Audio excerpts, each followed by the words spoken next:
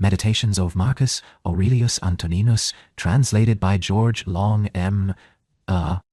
Biographical sketch of Marcus Aurelius Antoninus M. Antoninus was born at Rome at 121 on the 26th of April. His father, Annius Varus, died while he was praetor. His mother was Domitia Calvilla, also named Lucilla. The Emperor T. Antoninus Pius married Annia Galeria Faustina, the sister of Annius Varus, and was consequently the uncle of M. Antoninus. When Hadrian adopted Antoninus Pius and declared him his successor in the empire, Antoninus Pius adopted both L. Sionius Commodus, the son of Aelius Caesar, and M. Antoninus, whose original name was Annius Varus. Antoninus then took the name of L. Aurelius Varus, to which was added the title of Caesar in AD 139. The name Aelius belonged to Hadrian's family, and Aurelius was the name of Antoninus Pius. When M. Antoninus became Augustus, he dropped the name of Varus and took the name of Antoninus. Accordingly, he is generally named M. Aurelius Antoninus, or simply M. Antoninus, Al. The youth was most carefully brought up. He thanks the gods. 17. That he had good grandfathers, good parents, a good sister, good teachers, good associates, good kinsmen and friends, nearly everything good. He had the happy fortune to witness the example of his uncle and adoptive father Antoninus Pius, and he has recorded in his work. 16. Vix exami, et 30. The virtues of the excellent man and prudent ruler. Like many young Romans, he tried his hand at poetry and studied rhetoric. Herodes, Atticus, and M. Cornelius Fronto were his teachers in eloquence. There are extant letters between Fronto and Marcus, which show the great affection of the pupil for the master, and the master's great hopes of his industrious pupil. M. Antoninus mentions Fronto. Undatum tua. 11. Among those to whom he was indebted for his education. When he was 11 years old, he assumed the dress of philosophers, something plain and coarse, became a hard student, and lived a most laborious, abstemious life, even so far as to injure his health. Finally, he abandoned poetry and rhetoric for philosophy, and he attached himself to the sect of the Stoics. But he did not neglect the study of law, which was a useful preparation for the high place which he was designed to fill. His teacher was L. Volusianus Maetianus, a distinguished jurist. We must suppose that he learned the Roman discipline of arms, which was a necessary part of the education of a man who afterwards led his troops to battle against a warlike race. Antoninus has recorded in his first book the names of his teachers and the obligations which he owed to each of them. The way in which he speaks of what he learned from them seemed to savor of vanity or self-praise, if we look carelessly at the way in which he has expressed himself. But if anyone draws this conclusion, he will be mistaken. Antoninus means to commemorate the merits of his several teachers, what they taught, and what a pupil might learn from them. Besides, this book, like the 11 other books, was for his own use. And if we may trust the note at the end of the first book, it was written during one of M. Antoninus' campaigns against the Quadi, at a time when the commemoration of the virtues of his illustrious teachers might remind him of their lessons and the practical uses which he might derive from them. And among his teachers of philosophy was Sextus of Chaeronea, a grandson of Plutarch. What he learned from this excellent man is told by himself. On the 9. His favorite teacher was Q. Junius Rusticus. 7. A philosopher, and also a man of practical good sense in public affairs. Rusticus was the advisor of Antoninus after he became emperor. Young men who are destined for high places are not often fortunate in those who are about them, their companions and teachers, and I do not know any example of a young prince having had an education which can be compared with that of M. Antoninus. Such a body of teachers distinguished by their acquirements, and their character will hardly be collected again. And as to the pupil, we have not had one like him since. Hadrian died in July at 138, and was succeeded by Antoninus Pius. M. Antoninus married Faustina, his cousin, the daughter of Pius, probably about AD 146, for he had a daughter born in 147. He received from his adoptive father the title of Caesar, and was associated with him in the administration of the state. The father and the adopted son lived together in perfect friendship and confidence. Antoninus was a dutiful son, and the Emperor Pius loved and esteemed him. Antoninus Pius died in March at 161. The Senate, it is said, urged Antoninus to take the sole administration of the empire, but he associated with himself the other adopted son of Pius L. Ceionius Commodus, who is generally called L. Verus. Thus Rome for the first time had two emperors. Verus was an indolent man of pleasure, and unworthy of his station. Antoninus, however, bore with him, and it is said, Verus had sense enough to pay to his colleague the respect due to his character. A virtuous emperor and a loose partner lived together in peace, and their alliance was strengthened by Antoninus giving to Verus for wife his daughter Lucilla. The reign of Antoninus was first troubled by a Parthian war, in which Verus was sent to command, but he did nothing, and the success that was obtained by the Romans in Armenia and on the Euphrates and Tigris was due to his generals. This Parthian war ended in AD 165. Aurelius and Verus had a triumph. At 166, for the victories in the east, a pestilence followed, which carried off great numbers in Rome and Italy, and spread to the west of Europe. The north of Italy was also threatened by the rude people beyond the Alps. From the borders of Gallia to the eastern side of the Hadriatic, these barbarians attempted to break into Italy, as the Germanic nations had attempted near 300 years before, and the rest of the life of Antoninus, with some intervals, was employed in driving back the invaders. In 169, Verus suddenly died, and Antoninus administered the state alone. During the German wars, Antoninus resided for 3 years on the Danube at Carnuntum. The Marcomanni were driven out of Pannonia and almost destroyed in their retreat across the Danube. And in AD 174, the emperor gained a great victory over the Quadi.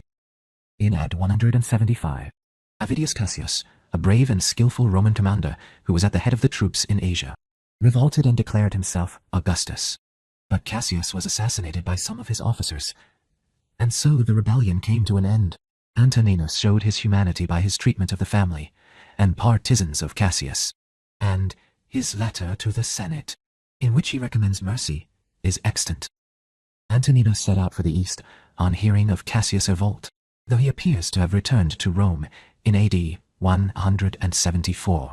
He went back to prosecute the war against the Germans, and it is probable that he marched direct to the east from the German war. His wife Faustina, who accompanied him into Asia, died suddenly at the foot of the Taurus, to the great grief of her husband. Capitolinus, who has written the life of Antoninus, and also Dion Cassius, accuses the empress of scandalous infidelity to her husband, and of abominable lewdness. But Capitolinus says that Antoninus either knew it not or pretended not to know it. Nothing is so common as such malicious reports in all ages, and the history of imperial Rome is full of them. Antoninus loved his wife, and he says that she was obedient, affectionate, and simple. The same scandal had been spread about Faustina's mother, the wife of Antoninus Pius, and yet he too, was perfectly satisfied with his wife. Antoninus Pius says after her death, in a letter to Fronto, that he would rather have lived in exile with his wife than in his palace at Rome without her. There are not many men who would give their wives a better character than these two emperors.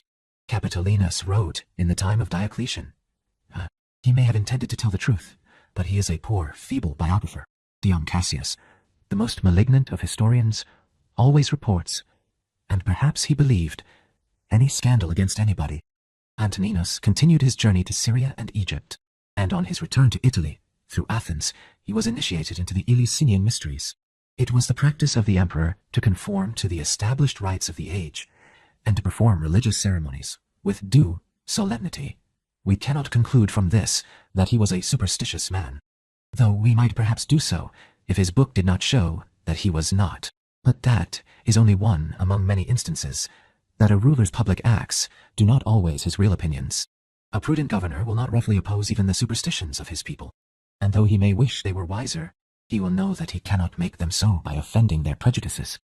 Antoninus and his son Commodus entered Rome in triumph, perhaps for some German victories, on the 23rd of December, AD 176.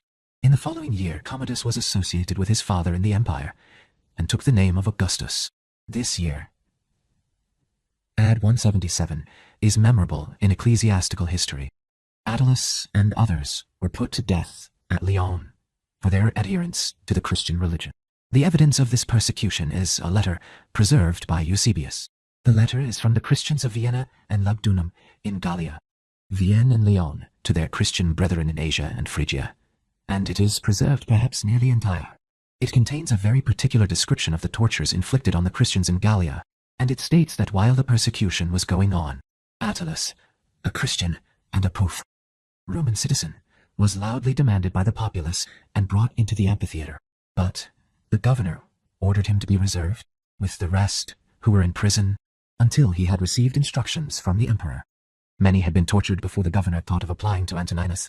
The imperial rescript, says the letter, was that the Christians should be punished, but if they would deny their faith, they must be released. On this, the work began again. The Christians who were Roman citizens were beheaded. The rest were exposed to the wild beasts in the amphitheater.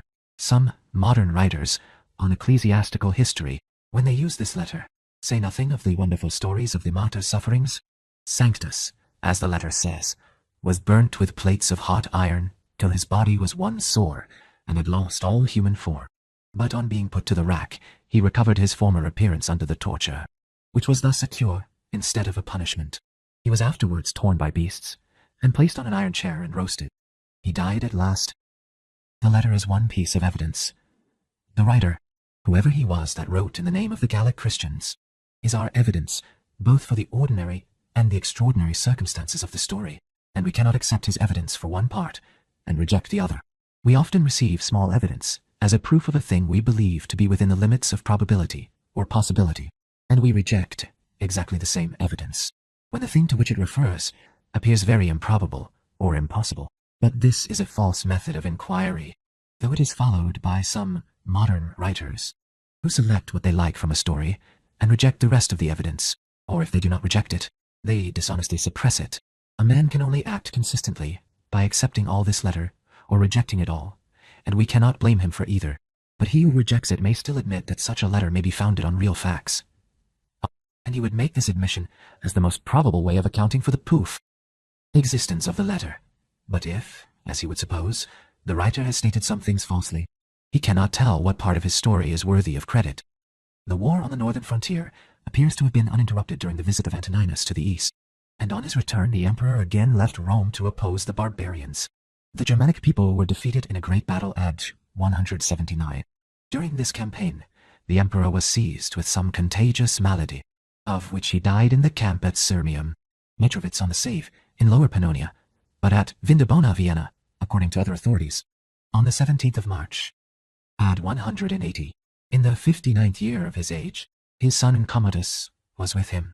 The body, or the ashes probably of the emperor, were carried to Rome, and he received the honor of deification.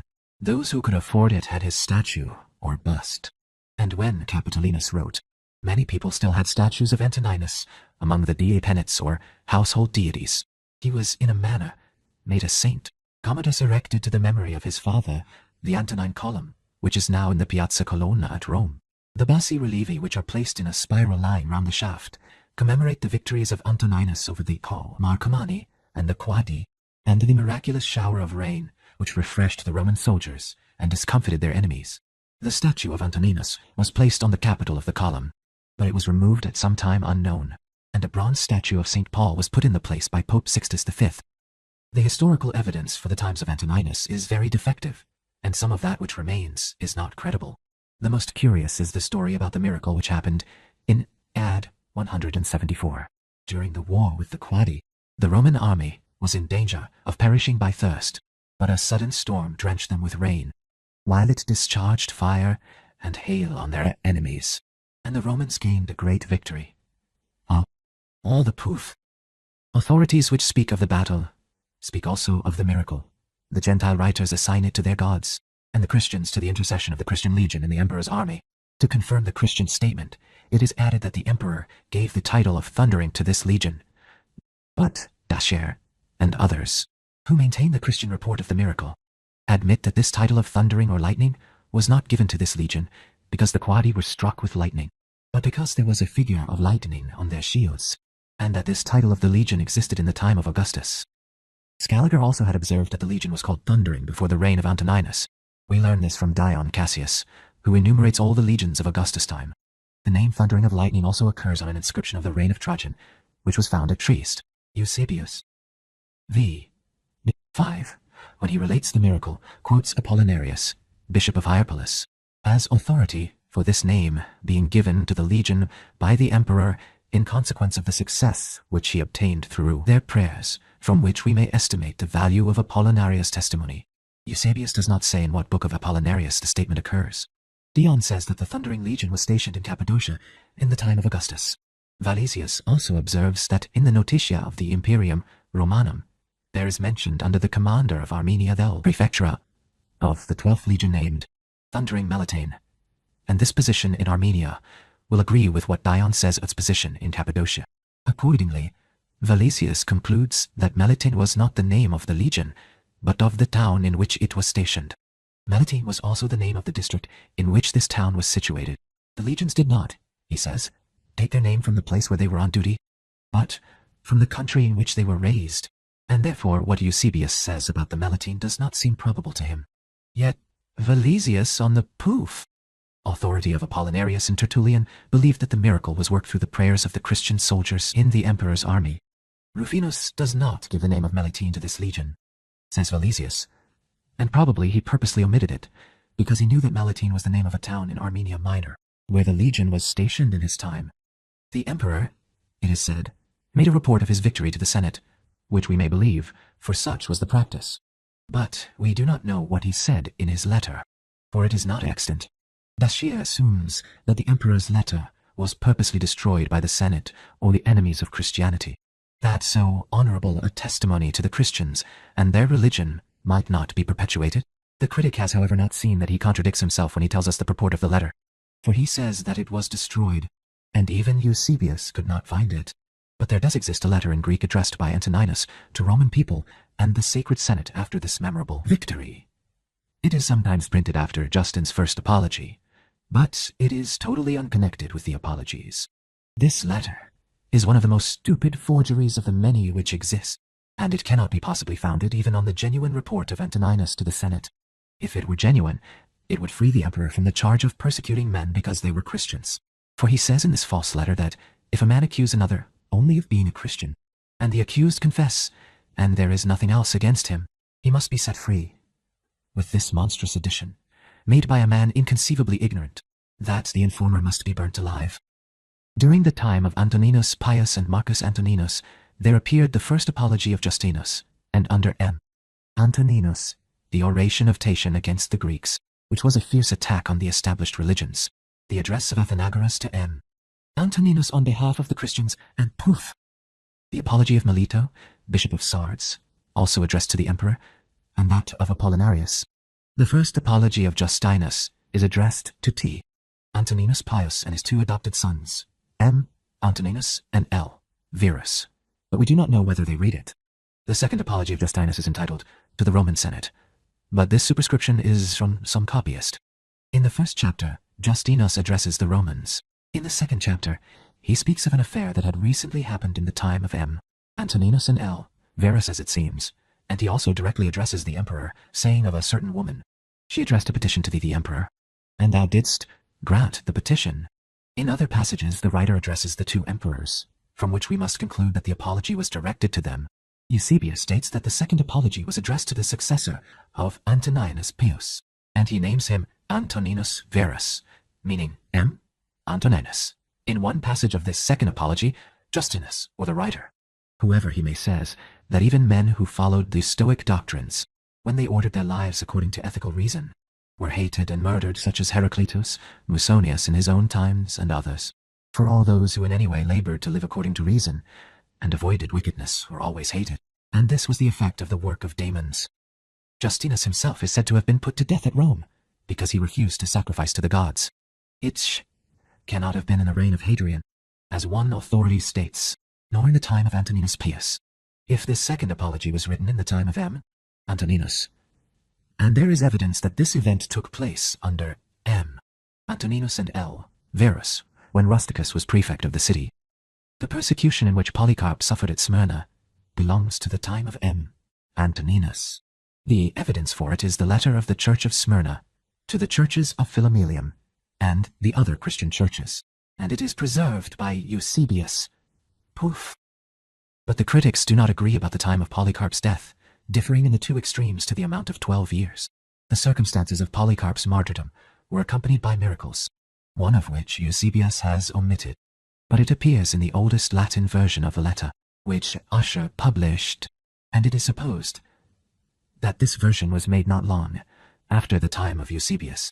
The notice at the end of the letter states that it was transcribed by Caius from the copy of Irenaeus, the disciple of Polycarp, then transcribed by Socrates at Corinth, after which Ipaeonius again wrote it out from the copy above mentioned, having searched it out by the revelation of Polycarp, who directed me to it, and see. The story of Polycarp's martyrdom is embellished with miraculous circumstances, which some modern writers on ecclesiastical history take the liberty of omitting, in order to form a proper notion of the condition of the Christians under M. Antoninus. We must go back to Trajan's time. When the younger Pliny was governor of Bithynia, the Christians were numerous in those parts, and the worshippers of the old religion were falling off. The temples were deserted, the festivals neglected, and there were no purchasers of victims for sacrifice. Those who were interested in the maintenance of the old religion thus found that their profits were in danger. Christians of both sexes and all ages were brought before the governor, who did not know what to do with them. He could come to no other conclusion than this, that those who confessed to be Christians and persevered in their religion ought to be punished, if for nothing else, for their invincible obstinacy. He found no crimes proved against the Christians, and he could only characterize their religion as a depraved and extravagant superstition, which might be stopped if the people were allowed the opportunity of recanting. Pliny wrote this in a letter to Trajan. He asked for the emperor's directions because he did not know what to do. He remarks that he had never been in judicial inquiries about the Christians, and that accordingly he did not know what to inquire about, or how far to inquire and punish.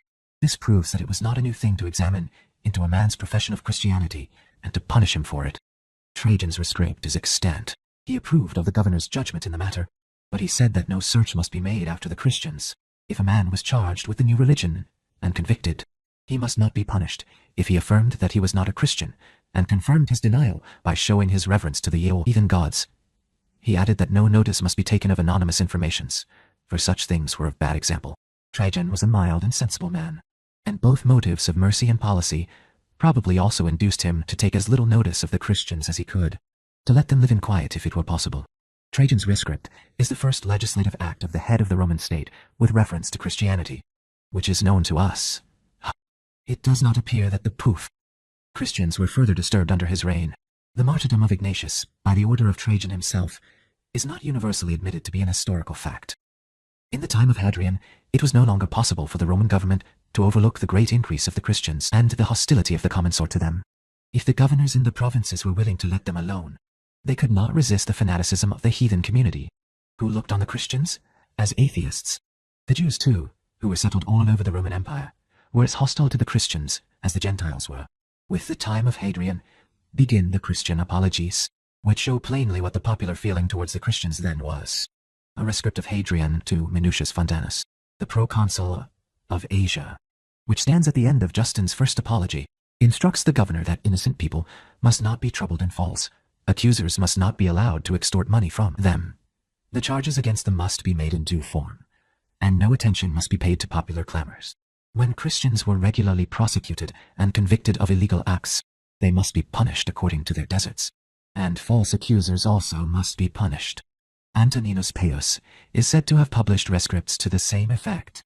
The terms of Hadrian's rescript seem very favorable to the Christians, but if we understand it in this sense, that they were only to be punished like other people for illegal acts, it would have had no meaning, for that could have been done without asking the emperor's advice. The real purpose of the rescript is that Christians must be punished if they persisted in their belief, and would not prove their renunciation of it by acknowledging the heathen religion. This was Trajan's rule, and we have no reason for supposing that Hadrian granted more to the Christians than Trajan did. There is also printed at the end of Justin's first apology a rescript of Antoninus Pius to the commune of Asia, and it is also in Eusebius. The date of the rescript is the third consulship of Antoninus Pius. The rescript declares that the Christians, for they are meant, though the name Christians does not occur in the rescript, were not to be disturbed unless they were attempting something against the Roman rule, and no man was to be punished simply for being a Christian. But this rescript is spurious, Any man moderately acquainted with Roman history will see by the style and tenor that it is a clumsy forgery. In the time of Antoninus, the opposition between the old and the new belief was still stronger, and the adherents of the heathen religion urged those in authority to a more regular resistance to the invasions of the fair Christian faith.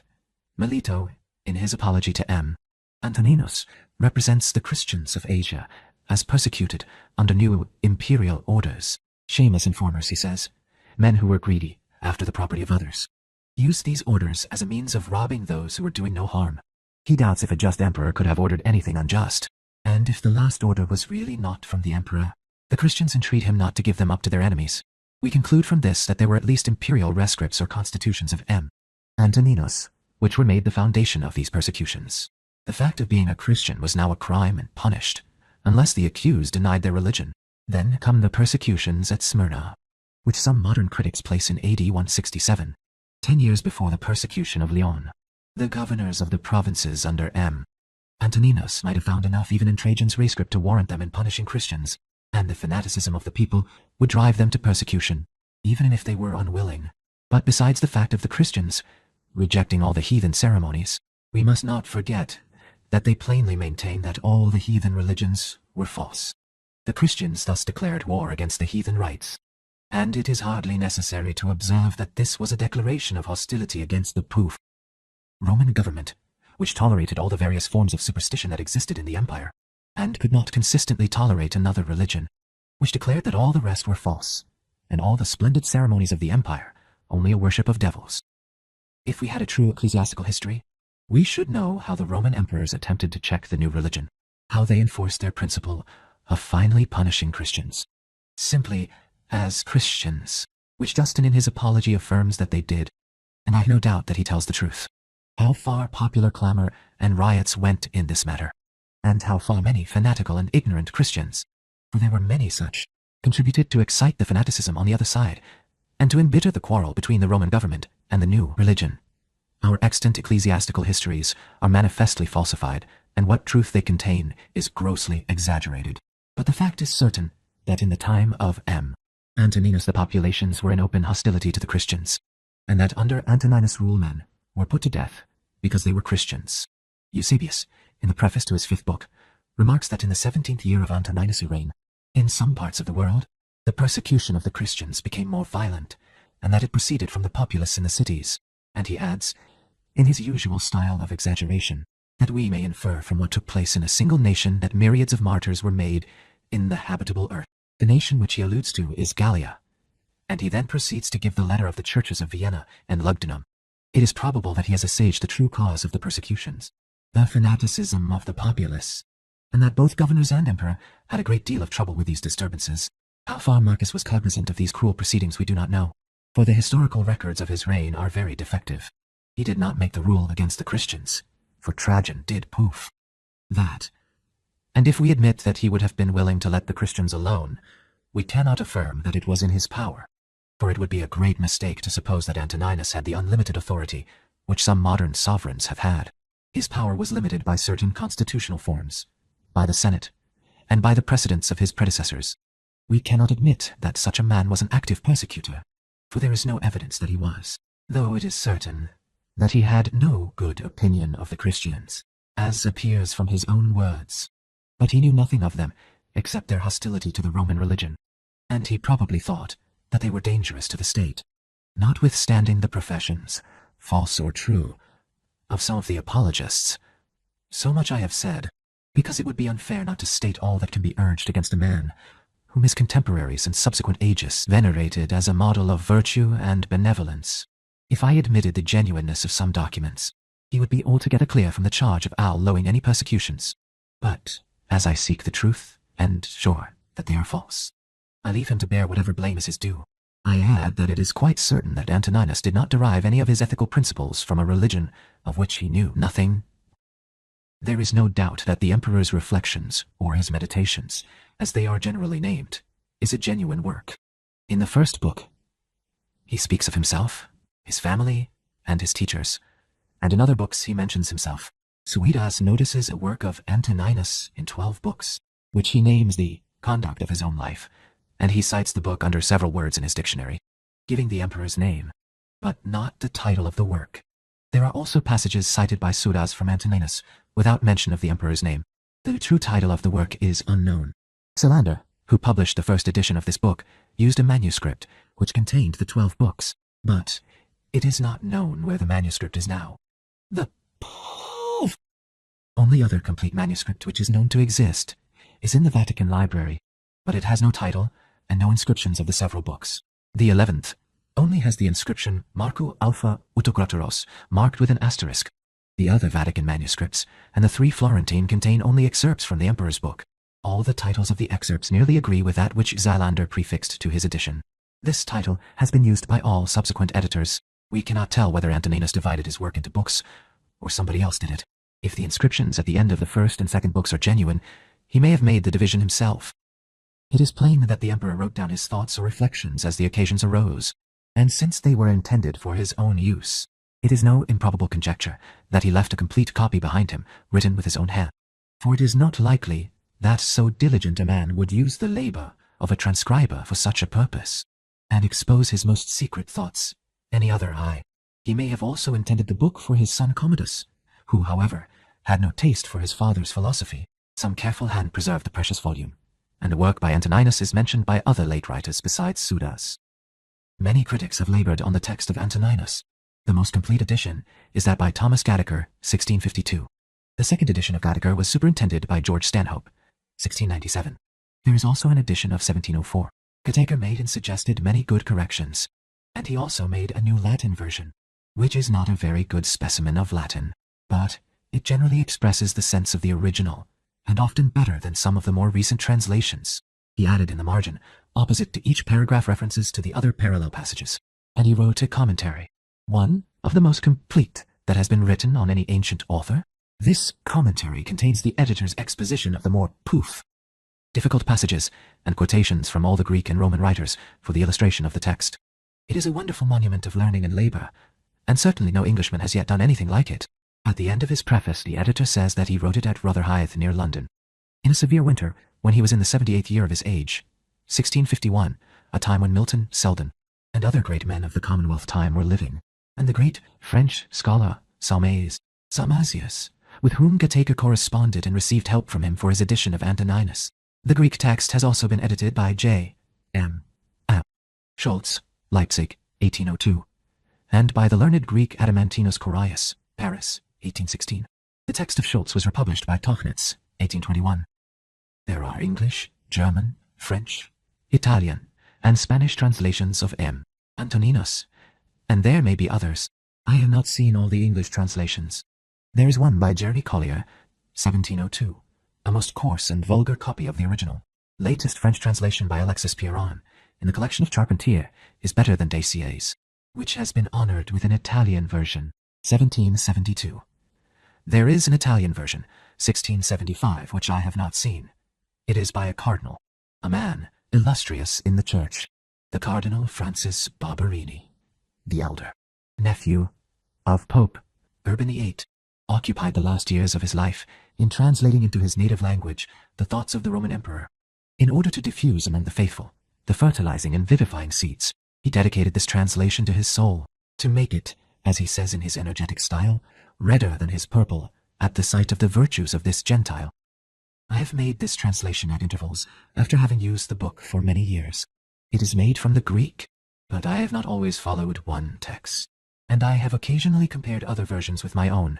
I made this translation for my own use, because I found that it was worth the labor, but it may be useful to others also, and therefore I determined to print it, as the original is sometimes very difficult to understand, and still more difficult to translate.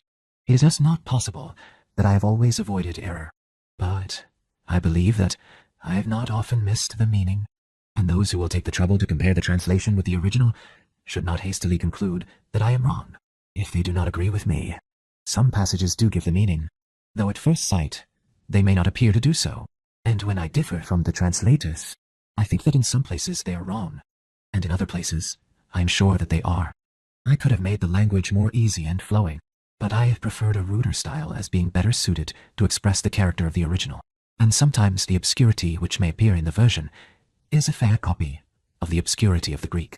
If I should ever revise this version, I would gladly make use of any corrections which may be suggested. I have added an index of some of the Greek terms with the corresponding English. If I have not given the best words for the Greek poopy, I have done the best that I could. And in the text I have always given the same translation of the same word. The last reflection of the Stoic philosophy that I have observed is in Simplicius' commentary on the Enchiridion of Epictetus. Simplicius was not a Christian, and such a man was not likely to be converted at a time when Christianity was grossly corrupted.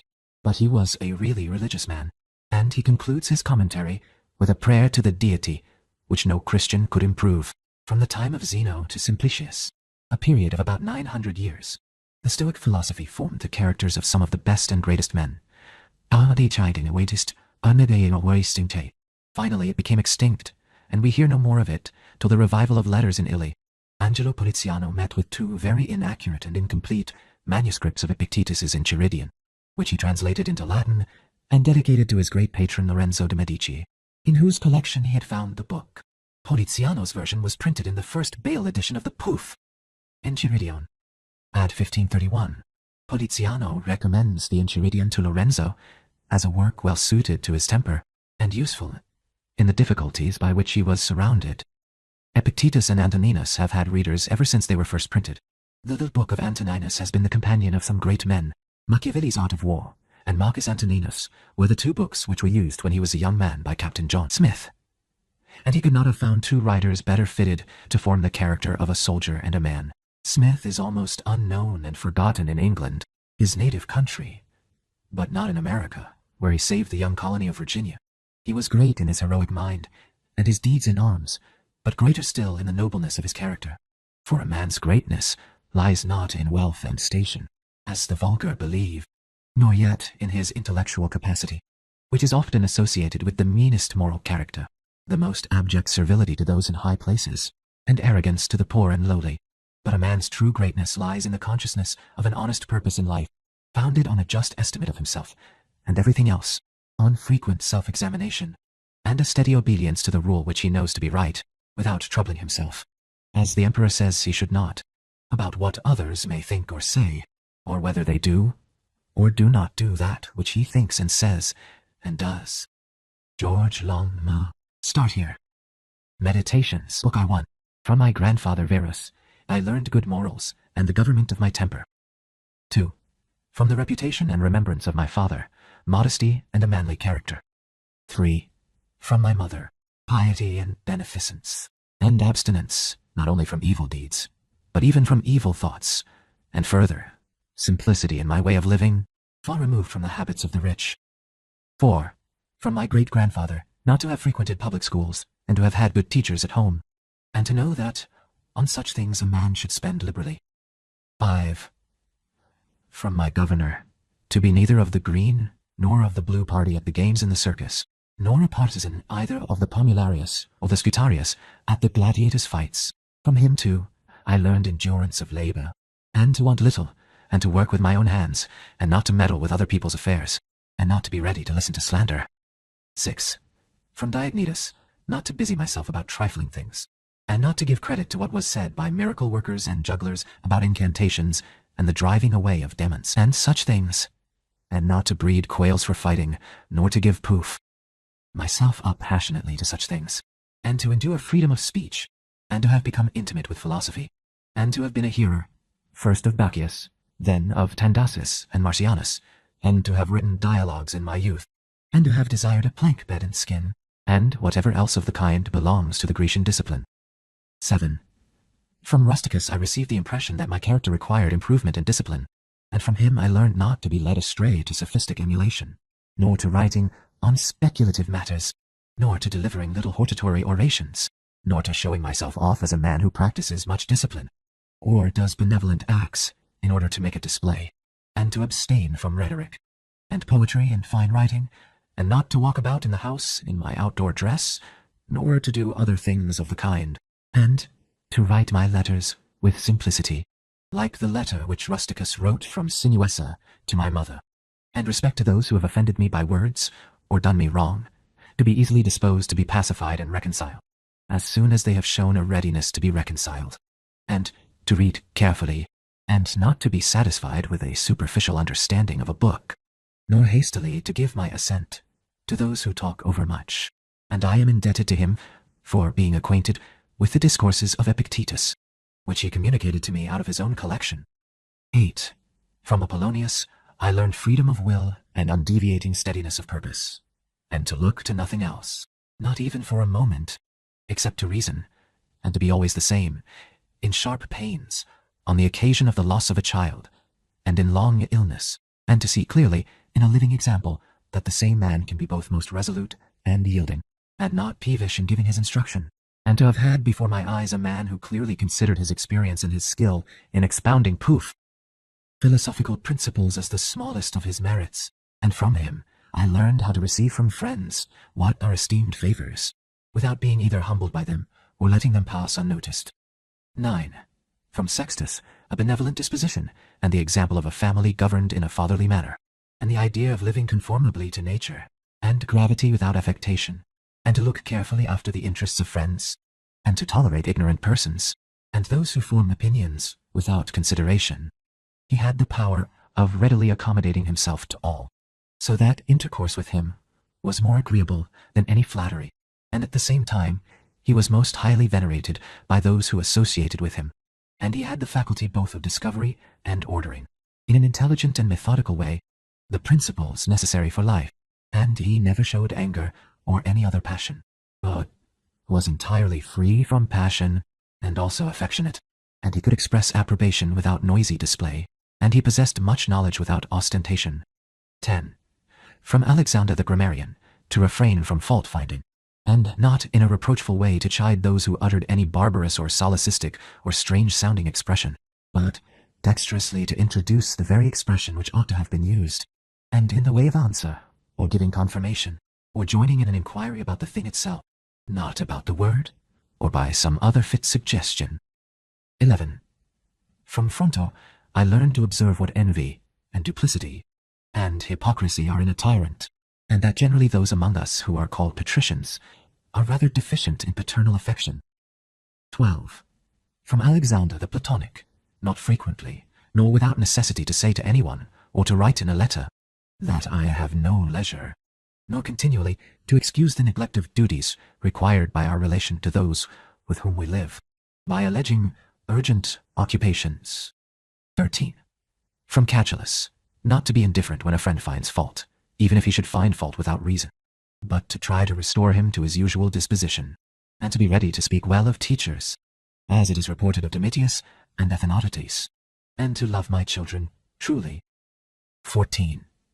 From my brother Severus, to love my kin, and to love truth, and to love justice, and through him I learned to know Thrasea, Helvidius Cato, Dion, Brutus, and from him I received the idea of a polity in which there is the same law for all, a polity administered with regard to equal rights and equal freedom of speech, and the idea of a kingly government which respects most of all the freedom of the governed. I learned from him also consistency and undeviating steadiness in my regard for philosophy, and disposition to do good, and to give to others readily, and to cherish good hopes, and to believe that I am loved by my friends. And in him I observed no concealment of his opinions with respect to those whom he condemned, and that his friends had no need to conjecture what he wished or did not wish, but it was quite plain. 15.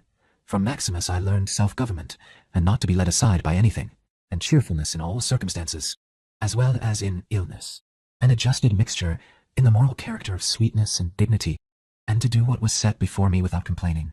I observed that everybody believed that he thought as he spoke, and that in all that he did, he never had any bad intention, and he never showed amazement and surprise, and was never in a hurry, and never put off doing a thing, nor was perplexed, nor dejected, nor did he ever laugh to disguise his vexation, nor, on the other hand, was he ever passionate or suspicious.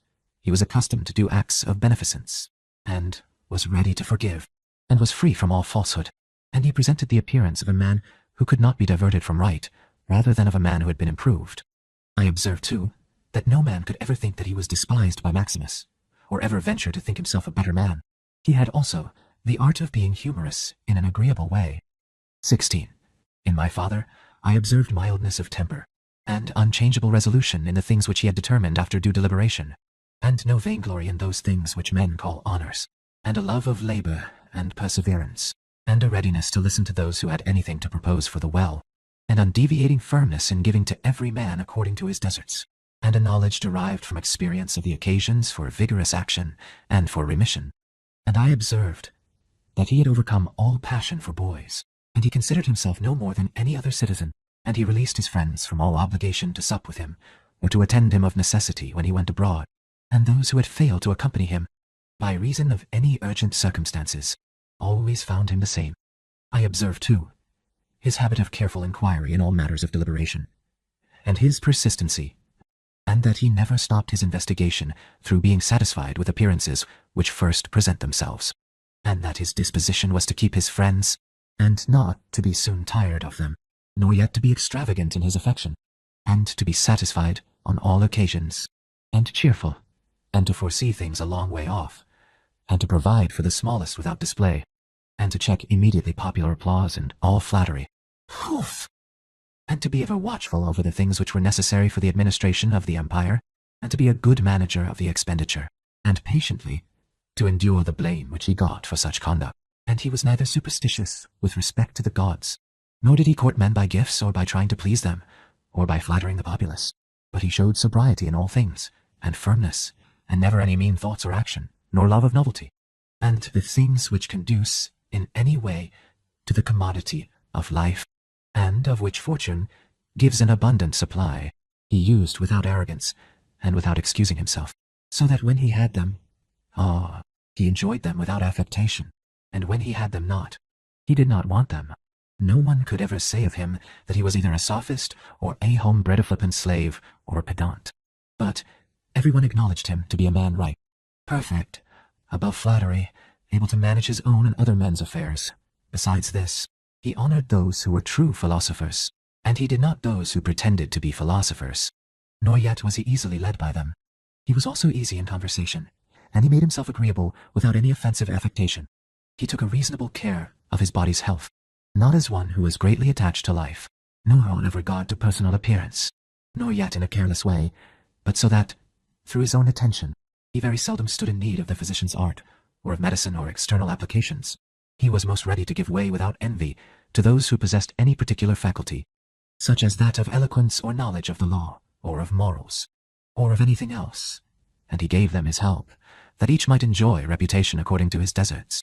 And he always acted conformably to the institutions of his country, without showing any affectation of doing so. Further, he was not fond of change nor unsteady, but he loved to stay in the same places, and to employ himself about the same things, and after his paroxysms of headache, he came immediately fresh and vigorous proof to his usual occupations. His secrets were not many, but very few, and very rare, and these only about public matters.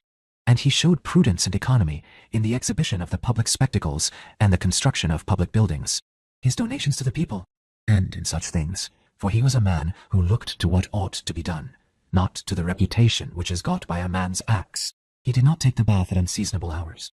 He was not fond of building houses, nor curious about what he ate, nor about the texture and color of his clothes, nor about the beauty of his slaves. His dress came from Lorium, his villa on the coast, and from Lanuvium generally. We know how he behaved to the toll collector at Tusculum who asked his pardon, and such was all his behavior. There was in him nothing harsh, nor implacable, nor violent, nor, as one may say, anything carried to the sweating point. But he examined all things severally, as if he had abundance of time, and without confusion, in an orderly way, vigorously and consistently, and that be applied to him which is recorded of Socrates, that he was able both to abstain from, and to enjoy those things which many are too weak to abstain from, and cannot enjoy without excess, but to be strong enough both to bear the one, and to be sober in the other, is the mark of a man who has a perfect and invincible soul, such as he showed in the illness of Maximus. 17. To the gods, I am indebted for having good grandfathers, good parents, a good sister, good teachers, good associates, good kinsmen and friends, nearly everything good. Further, I owe it to the gods that I was not hurried into any offense against any of them, though I had a disposition which, if opportunity had offered, might have led me to do something of this kind. But, through their favor, there never was such a concurrence of circumstances as put me to the trial. Further, Further, I am thankful to the gods that I was not longer brought up with my grandfather's concubine, and that I preserved the flower of my youth, and that I did not make proof of my virility before the proper season, but even deferred the time, that I was subjected to a ruler and father who was able to take away all pride from me, and to bring me to the knowledge that it is possible for a man to live in a palace without wanting either guards or embroidered dresses, or torches and statues, and such like show, but that it is in such a man's power to bring himself very near to the fashion of a private person, without being for this reason either meaner in thought or more remiss in action, with respect to the things which must be done for the public interest in a manner that befits a ruler. I thank the gods for giving me such a brother, who was able by his moral character to rouse me to vigilance over myself, and who, at the same time, pleased me by his respect and affection, that my children have not been stupid nor deformed in body, that I did not make more proficiency in rhetoric, poetry, and the other studies, in which I should perhaps have been completely engaged, if I had seen that I was progress in them, that I made haste to place those who brought me up in the station of honor, which they seemed to desire, without putting them off with hope of my doing it some time after, because they were then still young, that I knew Apollonius, Rusticus, Maximus, that I received clear and frequent impressions about living according to nature, and what kind of a life that is, so that, so far as depended on the gods, and their gifts, and help, and inspirations, nothing hindered me from forthwith living according to nature, though I still fall short of it through my own fault, and through not observing the admonitions of the gods,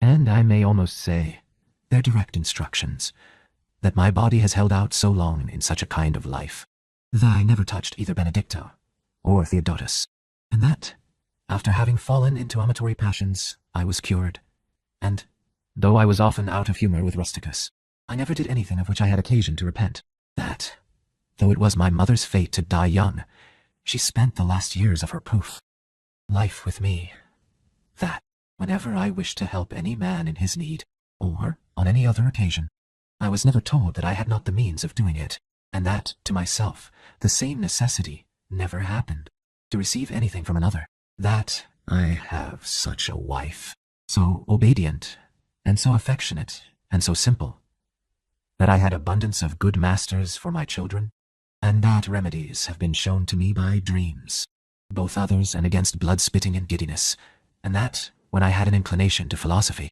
I did not fall into the hands of any sophist, and that I did not waste my time on writers of histories, or in the resolution of syllogisms, or occupy myself about the investigation of appearances in the heavens. For all these things require the help of the gods and fortune. Among the Quadi, at the Granua. Book 2:1. Begin the morning by saying to thyself, I shall meet with the busybody, the ungrateful, arrogant, deceitful, envious, unsocial. All these things happen to them by reason of their ignorance of what is good and evil. But I, who have seen the nature of the good, that it is beautiful, and of the bad, that it is ugly, and the nature of him who does wrong, that it is akin to me, not only of the same blood or seed, but that it participates in the same intelligence and the same portion of the divinity. I can neither be injured by any of them, for no one can fix on me what is ugly, nor can I be angry with my kinsman, nor hate him, for we are made for cooperation, like feet, like hands, like eyelids, like the rows of the upper and lower teeth. To act against one another, then, is contrary to nature, and it is acting against one another to be vexed and to turn away. 2. Whatever this is that I am, it is a little flesh and breath, and the ruling part. Throw away thy books, no longer distract thyself. It is not allowed, but as if thou wast now dying, despise the flesh. It is blood, and bones, and network, a contexture of nerves, veins, and arteries. See the breath also. What kind of a thing it is, air, and not always the same, but every moment sent out and again sucked in. The third, then, is the ruling part.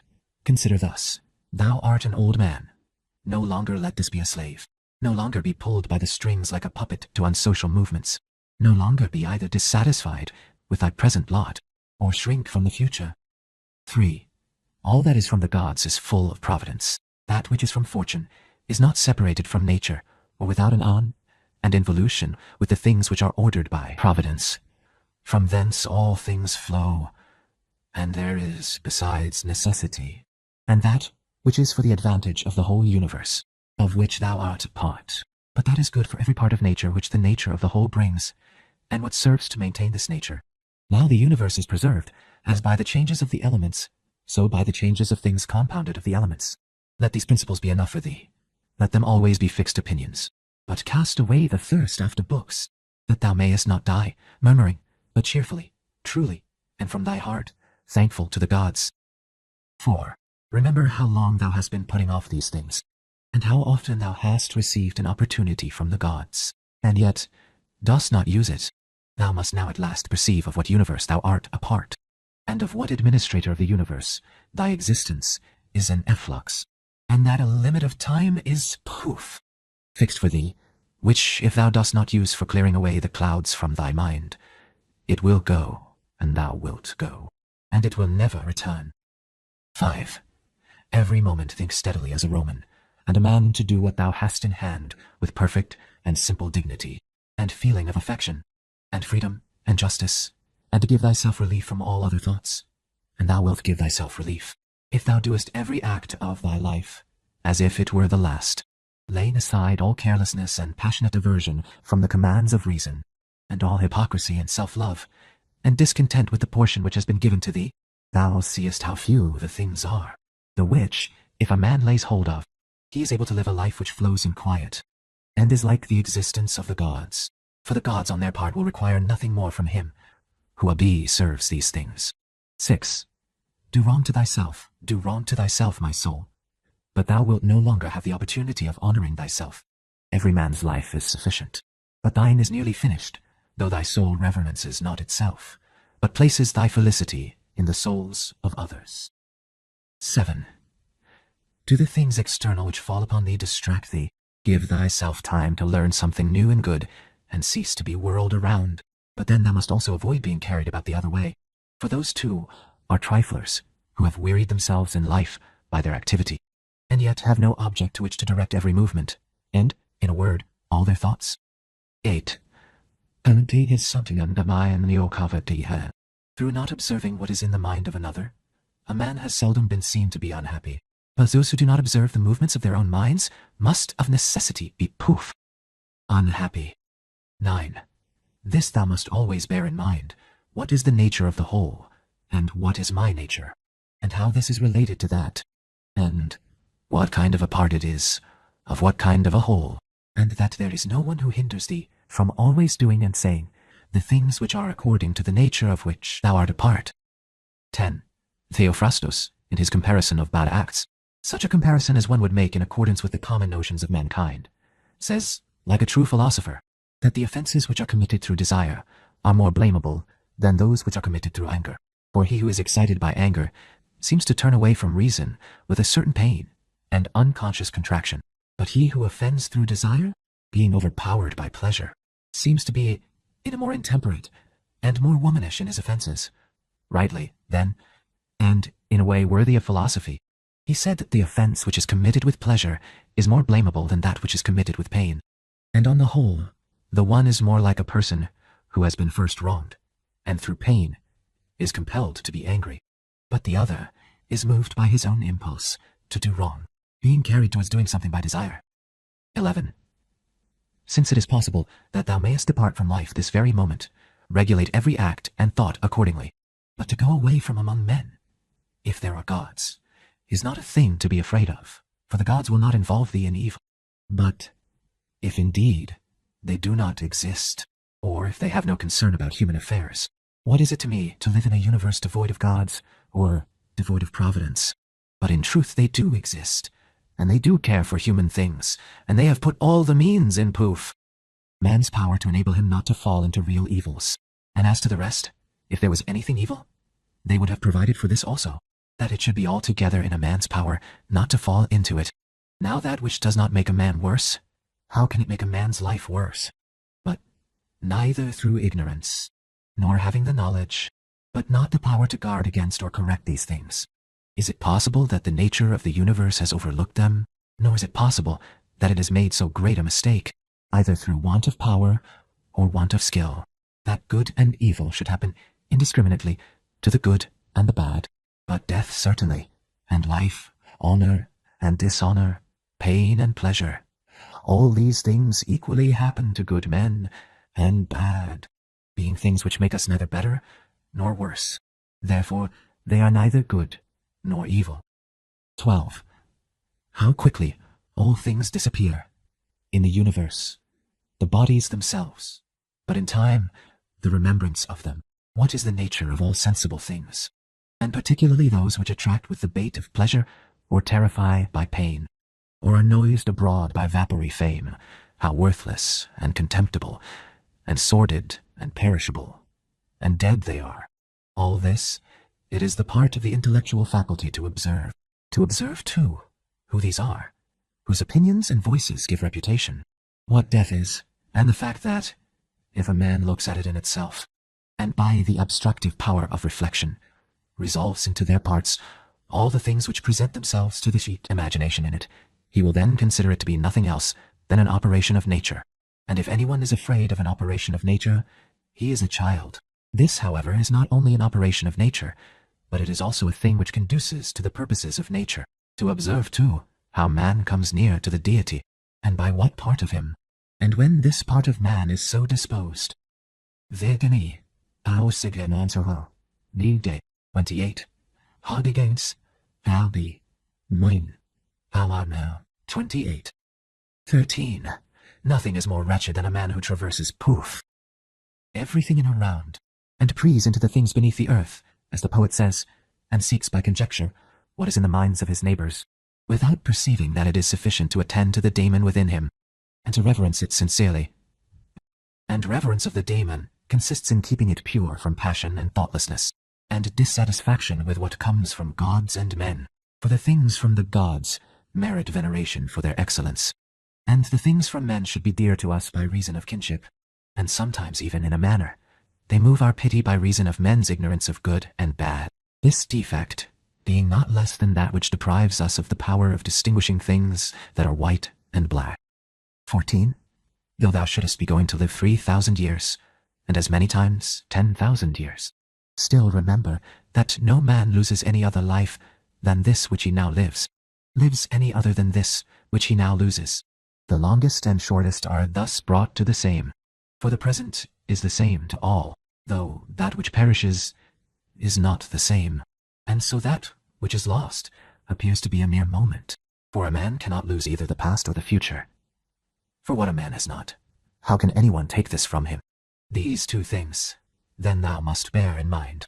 The one, that all things from eternity are of like forms, and come round in a circle, and that it makes no difference whether a man shall see the same things during 100 years or 200, or in infinite time.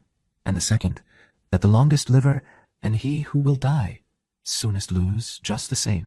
For the present is the only thing of which a man can be deprived, if it is true that this is the only thing which he has, and that a man cannot lose a thing if he has it not. 15.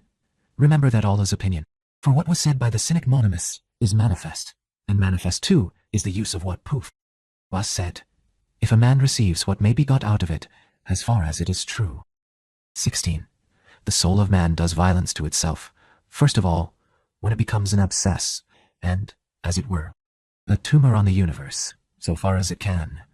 For to be vexed at anything which happens is a separation of ourselves from nature, in some part of which the natures of all other things are contained. In the next place, the soul does violence to itself when it turns away from any man, or even moves towards him with the intention of injuring, such as are the souls of those who are angry.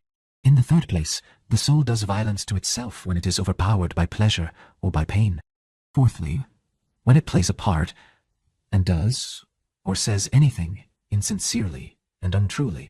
Fifthly, when it allows any act of its own and any movement to be without an aim, and does anything thoughtlessly, and without considering what it is, it being right that even the smallest things be done with reference to an end, and the end of rational animals is to follow the reason and the law of the most ancient city and polity. 17. Of human life the time is a point, and the substance is in a flux, and the perception dull, and the composition of the whole body subject to putrefaction, and the soul a whirl, and fortune hard to divine, and fame a thing devoid of judgment.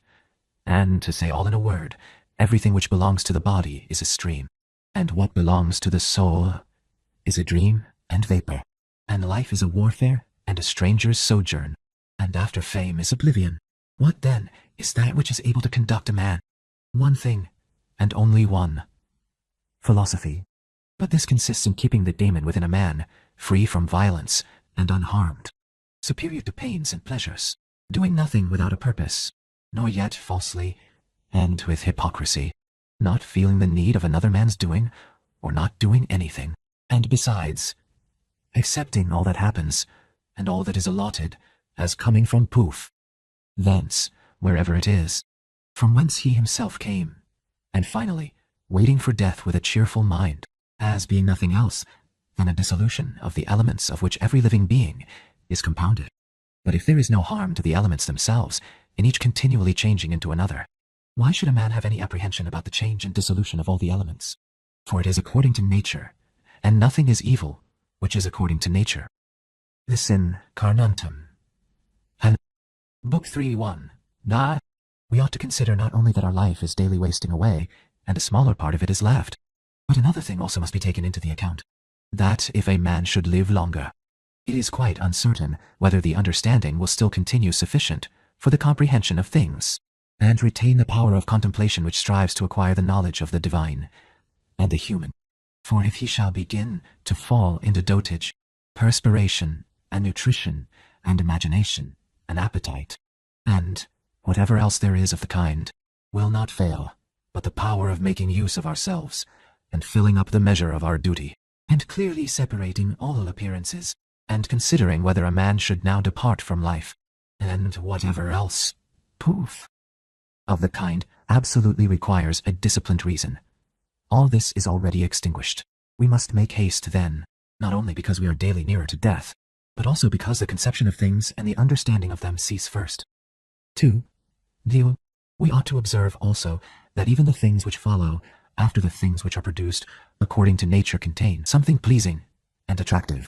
For instance, when bread is baked, some parts are split at the surface, and these parts, which thus open, and have a certain fashion contrary to the purpose of the baker's art, are beautiful in a manner, and in a peculiar way excite a desire for eating. And again, figs, when they are quite ripe, gape open, and in the ripe olives, the very circumstance of their being near to rottenness adds a peculiar beauty to the fruit. And the ears of corn bending down, and the lion's eyebrows, and the foam which flows from the mouth of wild boars, and many other things, though they are far from being beautiful, if a man should examine them severally, still, because they are consequent upon the things which are formed by nature, help to adorn them, and they please the mind, so that if a man should have a feeling and deeper insight with respect to the things which are produced in the universe, there is hardly one of those which follow by way of consequence which will not seem to him to be in a manner disposed so as to give pleasure, and so he will see even the real gaping jaws of wild beasts with no less pleasure than those which painters and sculptors show by imitation, and in an old woman and an old man he will be able to see a certain maturity and comeliness, and the attractive loveliness of young persons. He will be able to look on with chaste eyes, and many such things will present themselves, not pleasing to every man, but to him only who has become truly familiar with nature and her works. 3. Hippocrates, after curing many diseases himself, fell sick and poof, died. Fine. The Chaldee foretold the deaths of many, and then fate caught them too. Alexander, and Pompeius, and Caius Caesar, after so often completely destroying whole cities, and in battle cutting to pieces many 10,000s of cavalry and infantry, themselves too at last departed from life. Heraclitus, after so many speculations on the conflagration of the universe, was filled with water internally, and died smeared all over with mud. And lice destroyed Democritus, and other lice killed Socrates. What means all this? Thou hast embarked, thou hast made the voyage, thou art come to shore. Get out, if indeed, to another life. There is no want of gods, not even there. But if to a state without sensation, thou wilt cease to be held by pains and pleasures, and to be a slave to the vessel, which is as much inferior as that which serves it is superior. For the one is intelligence and deity, the other is earth and corruption. 4. Do not waste the remainder of thy life in thoughts about, when thou dost not refer thy thoughts to some object of common utility, for thou losest the opportunity of doing something else when thou hast such thoughts as these. What is such a person doing, and why, and what is he saying, And what is he thinking of? And what is he contriving? And whatever else of the kind makes us wander away from the observation of our own ruling power. We ought then to check in the series of our thoughts everything that is without a purpose and useless, but most of all the over-curious feeling and the malignant. And a man should use himself to think of those things only about which, if one should suddenly ask, "What hast thou now in thy thoughts?" with perfect openness, thou mightest immediately answer, "This or that," so that from thy words it should be plain that everything in thee is simple and benevolent, and such as befits a social animal, and one that cares not for thoughts about pleasure or sensual enjoyments at all, nor has any rivalry or envy and suspicion, or anything else for which thou wouldst blush if thou shouldst say that thou hadst it in thy mind.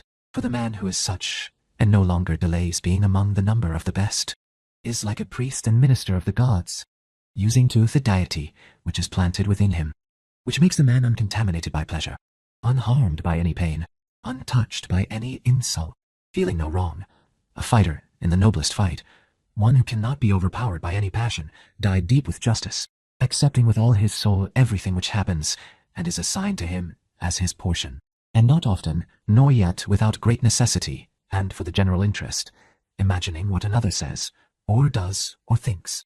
For it is only what belongs to himself that he makes the matter for his activity, and he constantly thinks of that which is allotted to himself out of the sum total of things, and he makes his own acts fair, and he is persuaded that his own portion is good, for the lot which is assigned to each man is carried along with him, and carries him along with it, and he remembers also that no animal is his kinsman, and that to care for all men is according to man's nature, and a man should hold on to the opinion not of all, but of those only who confessedly live according to nature. But as to those who live not so, he always bears in mind what kind of men they are both at home and from home, both by night and by day, and what they are, and with what men they live an impure life. Accordingly, he does not value at all the praise which comes from such men, since they are not even satisfied with themselves. 5. Labor not unwillingly, nor without regard to the common interest, nor without due consideration, nor with distraction, nor let studied ornaments set off thy thoughts, and be not either a man of many words, or busy about too many things. And further, let the deity which is in thee be the guardian of a living being, manly and of ripe age, and engaged in matter political, and a Roman and a ruler who has taken his post like a man poof, waiting for the signal which summons him from life, and ready to go, having need neither of oath nor of any man's testimony. Be cheerful also, and seek not external help, nor the tranquillity which others give. A man then must stand erect, not be kept erect by others. 6. If thou findest in human life anything better than justice, truth, temperance, fortitude, and, in a word, anything better than thy own mind's self-satisfaction in the things which it enables thee to do according to right reason, and in the condition that is assigned to thee without thy own choice.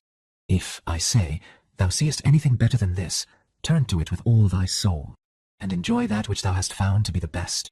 But if nothing appears to be better than the deity which is planted in thee, which has subjected to itself all thy appetites, and carefully examines all the impressions, and, as Socrates said, has detached itself from the persuasions of sense, and has submitted itself to gods, and cares for mankind, if thou findest everything else smaller, and of less value than this, give place to nothing else. For, if thou dost once diverge and incline to it, thou wilt no longer without distraction be able to give the preference to that good thing which is thy proper possession and thy own, for it is not right that anything of any other kind, such as praise from the many or power, or enjoyment of pleasure, should come into competition with that which is rationally and politically or practically good. All these things, even though they may seem to adapt themselves to the better things in a small degree, obtain the superiority all at once, and carry us away. But do thou, I say, simply and freely choose the better, and hold to it. But that which is useful is the better. Well then, if it is useful to thee as a rational being, keep to it. But if it is only useful to thee as an animal, say so, and maintain thy judgment without arrogance. Only take care that thou makest the inquiry by a sure method. 7. Never value anything as profitable to thyself, which shall compel thee to break thy promise, to lose thy self-respect, to hate any man, to suspect, to curse, to act the hypocrite, to desire anything which needs walls and curtains. For he who has preferred to everything else his own intelligence and daemon and the worship of its excellence, acts no tragic part, does not groan, will not need either solitude or much company, and what is chief of all, he will live without either pursuing or flying from death. But, whether for a longer or a shorter time, he shall have the soul enclosed in the body. He cares not at all, for even if he must depart immediately, he will go as readily as if he were going to do anything else which can be done with decency and order, taking care of this only all through life, that his thoughts turn not away from anything which belongs to an intelligent animal and a member of a civil community. 8. In the mind of one who is chastened and purified, thou wilt no corrupt matter, nor impurity, nor any sore-skinned over, nor is his life incomplete when fate overtakes him, as one may say of an actor who leaves the stage before ending and finishing the play. Besides, there is in him nothing servile, nor affected, nor too closely bound due to other things, nor yet detached from other things, nothing worthy of blame, nothing which seeks a hiding place. 9. Reverence the faculty which produces opinion. On this faculty, it entirely depends whether there shall exist in thy ruling part any opinion inconsistent with nature and the constitution of the rational animal. And this faculty promises freedom from hasty judgment, and friendship towards men, and obedience to the gods. 10. Throwing away then all things, hold to these only which are few. And besides, bear in mind that every man lives only this poof, present time, which is an indivisible point, and that all the rest of his life is either past or it is uncertain. Short then is the time which every man lives, and small the nook of the earth where he lives, and short too, the longest posthumous fame, and even this only continued by a succession of poor human beings, who will very soon die, and who know not even themselves, much less him who died long ago. 11. To the aids which have been mentioned let this one still be added.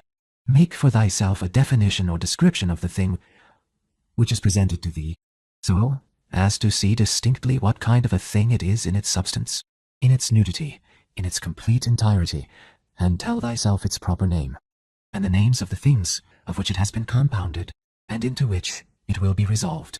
For nothing is so productive of elevation of mind as to be able to examine methodically and truly every object which is presented to thee in life, and always to look at things as to see at the same time what kind of universe this is, and what kind of use everything performs in it, and what value everything has with reference to the whole, and what with reference to man, who is a citizen of the highest city, of which all other cities are like families, what each thing is, and of what it is composed, and how long it is the nature of this thing to endure which now makes an impression on me, and what virtue I have need of with respect to it, such as gentleness, manliness, truth, fidelity, simplicity, contentment, and the rest.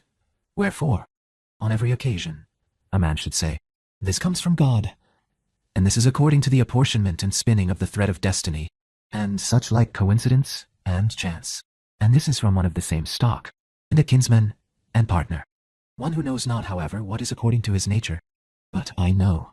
For this reason, I behave towards him according to the natural law of fellowship, with benevolence and justice. At the same time, however, in things indifferent, I attempt to ascertain the value of each.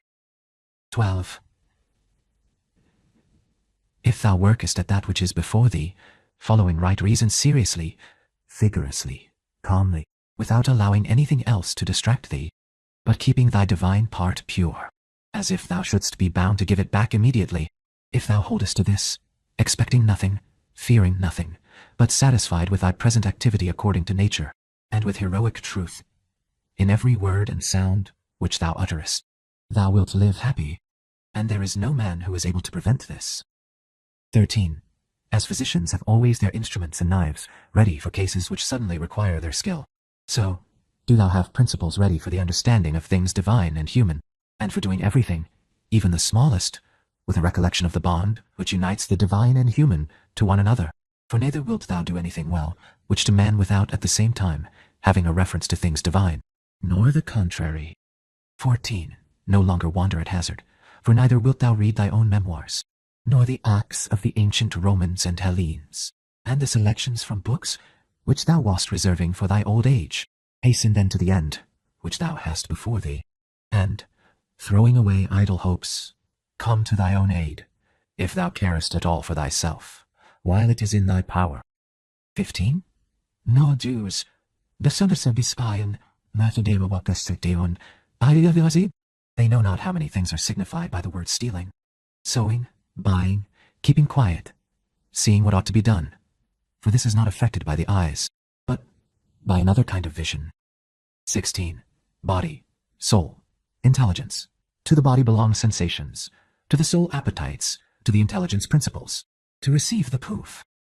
Impressions of forms, by means of appearances, belongs even to animals. To be pulled by the strings of desire belongs both to wild beasts and to men who have made themselves into women, and to a Phalaris and a Nero. And to have the intelligence that guides to the things which appear suitable belongs also to those who do not believe in their gods, and who betray their country, and do their impure deeds when they have shut the doors. If, then, everything else is common to all that I have mentioned, there remains that which is peculiar to the good man, to be pleased and content with what happens, and with the thread which is spun for him, and not to defile the divinity which is planted in his breast, nor disturb it by a crowd of images, but to preserve it tranquil, following it obediently as a god, neither saying anything contrary to the truth, nor doing anything contrary to justice.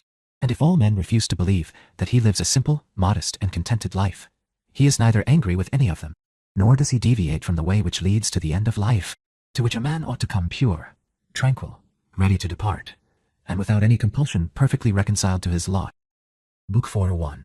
That which rules within, when it is according to nature, is so affected with respect to the events which happened, that it always easily adapts itself to that which is possible and is presented to it, for it requires no definite material, but it moves towards its purpose, under certain conditions, however, and it makes a material for itself out of that which opposes it, as fire lays hold of what falls into it, by which a small light would have been extinguished.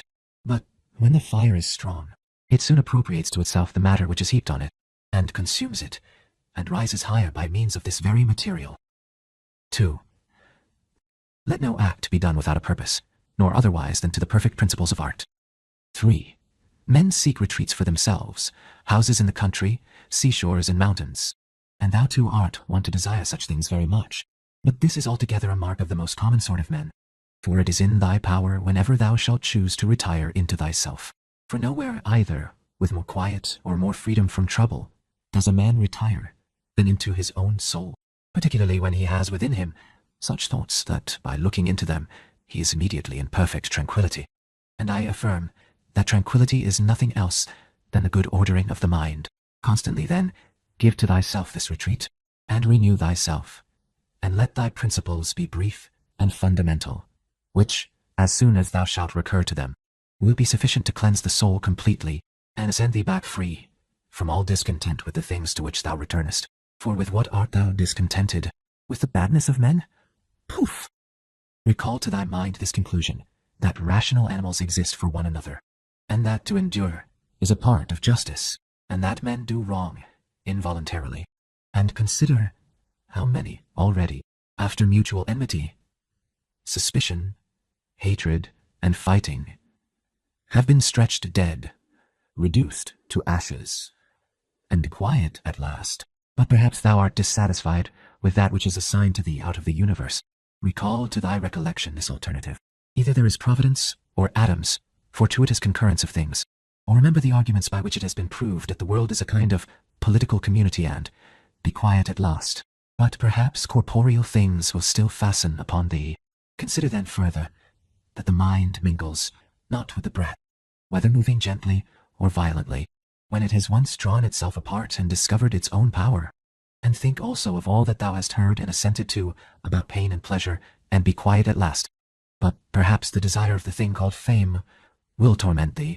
See how soon thing is forgotten, and look at the chaos of infinite time on each side offeth presento, and the emptiness of applause, and the changeableness and want of judgment in those who pretend to give praise, and the narrowness of the space within which it is circumscribed, and be quiet at last. For the whole earth is a point, and how small a nook in it is this thy dwelling. How few are there in it, and what kind of people are they who will praise thee? This then remains. Remember to retire into this little territory of thy own, and above all do not distract or strain thyself, but be free, and look at things as a man, as a human being, as a citizen, as a mortal. But among the things readiest to thy hand to which thou shalt turn, let there be these, which are two. One is that things do not touch the soul, for they are external and remain immovable. But perturbations come only from the opinion which is within. The other is that all these things, which thou seest, change immediately and will no longer be. And constantly bear in mind how many of these changes thou hast already witnessed. The universe is transformation. Life is opinion. 4.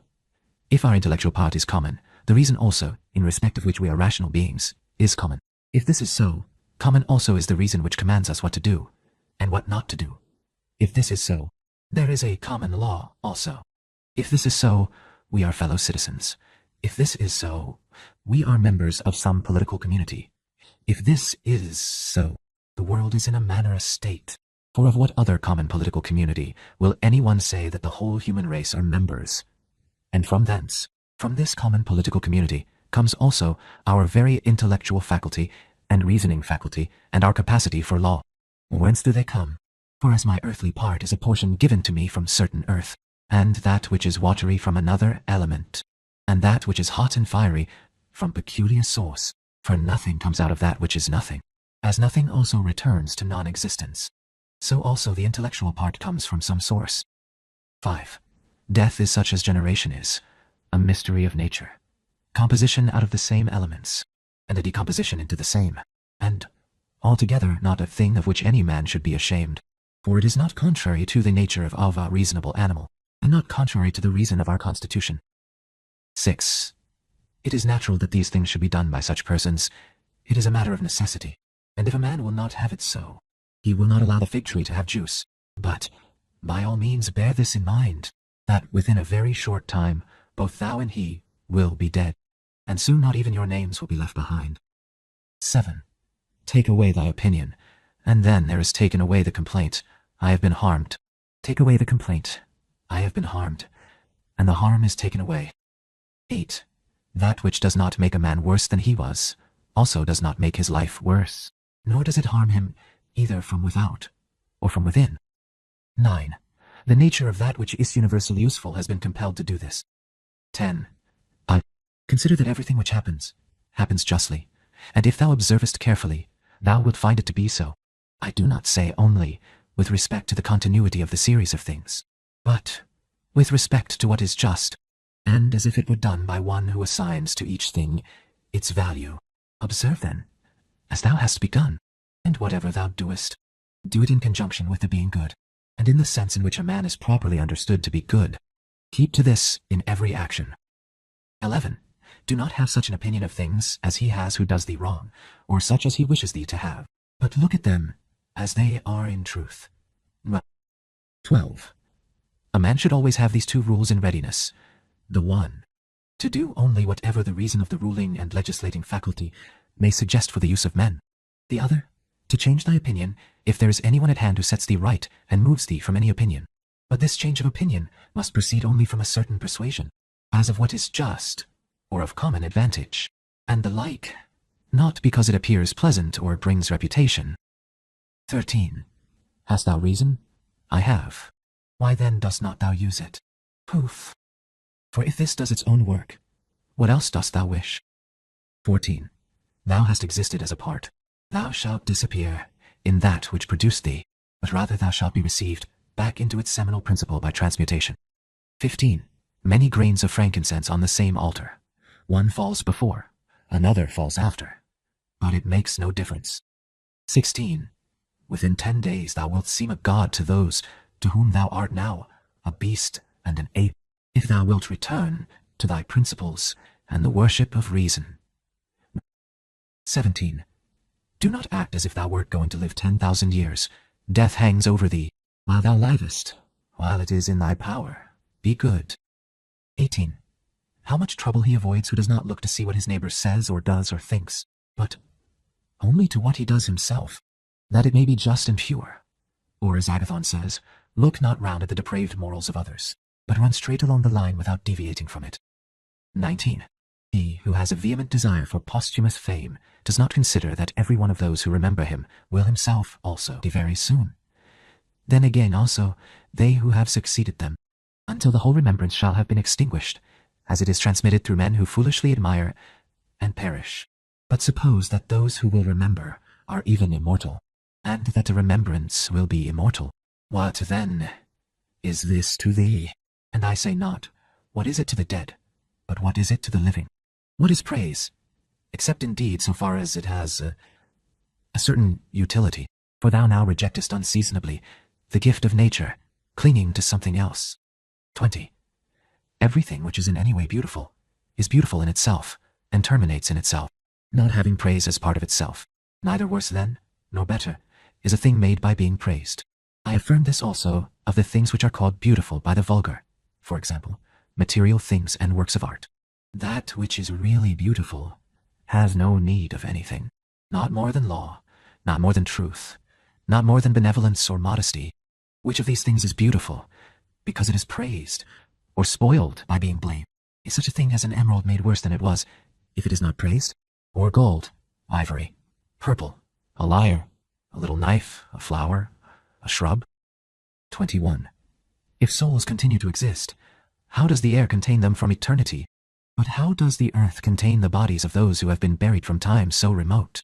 For as here the mutation of these bodies after a certain continuance, whatever it may be, and their dissolution make room for other dead bodies, so the souls which are removed into the air, after subsisting for some time, are transmuted and diffused, and assume a fiery nature by being received into the seminal intelligence of the universe, and in this way make room for the fresh souls which come to dwell there. And this is the answer which a man might give on the hypothesis of souls continuing to exist.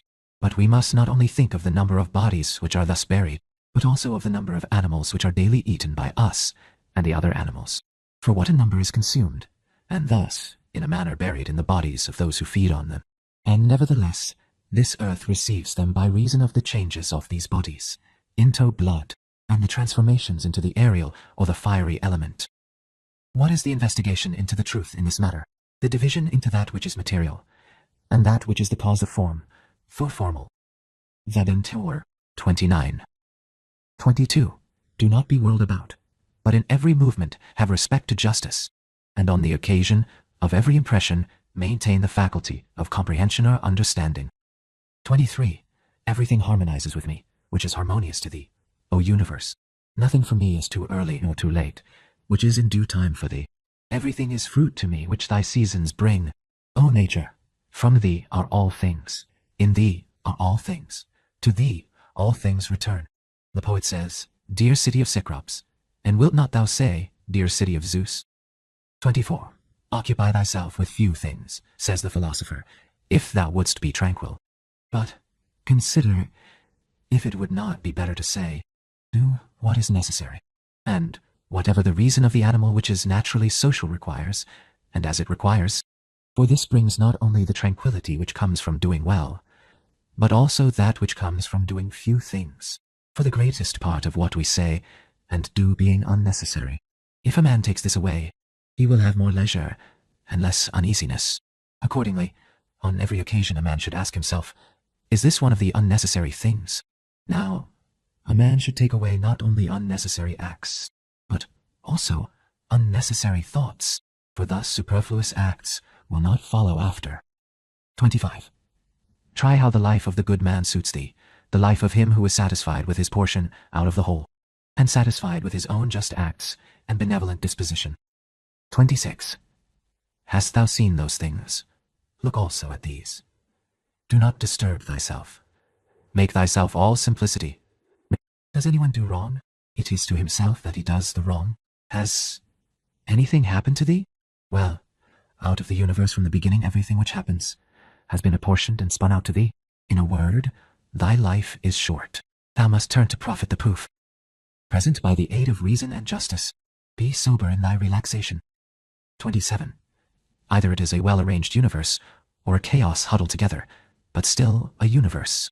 But can a certain order subsist in thee, and disorder in the all? And this too, when all things are so separated, and diffused, and sympathetic. 28. A black character, a womanish character, a stubborn character, bestial, childish, animal, stupid, counterfeit, scurrilous, fraudulent, tyrannical. 29. If he is a stranger to the universe who does not know what is in it, No less is he a stranger who does not know what is going on in it. He is a runaway who flies from social reason. He is blind who shuts the eyes of the understanding. He is poor who has need of another, and has not from himself all things which useful for life. He is an abscess on the universe, who withdraws and separates himself from the reason of our common nature through being displeased with the things which happen, for the same nature produces this, and has produced thee too. He is a piece rent asunder from the state, who tears his own soul from that of reasonable animals, which is one. 30. The one is a philosopher without a tunic, and the other without a book. Here is another half naked. Bread I have not, he says, and I abide by reason, and I do not get the means of living out of my learning, and I abided by my reason. 31. Love the art, poor as it may be, which thou hast learned, and be content with it, and pass through the rest of life like one who has entrusted to the gods with his whole soul all that he has, making thyself neither the tyrant nor the slave of any man. 32. Consider, for example, the times of Vespasian.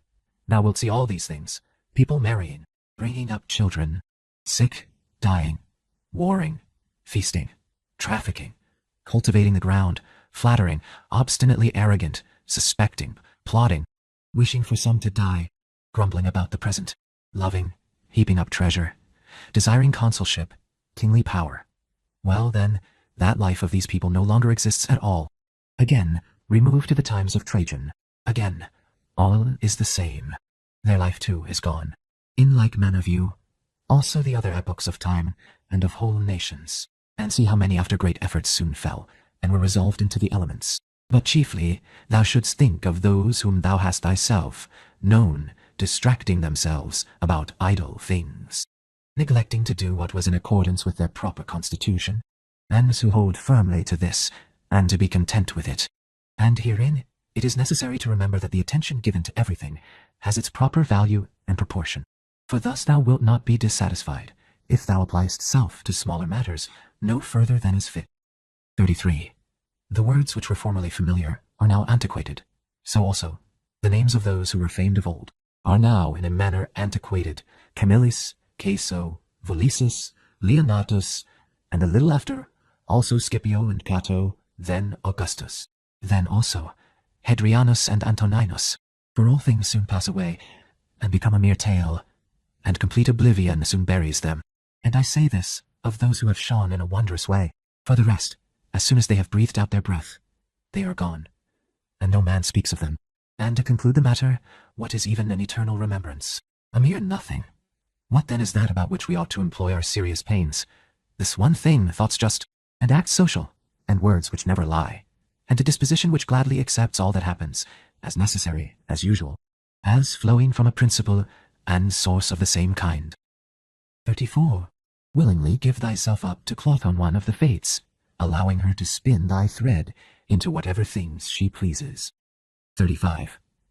Everything is only for a day, both that which remembers and that which is remembered. 36. Observe constantly that all things take place by change, and accustom thyself to consider that the nature of the universe loves nothing so much as to change the things which are and to make new things like them. For everything that exists is in a manner the seed of that which will be, but thou art thinking only of seeds which are cast into the earth or into a womb. But this is a very vulgar notion. 37. Thou wilt soon die, and thou art not yet simple, nor free from perturbations, nor without suspicion of being hurt by external things, nor kindly disposed towards all, nor dost thou yet lace wisdom only in acting justly. 38. Examine men's ruling principles, even those of the wise, what kind of things they avoid, and what kind they pursue. 39. What is evil to thee does not subsist in the ruling principle of another, nor yet in any turning and mutation of thy corporeal covering. Where is it then? It is in that part of thee in which subsists the power of forming opinions about evils. Let this power then not form such opinions, and all is well. And if that which is nearest to it, the poor body, is cut, burnt, filled with matter and rottenness, nevertheless, let the part which forms opinions about these things be quiet. That is, let it judge that nothing is either bad or good which can happen equally to the bad man and the good, for that which happens equally to him who lives contrary to nature and to him who lives according to nature. is neither according to nature nor contrary to nature. 40. Constantly regard the universe as one living being, having one substance and one soul, and observe how all things have reference to one perception, the perception of this one living being, and how all things act with one movement, and how all things are the cooperating causes of all things which exist. Observe, too, the continuous spinning of the thread and the contexture of the web. 41. Thou art a little soul bearing about a corpse, as Epictetus used to say. 42. It is no evil for things to undergo change, and no good for things to subsist in consequence of change. 43. Time is like a river made up of the events which happen, and a violent stream. For as soon as a thing has been seen, it is carried away, and another comes in its place, and this will be carried away too. 44. And everything which happens is as familiar and well known as the rose in spring, and the fruit in summer. For such is disease and death and calumny and treachery, and whatever else delights fools or vexes them. 45. In the series of things those which follow are always aptly fitted to those which have gone before, for this series is not like a mere enumeration of disjointed things, which has only a necessary sequence, but it is a rational connection. And as all existing things are arranged together harmoniously, so the things which come into existence exhibit no mere succession, but a certain wonderful relationship. Vix 6 ounce 38. Thy Mili 9. Von Den 17. 75. 46.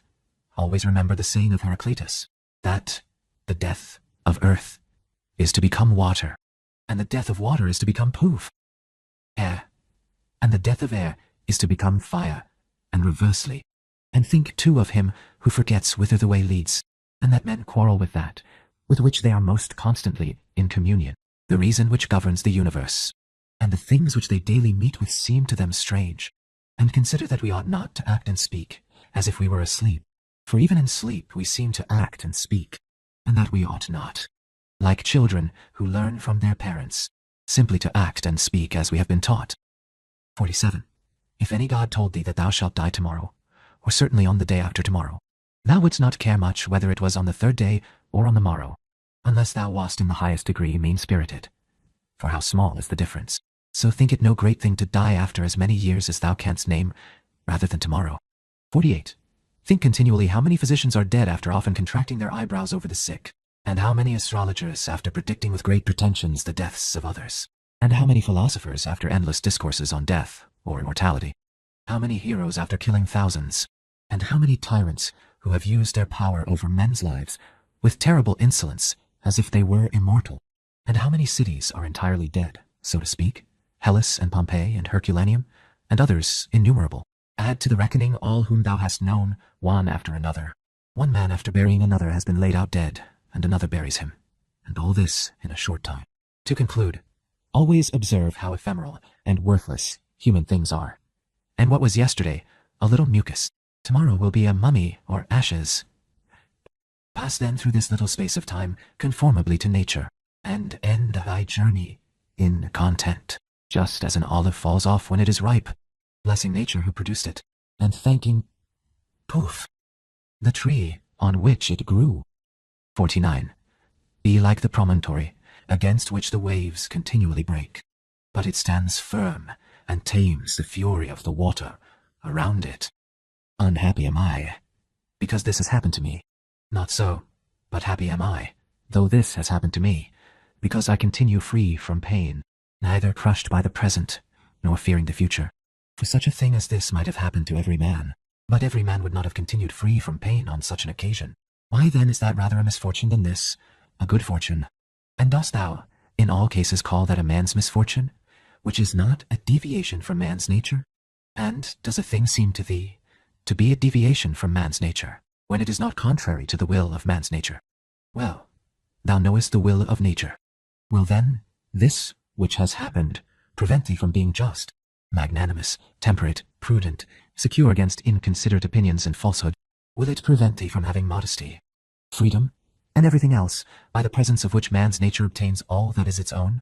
Remember too on every occasion which leads thee to vexation to apply this principle, not that this is a misfortune, but that to bear it nobly is good fortune. 50. It is a vulgar, but still a useful help towards contempt of death, to pass in review those who have tenaciously stuck to life. What more then have they gained than those who have died early? Certainly they lie in their tombs somewhere at last. Cadicianus, Fabius, Julianus, Lepidus, or anyone else like them, who have carried out many to be buried, and then were carried out themselves. Altogether the interval is small between birth and death, and consider with how much trouble, and in company with what sort of people, and in what a feeble body this interval is laboriously passed. Do not then consider, poof, life a thing of any value, for look to the immensity of time behind thee, and to the time which is before thee, another boundless space. In this infinity then, what is the difference between him who lives 3 days, and him who lives 3 generations? 51. Always run to the short way, and the short way is the natural. Accordingly say, and do everything in conformity with the soundest reason. For such a purpose frees a man from trouble, and warfare, and all artifice, and ostentatious display. Book, Bossi, 1. In the morning when thou risest unwillingly, let this thought be present. I am rising to the work of a human being. Why, then, am I dissatisfied, if I am going to do the things for which I exist, and for which I was brought into the world? Or have I been made for this, to lie in the bedclothes, and keep myself warm? But this is more pleasant. Dost thou exist then to take thy pleasure, and not at all for action or exertion? Dost thou not see the little plants, the little birds, the ants, the spiders, the bees working together to put in order their several parts of the universe? And art thou unwilling to do the work of a human being? And dost thou not make haste to do that which is according to thy nature? But it is necessary to take rest. Pooh! Also, it is necessary. However, nature has fixed bounds to this too. She has fixed bounds to eating and drinking. And yet thou goest beyond these bounds, beyond what is sufficient. Yet in thy acts it is not so. But thou stoppest short of what thou canst do. So thou lovest not thyself. For if thou didst, thou wouldst love thy nature and her will. But those who love their several arts exhaust themselves in working at them, unwashed and without food. But thou valuest thy own nature less than the turner values the turning art, or the dancer the dancing art, or the lover of money values his money, or the vainglorious man his little glory. And such men, when they have a violent affection to a thing, choose neither to eat nor to sleep rather than to perfect the things which they care for. But are the acts which concern society more vile in thy eyes, and less worthy of thy labor? 2. How easy it is to repel, and to wipe away every impression which is troublesome or unsuitable, and immediately to be in all tranquillity. 3. Judge every word and deed which are according to nature to be fit for thee, and be not diverted by the blame which follows from any people, nor by their words. But if a thing is good to be done or said, do not consider it unworthy of thee. For those persons have their peculiar leading principle, and follow their peculiar movement, which things do not thou regard, but go straight on, following thy own nature, and the common nature, and the way of both is one. 4. 7. I go through the things which happen according to nature, until I shall fall and rest, breathing out my breath into that element, out of which I daily draw it in, and falling upon that earth, out of which my father collected the seed, and my mother the blood, and my nurse the milk, out of which during so many years I have been supplied with food and drink, which bears me when I tread on it, and abuse it for so many purposes. 5. Thou sayest, men cannot admire the sharpness of thy wits. Be it so. But there are many other things of which thou canst not say, I am not formed from them by nature. Show those qualities then, which are altogether in thy power. Sincerity, gravity, endurance of labor, aversion to pleasure, contentment with thy portion and with few things, benevolence, frankness, no love of superfluity, freedom from trifling, magnanimity. Dost thou not see how many qualities thou art immediately able to exhibit, in which there is no excuse of natural incapacity and unfitness, and yet thou still remainest voluntarily below the mark? Or art thou compelled through being defectively furnished by nature to murmur, and to be stingy, and to flatter, and to find fault with thy poor body, and to try to please men, and to make great display, and to be so restless in thy mind? By the gods, but thou mightest have been delivered from these things long ago. Only if in truth thou canst be charged with being rather slow and dull of comprehension, thou must exert thyself about this also, not neglecting it, nor yet taking pleasure in thy dullness. 6. One man, when he has done a service to another, is ready to set it down to his account as a favor conferred. Another is not ready to do this, but still in his own mind he thinks of the man as his debtor, and he knows what he has done. A third, in a manner, does not even know what he has done, but he is like a vine which has produced grapes, and seeks for nothing more, after it has once produced its proper fruit. As a horse, when he has run, a dog, when he has tracked the game, a bee, when it has made the honey, so a man, when he has done a good act, does not call out for others to come and see, but he goes on to another act, as a vine goes on to produce again the grapes, and poof. Season. Must a man then be one of these, who in a manner act thus without observing it? Yes, but this very thing is necessary, the observation of what a man is doing. For, it may be said, it is characteristic of the social animal to perceive that he is working in a social manner, and indeed to wish that his social partner also should perceive it. It is true what thou sayest, but thou dost not rightly understand what is now said, and for this reason thou wilt become one of those of whom I spoke before, for even they are misled by a certain show of reason. But if thou wilt choose to understand the meaning of what is said, do not fear that for this reason thou wilt omit any social act. 7. A prayer of the Athenians. Rain, rain, O dear Zeus, down on the ploughed fields of the Athenians and on the plains. In truth, we ought not to pray at all, or we ought to pray in this simple, noble fashion. 8. Just as we must understand when it is said that Aesculapius prescribed to this man horse exercise, or bathing in cold water, or going without shoes, so we must understand it when it is said that the nature of the universe prescribed to this man disease or mutilation or loss or anything else of the kind. For in the first case, prescribed means something like this. He prescribed this for this man as a thing adapted to procure health, and in the second case it means that which happens to or suits every man is fixed in a manner for him suitably to his destiny. For this is what we mean when we say that things are suitable to us, as the workmen say of squared stones in walls or the pyramids, that they are suitable when they fit them to one another in some kind of connection. For there is altogether one fitness harmony. And as the universe is made up out of all bodies to be such a body as it is, so out of all existing causes necessity destiny is made up to be such a cause as it is. And even those who are completely ignorant understand what I mean, for they say, by to necessity destiny brought this to such a person. This then was brought, and this was prescribed to him. Let us then receive these things, as well as those which Aesculapius prescribes. Many as a matter of course even among his prescriptions are disagreeable, but we accept them in the hope of health. Let the perfecting and accomplishment of the things, which the common nature judges to be good, be judged by thee to be of the same kind as thy health. And so accept everything which happens, even if it seem disagreeable, because it leads to this, to the health of the universe, and to the prosperity and felicity of Zeus the universe. For he would not have brought on any man what he has brought, if it were not useful for the whole. Neither does the nature of anything, whatever it may be, cause anything which is not suitable to that which is directed by it. For two reasons, then, it is right to be content with that which happens to thee.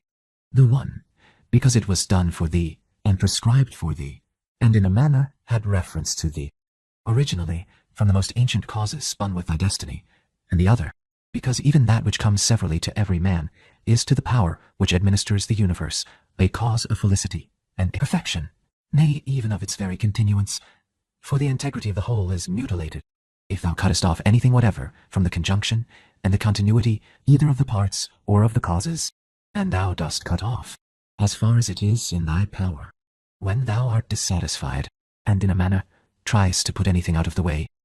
9. Be not disgusted, nor discouraged, nor dissatisfied, if thou dost not succeed in doing everything according to right principles, but when thou hast failed, return back again, and be content if the greater part of what thou doest is consistent with man's nature, and love this to which thou returnest. And do not return to philosophy as if she were a master, but act like those who have sore eyes, and apply a bit of sponge and egg, or a spoof. Another applies a plaster, or drenching with water, for thus thou wilt not fail to obey reason, and thou wilt repose in it. And remember that philosophy requires only the things which thy nature requires. But thou wouldst have something else, which is not according to nature. It may be objected, why, what is more agreeable than this which I am doing? But is not this the very reason why pleasure deceives us? And consider if magnanimity, freedom, simplicity, equanimity, piety, are not more agreeable. For what is more agreeable than wisdom itself? When thou thinkest of the security and the happy course of all things which depend on the faculty of understanding, and our knowledge? 10. Things are in such a kind of envelopment that they have seemed to philosophers, not a few, nor those common philosophers, altogether unintelligible. Nay, even to the Stoics themselves they seem difficult to understand, and all our assent is hangable. For where is the man who never changes? Carry thy thoughts then to the objects themselves, and consider how short-lived they are, and worthless, and that they may be in the possession of a filthy wretch, or a whore, or a robber.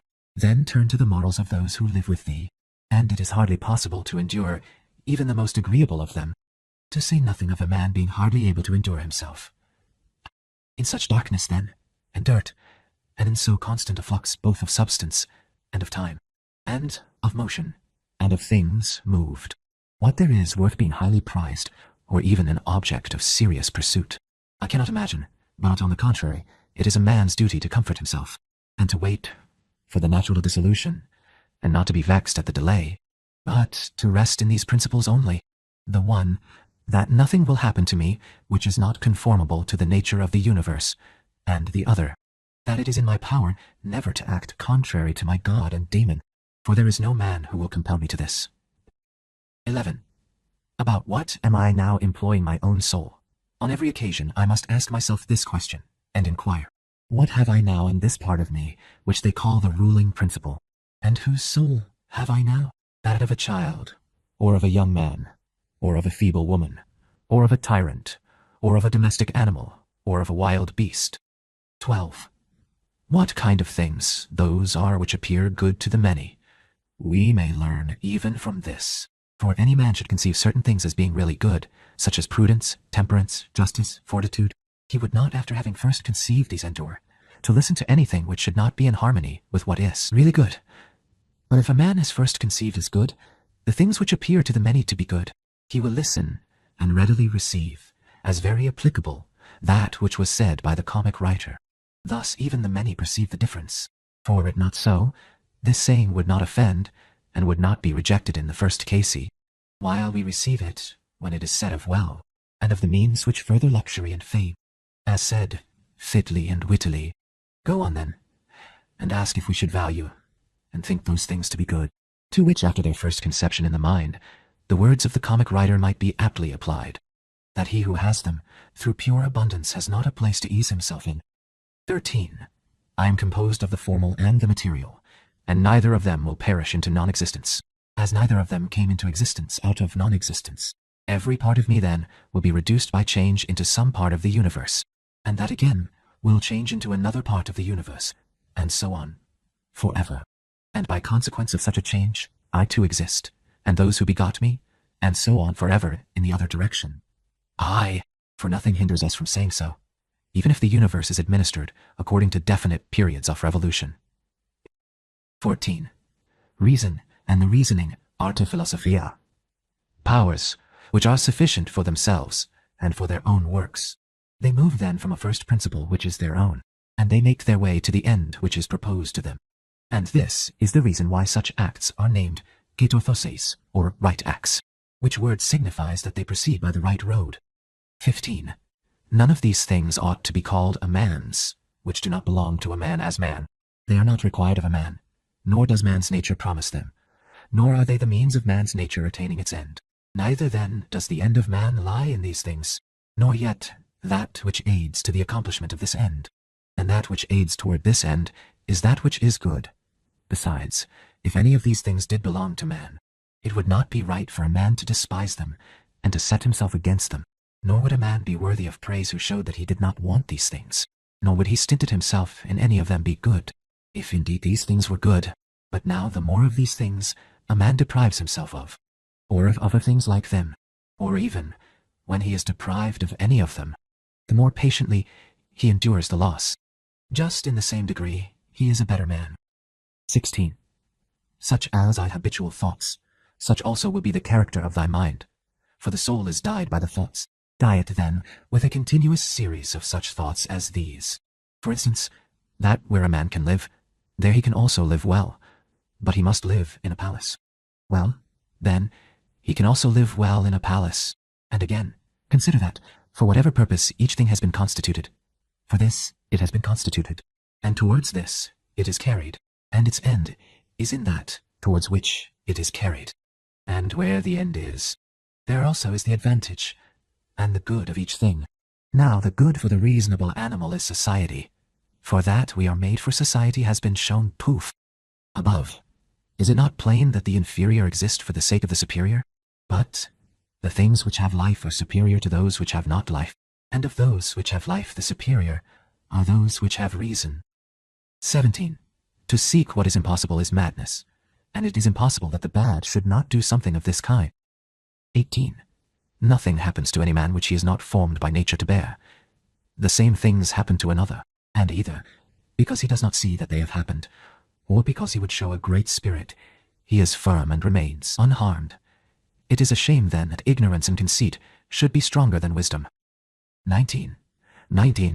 Things themselves touch not the soul, not in the least degree, nor have they admission to the soul, nor can they turn or move the soul, but the soul turns and moves itself alone, and whatever judgments it may think proper to make, such it makes for itself the things which present themselves to it. 20. In one respect, man is the nearest thing to me, so far as I must do good to men and endure them. But so far as some men make themselves obstacles to my proper acts, man becomes to me one of the things which are indifferent, no less than the sun or wind or a wild beast. Now it is true that these may impede my action, but they are no impediments to my effects and disposition, which have the power of acting conditionally and changing. For the mind converts and changes every hindrance to its activity into an aid, and so that which is a hindrance is made a furtherance to an act, and that which is an obstacle on the road helps us on this road. 21. Reverence that which is best in the universe, and this is that proof which makes use of all things and directs all things, and in like manner also reverence that which is best in thyself, and this is of the same kind as that. For in thyself also that which makes use of everything else is this, and thy life is directed by this. 22. That which does no harm to the state does no harm to the citizen. In the case of every appearance of harm apply this rule: if the state is not harmed by this, neither am I harmed. But if the state is harmed, thou must not be angry with him who does harm to the state. Show him where his error is. 23. Often think of the rapidity with which things pass by and disappear, both the things which are and the things which are produced. For substance is like a river in a continual flow, and the activities of things are in constant change, and the causes work in infinite varieties, and there is hardly anything which stands still. And consider this which is near to thee, this abyss of the past and of the future, in which all things disappear. How then is he not a fool who is puffed up with such things or plagued about them and makes himself miserable? For they vex him only for a time, and a short time. 24. Think of the universal substance, of which thou hast a very small portion, and of universal time, of which a short and indivisible interval has been assigned to thee, and of that which is fixed by destiny, and how small a part of it thou art. 25. Does another do me wrong? Let him look to it. He has his own disposition, his own activity. I now have what the universal nature wills me to have, and I do what my nature now wills me to do. 26. Let the part of thy soul which leads and governs be undisturbed by the movements in the flesh, whether of pleasure or of pain, and let it not unite with them, but let it circumscribe itself and limit those effects to their parts. But when these effects rise up to the mind by virtue of that other sympathy that naturally exists in a body which is all one, then thou must not strive to resist the sensation, for it is natural, but let not the ruling part of itself add to the sensation the opinion that it is either good or bad. 27. Live with the gods, and he does live with the gods, who constantly shows to them that his own soul is satisfied with that which is assigned to him, and that it does all that the daemon wishes, which Zeus hath given to every man for his guardian and guide, a portion of himself. And this is every man's understanding and reason. 28. Art thou angry with him whose armpits stink? Art thou angry with him whose mouth smells foul? What good will this anger do thee? He has such a mouth, he has such armpits. it is necessary that such an emanation must come from such things. But the man has reason, it will be said, and he is able, if he takes pains, to discover wherein he offends. I wish thee well of thy discovery. Well then, and thou hast reason. By thy rational faculty stir up his rational faculty, show him his error, admonish him. For if he listens, thou wilt cure him, and there is no need of anger. 29. As thou intendest to live when thou art gone out, so it is in thy power to live here. But if men do not permit thee, then get away out of life, yet so as if thou wert suffering no harm. The house is smoky, and I quit it. Why dost thou think that this is any trouble? But so long as nothing of the kind drives me out, I remain, am free, and no man shall hinder me from doing what I choose. And I choose to do what is according to the nature of the rational and social animal. 30. The intelligence of the universe is social. Accordingly, it has made the inferior things for the sake of the superior, and it has fitted the superior to one another. Thou seest how it has subordinated, coordinated, and assigned to everything its proper portion, and has brought together into concord with one another the things which are the best. 31. How hast thou behaved hitherto to the gods, thy parents, brethren, children, teachers, to those who looked after thy infancy, to thy friends, kinsfolk, to thy slaves? Consider if thou hast hitherto behaved to all in such a way that this may be said of thee, never has wronged a man in deed or word.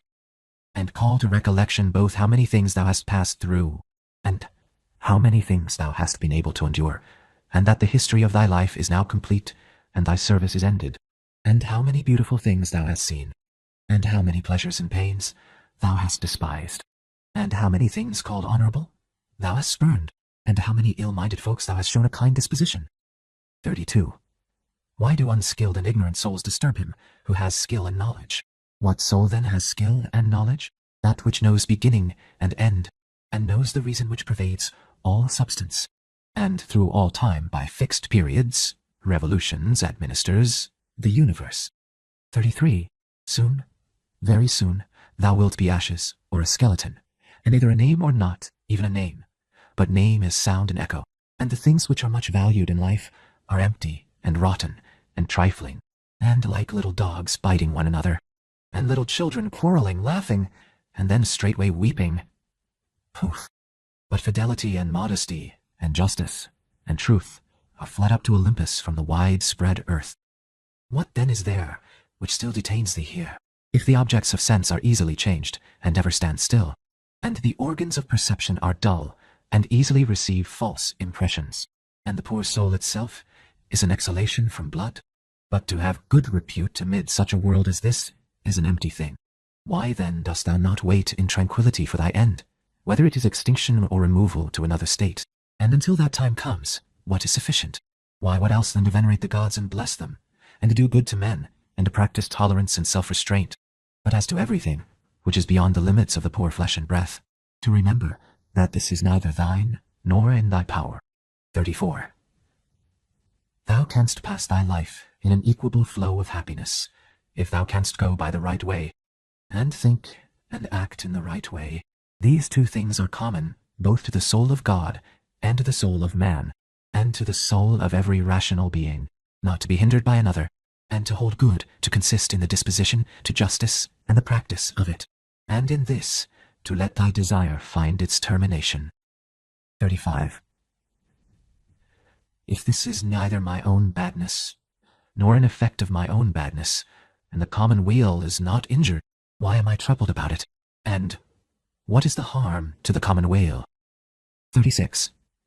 Do not be carried along inconsiderately by the appearance of things, but give help to Ali according to thy ability and their fitness. And if they should have sustained loss in matters which are indifferent, do not imagine this to be a damage, for it is a bad habit. But as the old man, when he went away, asked back, poof, his foster child's top, remembering that it was a top, so do thou, in this case also. When thou art calling out on the rostra, hast thou forgotten, man, what these things are? Yes, but they are objects of great concern to these people. Wilt thou too then be made a fool for these things? I was once a fortunate man, but I lost it, I know not how. But fortunate means that a man has assigned to himself a good fortune, And a good fortune is good disposition of the soul, good emotions, good actions. Book 6.1. The substance of the universe is obedient and compliant, and the reason which governs it has in itself no cause for doing evil, for it has no malice, nor does it do evil to anything, nor is anything harmed by it, but all things are made and perfected according to this reason. 2. Let it make no difference to thee whether thou art cold or warm, if thou art doing thy duty, and whether thou art drowsy or satisfied with sleep, and whether ill spoken of or praised, and whether dying or doing something else, for it is one of the acts of life, this act, by which we die. It is sufficient, then, in this act also to do well what we have in hand. This is c. 2228. 3. Look within. Let neither the peculiar quality of anything, nor its value escape thee. 4. All existing things soon change, and they will either be reduced to vapor, if indeed all substance is one, or they will be dispersed. 5. The reason which governs knows what its own disposition is, and what it does, and on what material it works. 6. The best way of avenging thyself is not to become like the wrongdoer. 7. Take pleasure in one thing, and rest in it, in passing from one social act to another social act, thinking of God. 8.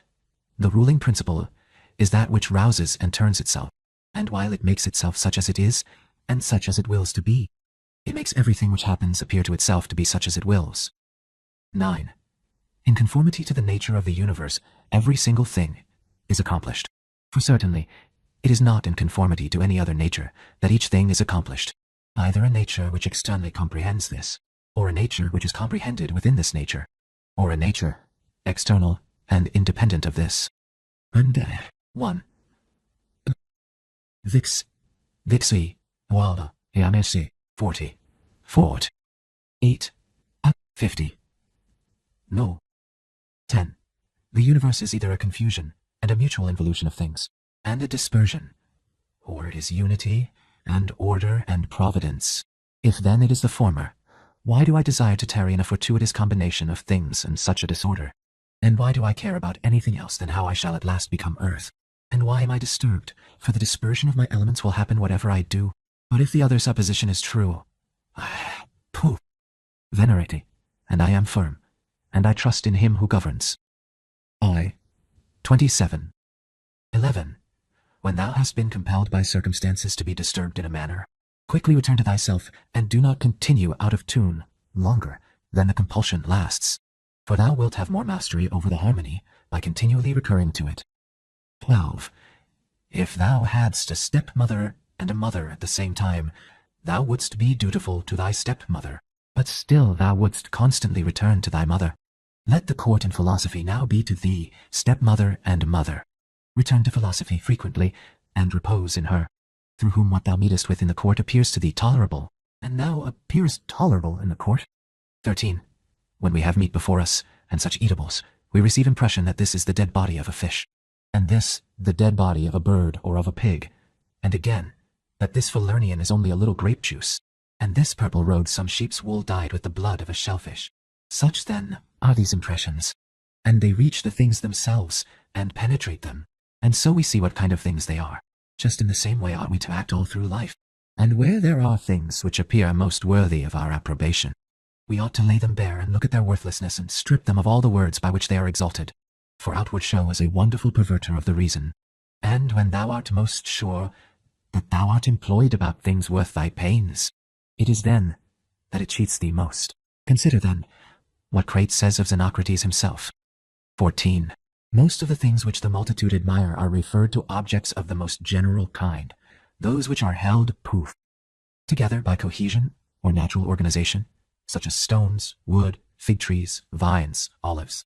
But those which are admired by men, who are a little more reasonable, are referred to the things which are held together by a living principle, as flocks, herds. Those which are admired by men who are still more instructed are the things which are held together by a rational soul, not, however, a universal soul, but rational, so far as it is a soul skilled in some art, or expert in some other way, or simply rational so far as it possesses a number of slaves.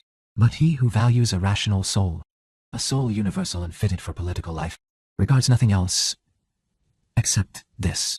And above all things he keeps his soul in a condition and in an activity conformable to reason and social life, and he cooperates to this end with those who are of the same kind as himself. 15. Some things are hurrying into existence, and others are hurrying out of it, and of that which is coming into existence part is extinguished. Motions and changes are continually renewing the world, just as the uninterrupted course of time is always renewing the infinite duration of ages. In this flowing stream, then, on which there is no abiding, what is there of the things which hurry, by on which a man would set a high price? It would be just as if a man should fall in love with one of the sparrows which fly by, but it has already passed out of sight. Something of this kind is the very life of every man, like the exhalation of the blood and the respiration of the air. For such as it is to have once drawn in the air, and have given it back, which we do every moment, just the same is it with the whole respiratory power, which thou didst receive at thy birth yesterday and the day before, to give it back to the element from which thou didst first draw it. 16. Neither is transpiration, as in plants, a thing to be valued, nor respiration, as in domesticated animals and wild beasts, nor proof, the receiving of impressions by the appearances of things, nor being moved by desires as puppets by strings, nor assembling in herds, nor being nourished by food. For this is just like the act of separating and parting with the useless part of our food. What then is worth being valued? To be received with clapping of hands? No, neither must we value the clapping of tongues, for the praise which comes from the many is a clapping of tongues. Suppose then that thou hast given up this worthless thing called fame. What remains that is worth valuing? This, in my opinion, to move thyself and to restrain thyself in conformity to thy proper constitution, to which end both all employments and arts lead. For every art aims at this, that the thing which has been made should be adapted to the work for which it has been made. And both the vine planter who looks after the vine, and the horsebreaker, and he who trains the dog, seek this end. But the education and the teaching of youth aim at something. In this, then, is the value of the education and the teaching. And if this is well, thou wilt not seek anything else. Wilt thou not cease to value many other things too? Then thou wilt be neither free nor sufficient for thy own happiness, nor without passion. For of necessity thou must be envious, jealous, and suspicious of those who can take away those things, and plot against those who have that which is valued by thee. Of necessity, a man must be altogether in a state of perturbation, who wants any of these things, and besides, he must often find fault with the gods. But to reverence and honor thy own mind will make thee content with thyself, and in harmony with society, and in agreement with the gods, that is, praising all that they give and have ordered. 17. Above, below, all around are the movements of the elements, but the motion of virtue is in none of these. It is something more divine, and advancing by a way hardly observed, it goes happily on its road. 18. How strangely men act! They will not praise those who are living at the same time and living with themselves, but to be themselves praised by posterity, by those whom they have never seen, nor ever will see. This they set much value on, but this is very much the same as if thou shouldst be grieved, because those who have lived before thee did not praise thee. 19. If a thing is difficult to be accomplished by thyself, do not think that it is impossible for man. But if anything is possible for man, and conformable to his nature, think that this can be attained by thyself too. 20. In the gymnastic exercises suppose that a man has torn thee with his nails, and by dashing against thy head, has inflicted a wound. Well, we neither show any signs of vexation, nor are we offended, nor do we suspect him afterwards as a treacherous fellow. And yet we are on our guard against him, not as an enemy, nor yet with suspicion, but we quietly get out of his way. Something like this let thy behavior be in all the other parts of life. Let us overlook many things in those who are like antagonists in the gymnasium, for it is in our power, as I said, to get out of the way, and to have no suspicion nor hatred. 21. If any man is able to convince me and show me that I do not think or act right, I will gladly change, for I seek the truth, by which no man was ever injured. But he is injured who abides in his error and ignorance. 22. I do my duty. Other things trouble me not, for they are either things without life, or things without reason, or things that have rambled and know not the way. 23. As to the animals which have no reason, and generally all pooh, things and objects do thou, since thou hast reason, and they have none, make use of them with a generous and liberal spirit. But towards human beings, as they have reason, behave in a social spirit, and on all occasions call on the gods. And do not perplex thyself about the length of time in which thou shalt do this, for even 3 hours so spent are sufficient. 24.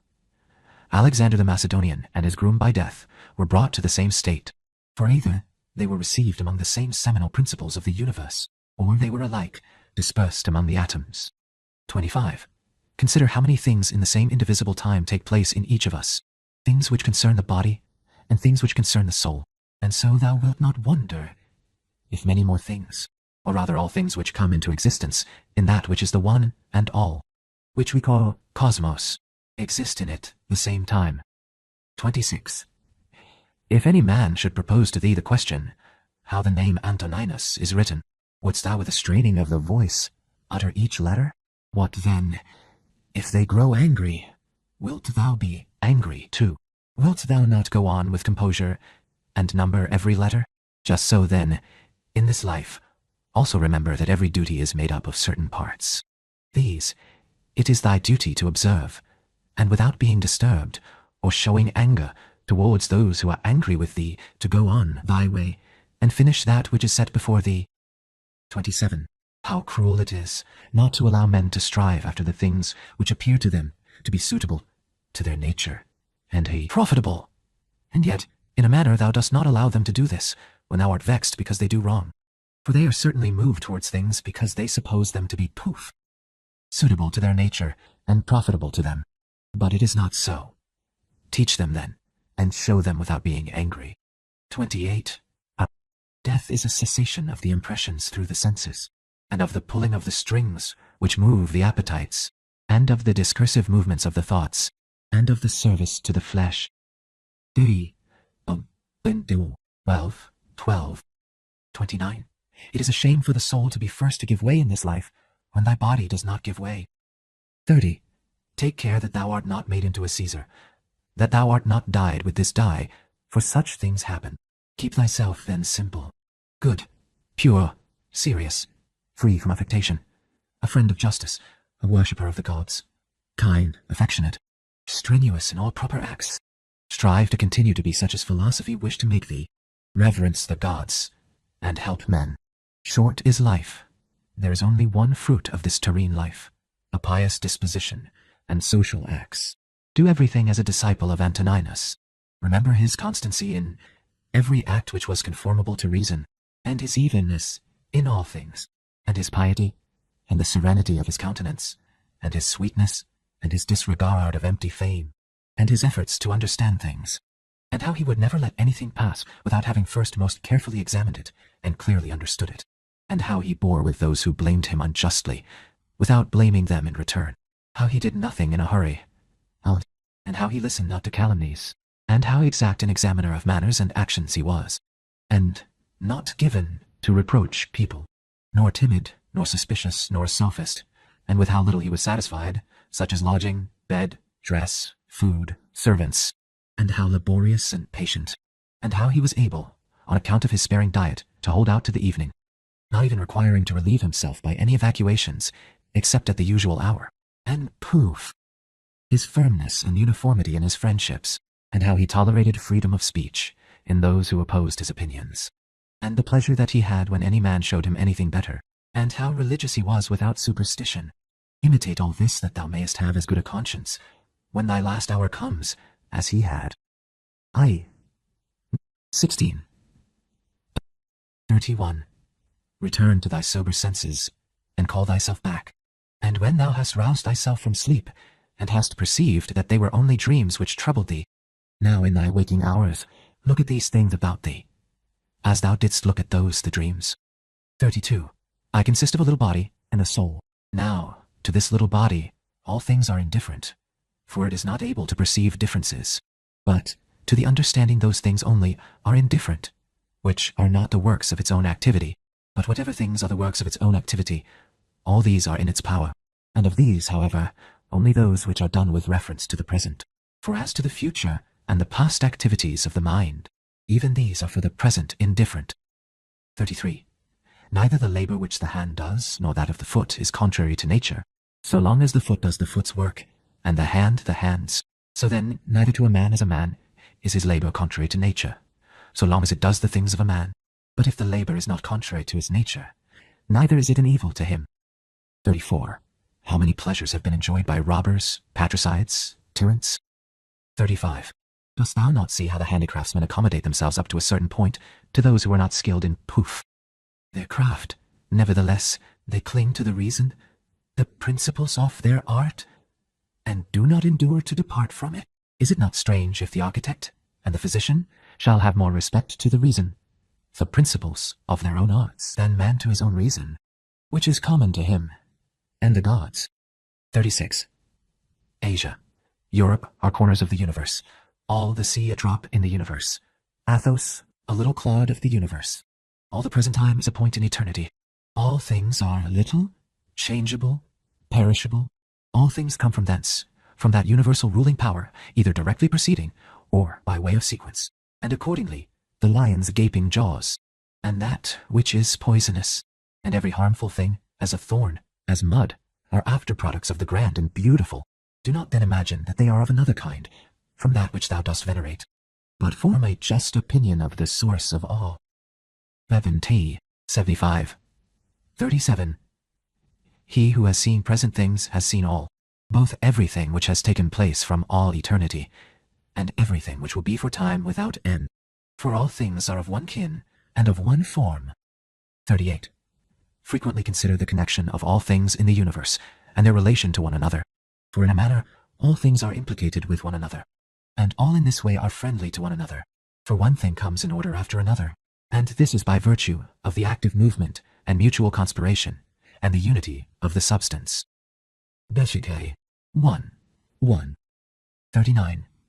Adapt thyself to the things with which thy lot has been cast, and the men, among whom thou hast received thy portion. Love them, but do it truly sincerely. 40. Every instrument, tool, vessel, if it does that for which it has been made is well, and yet he who made it is not there. But in the things which are held together by nature, there is within, and there abides in them, the power which made them. Wherefore, the more is it fit to reverence this power, and to think that, if thou dost live and act according to its will, everything in thee is in conformity to intelligence, and thus also in the universe, the things which belong to it are in conformity to intelligence. 41. Whatever of the things which are not within thy power thou shalt suppose to be good for thee, or evil, it must of necessity be that. If such a bad thing befall thee, or the loss of such a good thing, thou wilt blame the gods, and hate men too, those who are the cause of the misfortune or the loss, or those who are suspected of being likely to be the cause. And indeed, we do much injustice, because we make a difference between these things, because we do not regard these things as indifferent.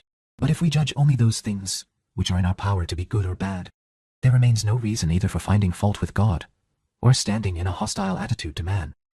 42. We are all working together to one end, some with knowledge and design, and others without knowing what they do, as men also when they are asleep, of whom it is Heraclitus, I think, who says that they are laborers and cooperators in the things which take place in the universe, but cooperate after different fashions, and even those cooperate abundantly, who find fault with what happens, and those who try to oppose it and to hinder it. For the universe had need even of such men as these. It remains then for thee to understand among what kind of workmen thou placest thyself, for he who rules all things will certainly make a right use of thee, and he will receive thee among some part of the cooperators, and of those whose labours conduce to one end. But be not thou such a part as the mean and ridiculous verse in the play, which Chrysippus speaks of. Like 43. Does the sun undertake to do the work of the rain? Or Aesculapius the work of the fruit-bearer? The earth. And how is it with respect to each of the stars? Are they not different? And yet they work together to the same end. 44. If the gods have determined about me, and about the things which must happen to me, they have determined well, for it is not easy even to imagine a deity without forethought. And as to doing me harm, why should they have any desire towards that? For what advantage would result to them from this, or to the whole, which is the special object of their providence? But if they have not determined about me, individually, they have certainly determined about the whole at least, and the things which happen by way of sequence in this general arrangement, I ought to accept with pleasure, and to be contented with them. But if they determine about nothing, which it is wicked to believe, or if we do believe it, let us neither sacrifice nor pray nor swear by them, nor do anything else which we do as if the gods were present and lived with us. But if, however, the gods determine about none of the things which concern us, I am able to determine about myself, and I can inquire about that which is useful, and that is useful to every man which is conformable to his own constitution and nature.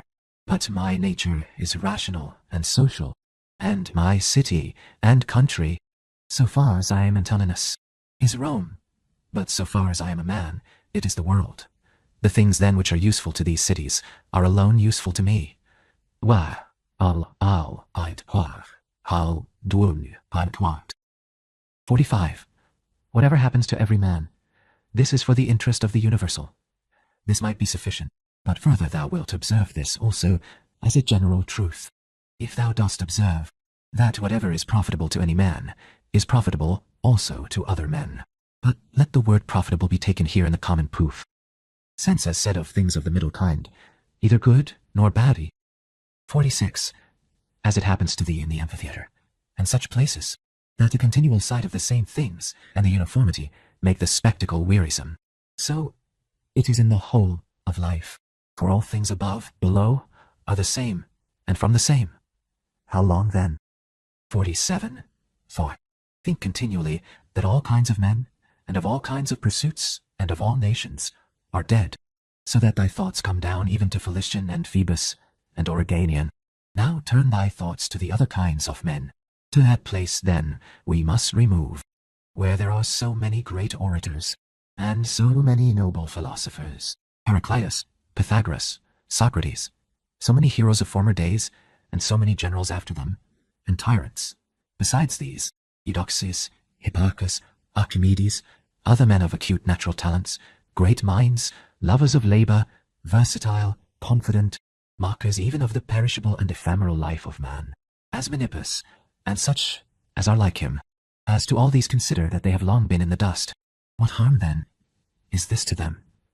And what to those whose names are altogether unknown? One thing here is worth a great deal, to pass thy life in truth and justice, with a benevolent disposition even to liars and unjust men. 48.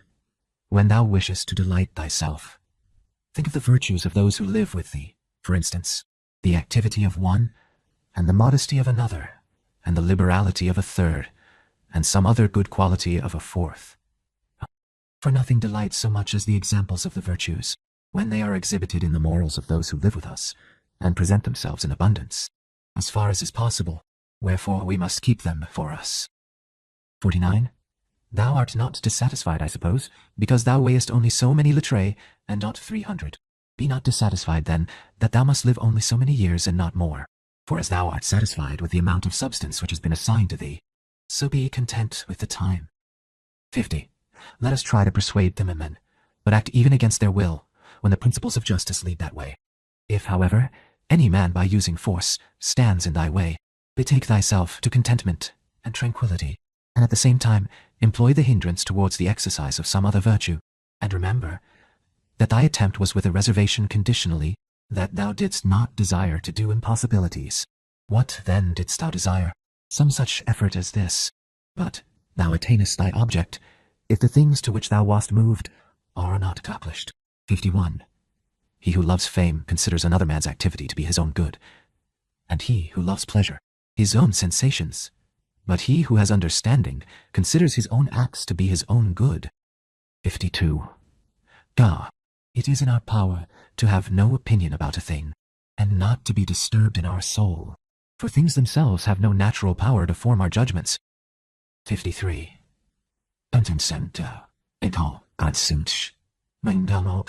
Accustom thyself to attend carefully to what is said by another, and as much as it is possible, be in the speaker's mind. 54. That which is not good for the swarm, neither is it good for the bee. 55. 1. If sailors abuse the helmsman or the sick, the doctor, would they listen to anybody else?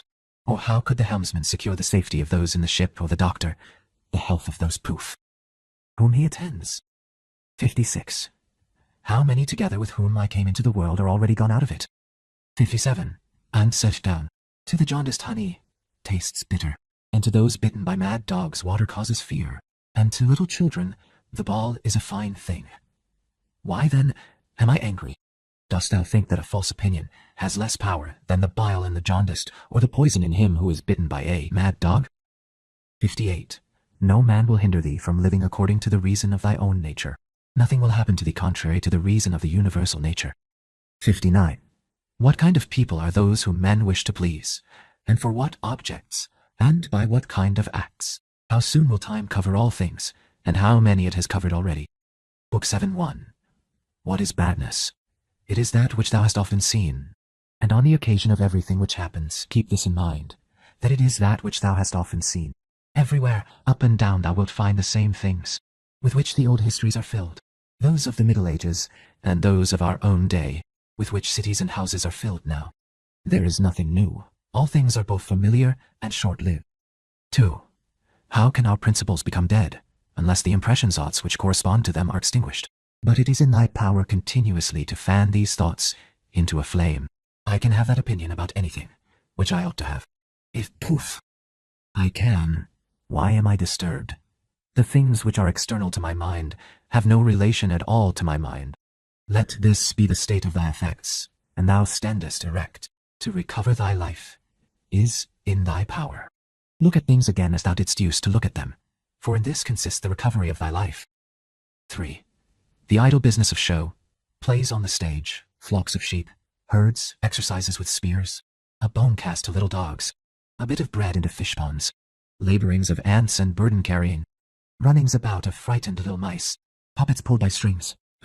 All alike, it is thy duty then, in the midst of such things, to show good humor, and not a proud air. To understand, however, that every man is worth just so much as the things are worth about which he busies himself. 4. In discourse, thou must attend to what is said, and in every movement thou must observe what is doing, and in the one thou shouldst see immediately to what end it refers, but in the other watch carefully what is the thing signified. 5. Is my understanding sufficient for this or not? If it is sufficient, I use it for the work, as an instrument, given by the universal nature.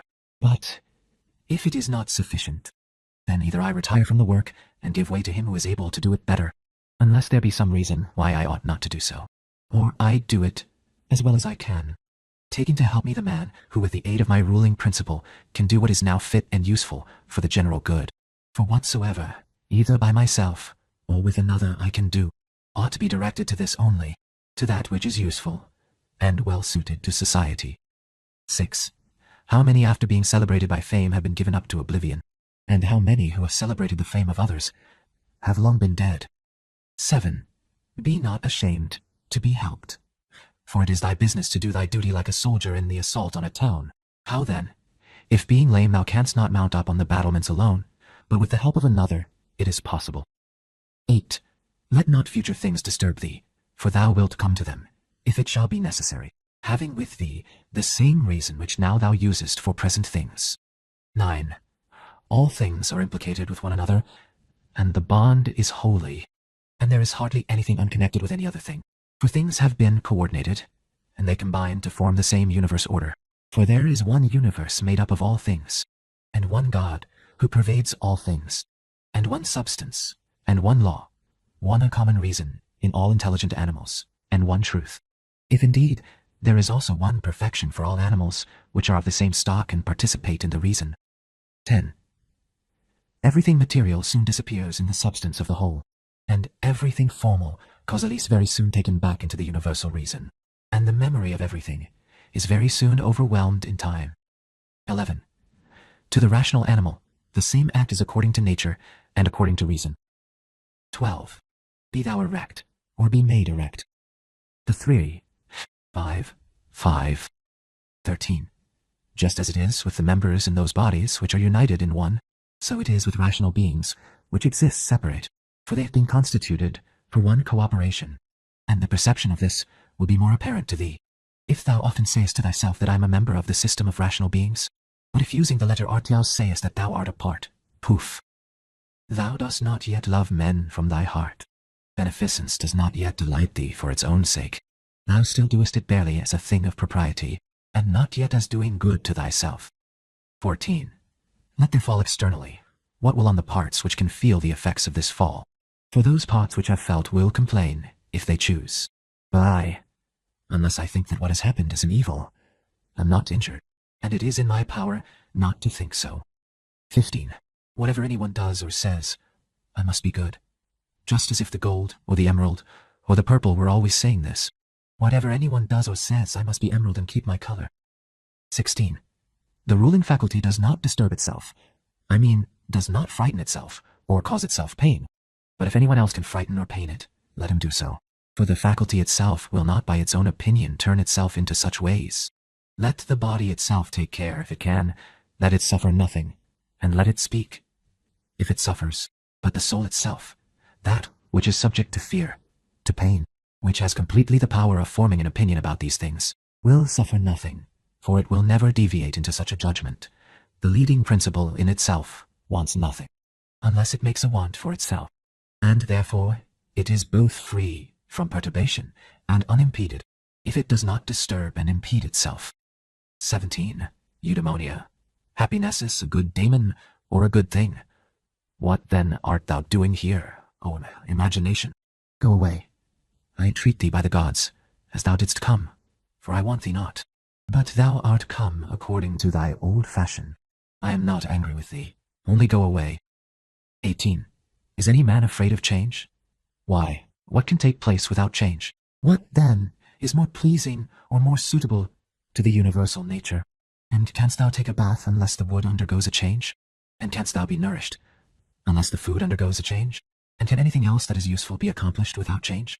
Dost thou not see, then, that for thyself also to change is just the same, and equally necessary for the universal nature? 19. Through the universal substance, as through a furious torrent, all bodies are carried, being by their nature united with and cooperating with the whole, as the parts of our body with one another. How many a Chrysippus? How many a Socrates? How many an Epictetus has time already swallowed up? And let the same thought occur to thee, with reference to every man and thing. V. 23. Vices. 15. 20. One thing only troubles me, lest I should do something which the constitution of man does not allow, or in a way which it does not allow, or what it does not allow now. 21. Near is thy forgetfulness of all things, and near the forgetfulness of thee by all. 22. It is peculiar to man to love even those who do wrong, and this happens if when they do wrong it occurs to thee that they are kinsmen, and that they do wrong through ignorance and unintentionally, and that soon both of you will die, and above all, that the wrongdoer has done thee no harm, for he has not made thy ruling faculty worse than it was before. 23. The universal nature out of the universal substance, as if it were wax, now molds a horse, and when it has broken this up, it uses the material for a tree, then for a man, then for poof, something else, and each of these things subsists for a very short time. But it is no hardship for the vessel to be broken up, just as there was none in its being fastened together. 8. 50. 24. A scowling look is altogether unnatural. When it is often assumed, the result is that all comeliness dies away, and at last is so completely extinguished that it cannot be again lighted up at all. Try to conclude from this very fact that it is contrary to reason. For if even the perception of doing wrong shall depart, what reason is there for living any longer? 25. Nature which governs the whole will soon change all things thou seest, and out of their substance will make other things, and again other things from the substance of them, in order that the world may be ever new. Wealth v. 23. Oh, kind. 26. When a man has done thee any wrong, immediately consider with what opinion about good or evil he has done wrong. For when thou hast seen this, thou wilt pity him, and wilt neither wonder nor be angry. For either thou thyself thinkest the same thing to be good that he does, or another thing of the same kind. It is thy duty, then, to pardon him. But if thou dost not think such things to be good or evil, thou wilt more readily be well disposed to him who is in error. 27. Think not so much of what thou hast not as of what thou hast, but of the things which thou hast select the best, and then reflect how eagerly they would have been sought. if thou hadst them not. At the same time, however, take care that thou dost not through being so pleased with them accustom thyself to overvalue them, so as to be disturbed if ever thou shouldst not have them. 28. Retired into thyself. The rational principle which rules has proof. This nature, that it is content with itself when it does what is just, and so secures tranquility. 29. Wipe out the imagination. Stop the pulling of the strings. Confine thyself to the present. Understand well what happens either to thee or to another. Divide and distribute every object into the causaliformal and the material. Think of thy last hour. Let the wrong which is done by a man stay there, where the wrong was done. 12. 29. 30. Direct thy attention to what is said. Let thy understanding enter into the things that are doing, and the things which do them. Ventuvanian. Barnigedem medus sebender a papal. 4. 13. 31. No. Adorn thyself with simplicity and modesty, and with indifference towards the things which lie between virtue and vice. Love mankind. Follow God. The poet says that law rules all. It is enough to remember that law rules all. 32. About death. Whether it is a dispersion, or a resolution into atoms, or annihilation, it is either extinction or change. 33. About pain. The pain which is intolerable carries us off, but that which lasts a long time is tolerable, and the mind maintains its own tranquility by retiring into itself, and the ruling faculty is not made worse. But the parts which are harmed by pain, let them, if they can, give their opinion about it. 34. About fame. Look at the minds of those who seek fame. Observe what they are, and what kind of things they avoid, and what kind of things they pursue, and consider that, as the heaps of sand piled on one another hide the former sands, so in life the events which go before are soon covered by those which come after. 35. From Plato. The man who has an elevated mind and takes a view of all time and of all substance. Dost thou suppose it possible for him to think that human life is anything great? It is not possible, he said. Such a man, then, will think that death also is no evil. Certainly not. 36. From Antisthenes. It is royal to do good and to be abused. 37. It is a base thing for the countenance to be obedient, and to regulate and compose itself as the mind commands, and for the mind not to be regulated and composed by itself. 38. It is not right to vex ourselves at things, for they care not about it. 39. To the immortal gods and us give joy. 40. Life must be reaped like the ripe ears of corn. One man is born, another dies. 41. Cite. If gods care not for me and my children, there is a reason for it. 42. For the good is with me, and the just. 43. No joining others in their wailing, no violent emotion. 44. From Plato. But I would make this man a sufficient answer, which is this. Thou sayest not well. If thou thinkest that a man who is good for anything at all ought to compute the hazard of life or death, and should not rather look to this, only in all that he does, whether he is doing what is just or unjust, and the works of a good or bad man. 45. For thus it is, men of Athens, in truth. Wherever a man has placed himself thinking it the best place for him, or has been, placed by a commander, there in my opinion he ought to stay, and to abide the hazard, taking nothing into the reckoning, either death or anything else, before the baseness of deserting his post. 46. But, my good friend, reflect whether that which is noble and good is not something different from saving and being saved. For as to a man living such or such a time, medium waits you at Garain, medium to thee and to dot home to time, at least one who is really a man. Consider if this is not a thing to be dismissed from the thoughts, and there must be no love of life. But as to these matters, a man must entrust them to the deity, and believe what the women say, that no man can escape his destiny. The next inquiry being how he may best live the time that he has to live. 47. Look round at the courses of the stars, as if thou wert going along with them, and constantly consider the changes of the elements into one another. For such thoughts purge away the filth of terrene life. 48.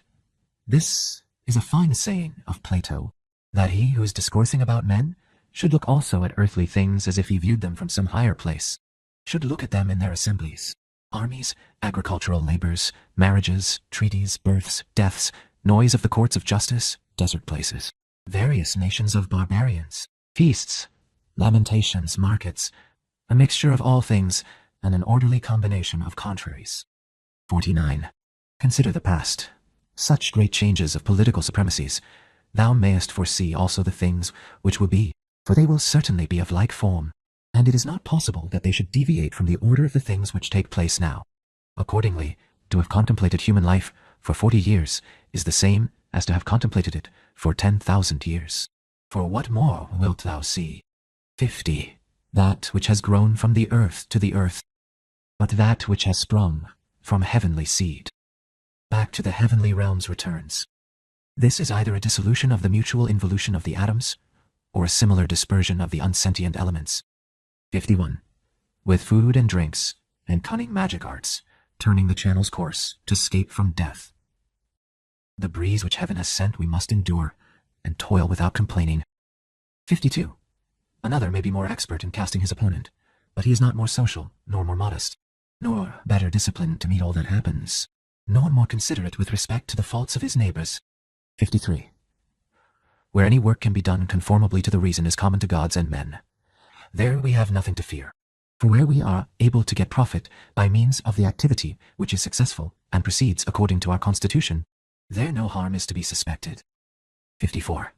Everywhere, and at all times it is in thy power piously to acquiesce in thy present condition, and to behave justly to those who are about thee, and to exert thy skill upon thy present thoughts, that nothing shall steal into them without being well examined.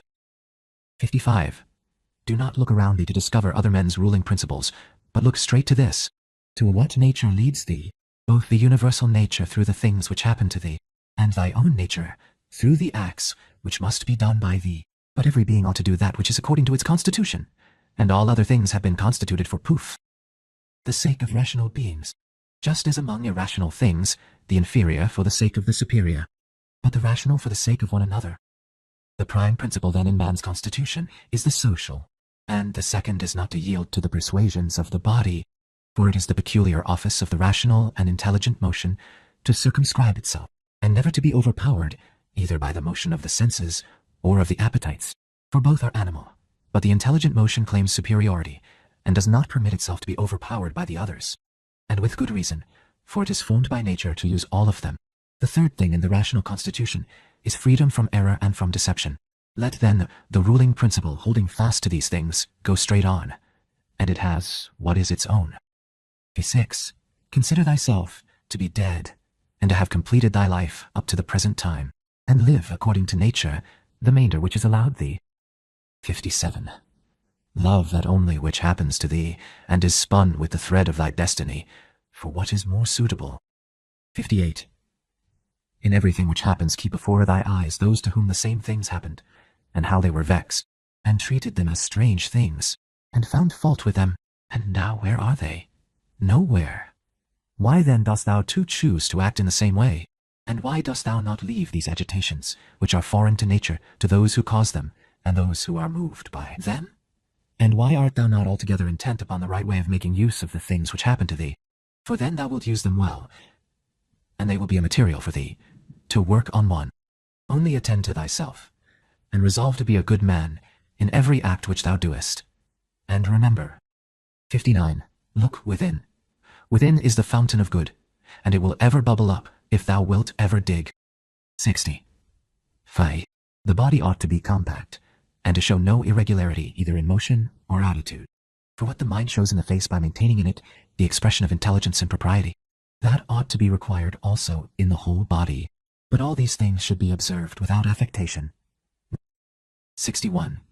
The art of life is more like the wrestler's art than the dancer's, in respect of this, that it should stand ready and firm to meet onsets which are sudden and unexpected. 62. Constantly observe who those whose approbation thou wishest to have, and what ruling principles they possess, for then thou wilt neither blame those who offend involuntarily, nor wilt thou want their approbation, if thou lookest to their opinions and appetites. 63. Every soul, the philosopher says, is involuntarily deprived of truth. Consequently, in the same way, It is deprived of justice and temperance and benevolence and everything of the kind. It is most necessary to bear this constantly in mind, for thus thou wilt be more gentle towards all. 64. In every pain let this thought be present, that there is no dishonor in it, nor does it make the governing intelligence worse, for it does not damage the intelligence either so far as the intelligence is rational, or so far as it is social. Indeed, in the case of most pains, let this remark of Epicurus aid thee, that pain is neither tolerable nor everlasting, if thou bearest in mind that it has its limits, and if thou addest nothing to it in imagination. And remember this too, that we do not perceive that many things which are disagreeable to us are the same as pain. Poof! Such as excessive drowsiness, and the being scorched by heat, and having no appetite. When then thou art discontented about any of these things, say to thyself that thou art yielding to pain. 65. Take care not to feel towards the inhuman as they feel towards men. 66. How do we know if Pelagius was not superior in character to Socrates? For it is not enough that Socrates died a more noble death, and disputed more skillfully with the sophists, and passed the night in the cold with more endurance, and that when he was bid to arrest Leon of Salamis, he considered it more noble to refuse, and that he walked in a swaggering way in the streets. Though as to this fact, one may have great doubts if it was true. But we ought to inquire what kind of a soul it was that Socrates possessed, and if he was able to be content being just towards men, and pious towards the gods, neither idly vexed on account of men's villainy, nor yet making himself a slave to any man's ignorance, nor receiving as strange anything that fell to his share out of the universal, nor enduring it as intolerable, nor allowing his understanding to sympathize with the effects of the miserable flesh. 67. Nature has not so mingled of the intelligence with the composition of the body, as not to have allowed thee the power of circumscribing thyself, and of bringing under subjection to thyself all that is thy own, for it is very possible to be a divine man, and to be recognized as such by no one. Always bear this in mind. And another thing too, that very little indeed is necessary for living a happy life. And because thou hast despaired of becoming a dialectician, and skilled in the knowledge of nature, do not for this reason renounce the hope of being both free and modest, and social, and obedient to God. 68. It is in thy power to live free from all compulsion in the greatest tranquillity of mind, even if all the world cry out against thee as much as they choose, and even if wild beasts tear in pieces the members of this needed matter which has grown around thee. For what hinders the mind in the midst of all this from maintaining itself in tranquillity, and in a just judgment of all surrounding things, and in a ready use of the objects which are presented to it, so that the judgment may say to the thing which falls under its observation, this thou art in substance reality, though in men's opinion thou mayest appear to be of a different kind, and the use shall say to that which falls under the hand, thou art the thing that I was seeking. For to me that which presents itself is always a material for virtue, both rational and political, and in a word, for the exercise of art, which belongs to man or God. For everything which happens has a relationship either to God or man, and is neither new nor difficult to handle, but usual and apt matter to work on. 69. Aha! The perfection of moral character consists in this, in passing every day as the last, and in being neither violently excited, nor torpid, nor playing the hypocrite. 70. The gods who are immortal are not vexed because during so long a time they must tolerate continually men such as they are, and end so many of them bad. And besides this, they also take care of them in all ways. But thou, who art destined to end so soon, art thou wearied of enduring the bad, and this too when thou art one of them? 71. It is a ridiculous thing for a man not to fly from his own badness, which is indeed possible, but to fly from other men's badness, which is impossible. 72. Aye, whatever the rational and political social faculty finds to be neither intelligent nor social, it properly judges to be inferior to itself. 73. When thou hast done a good act, and another has received it, why dost thou still look for a third thing besides these? As fools do, either to have the reputation of having done a good act, or to obtain a return. 74. No man is tired of receiving what is useful, but it is useful to act according to nature. Do not then be tired of receiving what is useful, by doing it to others. 75.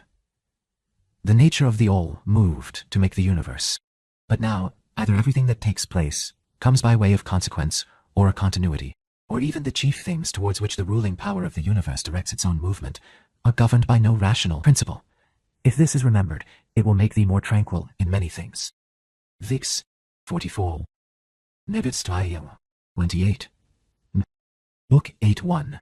This reflection also tends to the removal of the desire of empty fame, that it is no longer in thy power to have lived the whole of thy life, or at least thy life from thy youth upwards, like a philosopher, but both to many others and to thyself it is plain thou art far from philosophy.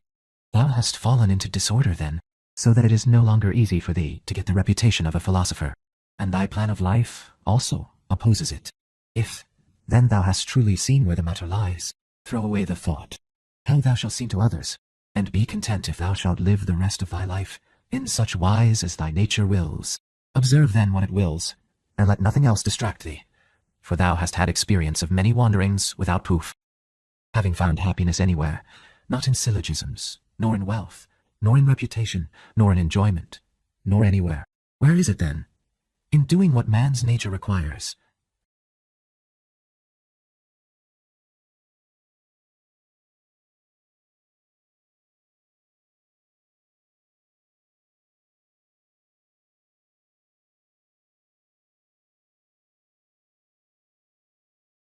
How then shall a man do this?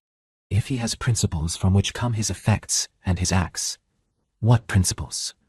Those which relate to good and bad. The belief that there is nothing good for man which does not make him just, temperate, manly, free, and that there is nothing bad which does not do the contrary to what has been mentioned. 2. On the occasion of every act, ask thyself, how is this with respect to me? Shall I repent of it? A little time and I am dead, and all is gone. What more do I seek, if what I am now doing is the work of an intelligent living being, and a social being, and one who is under the same law with God? 3. Alexander and Caius and Pompeius. What are they in comparison with Diogenes and Heraclitus and Socrates? For they were acquainted with things, and their causes forms, and their matter, and the ruling principles of these men were the same, or conformable to their pursuits. But as to the others, how many things had they to care for, and to how many things were they slaves? 4. Consider if that men will do the same things nevertheless, even though thou shouldst burst. 5. This is the chief thing. Be not perturbed, for all things are according to the nature of the universal, and in a little time thou wilt be nobody and nowhere, like Hadrianus and Augustus. In the next place, having fixed thy eyes steadily on thy business, look at it, and at the same time remembering that it is thy duty to be a good man, and what man's nature demands. Do that without turning aside, and speak as it seems to thee most just. Proof. Only let it be with a good disposition, and with modesty, and without hypocrisy. 6. The nature of the universal has this work to do, to remove to that place the things which are in this, to change them, to take them away hence, and to carry them there. All things are change, yet we need not fear anything new. All things are familiar to us as, but the distribution of them still remains the same. 7. Every nature is contented with itself when it goes on its way well, and a rational nature goes on its way well when in its thoughts it assents to nothing false or uncertain, and when it directs its movements to social acts only, and when it confines its desires and aversions to the things which are in its power, and when it is satisfied with everything that is assigned to it by the common nature. Noah. For of this common nature, every particular nature is a part, as the nature of the leaf is a part of the nature of the plant, except that in the plant, the nature of the leaf is part of a nature which has not perception or reason, and is subject to be impeded, but the nature of man is part of a nature which is not subject to impediments, and is intelligent and just, since it gives to everything in equal portions and according to its worth, times, substance, cause form, activity, and incident. But examine, not to discover that any one thing compared with any other single thing is equal in all respects, but by taking all the parts together of one thing and comparing them with all the parts together of another. 8. Thou hast not leisure, or abilitatore, but thou hast leisure, or ability to check arrogance. Thou hast leisure to be superior to pleasure and pain. Thou hast leisure to be superior to love of fame, and not to be vexed at stupid and ungrateful people, nay, even to care for them. Oh. 9. Let no man any longer hear thee finding fault with the court life or with thy own. V. 16. 10. Repentance is a kind of self-reproof for having neglected something useful. But which is good must be something useful, and the perfect good man should look after it. But no such man would ever repent of having refused any sensual pleasure. Pleasure then is neither good nor useful. 11. This thing, what is it in itself, in its own constitution? What is its substance and material? And what its causal nature or form? And what is it doing in the world? And how long does it subsist? 12.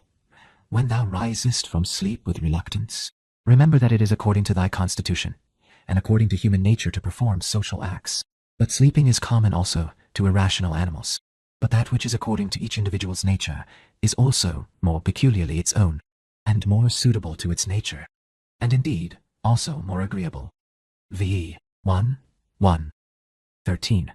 Constantly, and, if it be possible, on the occasion of every impression on the soul, apply to it the principles of physic, of ethic, and of dialectic. 14. Whatever man thou meetest with, immediately say to thyself, what opinions has this man about good and bad? For if, with respect to pleasure and pain, and the causes of each, and with respect to fame and ignominy, death and life, he has such and such opinions, it will seem nothing wonderful or strange to me if he does such and such things, and I shall bear in mind that he is compelled to do so. 15. Remember that as it is a shame to be surprised if the fig tree produces figs, so it is to be surprised if the world produces such and such things of which it is productive. And for the physician and the helmsman, it is a shame to be surprised if a man has a fever, or if the wind is unfavorable. 16. Remember that to change thy opinion, and to follow him who corrects thy error, is as consistent with freedom as it is to persist in thy error, for it is thy own, the activity which is exerted according to thy own movement and judgment, and indeed according to thy own understanding too. 17. If a thing is in thy own power, why dost thou do it? But if it is in the power of another, whom dost thou blame? The atoms, chance, or the gods? Both are foolish. Thou must blame nobody, for if thou canst, correct that which is the cause. But if thou canst not do this, correct, at least, the thing itself. But if thou canst not do even this, of what use is it to thee to find fault? For a thing should be done without a purpose. 18. That which has died falls not out of the universe. If it stays here, it also changes here, and is dissolved into its proper parts, which are elements of the universe and of thyself. And these two change, and they murmur not. 19. Everything exists for some end, a horse, a vine. Why dost thou wonder? Even the sun will say, I am for some purpose, and the rest of the gods will say the same. For what purpose then art thou? To enjoy pleasure. See if common sense allows this. 20. Nature has had regard in everything no less to the end than to the beginning and the continuance, just like the man who throws up a ball. What good is it then for the ball to be thrown up, or harm for it to come down, or even to have fallen? And poof! What good is it to the bubble while it holds together, or what harm when it is burst? The same may be said of a light also. 21. Turn it the body inside out, and see what kind of thing it is, and when it has grown old, what kind of thing it becomes, and when it is diseased.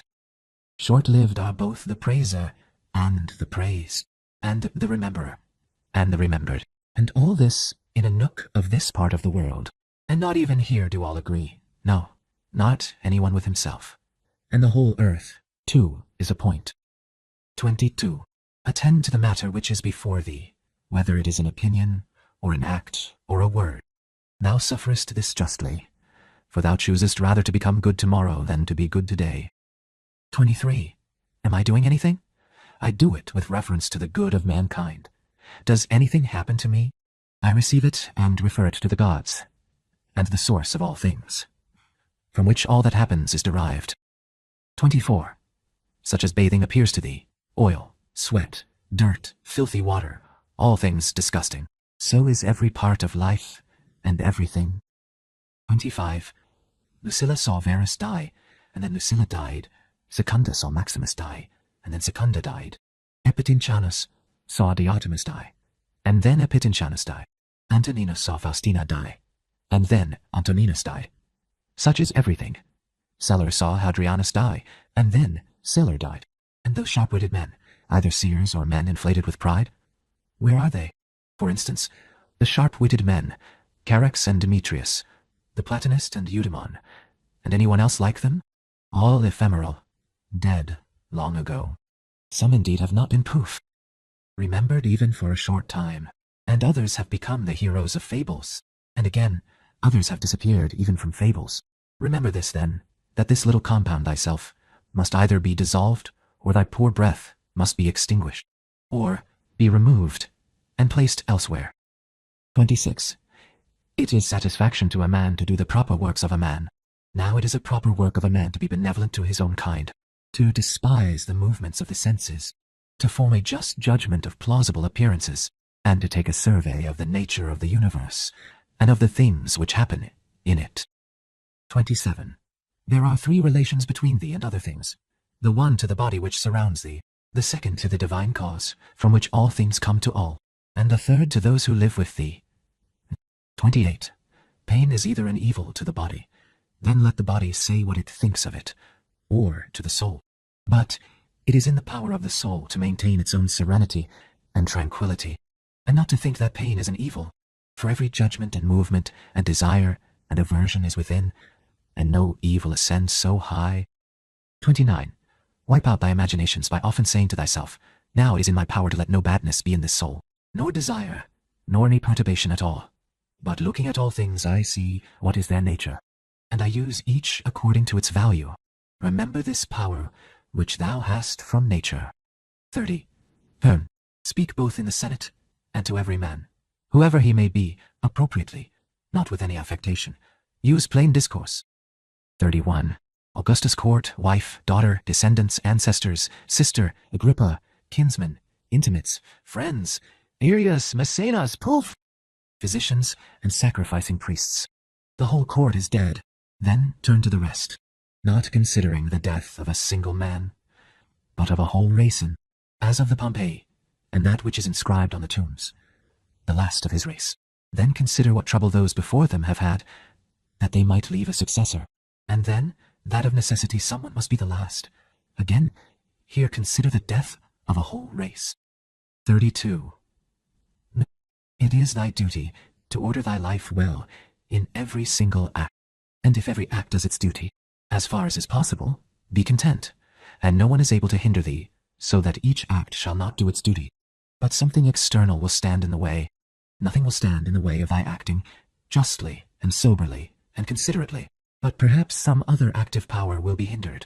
Well, but by acquiescing in the hindrance and by being content to transfer thy efforts to that which is allowed, another opportunity of action is immediately put before thee in place of that which was hindered, and one which will adapt itself to this ordering of which we are speaking. 33.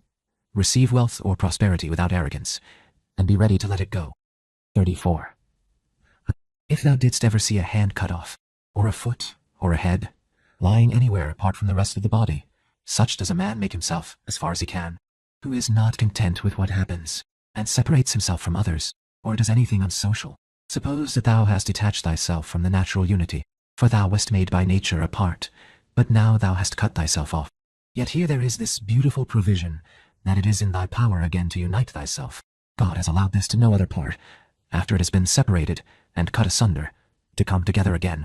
But consider the kindness by which he has distinguished man, for he has put it in his power, poof, not to be separated at all from the universal, and when he has been separated, he has allowed him to return, and to be united, and to resume his place as a part. 35. As the nature of the universal has given to every rational being all the other powers that it has, so we have received from it this power also. For as the universal nature converts and fixes in its predestined place everything which stands in the way and opposes it, and makes such things a part of itself, so also the rational animal is able to make every hindrance its own material, and to use it for such purposes as it may have designed. 36. Do not disturb thyself by thinking of the whole of thy life. Let not thy thoughts at once embrace all the various troubles which thou mayest expect to befall thee, but on every occasion ask thyself, what is there in this which is intolerable and past bearing? For thou wilt be ashamed to confess. In the next place remember that neither the future nor the past pains thee, but only the present. But this is reduced to a very little, if thou only circumscribest it, and chidest thy mind, if it is unable to hold out against even this. 37. Does Panthea or Pergamus now sit by the tomb of Verus? Does Chaereas or Diotimus sit by the tomb of Hadrianus? That would be ridiculous. Well, suppose they did sit there. Would the dead be conscious of it? And if the dead were conscious, would they be pleased? And if they were pleased, would that make them immortal? Was it not in the order of destiny that these persons too should first become old women and old men, and then die? What then would those do after these were dead? All this is foul smell and blood in a bag. 38. If thou canst see sharp, look and judge wisely, says the philosopher. 39. In the constitution of the rational animal, I see no virtue which is opposed to justice, but I see a virtue which is opposed to love of pleasure, and that is temperance. 40. If thou takest away thy opinion about that which appears to give thee pain, thou thyself standest in perfect security. Who is this self? The reason. But I am not reason. Be it so. Let then the reason itself not trouble itself. But if any other part of thee suffers, let it have its own opinion about itself. Vidum sedentem iuadi. 16. Hun. 41. Hindrance to the perceptions of sense is an evil to the animal nature. Hindrance to the movements so desirces, equally an evil to the animal nature. And something else also is equally an impediment and an evil to the constitution of plants. So then that which is a hindrance to the intelligence is an evil to the intelligent nature. Apply all these things then to thyself. Does pain or sensuous pleasure affect thee? The senses will look to that. Has any obstacle opposed thee in thy efforts towards an object? If, indeed, thou wast making this effort absolutely unconditionally, or without any reservation, certainly this obstacle is an evil to thee considered as a rational animal. But if thou takest into consideration the usual course of things, thou hast not yet been injured, nor even impeded. The things, however, which are proper to the understanding no other man is used to impede. For neither fire, nor iron, nor tyrant, nor abuse touches it in any way. When it has been made a sphere, it continues a sphere. What fane? 1. 12. 42. It is not fit that I should give myself pain, for I have never intentionally given pain even to another. 43. Different things delight different people, but it is my delight to keep the ruling faculty sound, without turning away either from any man or from any of the things which happen to men, poof, but looking at and receiving all with welcome eyes, and using everything according to its value. 44. See that thou secure this present time to thyself. For those who rather pursue posthumous fame, do not consider that the men of after time will be exactly such as these whom they cannot bear now. And both are mortal. And what is it in any way to thee, if these men of after time utter this or that sound, or have this or that opinion about thee? 45. Take me and cast me where thou wilt, for there I shall keep my divine part tranquil, that is, content, if it can feel and act conformably to its proper constitution. Is this change of sufficient reason why my soul should be unhappy and worse than it was, depressed, expanded, shrinking, affrighted? And what wilt thou find which is sufficient reason for this? 46. Nothing can happen to any man which is not a human accident, nor to an ox which is not according to the nature of an ox, nor to a vine which is not according to the nature of a vine, nor to a stone which is not proper to a stone. If then there happens to each thing both what is usual and natural, why shouldst thou complain? For the common nature brings nothing which may not be borne by thee. 47. If thou art pained by any external thing, it is not this thing that disturbs thee, but thy own judgment about it, and it is in thy power to wipe out this judgment now. But if anything in thy own disposition gives thee pain, who hinders thee from correcting thy opinion? And even if thou art pained, because thou art not doing some particular thing which seems to thee to be right, why dost thou not rather act than complain? But some insuperable obstacle is in the way.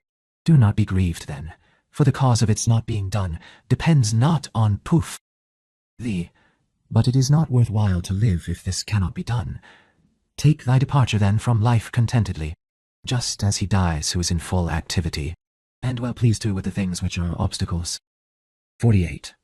Remember that the ruling faculty is invincible. When self-collected, it is satisfied with itself. If it does nothing which it does not choose to do, even if it resist from mere obstinacy, what then will it be when it forms a judgment about anything aided by reason and deliberately. Therefore, the mind which is free from passions is a citadel, for man has nothing more secure to which he can fly for refuge, and for the future be inexpugnable.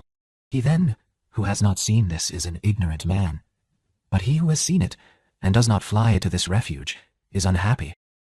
49. Say nothing more to thyself than what the first appearances report. Suppose that it has been reported to thee that a certain person speaks ill of thee. This has been reported, but that thou hast been injured, that has not been reported.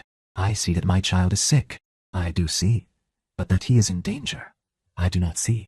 Thus then always abide by the first appearances, and add nothing thyself from within, and then nothing happens to thee. Or rather add something like a man who knows everything that happens in the world. It, or filth, it will speedily disperse them and wash them out, and will not be at all polluted. How then shalt thou possess a perpetual fountain and not a mere well? By forming thyself hourly to freedom, conjoined with contentment, simplicity, and modesty. 52. He who does not know what the world is, does not know where he is. And he who does not know for what purpose the world exists, does not know who he is, nor what the world is. But he who has failed in any one of these things, could not even say for what purpose he exists himself. What then dost thou think of him who avoids, or seeks the praise of those who applaud, of men who know not either where they are or who they are? 53. Dost thou wish to be praised by a man who curses himself thrice every hour? Wouldst thou wish to please a man who does poof? Not please himself? Does a man please himself who repents of nearly everything that he does? 54. No longer let thy breathing only act in concert with the air which surrounds thee, but let thy intelligence also now be in harmony with the intelligence which embraces all things. For the intelligent power is no less diffused in all parts, and pervades all things for him who is willing to draw it to him, than the aerial power for him who is able to respire it. 55. Generally, wickedness does no harm at all to the universe, and particularly the wickedness of one man does no harm to another. It is only harmful to him who has it in his power to be released from it as soon as he shall choose. 56. To my own free will, the free will of my neighbor is just as indifferent as his poor breath and flesh. For though we are 50. Demon, a cucumber is bitter. Throw it away. There are briars in the road. Turn aside from them. This is enough. Do not add. And why were such things made in the world? For thou wilt be ridiculed by a man who is acquainted with nature, as thou wouldst be ridiculed by a carpenter and shoemaker, if thou didst find fault, because thou seest in their workshop shavings and cuttings from the things which they make. And yet they have places into which they can throw these shavings and cuttings, and the universal nature has no external space. But the wondrous part of her art is that though she has circumscribed herself, everything within her, which appears to decay, and to grow old, and to be useless, she changes into herself, and again makes other new things from these very same, so that she requires neither substance from without, nor wants a place into which she may cast that which decays. She is content then with her own space, and her own matter, and her own art. 51. Neither in thy actions be sluggish, nor in thy conversation without method, nor wandering in thy thoughts, nor let there be in thy soul inward contention, nor external effusion, nor in life be so busy as to have no leisure. Suppose that men kill thee, cut thee in pieces, curse thee. What then can these things do to prevent thy mind from remaining pure, wise, sober, just? For instance, if a man should stand by a limpid pure spring and curse it, the spring never ceases sending up potable water. And if he should cast clay into made, especially for the sake of one another, still, the ruling power of each of us has its own office. For otherwise, my neighbor's wickedness would be my harm, which God has not willed in order that my unhappiness may not depend on another. 57. The sun appears to be poured down, and in all directions indeed it is diffused, yet it is not effused, for this diffusion is extension. Accordingly its rays are called extensions, because they are extended. But one may judge what kind of a thing a ray is, if he looks at the sun's light passing through a narrow opening into a darkened room, for it is extended in a right line, and, as it were, is divided when it meets with any solid body which stands in the way and intercepts the air beyond. But there, the light remains fixed, and does not glide or fall off. Such then ought to be the outpouring and diffusion of the understanding, and it should in no way be an effusion, but an extension, poof. And it should make no violent or impetuous collision with the obstacles which are in its way, nor yet fall down, but be fixed, and enlighten that which receives it.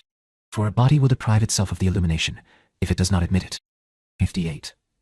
He who fears death either fears the loss of sensation, or a different kind of sensation. But if thou shalt have no sensation, neither wilt thou feel any harm.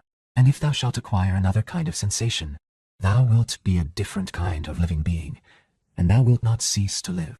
59. Men exist for the sake of one another. Teach them then, or bear with them. 60. No, now. In one way, an arrow moves.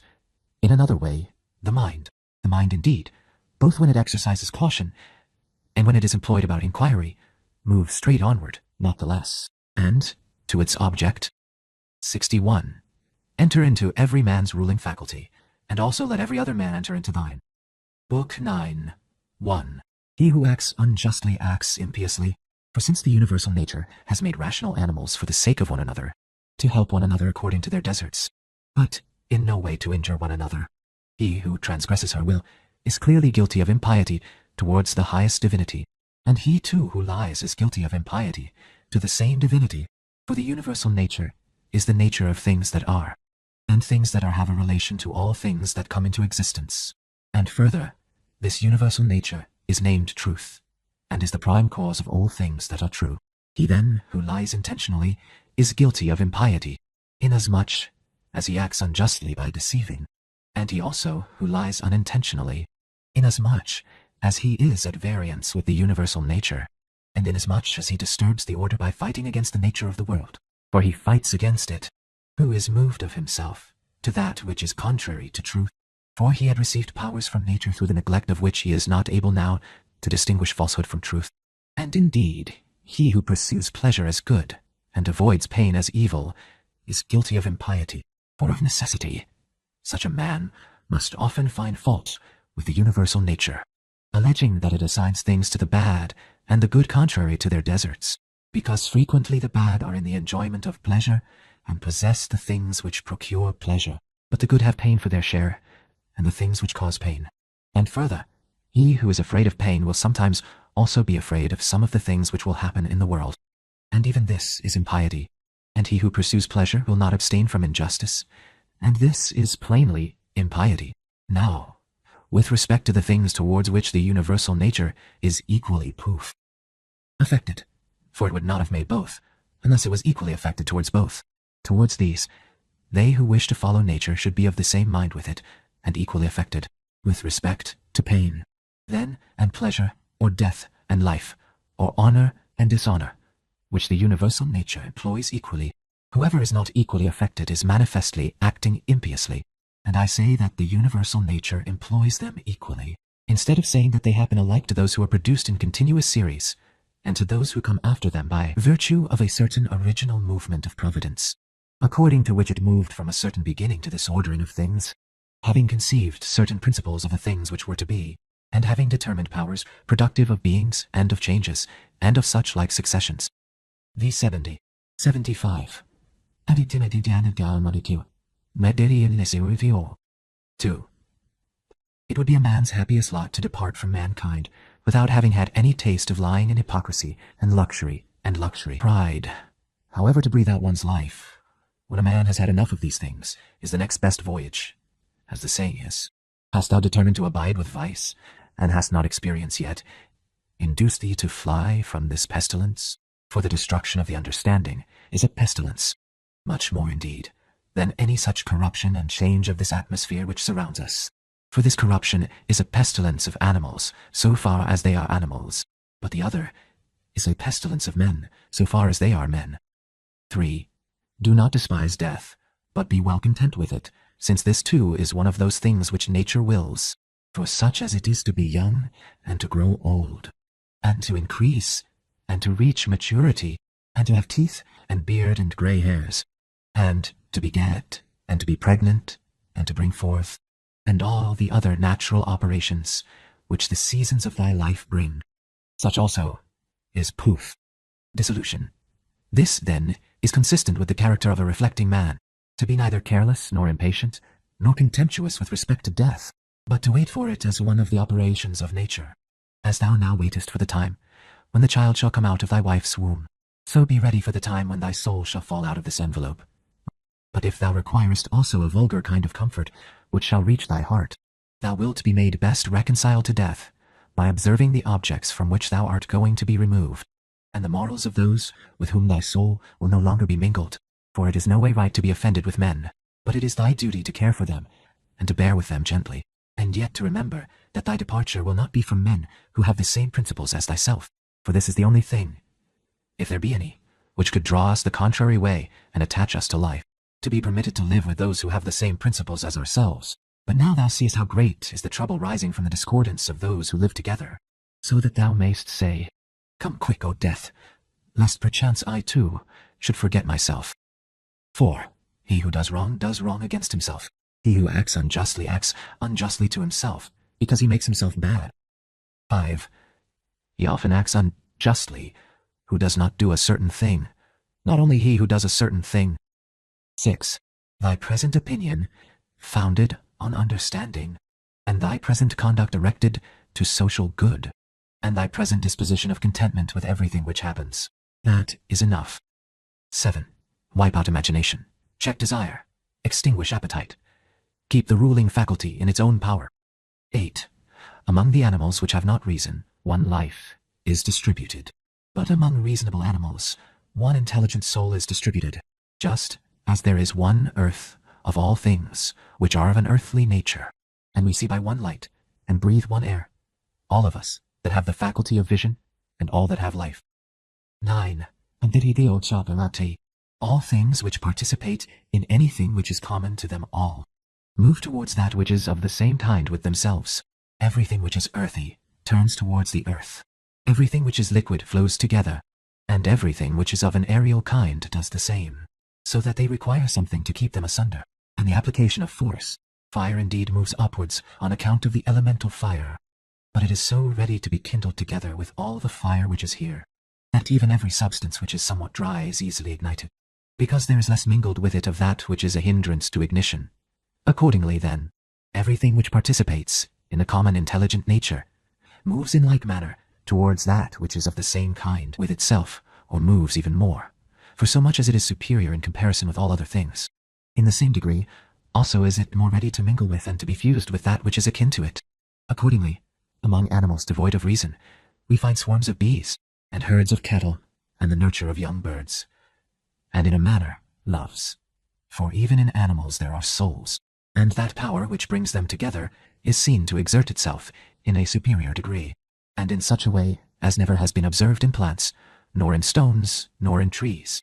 But in rational animals, there are political communities and friendships, and families and meetings of people, and in wars, treaties, and armistices, but in the things which are still superior, even though they are separated from one another, unity in a manner exists, as in the stars.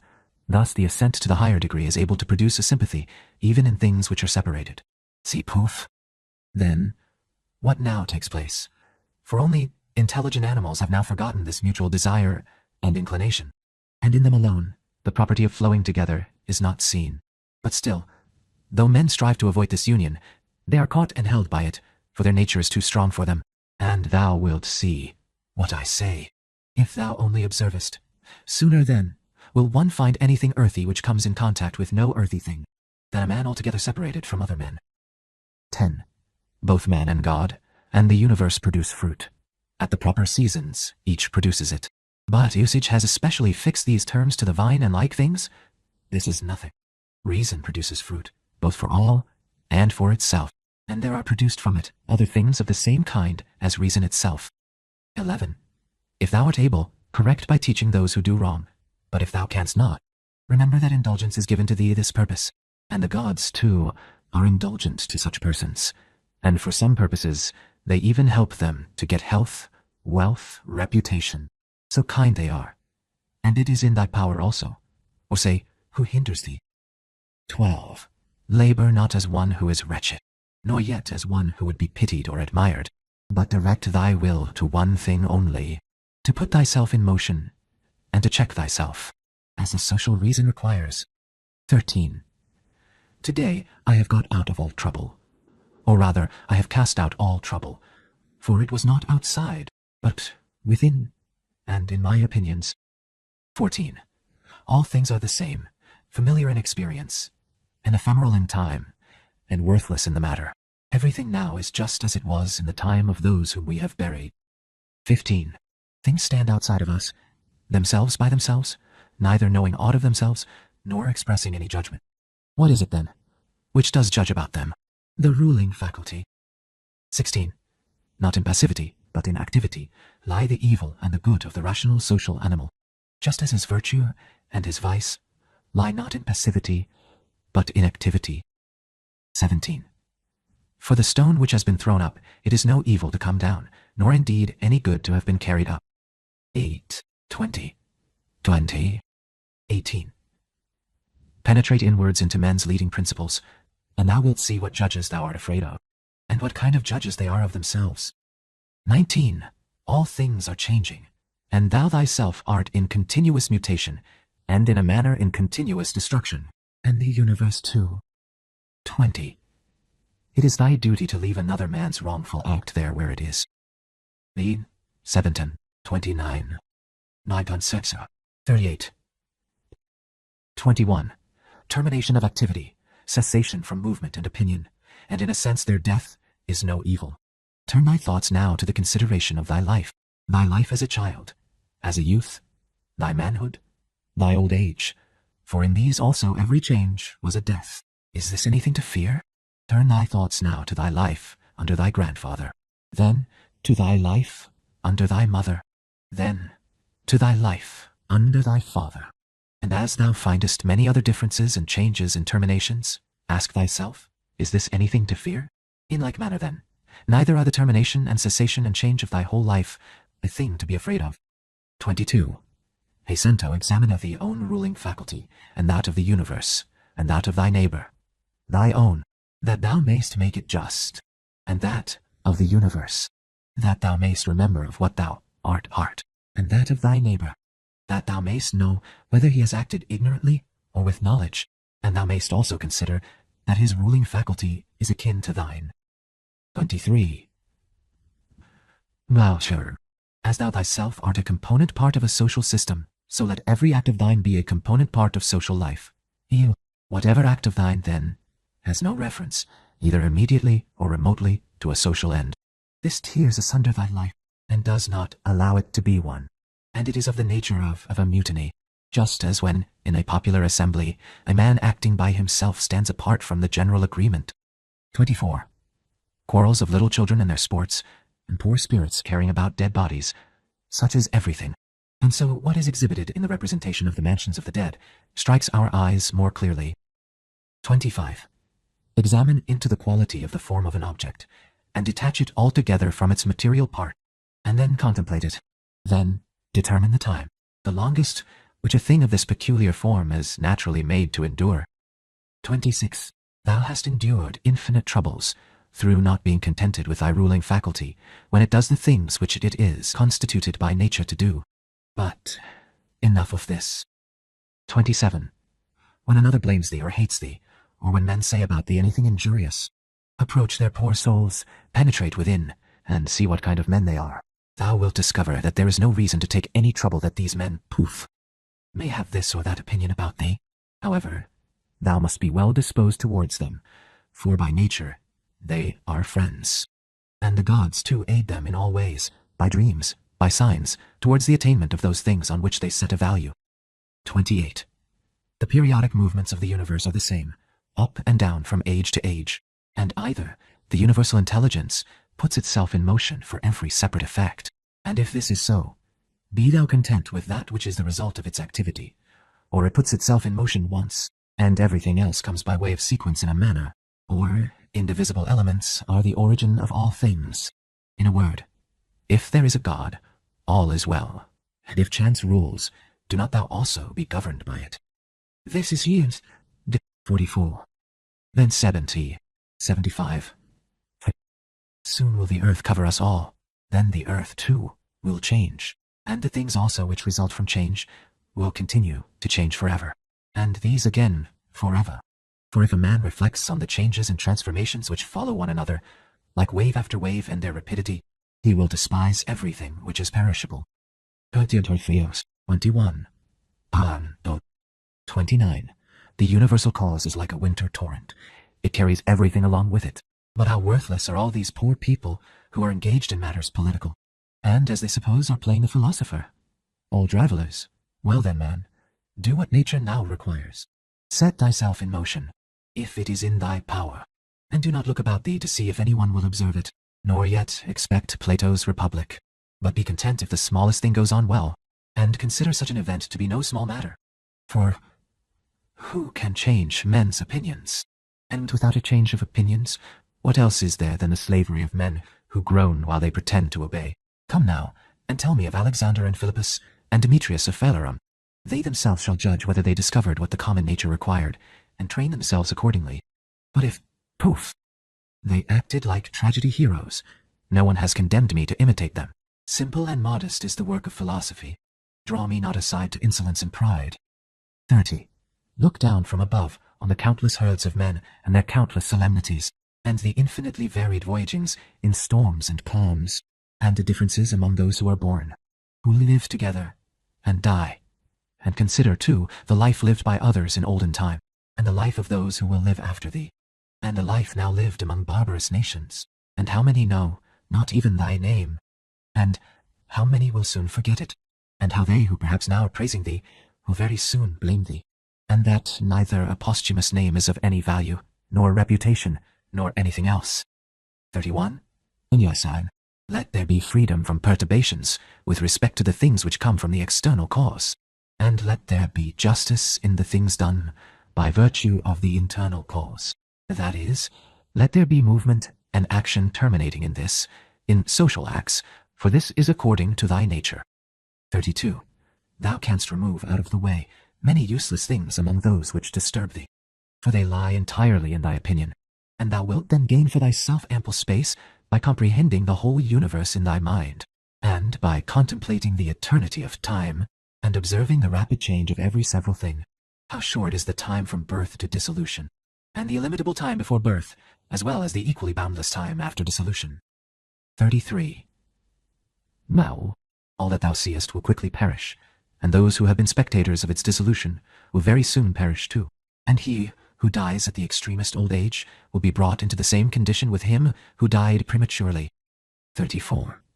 What are these men's leading principles, and about what kind of things are they busy, and for what kind of reasons do they love and honor? Imagine that thou seest their poor souls laid bare, when they think that they do harm by their blame, or good by their praise. What an idea! 35. Loss is nothing else than change, but the universal nature delights in change, and in obedience to her, all things are now done well, and from eternity have been in like form, and will be such to time without end. What then dost thou say? That all things have been, and all things always will be bad, and that no power has ever been found in so many gods to rectify these things, but the world has been condemned to be bound in never-ceasing evil. 45. The 17. 18. 36.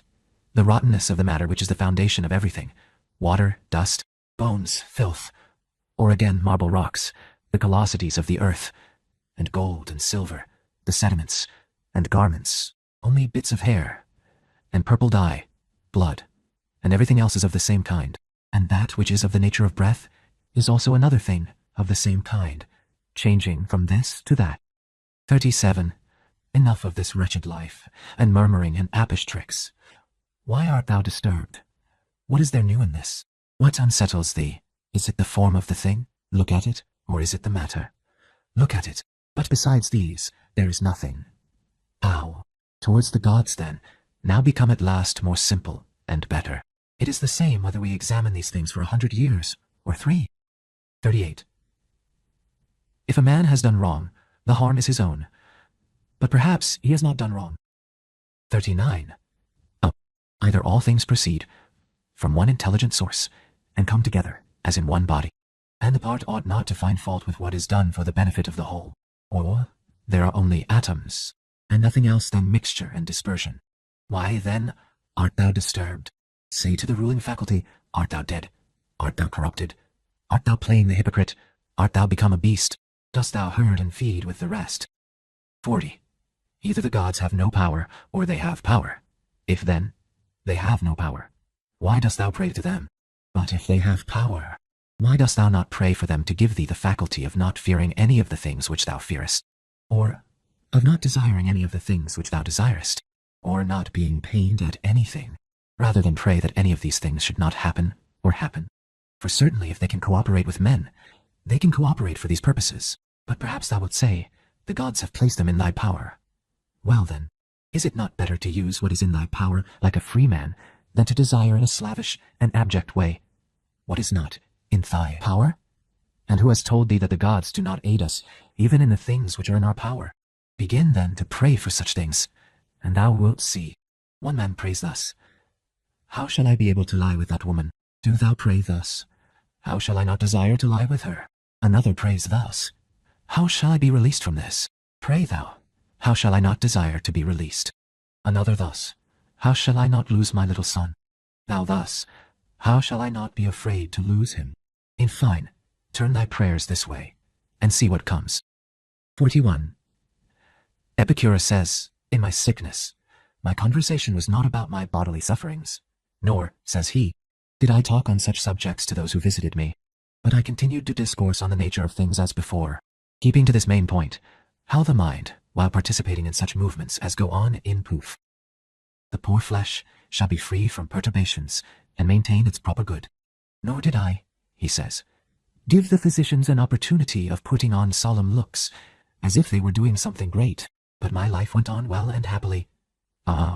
Do, then, the same that he did both in sickness, if thou art sick, and in any other circumstances, for never to desert philosophy in any events that may befall us, nor to hold trifling talk, either with an ignorant man or with one unacquainted with nature, is a principle of all schools of philosophy, but to be intent only on that which thou art now doing, and on the instrument by which thou doest it. 42. When thou art offended with any man's shameless conduct, immediately ask thyself, is it possible, then, that shameless men should not be in the world? It is not possible. Do not, then, require what is impossible, for this man also is one of those shameless men who must of necessity be in the world. Let the considerations be present to thy mind in the case of the knave, and of the faithless man, and of every man who does wrong in any way. For at the same time that thou dost remind thyself that it is impossible that such kind of men should not exist, thou wilt become more kindly disposed towards everyone individually. It is useful to perceive this. 2. Immediately when the occasion arises, what virtue nature has given to man to oppose to every wrongful act. For she has given to man, as an antidote against the stupid man, mildness, and against another kind of man some other power. And in all cases it is possible for thee to correct by teaching the man who has gone astray.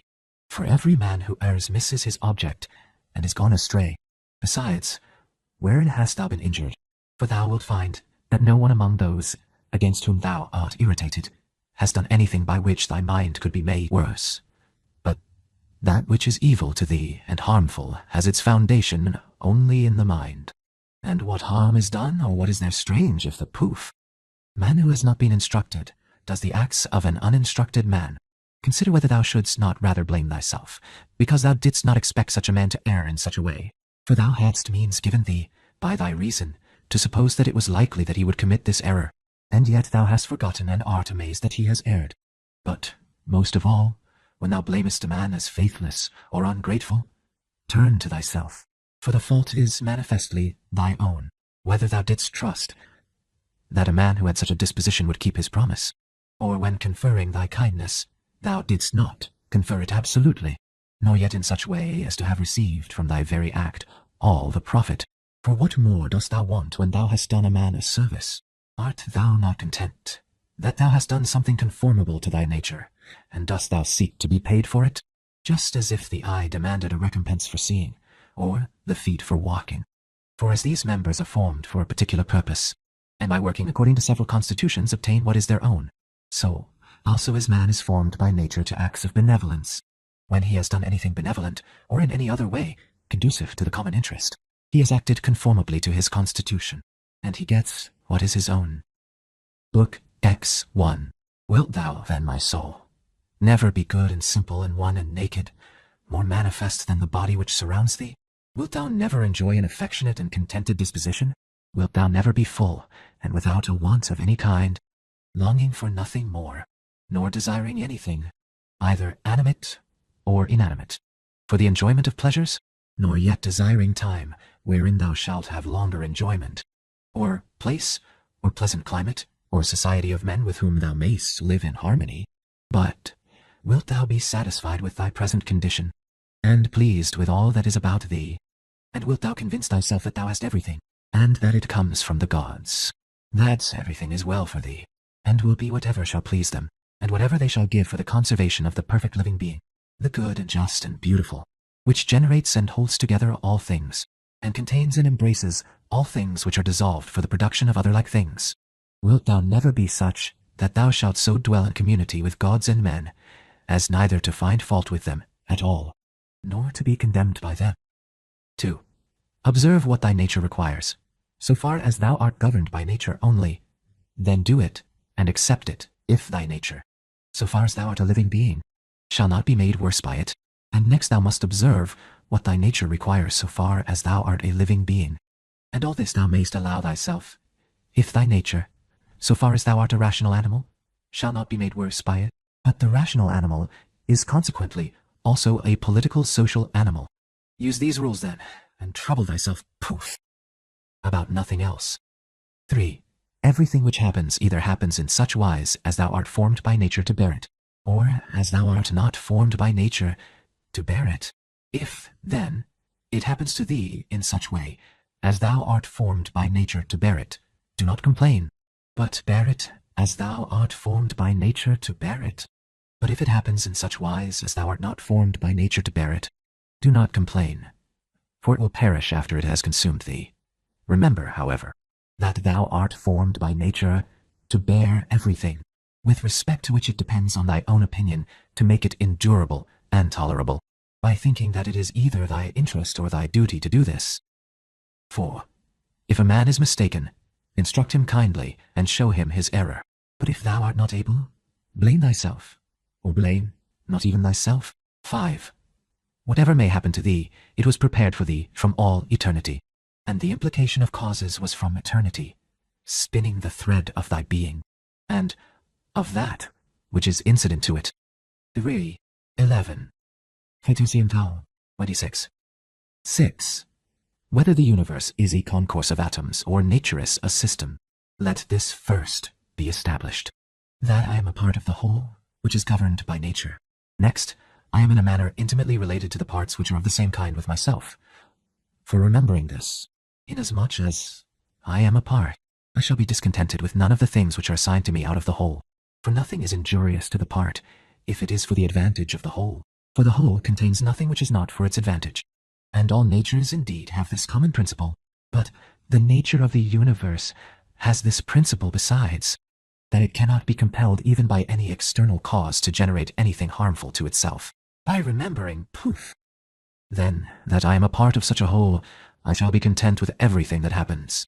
And inasmuch as I am in a manner intimately related to the parts which are of the same kind with myself, I shall do nothing unsocial, but I shall rather direct myself to the things which are of the same kind with myself, and I shall turn all my efforts to the common interest, and divert them from the contrary.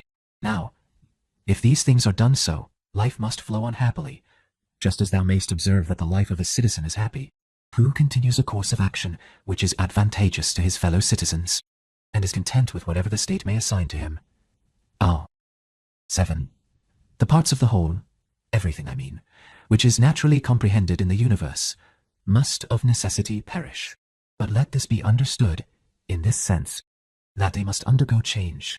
But if this is naturally both an evil and a necessity for the parts, the whole would not continue to exist in a good condition, all the parts being subject to change and constituted so as to perish in various ways. For whether did nature herself design to do evil to the things which are parts of herself, and to make them subject to evil, and of necessity fall into evil, or have such results happened without her knowing it? Both these suppositions, indeed, are incredible. But if a man should even drop the term nature as an efficient power, and should speak of these things as natural, even then it would be ridiculous to affirm at the same time that the parts of the whole are in their nature subject to change, and at the same time to be surprised or vexed as if something were happening contrary to nature, particularly as the dissolution of things is into those things of which each thing is composed. For there is either a dispersion of the elements out of which everything has been compounded, or a change from the solid to the earthy, and from the airy to the aerial, so that these parts are taken back into the universal reason. Whether this at certain periods is consumed by fire or poof, renewed by eternal changes. And do not imagine that the solid and the airy part belong to thee from the time of generation.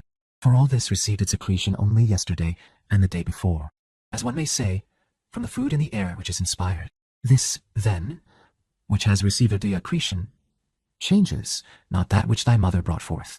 But suppose that this which thy mother brought forth implicates thee very much with that other part, which has the peculiar quality of change. This is nothing, in fact, in the way of objection to what is said. 8.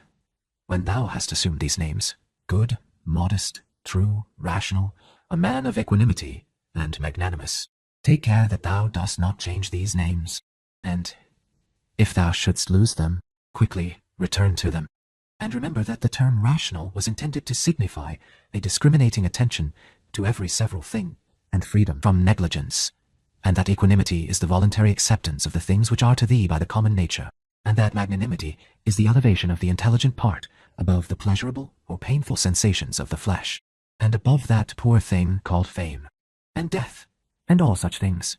If, then, thou maintainest thyself in the possession of these names, without desiring to be called by these names by others, thou wilt be another person, and wilt enter on another life.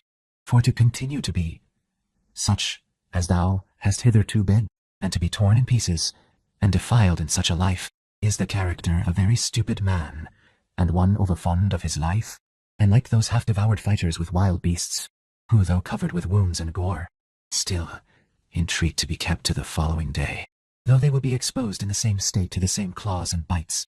Therefore fix thyself in the possession of these few names, and if thou art able to abide in them, abide as if thou wast removed to certain islands of the happy.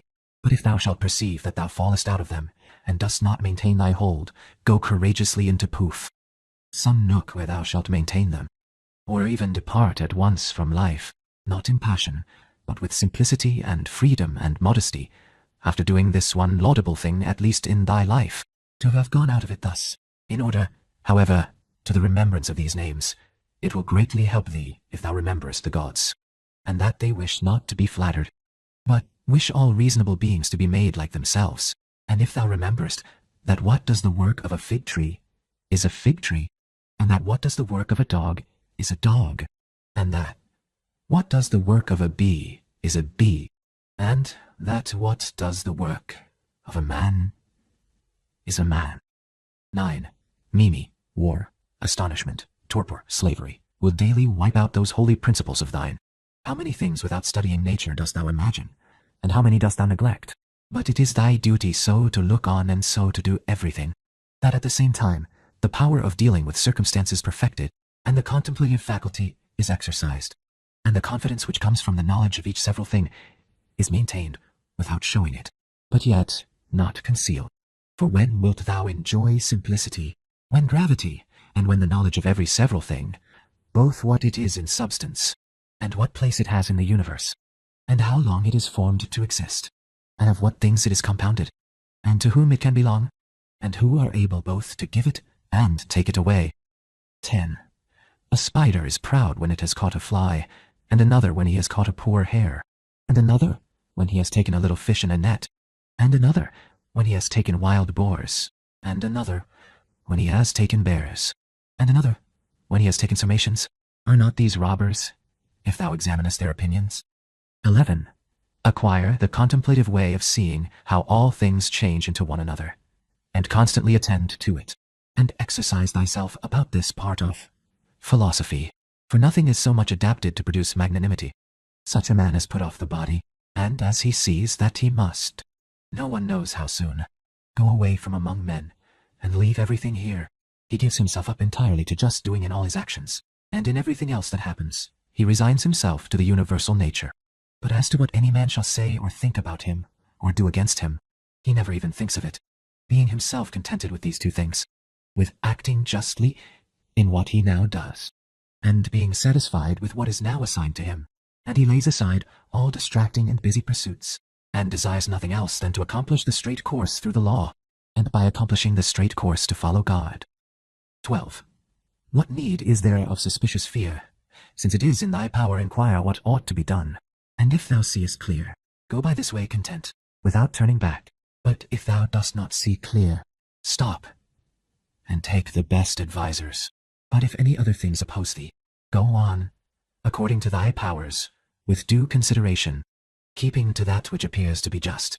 For it is best to reach this object, and if thou dost fail, let thy failure be in attempting this. He who follows reason in all things is both tranquil and active at the same time, and also cheerful and collected. 13.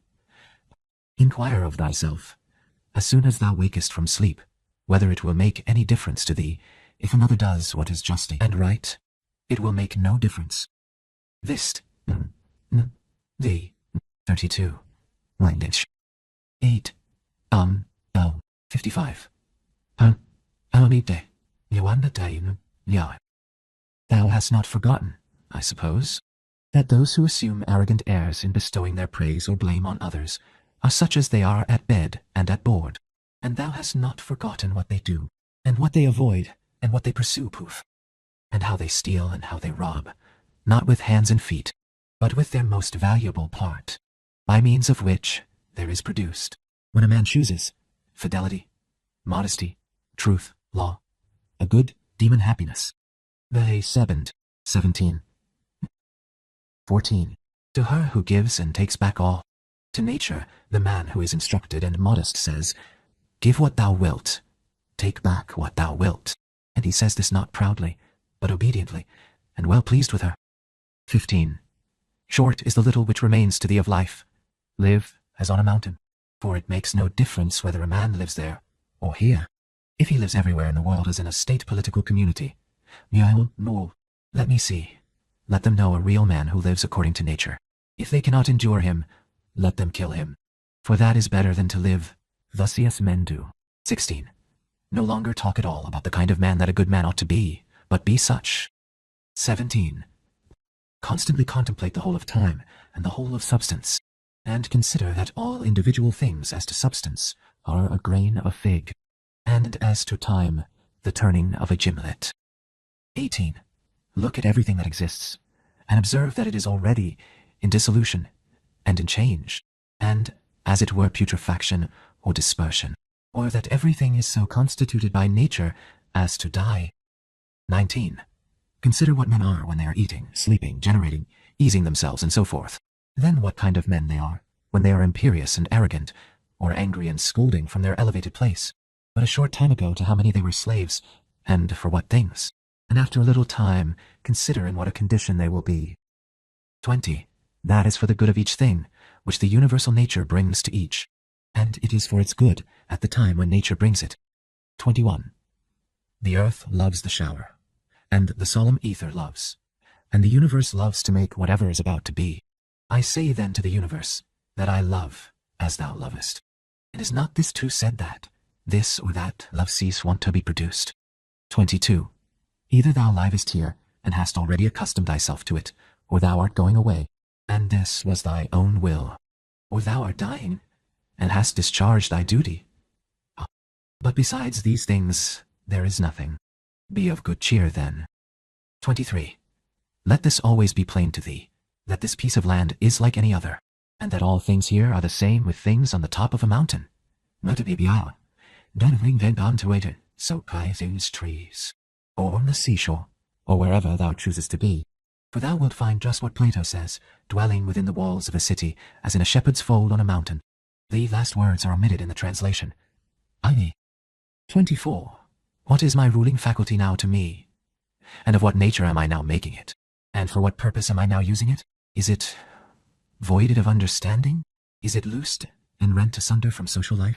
Is it melted in two and mixed with the poor flesh so as to move together with it? 25. He who flies from his master is a runaway. But the law is master, and he who breaks the law is a runaway, and he also who is grieved or angry or afraid. is dissatisfied, because something has been or is or shall be of the things which are appointed by him who rules all things. And he is law, and assigns to every man what is fit. He then who fears, or is grieved, or is angry, is a runaway. 26. A man deposits seed in a womb and goes away, and then another cause takes it and labors on it, and makes a child. What a thing from such a material! Again, the child passes food down through the throat, and then another cause takes it, and makes perception and motion, and in fine life, and strength, and other things. How many, and how strange! Observe then the things which are produced in such a hidden way, and see the power, just as we see the power which carries things downwards and upwards, not with the eyes, but still no less plainly. Veniden dabai, my taben chicken, and live to I never see it. 75. 75. 27. Constantly consider how all things such as they now are, in time past also were, and consider that they will be the same again, and place before thy eyes entire dramas and stages of the same form, whatever thou hast learned from thy experience or from older history. For example, the whole court of Hadrianus, and the whole court of Antoninus, and the whole of Philippus, Alexander, Crusus, for all those were such dramas as we see now, only with different actors. 28. Imagine every man who is grieved at anything or discontented to be like a pig which is sacrificed and kicks and screams. Like this pig also is he who on his bed in silence laments the bonds in which we are held. And consider that only to the rational animal is it given to follow voluntarily what happens, but simply to follow is a necessity imposed on all. 29. Severally on the occasion of everything that thou dost, pause and ask thyself if death is a dreadful thing because it deprives thee of this. 30. When thou art offended at any man's fault, forthwith turn to thyself, and reflect in what like manner thou dost err thyself. Poof! Oh! For example, in thinking that money is a good thing, or pleasure, or a bit of reputation, and the like, for by attending to this, thou wilt quickly forget thy anger. If this consideration also is added, that the man is compelled, for what else could he do? Or, if thou art able, take away from him the compulsion. 31. When thou hast seen Satyron the Socratic, think of either Eutyches or Hymen, and when thou hast seen Euphrates, think of Eutychian or Sylvanus. And when thou hast seen Alciphron, think of Tropaeophorus. And when thou hast seen Xenophon, think of Crito or Severus. And when thou hast looked on thyself, think of any other Caesar. And in the case of everyone do in like manner. Then let this thought be in thy mind. Where then are those men? Nowhere, or nobody knows where. For thus continuously thou wilt look at human things as smoke and nothing at all, especially if thou reflectest at the same time that what has once changed will never exist again in the infinite of time. But thou, in what a brief space of time is thy existence? And why art thou not content to pass through this short time in an orderly way? What matter and opportunity for thy activity art thou avoiding? For what else are all these things, except exercises for the reason? When it has viewed carefully, and by examination into their nature, the things which happen in life, persevere then, until thou shalt have made these things thy own.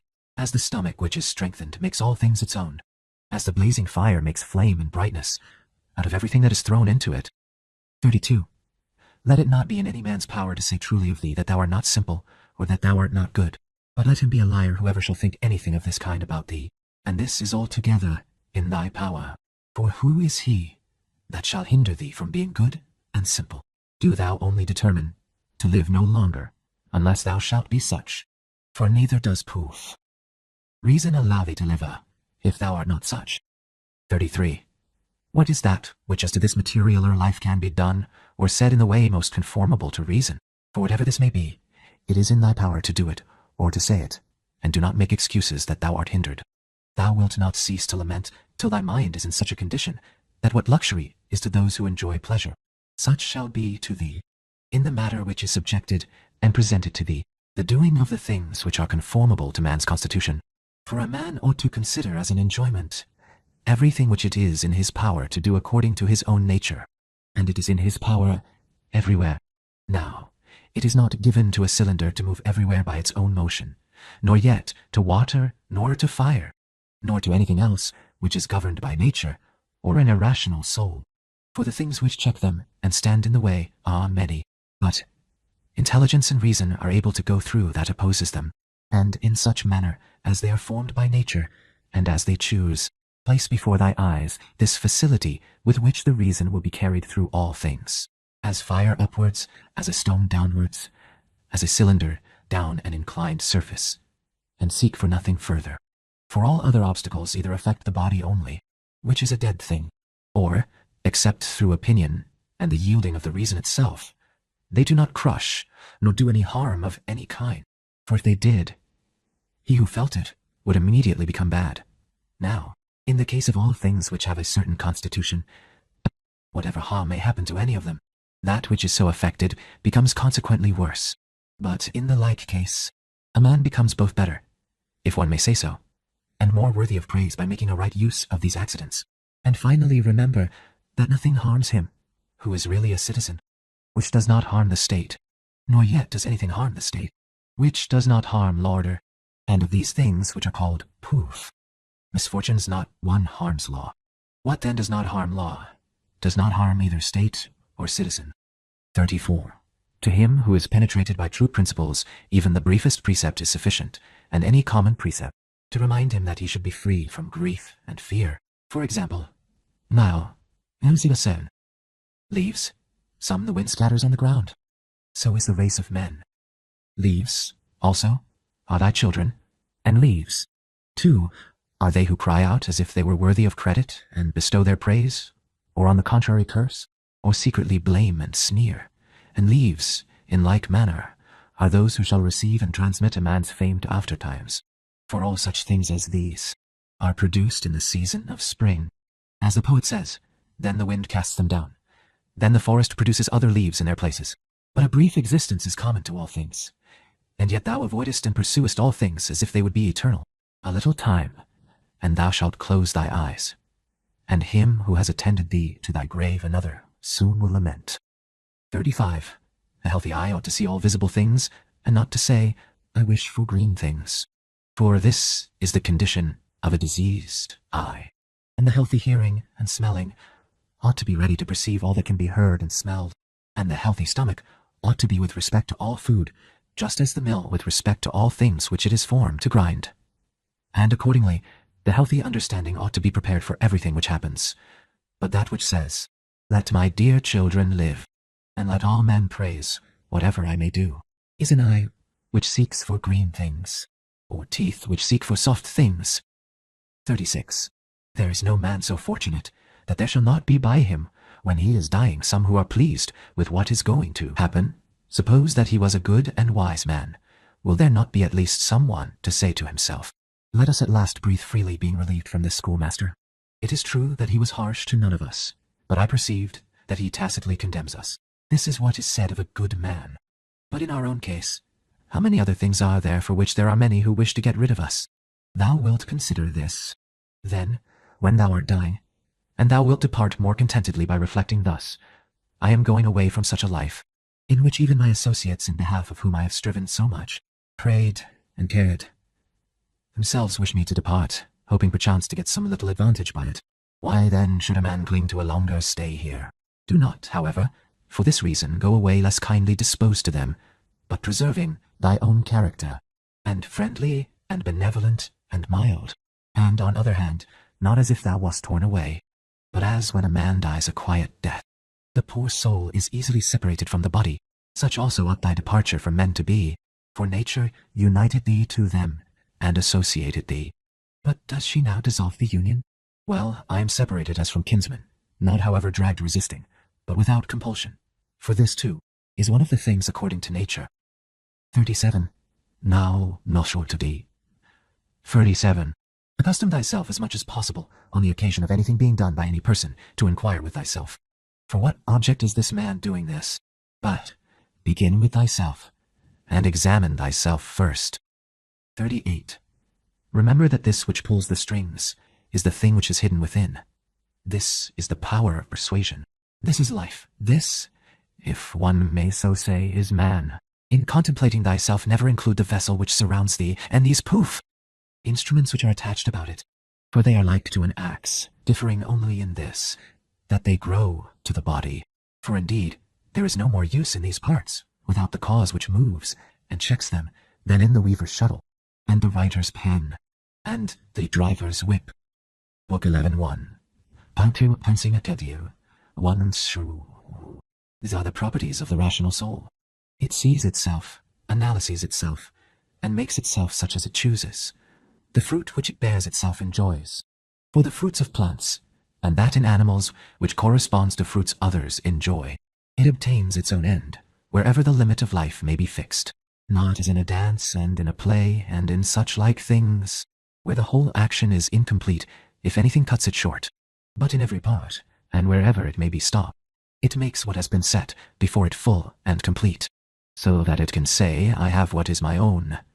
And further, it traverses the whole universe, and the surrounding vacuum, and surveys its form, and it extends itself into the infinity of time, and embraces and comprehends the periodical poof, renovation of all things. And it comprehends that those who come after us will see nothing new, nor have those before us seen anything more. But in a manner, he who is 40 years old, if he has any understanding at all, has seen by virtue of the uniformity that prevails all things which have been, and all that will be. This, too, is a property of the rational soul, love of one's neighbor, and truth, and modesty, and to value nothing more than itself, which is also the property of law. Thus, the right reason differs not at all from the reason of justice. 2. Thou wilt set little value on pleasing song and dancing, and the pancration, if thou wilt distribute the melody of the voice into its several sounds, and ask thyself as to each, if thou art mastered by this, for thou wilt be prevented by shame from confessing it. And in the matter of dancing, if at each movement and attitude thou wilt do the same, and the like also in the matter of the pancration. In all things, then, except virtue and the acts of virtue, remember to apply thyself to their several parts, and by this division to come to value them little, and apply this rule also to thy whole life. 3. What a soul that is which is ready, if at any moment it must be separated from the body, and ready either to be extinguished or dispersed or continue to exist, but so that this readiness comes from a man's own judgment, not from mere obstinacy, as with the Christians, but considerately and with dignity, and in a way to persuade another, without tragic show. 4. Have I done something for the general interest? Well then, I have had my reward. Let this always be present to thy mind, and never stop doing such good. 5. What is thy art? To be good. And how is this accomplished well except by general principles, some about the nature of the universe, and others about the proper constitution of man? 6. At first tragedies were brought on the stage as means of reminding men of the things which happen to them, and that it is according to nature for things to happen so, and that, if you are delighted with what is shown on the stage, you should not be troubled with that which takes place on the larger stage, for you see that these things must be accomplished thus, and that even they bear them who cry out, O Cytheron.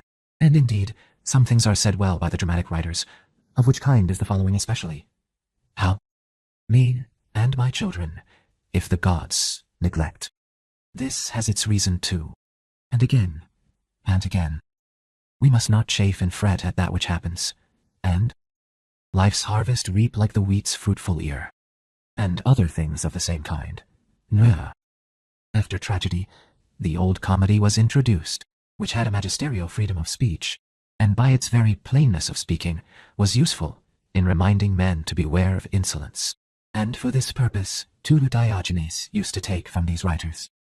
But as to the middle comedy, which came next, observe what it was, and again, for what object the new comedy was introduced, which gradually sank down into a mere mimic artifice. That some good things are said even by these writers, everybody knows, but the whole plan of such poetry and dramaturgy, to what end does it look? 7. How plain does it appear that there is not another condition of life so well suited for philosophizing as this, in which thou now happenest to be. 8. A branch cut off from the adjacent branch must of necessity be cut off from the whole tree also. So too, a man when he is separated from another man has fallen off from the whole social community. Now as to a branch, another cuts it off, But a man by his own act separates himself from his neighbor when he hates him and turns away from him, and he does not know that he has at the same time cut himself off from the whole social system. Yet he has this privilege certainly from Zeus, who framed society, for it is in our power to grow again to that which is near to us, and again to become a part which helps to make up the whole. However, if it often happens, this kind of separation, it makes it difficult for that which detaches itself to be brought to unity, and to be restored to its former condition. Finally, the branch, which from the first grew together with the tree, and has continued to have one life with it, is not like that which after being cut off is then engrafted. For this is something like what the gardeners mean when they say that it grows with the rest of the tree, but that it is not the same mind with it. 9. As those who try to stand in thy way when thou art proceeding, according to right reason, will not be able to turn thee aside from thy proper action. So neither let them drive thee from thy benevolent feelings toward them, but be on thy guard equally in both matters, not only in the matter of steady judgment and action, but also in the matter of gentleness to those who try to hinder or otherwise trouble thee. For this also is a weakness, to be vexed at them, as well as to be diverted from thy course of action, and to give way through fear. For both are equally deserters from their post, the man who does it through fear, and the man who is alienated from him, who is by nature a kinsman, poof, and a friend. 10. There is no nature which is inferior to art, for the arts imitate the natures of things. But, if this is so, that nature, which is the most perfect, and the most comprehensive of all natures, cannot fall short of the skill of art. Now all arts do the inferior things for the sake of the superior. Therefore the universal nature does so too. And indeed, hence is the origin of justice, and in justice the other virtues have their foundation. For justice will not be observed if we either care for middle things, things indifferent, or are easily deceived and careless and changeable. Now, 16. Verse 17, 55, 55. 11. If the things do not come to thee, the pursuits and avoidances of which disturb thee, still in a manner thou goest to them. Let then thy judgment about them be at rest, and they will remain quiet, and thou wilt not be seen either pursuing or avoiding. 12. The spherical form of the soul maintains its figure when it is neither extended towards any object, nor contracted inwards, nor dispersed, nor sinks down, but is illuminated by light, by which it sees the truth of all things, and the truth that is in itself. 18. 4145. 12. 3. 20,000 hands, netted them out and they white. 13. Suppose any man shall despise me, let him look to that himself. But I will look to this, that I be not discovered doing or saying anything deserving of contempt. Shall any man hate me, let him look to it, but I will be mild and benevolent towards every man, and ready to show even him his mistake, not reproachfully, nor yet as making a display of my endurance, but nobly and honestly, like the great Phocion, unless indeed he only assumed it. For the interior parts ought to be such, and a man ought to be seen by the gods neither dissatisfied, with anything nor complaining. For what evil is it to thee, if thou art now doing what is agreeable to thy own nature, and art satisfied with that which at this moment is suitable to the nature of the universe, since thou art a human being placed at thy post, in order that what is for the common advantage may be done in some way? 14. Men despise one another, and flatter one another, and men wish to raise themselves above one another, and crouch before one another. 15. How unsound and insincere is he who says, I have determined to deal with thee in a fair way. What art thou doing, man? There is no occasion to give this notice. It will soon show itself by acts. The voice ought to be plainly written on the forehead. Such as a man's character is, he immediately shows it in his eyes, just as he who is beloved forthwith reads everything the eyes of lovers. The man who is honest and good ought to be exactly like a man who smells strong, so that the bystander, as soon as he comes near him, must smell whether he choose or not. But the affectation of simplicity is like a crooked stick. Nothing is more disgraceful than a wolfish friendship, false friendship. Avoid this most of all. The good and simple and benevolent show all these things in the eyes, and there is no mistaking. 16. As to living in the best way, this power is in the soul, if it be indifferent to things which are indifferent, and it will be indifferent if it looks on each of these things separately and all together, and if it remembers that not one of them produces in us an opinion about itself, nor comes to us, but these things remain immovable, and it is we ourselves who produce the judgments about them, and, as we may say, write them in ourselves, it being in our power not to write them, and it being in our power, if perchance these judgments have imperceptibly got admission to our minds, to wipe them out, and if we remember also that such attention will only be for a short time, and then life will be at an end. Besides, what trouble is there at all in doing this? For if these things are according to nature, rejoice in them, and they will be easy to thee. But if contrary to nature, seek what is conformable to thy own nature, and strive towards this, even if it bring no reputation, for every man is allowed to seek his own good. 17. Consider whence each thing is come, and of what it consists, and into what it changes, and what kind of a thing it will be when it has changed, and that it will sustain no harm. 18. If any have offended against thee, consider first what is my relation to men, and that we are made for one another, and in another respect, I was made to be set over them, as a ram the flock, or a bull over the herd. But examine the matter from first principles. From this, if all things are not mere atoms, it is nature which orders all things. If this is so, the inferior things exist for the sake of the superior, and these for the sake of one another. 1. Life and 39. V. 16. 3. Dead showing day. 4. Opportunity by day. Second, consider what kind of men they are at table, in bed, and so forth, and particularly, under what compulsions in respect of opinions they are, and as to their acts, consider with what pride they do what they do. 8. 14. 34. Third, that if men do rightly what they do, we ought not to be displeased. But if they do not right, it is plain that they do so involuntarily, and in ignorance, for as every soul is unwillingly deprived of the truth, so also is it unwillingly deprived of the power of behaving to each man according to his deserts. Accordingly, men are pained when they are called unjust, ungrateful, and greedy, and in a word, wrongdoers to their neighbors. The seventh, 6263, 2. 1. The seventh, 26, 8, 29. Fourth, consider that thou also doest many things wrong, and that thou art a man like others, and even if thou dost abstain from certain faults, still thou hast the disposition to commit them, though either through cowardice, or concern about reputation, or some such mean motive, thou dost abstain from such faults.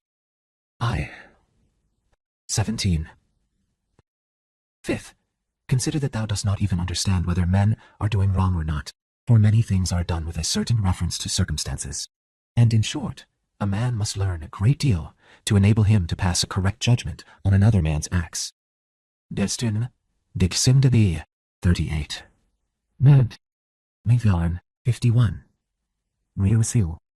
Sixth, consider when thou art much vexed or grieved, that man's life is only a moment, and after a short time we are all laid out dead. The seventh, 58. 48. Seventh, that it is not men's acts which disturb us, for those acts have their foundation in men's ruling principles, but it is our own opinions which disturb us. Take away these opinions, and resolve to dismiss thy judgment about an act as if it were something grievous, and thy anger is gone. How then shall I take away these opinions?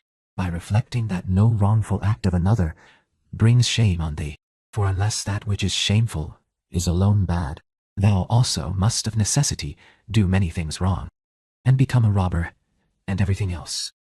V. 25. Behinde. Dependai. Nabdai sebo. Na. 16. Sian. I am Tamido. 8th. Consider how much more pain is brought on us by the anger and vexation caused by such acts than by the acts themselves, at which we are angry and vexed. 3949. Valmandaviden. Papa Biamtedad. Nada Tironated Tedwell 24. Amansian. 9th. Consider that a good disposition is invincible if it be genuine, and not an affected smile and acting a part. For what will the most violent man do to thee, if thou continuest to be of a kind disposition towards him, and if, as opportunity offers, thou gently admonishest him, and calmly correctest his errors at the very time when he is trying to do thee harm, saying, Not so, poof, my child, we are constituted by nature for something else. I shall certainly not be injured, but thou art injuring thyself, my child. And show him with gentle tact, and by general principles, that this is so, and that even bees do not do as he does, nor any animals which are formed by nature to be gregarious, and thou must do this, neither with any double meaning, nor in the way of reproach, but affectionately, and without any rancor in thy soul. What does end? Not as if thou wert lecturing him, nor yet that any bystander may admire, but either when he is alone, and if others are present. Remember these 9 rules, as if thou hadst received them as a gift from the Muses, and begin at last to be a man while thou livest. But thou must equally avoid flattering men and being vexed at them, for both are unsocial and lead to harm. And let this truth be present to thee in the excitement of anger, that to be moved by passion is not manly, but mildness and gentleness. As they are more agreeable to human nature, so also are they more manly. And he who possesses these qualities possesses strength, nerves, and courage, and not the man who is subject to fits of passion and discontent. For in the same degree in which a man's mind is nearer to freedom from all passion, in the same degree also is it nearer to strength. And as the sense of pain is a characteristic of weakness, so also is anger. For he who yields to pain and he who yields to anger, both are wounded and both submit.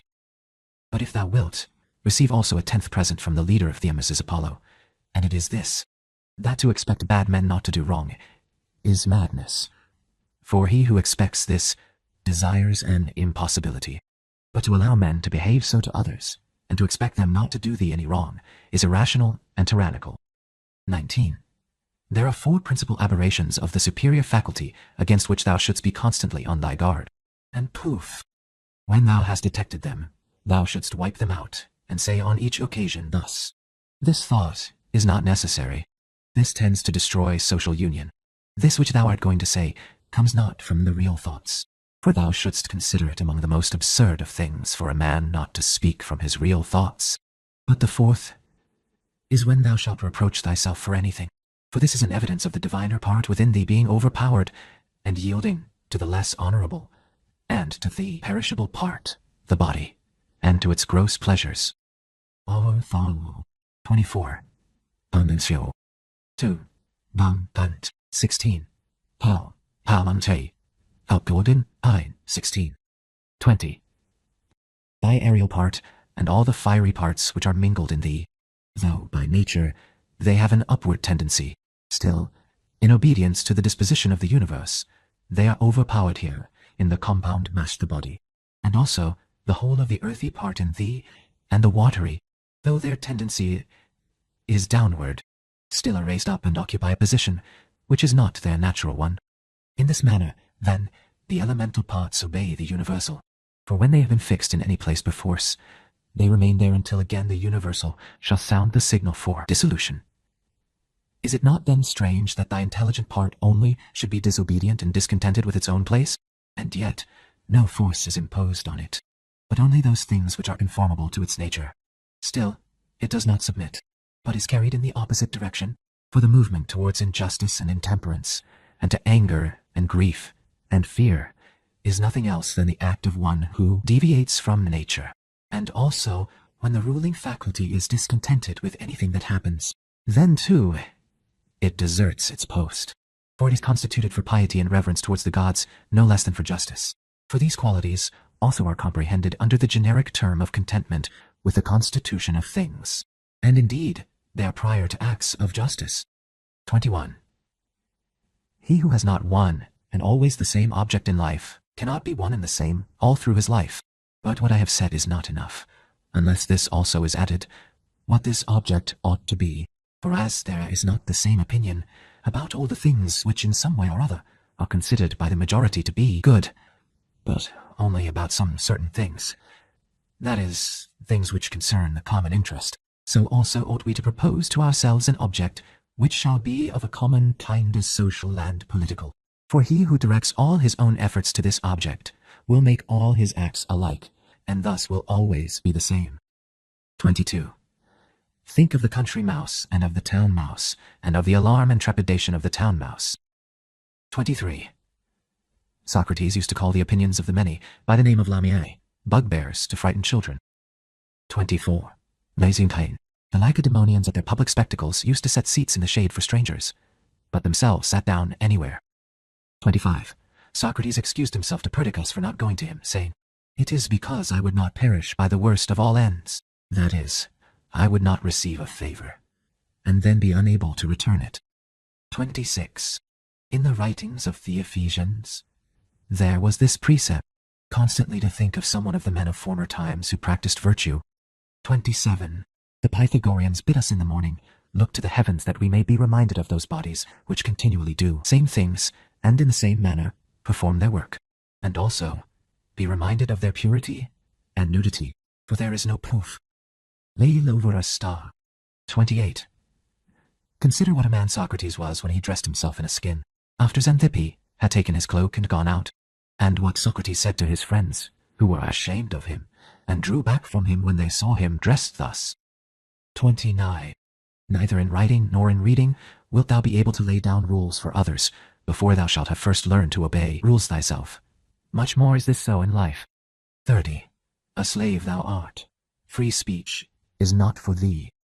31. And my heart laughed within. 32. And virtue they will curse, speaking harsh words.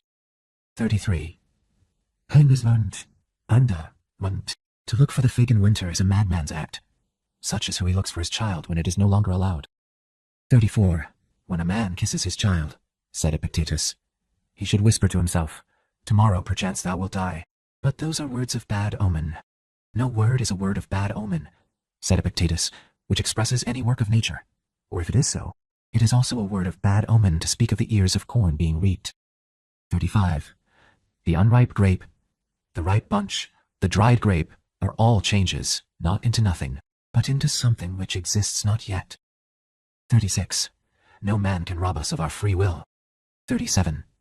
Epictetus also said, a man must discover an artior rules with respect to giving his assent, and in respect to his movements, he must be careful that they be made with regard to poof circumstances, that they be consistent with social interests, that they have regard to the value of the object, and as to sensual desire, he should altogether keep away from it, and as to avoidance, aversion, he should not show it with respect to any of the things which are not in our power.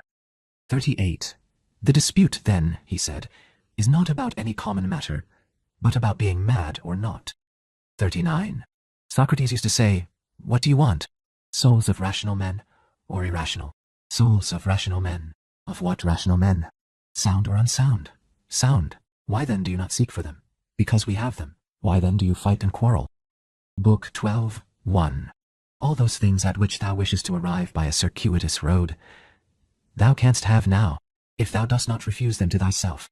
And this means, if thou wilt take no notice of all the past, and trust the future to providence, and direct the present only conformably to piety and justice, conformably to piety, that thou mayest be content with the lot which is assigned to thee, for nature designed it for thee, and thee for it, conformably to justice, that thou mayst always speak the truth freely and without disguise, and do the things which are agreeable to law, and according to the worth of each, and let neither another man's wickedness hinder thee, nor opinion, nor voice, nor yet the sensations of the poor flesh, which has grown about thee, for proof.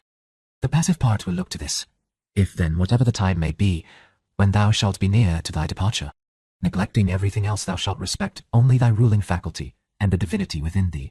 And if thou shalt be afraid, not because thou must sometimes cease to live, but if thou shalt fear never to have begun to live, according to nature, then thou wilt be a man worthy of the universe which has produced thee, and thou wilt cease to be a stranger in thy native land, and to wonder at things which happen daily, as if they were something unexpected, and to be dependent on this or that. 2. God sees the minds, ruling principles off, all men bared of the material vesture, and rind and impurities. For with his intellectual part alone, he touches the intelligence only which has flowed and been derived from himself into these bodies. And if thou also usest thyself to do this, thou wilt rid thyself of thy much trouble. For he who regards not the poor flesh which envelops him, surely will not trouble himself by looking after raiment and dwelling and fame, and such like externals and show. 3. The things are three of which thou art composed, a little body, a little breath-life, intelligence. Of these the first two are thine, so far as it is thy duty to take care of them. But the third alone is properly thine. Therefore, if thou shalt separate from thyself, that is, from thy understanding, whatever others do or say, and whatever thou hast done or said thyself, and whatever future things trouble thee, because they may happen, and whatever in the body which envelops thee, or in the breath-life, which is by nature associated with the body, is attached to thee, independent of thy will, and whatever the external circumfluent vortex whirls round, so that the intellectual power exempt from the things of fate can live pure and free by itself, doing what is just, and accepting what happens, and saying the truth. Poof! If thou wilt separate, I say, from this ruling faculty the things which are attached to it by the impressions of sense, and the things of time to come, and of time that is past, and wilt make thyself like Empedocles' sphere, all round, and in its joyous rest reposing. And if thou shalt strive to live only what is really thy life, that is, the present, then thou wilt be able to pass that portion of life which remains for thee up to the time of thy death, free from perturbations, nobly, and obedient to thy own Demonto, the God that is within thee. 1317. Tafir, 56. 1 Wolf. 4. I have often wondered how it is that every man loves himself more than all the rest of men, but yet sets less value on his own opinion of himself than on the opinion of others.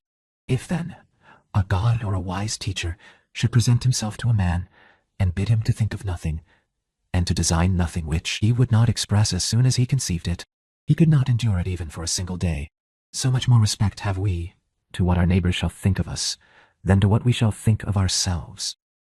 5. How can it be that the gods, after having arranged all things well and benevolently for mankind, have overlooked this alone, that some men, and very good men, and men who, as we may say, have had most communion with the divinity, and through pious acts and religious observances have been most intimate with the divinity, when they have once died, should never exist again, but should be completely extinguished? But if this is so, be assured that if it ought to have been otherwise, the gods would have done it. For if it were just, it would also be possible. And if it were according to nature, nature would have had it so. But because it is not so, if in fact it is not so, be thou convinced that it ought not to have been so. For, poof! Thou seest even of thyself, that in this inquiry thou art disputing with the deity. And we should not thus dispute with the gods, unless they were most excellent and most just. But if this is so, they would not have allowed anything in the ordering of the universe to be neglected unjustly and irrationally. 6. Practice thyself even in the things which thou despairest of accomplishing. For even the left hand, which is ineffectual for all other things for want of practice, holds the bridle more vigorously than the right hand, for it has been practiced in this. 7. Consider in what condition both in body and soul a man should be when he is overtaken by death, and consider the shortness of life, the boundless abyss of time past and future, the feebleness of all matter. 8. Contemplate the formative principles forms, of things bare of their coverings, the purposes of actions. Consider what pain is, what pleasure is, and death and fame. Who is to himself the cause of his uneasiness? How no man is hindered by another, that everything is opinion. 9. In the application of thy principles thou must be like the pancratiast, not like the gladiator. For the gladiator lets fall the sword which he uses and is killed, but the other always has his hand, and needs to do nothing else than use it. 10. See what things are in themselves, dividing them into matter, form, and purpose. 11. What a power man has to do nothing except what God will approve, and to accept all that God may give him. 12. With respect to that which happens conformably to nature, we ought to blame neither gods, for they do nothing wrong. Poof! Either voluntarily or involuntarily, nor men, for they do nothing wrong except involuntarily. Consequently, we should blame nobody. 111,213. The deadine, ne sedidia, what cabitur. 62. 18. 17. 13. How ridiculous and what a stranger he is who is surprised at anything which happens in life. 14. Either there is a fatal necessity and invincible order, or a kind providence, or a confusion without a purpose, and without a director. 27. If then there's an invincible necessity, why dost thou resist? But if there is a providence which allows itself to be propitiated, make thyself worthy of the help of the divinity. But if there is a confusion without a governor, be content that in such a tempest thou hast in thyself a certain ruling intelligence. And even if the tempest carry thee away, let it carry away the poor flesh, the poor breath, everything else. For the intelligence, at least it will not carry away. 15. Does the light of the lamp shine without losing its splendor, until it is extinguished? And shall the truth which is in thee, and justice, and temperance be extinguished before thy death? 16. When a man has presented the appearance of having done wrong, say, how then do I know if this is a wrongful act? And even if he has done wrong, how do I know that he has not condemned himself? And so this is like tearing his own face. Consider that he, who would not have the bad man do wrong, is like the man who would not have the fig tree to bear juice in the figs, and infants to cry, and the horse to neigh, and whatever else must of necessity be. For what must a man do who has such a character? If then thou art irritable, cure this man's disposition. 17. If it is not right, do not do it. If it is not true, do not say it, for let thy efforts be, say it. 18. In everything always observe what the thing is, which produces for thee an appearance, and resolve it by dividing it into the formal, the material, the purpose, and the time within which it must end. 19. Perceive at last that thou hast in thee something better and more divine than the things which cause the various effects, and as it were, pull thee by the strings. What is there now in my mind? Is it fear, or suspicion, or desire, or anything of the kind? v. 11. 20. First, do nothing inconsiderately, nor without a purpose. Second, make thy acts refer to nothing else than to a social end. 21. Consider that before long thou wilt be nobody, and nowhere, nor will any of the things exist which thou now seest, nor any of those who are now living. For all things are formed by nature to change, and be turned, and to perish, in order that other things in continuous succession may exist. 28. 22. Consider that everything is opinion, and opinion is in thy power. Take away then, when thou choosest thy opinion, and like a mariner who has doubled the promontory, thou wilt find calm, everything stable, and a waveless bay. 23. Any one activity, whatever it may be, when it has ceased at its proper time, suffers no evil, because it has ceased. Nor he who has done this act, does he suffer any evil for this reason, that the act has ceased. In like manner then the whole, which consists of all the acts, which is our life, if it cease at its proper time, suffers no evil for this reason that it has ceased. Nor he who has terminated this series at the proper time, has he been ill dealt with. But the proper time, and the limit nature fixes, sometimes, as in old age, the peculiar nature of man, but always poof. The universal nature, by the change of whose parts the whole universe continues ever young and perfect, and everything which is useful to the universal is always good and in season. Therefore, the termination of life for every man is no evil, because neither is it shameful, since it is both independent of the will and not opposed to the general interest. But it is good, since it is seasonable, and profitable to and congruent with the universal. For thus too he is moved by the deity, who is moved in the same manner with the deity, and moved towards the same thing in his mind. 24. These three principles thou must have in readiness. In the things which thou doest, do nothing, either inconsiderately, or otherwise, than as justice herself would act, but with respect to what may happen to thee from without. Consider that it happens either by chance or according to providence, and thou must neither blame chance nor accuse providence. Second, consider what every being is from the seed to the time of its receiving a soul, and from the reception of a soul to the giving back of the same, and of what things every being is compounded, and into what things it is resolved. Third, if thou shouldst suddenly be raised up above the earth, and shouldst look down on human things, and observe the variety of them, how great it is, and at the same time also should see at a glance how great is the number of beings who dwell all around in the air and the aether, consider that, as often as thou shouldst be raised up, thou wouldst see the same things. Exameness of form and shortness of duration. Are these things to be proud of? 25. Cast away opinion. Thou art saved. Who then hinders thee from casting it away? 26.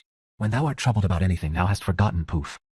This, that all things happen according to the universal nature, and forgotten this, that a man's wrongful act is nothing to thee. And further, thou hast forgotten this, that everything which happens always happens so, and will happen so, and now happens so everywhere. Forgotten this too, how close is the kinship between a man and the whole human race, for it is a community, not of a little blood or seed, but of intelligence.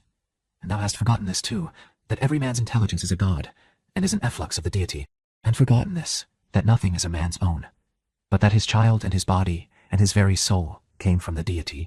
Forgotten this, that everything is opinion. And lastly, thou hast forgotten that every man lives the present time only, and loses only this. 27. Constantly bring to thy recollection those who have complained greatly about anything, those who have been most conspicuous by the greatest fame, or misfortunes, or enmities, or fortunes of any kind. Then think, where are they all now? Smoke and ash and a tale, or not even a tale. And let there be present to thy mind also everything of this sort. How Fabius Catilinus lived in the country, and Lucius Lupus in his gardens, and Stertinius at Brie, and Tiberius at Capri, and Valius Rufus or Rufus at Velia, and in fine, think of the eager pursuit of anything conjoined with pride, and how worthless everything is, after which men violently strain, and how much more philosophical it is for a man in the opportunities presented to him to show himself just, temperate, obedient to the gods, and to do this with all simplicity, for the pride which is proud of its want of pride is the most intolerable of all. 28. To those who ask, where hast thou seen the gods? Or how dost thou comprehend that they exist and so worshippest them? I answer, in the first place, they may be seen even with the eyes. In the second place, neither have I seen even my own soul. And poof! Yet I honor it. Thus then, with respect to the gods, from what I constantly experience of their power, from this I comprehend that they exist, and I venerate them. 29. The safety of life is this, to examine everything all through, what it is itself. That is its material. What a formal part. With all thy soul to do justice, and to say the truth. What remains? Except to enjoy life by joining one good thing to another, so as not to leave even the smallest intervals between? 30. There is one light of the sun, though it is interrupted by walls, mountains, and other things infinite. There is one common substance, though it is distributed among countless bodies which have their several qualities. There is one soul, though it is distributed among infinite natures and individual circumscriptions, or individuals. There is one intelligent soul, though it seems to be divided. Now, in the things which have been mentioned, all the other parts, such as those which are air and matter, are without sensation, and have no fellowship. And yet, even these parts the intelligent principle holds together, and the gravitation towards the same. But intellect in a peculiar manner tends to that which is of the same kin, and combines with it, and the feeling for communion is not interrupted. 31. What dost thou wish? To continue to exist? Well, dost thou wish to have sensation, movement, growth, and then again to cease to grow? To use thy speech? To think? What is there of all these things which seems to thee worth desiring? But if it is easy to set little value on all these things, turn to that which remains, which is to follow reason and God. But it is inconsistent with honoring reason and God to be troubled, because by death a man will be deprived of the other things. Hymns. 32. How small a part of the boundless and unfathomable time, poof, is assigned to every man, for it is very soon swallowed up in the eternal. And how small a part of the whole substance, and how small a part of the universal soul, and on what a small clod of the whole earth thou creepest. Reflecting on all this, consider nothing to be great, except to act as thy nature leads thee, and to endure that which the common nature brings. On DDA. 33. How does the ruling faculty make use of itself? for all lies in this. But everything else, whether it is in the power of thy will or not, is only lifeless ashes and smoke. 34. This reflection is most adapted to move us to contempt of death, that even those who think pleasure to be a good and pain an evil, still have despised it. 35. The man to whom that only is good, which comes in due season, and to whom it is the same thing whether he has done or fewer acts conformable to right reason, and to whom it makes no difference whether he contemplates the world for a longer or a shorter time. For this man, neither is death a terrible thing. 3. 7. This 6. 23. X. 20. Nizaten. Alf. Paul. 23. 36. Man, thou hast been a citizen in this great state of the world. What difference does it make to thee, whether for 5 years, or 3 pa? For that which is conformable to the laws is just for all. Where is the hardship, then, if no tyrant, nor yet an unjust judge sends thee away from the state? But nature? Who brought thee into it? The same as if a praetor who has employed an actor dismisses him from the stage. But I have not finished the 5 acts, but only 3 of them. Thou sayest well, but in life, the 3 acts are the whole drama. For what shall be a complete drama is determined by him who was once the cause of its composition, and now of its dissolution. But thou art the cause of neither. Depart then satisfied, for he also who releases thee is poof. Few writings, O full. Annaeus Seneca, translated by Aubrey Stewart, M. Biographical sketch of L. Annaeus Seneca. It has been an ancient custom to record the actions and the writings of eminent men, with all their circumstances, and it is but a right that we owe to the memory of our famous author.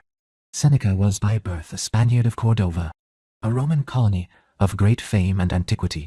He was of the family of Annaeus, of the order of knights, and the father, Lucius Annaeus Seneca, was distinguished from the son by the name of the orator. His mother's name was Helvia, a woman of excellent qualities. His father came to Rome in the time of Augustus, and his wife and children soon followed him. Our Seneca, yet being in his infancy, there were 3 brothers of them, and never a sister, Marcus Annaeus Novatus, Lucius Annaeus Seneca, and Lucius Annaeus Mela. The first of these changed his name for Junius Gallio, who adopted him. To him it was that he dedicated his treatise of anger, whom he calls Novatus too, and he also dedicated his discourse of a happy life to his brother Gallio. The youngest brother, Annaeus Mela, was Lucan's father. Seneca was about 20 years of age in the 5th year of Tiberius, when the Jews were expelled from Rome. His father trained him up to rhetoric, but his genius led him rather to philosophy, and he applied his wit to morality and virtue. He was a great hearer of the celebrated men of those times, as Attalus, Socian, Papirius, Fabianus, of whom he makes often mention, and he was much an admirer also of Demetrius the Cynic, whose conversation he had afterwards in the court, and both at home also and abroad, for they often travelled together. His father was not at all pleased with his humour of philosophy, but forced him upon the law, and for a while poof. He practised pleading, after which he would needs put him upon public employment, and he came first to be quaestor, then praetor, and some will have it that he was chosen consul, but this is doubtful. Seneca, finding that he had ill offices done him at court, and that Nero's favour began to cool, he went directly and resolutely to Nero, with an offer to refund all that he had gotten, which Nero would not receive. But however, from that time he changed his course of life, received few visits, shunned company, went little abroad, still pretending to be kept at home, either by indisposition or by his study. Being Nero's tutor and governor, all things were well so long as Nero followed his counsel. His 2 chief favourites were Burrhus and Seneca, who were both of them excellent in their ways. Burrhus in his care of military affairs and severity of discipline, Seneca for his precepts and good advice in the matter of eloquence, and the gentleness of an honest mind, assisting one another, in that slippery age of the says Tacitus, to invite him by the allowance of lawful pleasures to the love of virtue. Seneca had 2 wives. The name of the first is not mentioned. His second was Paulina, whom he often speaks of with great passion. By the former he had his son Marcus. In the 1st year of Claudius he was banished into Corsica, when Julia, the daughter of Germanicus, was accused by Messalina of adultery and banished too, Seneca being charged as one of the adulterers. After a matter of 8 years or upwards in exile, he was called back and as much in favor again as ever. His estate was partly patrimonial, but the greatest part of it was the bounty of his prince. His gardens, villas, lands, possessions, and incredible sums of money are agreed upon at all hands, which drew an envy upon him. Dyer reports him to have had £250,000 at interest in Brittany alone, which he called in all at a sum. The court itself could not bring him to flattery, and for his piety, submission, and virtue, the practice of his whole life poof. Witnesses for him, so soon, says he, as the candle is taken away, my wife, that knows my custom, lies still, without a word speaking, and then do I recollect all that I have said or done that day, and take myself to shrift. And why should I conceal or reserve anything, or make any scruple of inquiring into my errors, when I can say to myself, do so no more, and for this once I will forgive thee. And again, what can be more pious and self-denying than this passage in one of his epistles? Believe me now, when I tell you the very bottom of my soul, in all the difficulties and crosses of my life, this is my consideration. Since it is God's will, I do not only obey, but assent to it, nor do I comply out of necessity, but inclination. Here follows now, says Tacitus, the death of Seneca, to Nero's great satisfaction. Not so much for any pregnant proof against him that he was of Piso's conspiracy, but Nero was resolved to do that by the sword which he could not effect by poison. For it is reported that Nero had corrupted Cleonicus, of Seneca's, to give his master poison, which did not succeed. Whether that the servant had discovered it to his master, or that Seneca, by his own caution and jealousy, had avoided it, for he lived only upon a simple diet, as the fruits of the earth, and his drink was most commonly river water. Natalis, it seems, was sent upon a visit to him, being indisposed, with a complaint that he would not let Piso come at him, and advising him to the continuance of their friendship and acquaintance as formerly, to whom Seneca made answer that frequent meetings and conferences betwixt them could do neither of them any good, but that he had a great interest in Piso's welfare. Hereupon, Granius Silvanus, a captain of the guard, was sent to examine Seneca upon the discourse that passed betwixt him and Natalis, and to return his answer. Seneca, either by chance or upon purpose, came that day from Campania to a villa of his own, within 4 miles of the city, and thither the officer went the next evening, and beset the place, poof. He found Seneca at supper with his wife Paulina and 2 of his friends, and gave him immediately an account of his commission. Seneca told him that it was true, that Natalis had been with him in Piso's name, with a complaint that Piso could not be admitted to see him, and that he excused himself by reason of his want of health, and his desires to be quiet and private, and that he had no reason to prefer another man's welfare before his own. Caesar himself, he said, knew very well that he was not a man of compliment, having received more proofs of his freedom than of his flattery. This answer of Seneca's was delivered to Caesar in the presence of Poppaea and Tigellinus, the intimate confidants of this barbarous prince, and Nero asked him whether he could gather anything from Seneca, as if he intended to make himself away. The tribune's answer was that he did not find him one jot moved with the message, but that he went on roundly with his tale, and never so much as changed countenance for the matter. Go back to him then, says Nero, tell him that he is condemned to die. Fabius Rusticus delivers it, that the tribune did not return the same way he came, but went aside to Phineas, a captain of that name, and told him Caesar's orders, asking his advice whether he should obey them or not, who bade him by all means to do as he was ordered, which want of resolution was fatal to them all.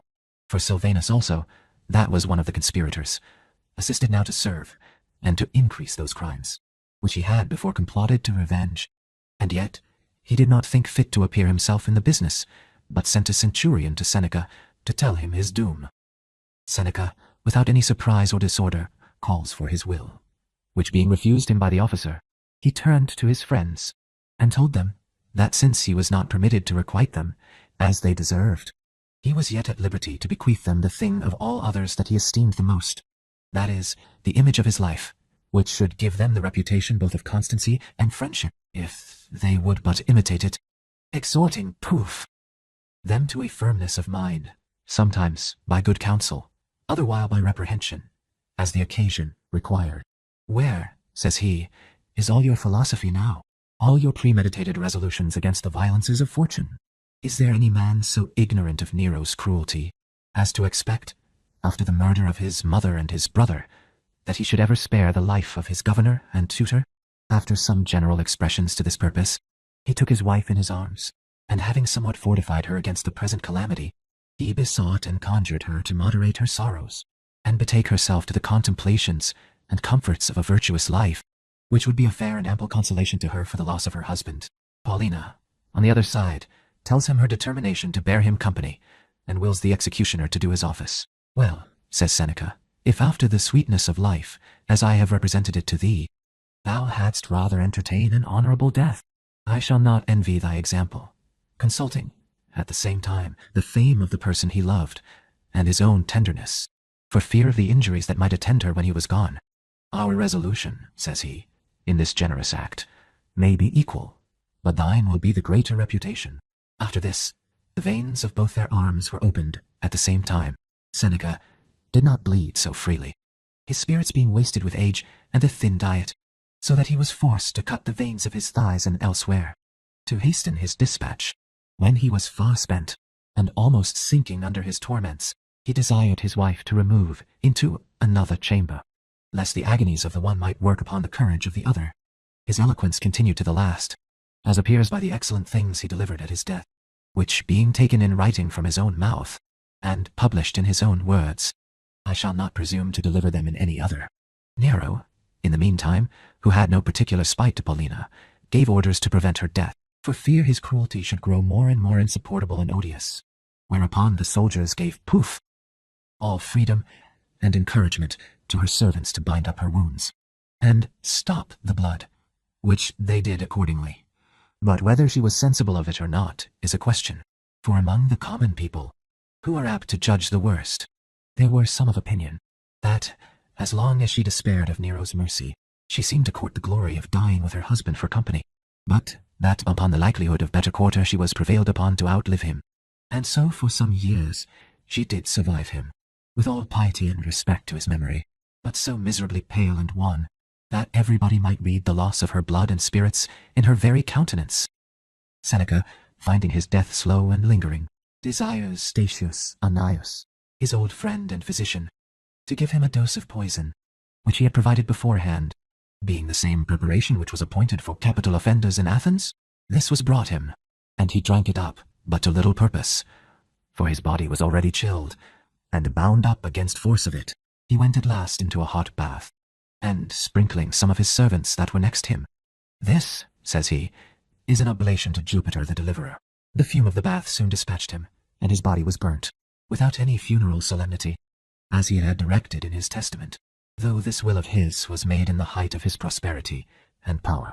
There was a rumor that Sabirius Flavius, in a private consultation with the centurions, had taken up this following resolution, and that Seneca himself was no stranger to it. That is to say, that after Nero should have been slain by the help of Piso, Piso himself should have been killed too, and the empire delivered up to Seneca, as one that well deserved it, for his integrity and virtue. Roger Lestrange, of Providence, addressed to Lucilius 1. You have asked me, Lucilius, why, if the world be ruled by Providence, so many evils befall good men? The answer to this would be more conveniently given in the course of this work, after we have proved that Providence governs the universe, and that God is amongst us. But, since you wish me to deal with one point apart from the whole, and to answer one replication before the main action has been decided, I will do what is not difficult, and plead the cause of the gods.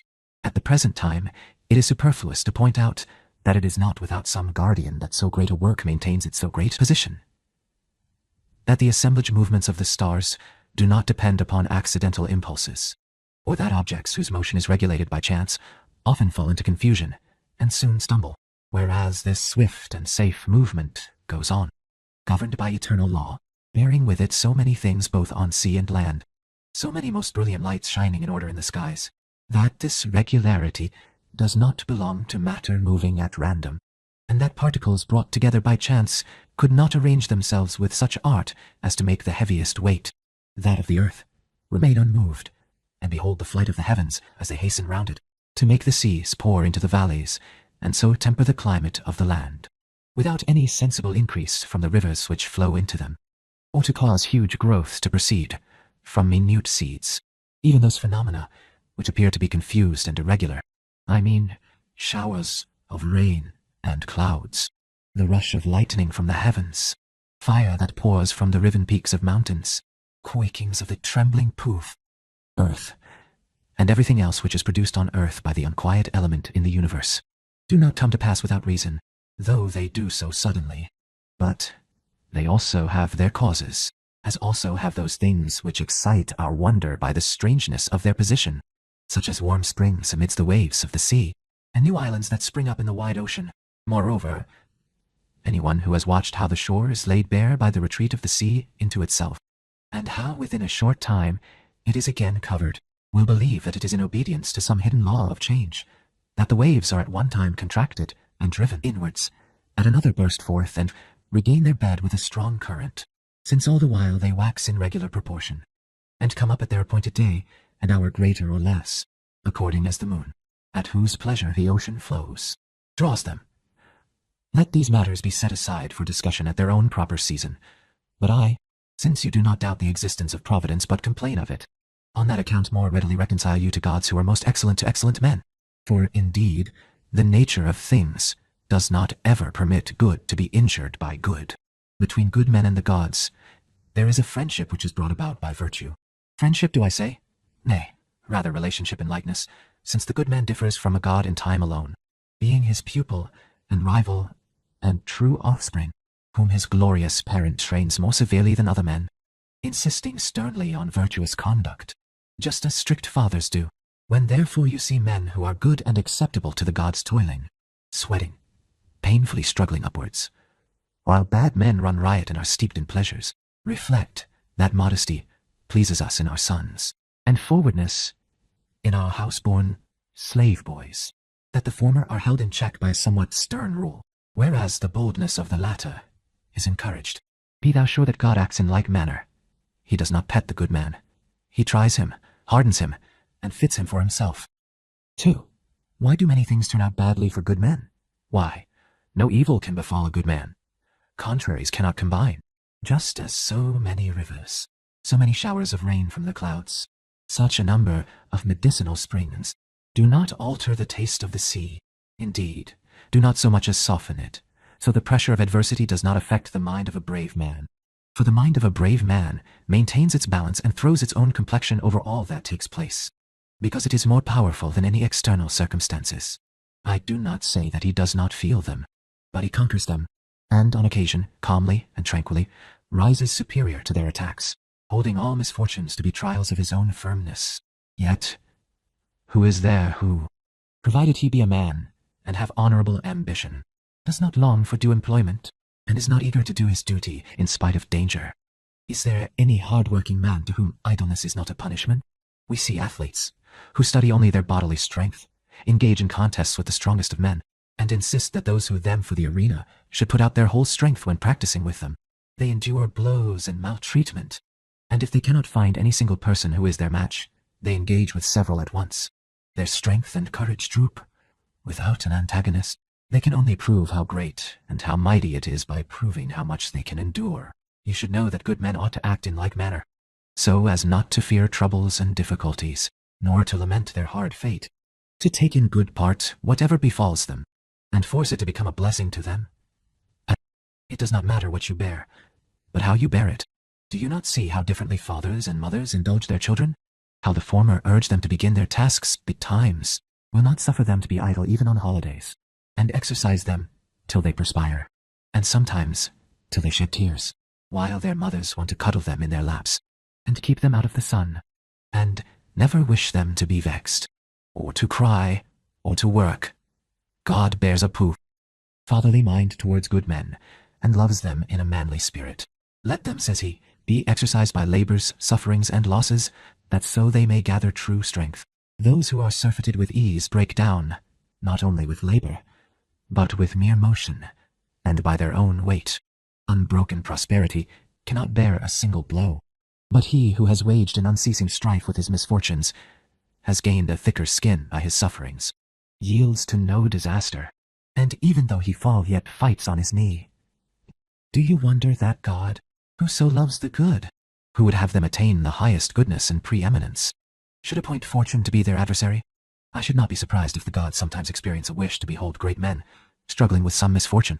We sometimes are delighted when a youth of steady courage receives on his spear the wild beast that attacks him, or when he meets the charge of a lion without flinching. And the more eminent the man is who acts thus, the more attractive is the sight. These are not matters which can attract the attention of the gods, but are mere pastime and diversions of human frivolity. Behold a sight worthy to be viewed by a god interested in his own work. Behold a pair worthy of a god. A brave man matched with evil fortune, especially if he himself has given the challenge. I say, I do not know what nobler spectacle Jupiter could find on earth, should he turn his eyes thither, than that of Cato, after his party had more than once been defeated, still standing upright amid the ruins of the Commonwealth. Quoth he, What? Though all be fallen into one man's power, though the land be guarded by his legions, the sea by his fleets, though Caesar's soldiers beset the city gate, Cato has a way out of it.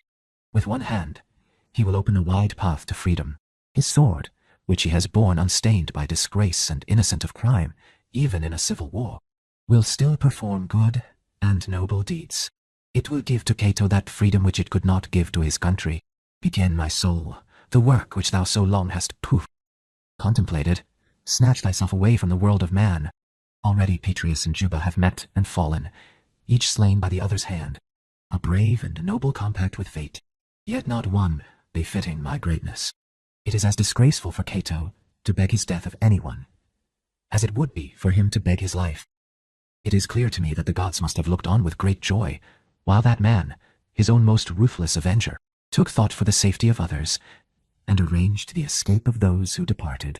While even on his last night he pursued his studies, while he drove the sword into his sacred breast, while he tore forth his vitals, and laid his hand upon that most holy life, which was unworthy to be defiled by steel.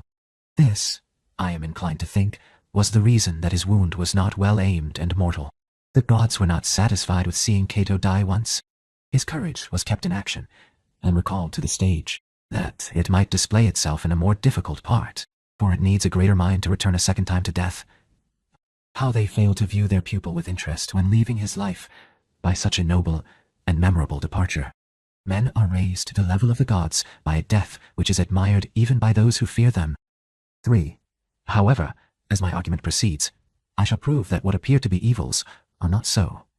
For the present, I say this: let what you call hard measure, misfortunes, and things against which we ought to pray, are really to the advantage, firstly, of those to whom they happen, and secondly, of all mankind, for whom the gods care more than for individuals, and next, that these evils befall them with their own good will, and that men deserve to endure misfortunes, if they are unwilling to receive them. To this I shall add, that misfortunes proceed thus by destiny, and that they befall good men by the same law which makes them good. After this I shall prevail upon you never to pity any good man, for though he may be called unhappy, he cannot be so. Of all these propositions, that which I have stated first appears the most difficult to prove. I mean, that the things which we dread and shudder at are to the advantage of those to whom they happen. Is it, say you, to their advantage to be driven into exile, to be brought to want, to carry out to burial their children and wife, to be publicly disgraced, to lose their health? Yes. If you are surprised at these being to any man's advantage, you will also be surprised at any man being benefited by the knife and cautery, or by hunger and thirst as well. Yet, if you consider that some men, in order to be cured, have their bones scraped, and pieces of them extracted, that their veins are pulled out, and that some have limbs cut off, which could not remain in their place without ruin to the whole body, you will allow me to prove to you this also, that some misfortunes are for the good of those to whom they happen, just as much, by Hercules, as some things which are praised and sought after are to those who enjoy them, like indigestions and drunkenness and other matters which kill us through pleasure. Among many grand sayings of our Demetrius is this, which I have but just heard, and which still rings and thrills in my ears. No one, said he, seems to me more unhappy than the man whom no misfortune has ever befallen. He never has had an opportunity of testing himself, though everything has happened to him according to his wish. Nay, even before he has formed a wish, yet the gods have judged him unfavorably, He has never been deemed worthy to conquer ill fortune, which avoids the greatest cowards. As though it said, why should I take that man for my antagonist? He will straightway lay down his arms. I shall not need all my strength against him. He will be put to flight by a mere menace. He dares not even face me. Let me look around for some other with whom I may fight hand to hand. I blush to join battle with one who is prepared to be beaten. A gladiator deems it a disgrace to be matched with, and poof, inferior, and knows that to win without danger is to win without glory. Just so doth fortune. She seeks out the bravest to match herself with, passes over some with disdain, and makes for the most unyielding and upright of men, to exert her strength against them. She tried Lucius by fire, Fabricius by poverty, Rutilius by exile, Regulus by torture, Socrates by poison, Cato by death. It is ill fortune alone that discovers these glorious examples. Was Lucius unhappy because he grasped the enemy's fire with his right hand, and of his own accord paid the penalty of his mistake? Because he overcame the king with his hand when it was burned, who he could not when it held a sword? Would he have been happier if he had warmed his hand in his mistress's bosom? Was Fabricius unhappy because when the state could spare him, he dug his own land? Because he waged war against riches as keenly as against Pyrrhus? Because he supped beside his hearth off the very roots and herbs which he himself, though an old man and one who enjoyed a triumph, had grubbed up while clearing his field of weeds? What then? Would he have been happier if he had gorged himself with fishes from distant shores and birds caught in foreign lands? If he had roused the torpor of his queasy stomach with shellfish from the upper and the lower sea? If he had piled a great heap of fruits round game of the first head, which many huntsmen had been killed in capturing? Was Rutilius unhappy because those who condemned him will have to plead their cause for all ages? Because he endured the loss of his country more composedly than that of his banishment? Because he was the only man who refused anything to Sulla the dictator, and when recalled from exile all but went further away, and banished himself still more? Let those, said he, whom thy fortunate reign catches at Rome, see to the forum drenched with blood, and the heads of senators above the pool of Servilius, the place where the victims of Sulla's prescriptions were stripped, the bands of assassins roaming at poof, large through the city, and many thousands of Roman citizens slaughtered in one place, after, nay, by means of a promise of quarter. Let those who are unable to go into exile behold these things. Well, is Lucius Sulla happy because when he comes down into the forum room is made for him with sword strokes, because he allows the heads of consulars to be shown to him, and counts out the price of blood through the quaestor and the state exchequer? And this was the man who passed the Lex Cornelia. Let us now come to Regulus. What injury did fortune do him when she made him an example of good faith, an example of endurance? They pierce his skin with nails. Wherever he leans his weary body, it rests on a wound. His eyes are fixed forever open. The greater his sufferings, the greater is his glory. Would you know how far he is from regretting that he valued his honor at such a price? Heal his wounds and send him again into the Senate house. He will give the same advice. So then, you think Maecenas a happier man, when troubled by love, and weeping at the daily repulses of his ill-natured wife, sought for sleep by listening to distant strains of music? Though he drug himself with wine, divert himself with the sound of falling waters, and distract his troubled thoughts with 1,000 pleasures, yet Maecenas will no more sleep on his down cushions than Regulus on the rack. Yet it consoles the latter that he suffers for the sake of honor, and he looks away from his torments to their cause, whilst the other, jaded with pleasures and sick with over-enjoyment, is more hurt by the cause of his sufferings than by the sufferings themselves. Vice has not so utterly taken possession of the human race that, if men were allowed to choose their destiny, there can be any doubt but that more would choose to be Regulus's than to be Maecenas'. Or, if there were anyone who dared to say that he would prefer to be born Maecenas than Regulus, that man, whether he says so or not, would rather have been Terentia than Cicero. Do you consider Socrates to have been badly used, because he took that draught which the state assigned to him as though it were a charm to make him immortal, and argued about death until death itself? Was he ill-treated? Because his blood froze and the current of his veins gradually stopped as the chill of death crept over them? How much more is this man to be envied than he who is served on precious stones, whose drink a creature trained to every vice, a eunuch, or much the same, cools with snow in a golden cup? Such men as these bring up again all that they drink, in misery and disgust at the taste of their own bile, while Socrates cheerfully and willingly drains his poison. As for Cato, enough has been said, and all men must agree that the highest happiness was reached by one who was chosen by nature herself as worthy to contend with all her terrors. The enmity, says she, of the powerful is grievous. Therefore let him be opposed at once by Pompeius, Caesar, and Crassus. It is grievous, when a candidate for public offices, to defeated by one's inferiors. Therefore, let him be defeated by Vatinius. It is grievous to take part in civil wars. Therefore, let him fight in every part of the world for the good cause with equal obstinacy and ill luck. It is grievous to lay hands upon oneself. Therefore, let him do so. What shall I gain by this? That all men may know that these things, which I have deemed Cato worthy to undergo, are not real evils. 4. Prosperity comes to the mob, and to low-minded men, as well as to great ones. But it is the privilege of great men alone to send under the yoke the disasters and terrors of mortal life, whereas to be always prosperous, and to pass through life without a twinge of mental distress, is to remain ignorant of one half of nature. You are a great man, but how am I to know it if fortune gives you no opportunity of showing your virtue? You have entered the arena of the Olympic Games, but no one else has done so. You have the crown, but not the victory. I do poof. Not congratulate you as I would a brave man, but as one who has obtained a consulship or praetorship. You have gained dignity. I may say the same of a good man, if troublesome circumstances have never given him a single opportunity of displaying the strength of his mind. I think you unhappy because you never have been unhappy. You have passed through your life without meeting an antagonist.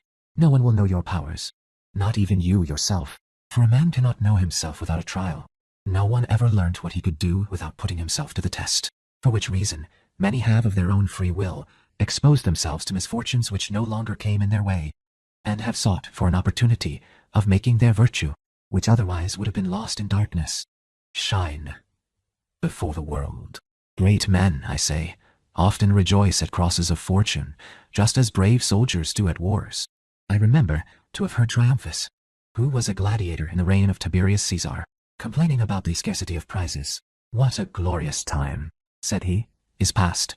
Valor is greedy of danger, and thinks only of whither it strives to go, not of what it will suffer, since even what it will suffer is part of its glory. Soldiers pride themselves on their wounds. They joyously display their blood flowing over their breastplate, though those who return unwounded from battle may have done as bravely.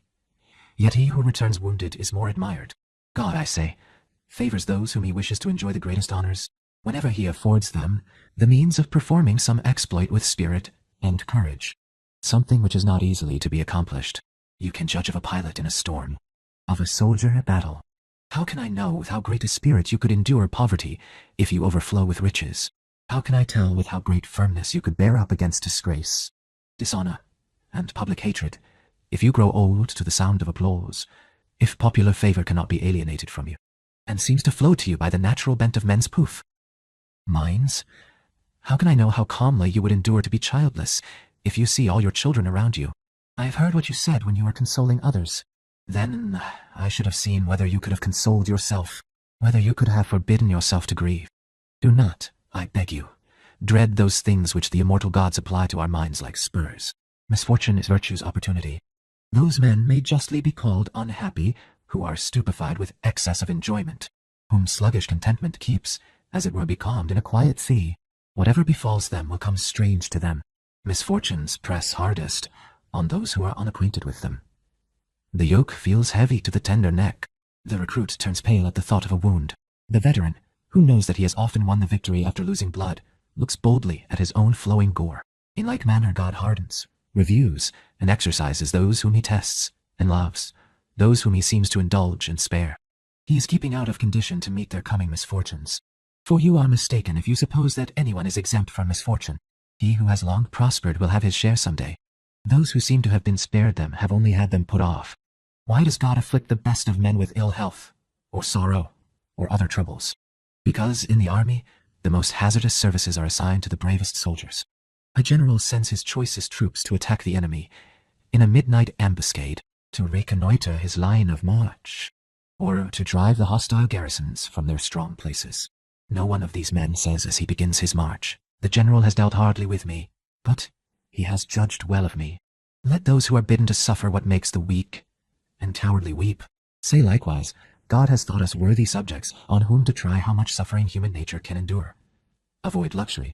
Avoid effeminate enjoyment, by which men's minds are softened, and in which, unless something occurs to remind them of the common lot of poof, humanity, they lie unconscious, as though plunged in continual drunkenness.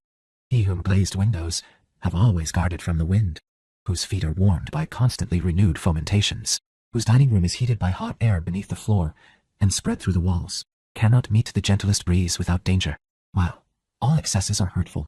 Excess of comfort is the most hurtful of all. It affects the brain. It leads men's minds into vain imaginings. It spreads a thick cloud over the boundaries of truth and falsehood. Is it not better, with virtue by one's side, to endure continual misfortune, than to burst with an endless surfeit of good things? It is the overloaded stomach that is rent asunder. Death treats starvation more gently. The gods deal with good men according to the same rule as schoolmasters with their pupils, who exact most labor from those of whom they have the surest hopes. Do you imagine that the Lacedaemonians, who test the mettle of their children by public flogging, do not love them? Their own fathers call upon to endure the strokes of the rod bravely, and when they are torn and half dead, ask them to offer their wounded skin to receive fresh wounds. Why then should we wonder if God tries noble spirits severely? There can be no easy proof of virtue. Fortune lashes and mangles us. Well, let us endure it. It is not cruelty. It is a struggle, in which the oftener we engage, the braver we shall become. The strongest part of the body is that which is exercised by the most frequent use. We must entrust ourselves to fortune to be hardened by her against herself. By degrees she will make us a match for herself. Familiarity with danger leads us to despise it. Thus the bodies of sailors are hardened by endurance of the sea, and the hands of farmers by work. The arms of soldiers are powerful to hurl darts. The legs of runners are active. That part of each man which he exercises is the strongest. So by endurance, the mind becomes able to despise the power of misfortunes. You may see what endurance might effect in us if you observe what labor does among tribes, poof, that are naked and rendered stronger by want. Look at all the nations that dwell beyond the Roman Empire. I mean the Germans and all the nomad tribes that war against us along the Danube. They suffer from eternal winter and a dismal climate. The barren soil grudges them sustenance. They keep off the rain with leaves or thatch. They bound across frozen marshes and hunt wild beasts for food. Adamidi, do you think them unhappy? There is no unhappiness in what use has made part of one's nature. By degrees, men find pleasure in doing what they were first driven to do by necessity. They have no homes and no resting places save those which weariness appoints them for the day. Their food, though coarse, yet must be sought with their own hands. The harshness of the climate is terrible, and their bodies are unclothed. This, which you think a hardship, is the mode of life of all these races. How then can you wonder at good men being shaken, in order that they may be strengthened? No tree which the wind does not often blow against is firm and strong. It is stiffened by the very act of being shaken, and plants its roots more securely. Those which grow in a sheltered valley are brittle, and so it is to the advantage of good men, and causes them to be undismayed, that they should live much amidst alarms, and learn to bear with patience what is not evil, save to him who endures it ill. 5. Add to this, that it is to the advantage of every one that the best men should, so to speak, be on active service and perform labors.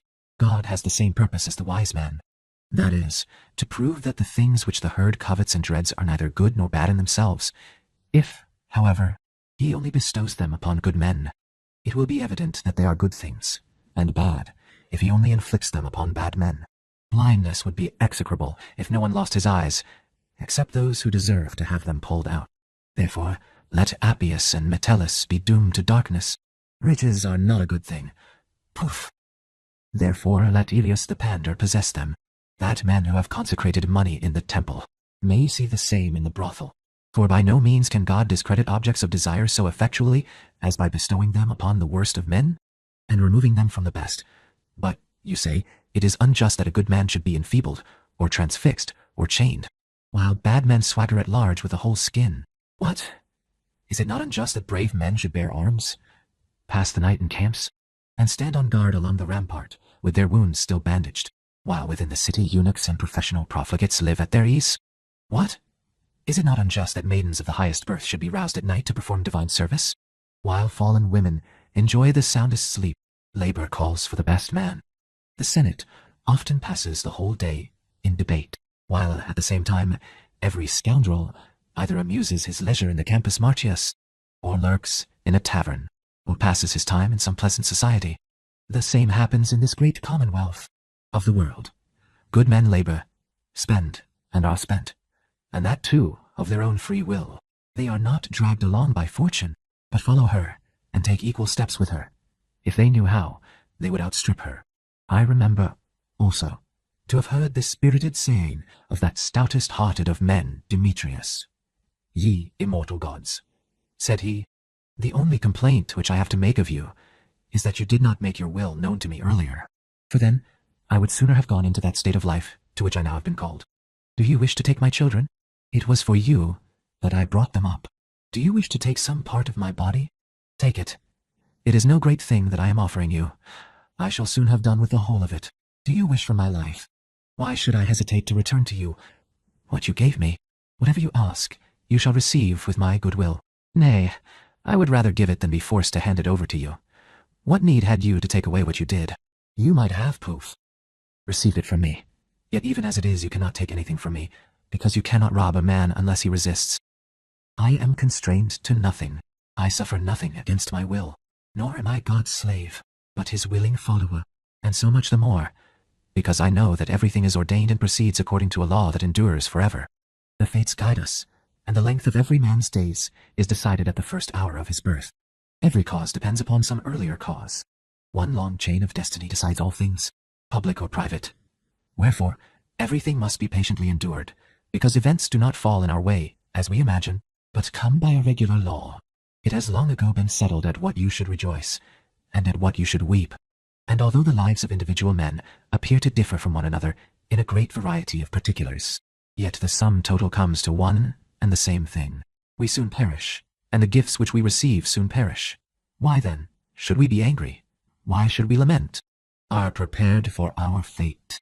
Let nature deal as she will with her own bodies. Let us be cheerful whatever befalls, and stoutly reflect that it is not anything of our own that perishes. What is the duty of a good man? To submit himself to fate. It is a great consolation to be swept away together with the entire universe. Whatever law is laid upon us that thus we must live, and thus we must die, is laid upon the gods also. One unchangeable stream bears along men and gods alike. The creator and ruler of the universe himself, though he has given laws to the fates, yet is guided by them. He always obeys. He only once commanded. But why was God so unjust in his distribution of fate as to assign poverty, wounds, and untimely deaths to good men? The workman cannot alter his materials. This is their nature. Some qualities cannot be separated from some others. They cling together, are indivisible. Dull minds, tending to sleep, or to a waking state, exactly like sleep, are composed of sluggish elements. It requires stronger stuff to form a man meriting careful proof. Description. His course will not be straightforward. He must go upwards and downwards, be tossed about, and guide his vessel through troubled waters. He must make his way in spite of fortune. He will meet with much that is hard, which he must soften, much that is rough, that he must make smooth. Ah, fire tries gold, misfortune tries brave men. See how high virtue has to climb. You may be sure that it has no safe path to tread. Steep is the path at first. The steeds, though strong, fresh from their rest, can hardly crawl along. The middle part lies through the topmost sky, whence oft, as I the earth and sea descry, I shudder, terrors through my bosom thrill. The ending of the path is sheer downhill, and needs the careful guidance of the rain. Forever when I sink beneath the main, old Tethys trembles in her depths below, lest headlong down upon her I should go. When the spirited youth heard this, he said, I have no fault to find with the road. I will mount it. It is worth while to go through these places. Even though one fall, his father did not cease from trying to scare his brave spirit with terrors. Then, too, that thou mayst hold thy course aright, and neither turn aside to left nor right, straight through the bull's fell horns, thy path must go, through the fierce lion and the archer's bow. After this Phaethon says, harness the chariot which you yield to me. I am encouraged by these things with which you think to scare me. I long to stand where the sun himself trembles to stand. It, poof, is the part of grovellers and cowards to follow the safe track. Courage loves a lofty path. 6. Yet, why does God permit evil to happen to good men? He does not permit it. He takes away from them all evils, such as crimes and scandalous wickedness, daring thoughts, grasping schemes, blind lusts, and avarice coveting its neighbor's goods. He protects and saves them. Does anyone besides this demand that God should look after the baggage of good men also? Why, they themselves leave the care of this to God. They scorn external accessories. Democritus forswore riches, holding them to be a burden to a virtuous mind. What wonder then, if God permits that to happen to a good man, which a good man sometimes chooses should happen to himself? Good men, you say, lose their children. Why should they not, since sometimes they even put them to death? They are banished. Why should they not be, since sometimes they leave their country of their own free will, never to return? They are slain. Why not, since sometimes they choose to lay violent hands on themselves? Why do they suffer certain miseries? It is that they may teach others how to do so. They are born as patterns. Conceive therefore that God says, "You, who have chosen righteousness, what complaint can you make of me? I have encompassed other men with unreal good things, and have deceived their inane minds as it were by a long and misleading dream. I have bedecked them with gold, silver, and ivory, but within them there is no good thing. Those men whom you regard as fortunate, if you could see, not their outward show, but their hidden life, are really unhappy, mean, and base, ornamented on the outside like the walls of their houses. That good fortune of theirs is not sound and genuine. It is only a veneer, and that a thin one. As long, therefore, as they can stand upright and display themselves as they choose, they shine and impose upon one. When something occurs to shake and unmask them, we see how deep poof and real a rottenness was hidden by that factitious magnificence. To you I have given sure and lasting good things, which become greater and better the more one turns them over and views them on every side. I have granted to you to scorn danger, to disdain passion. You do not shine outwardly. All your good qualities are turned inwards. Even so does the world neglect what lies without it, and rejoices in the contemplation of itself. I have placed every good thing within your own breasts. It is your good fortune not to need any good fortune. Yet many things befall you which are sad, dreadful, hard to be borne. Well, as I have not been able to remove these from your path, I have given your mind strength to combat all. Bear them bravely. In this you can surpass God himself. He is beyond suffering evil. You are above it. Despise poverty. Despise poverty. No man lives as poor as he was born. Despise pain. Either it will cease or you will cease. Despise death. It either ends you or takes you elsewhere. Despise fortune. I have given her no weapon that can reach the mind. Above all, I have taken care that no one should hold you captive against your will. The way of escape lies open before you. If you do not choose to fight, you may fly. For this reason, of all those matters which I have deemed essential for you, I have made nothing easier for you than to die. I have set man's life, as it were, on a mountainside. It soon slips down. Do but watch, and you will see how short and how ready a path leads to freedom. I have not imposed such long delays upon those who quit the world as upon those who enter it. Were it not so, fortune would hold a wide dominion over you if a man died as slowly as he is born. Let all time, let every place teach you how simple it is to renounce nature, and to fling back her gifts to her, before the altar itself and during the solemn rites of sacrifice, while life is being prayed for.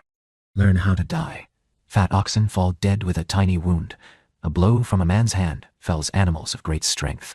The sutures of the neck are severed by a thin blade, and when the joint which connects the head and neck is cut, all that great mass falls.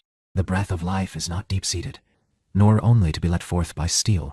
The vitals need not be searched throughout by plunging a sword among them to the hilt. Death lies near the surface. I have not appointed any particular spot for these blows. The body may be pierced wherever you please.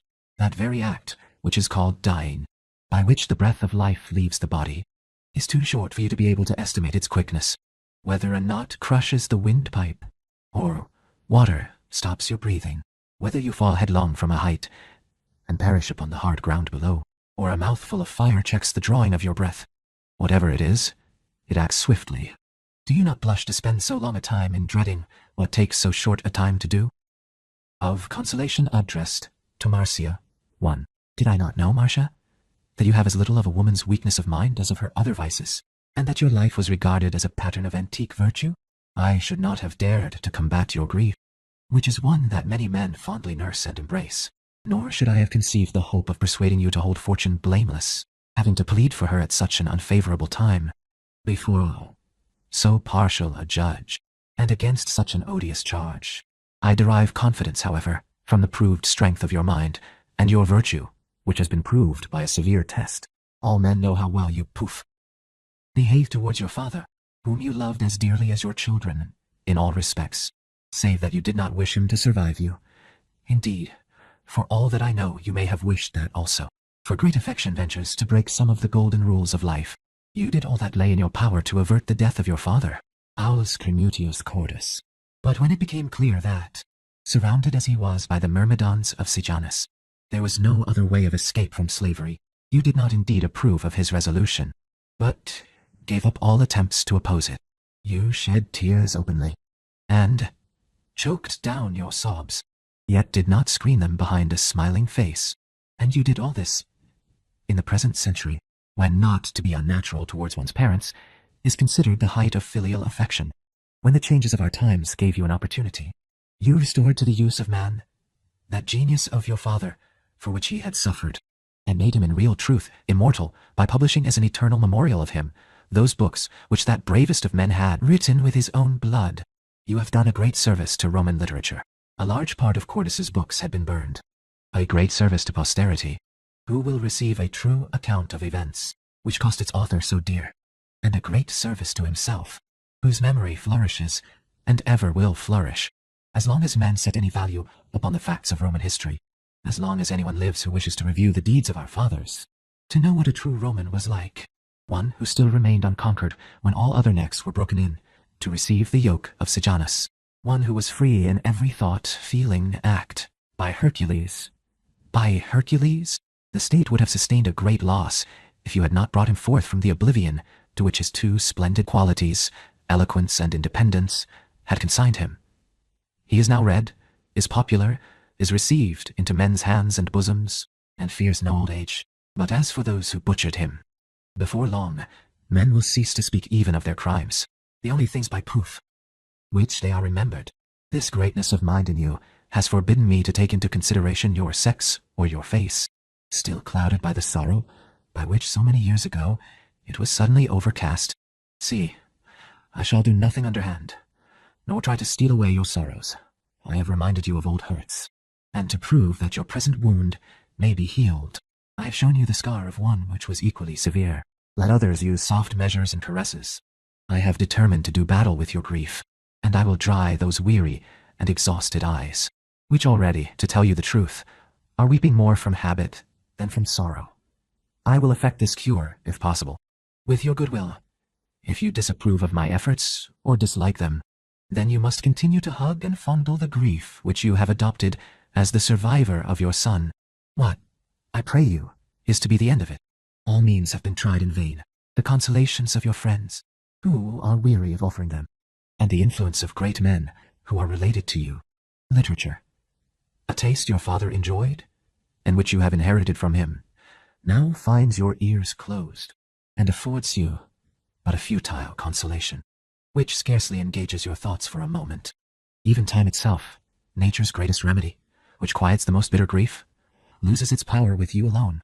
3 years have already passed, and still your grief has lost none of its first poignancy, but renews and strengthens itself day by day, and has now dwelt so long with you that it has acquired a domicile in your mind, and actually thinks that it would be base to leave it. All vices sink into our whole being, if we do not crush them before they gain a footing, and in like manner these sad, pitiable, and discordant feelings end by feeding upon their own bitterness, until the unhappy mind takes a sort of morbid delight in grief. I should have liked, therefore, to have attempted to effect this cure in the earliest stages of the disorder, before its force was fully developed. It might have been checked by milder remedies, but now that it has been confirmed by time, it cannot be beaten without a hard struggle. In like manner, wounds heal easily when the blood is fresh upon them. They can then be cleared out and brought to the surface, and admit of being probed by the finger. When disease has turned them into malignant ulcers. Their cure is more difficult. I cannot now influence so strong a grief by polite and mild measures. It must be broken down by force. 2. I am aware that all who wish to give anyone advice begin with precepts and end with examples. But it is sometimes useful to alter this fashion, for we must deal differently with different people. Some are guided by reason. Others must be confronted with authority and the names of celebrated persons, whose brilliancy dazzles their mind and destroys their power of free judgment. I will place before your eyes 2 of the greatest examples belonging to your sex and your century. 1.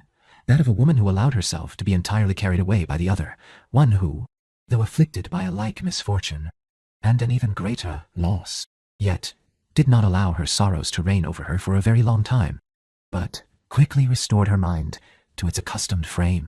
Octavia and Livia, the former Augustus's sister, the latter his wife, both lost their sons when they were young men, and when they were certain of succeeding to the throne. Octavia lost Marcellus, whom both his father-in-law and his uncle had begun to depend upon, and to place upon his shoulders the weight of the empire. A young man of keen intelligence and firm character, frugal and moderate in his desires to an extent which deserved especial admiration in one so young and so wealthy, strong to endure labor, averse to indulgence, and able to bear whatever burden his uncle might choose to lay, or, I may say, to pile upon his shoulders. Augustus had well chosen him as a foundation, for he would not have given way under any weight, however excessive. His mother never ceased to weep and sob during her whole life, never endured to listen to wholesome advice, never even allowed her thoughts to be diverted from her sorrow. She remained during her whole life just as she was during the funeral, with all the strength of her mind intently fixed upon one subject.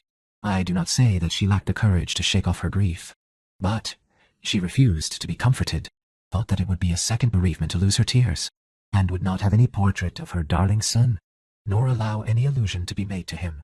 She hated all mothers, and raged against Livia with a special fury, because it seemed as though the brilliant prospect, once in store for her own child, was now transferred to Livia's son. Passing all her days in darkened rooms and alone, not conversing even with her brother, she refused to accept the poems which were composed in memory of Marcellus, and all the other honors paid him by literature, and closed her ears against all consolation. She lived buried and hidden from view, neglecting her accustomed duties, and actually angry with the excessive splendor of her brother's prosperity, in which she shared.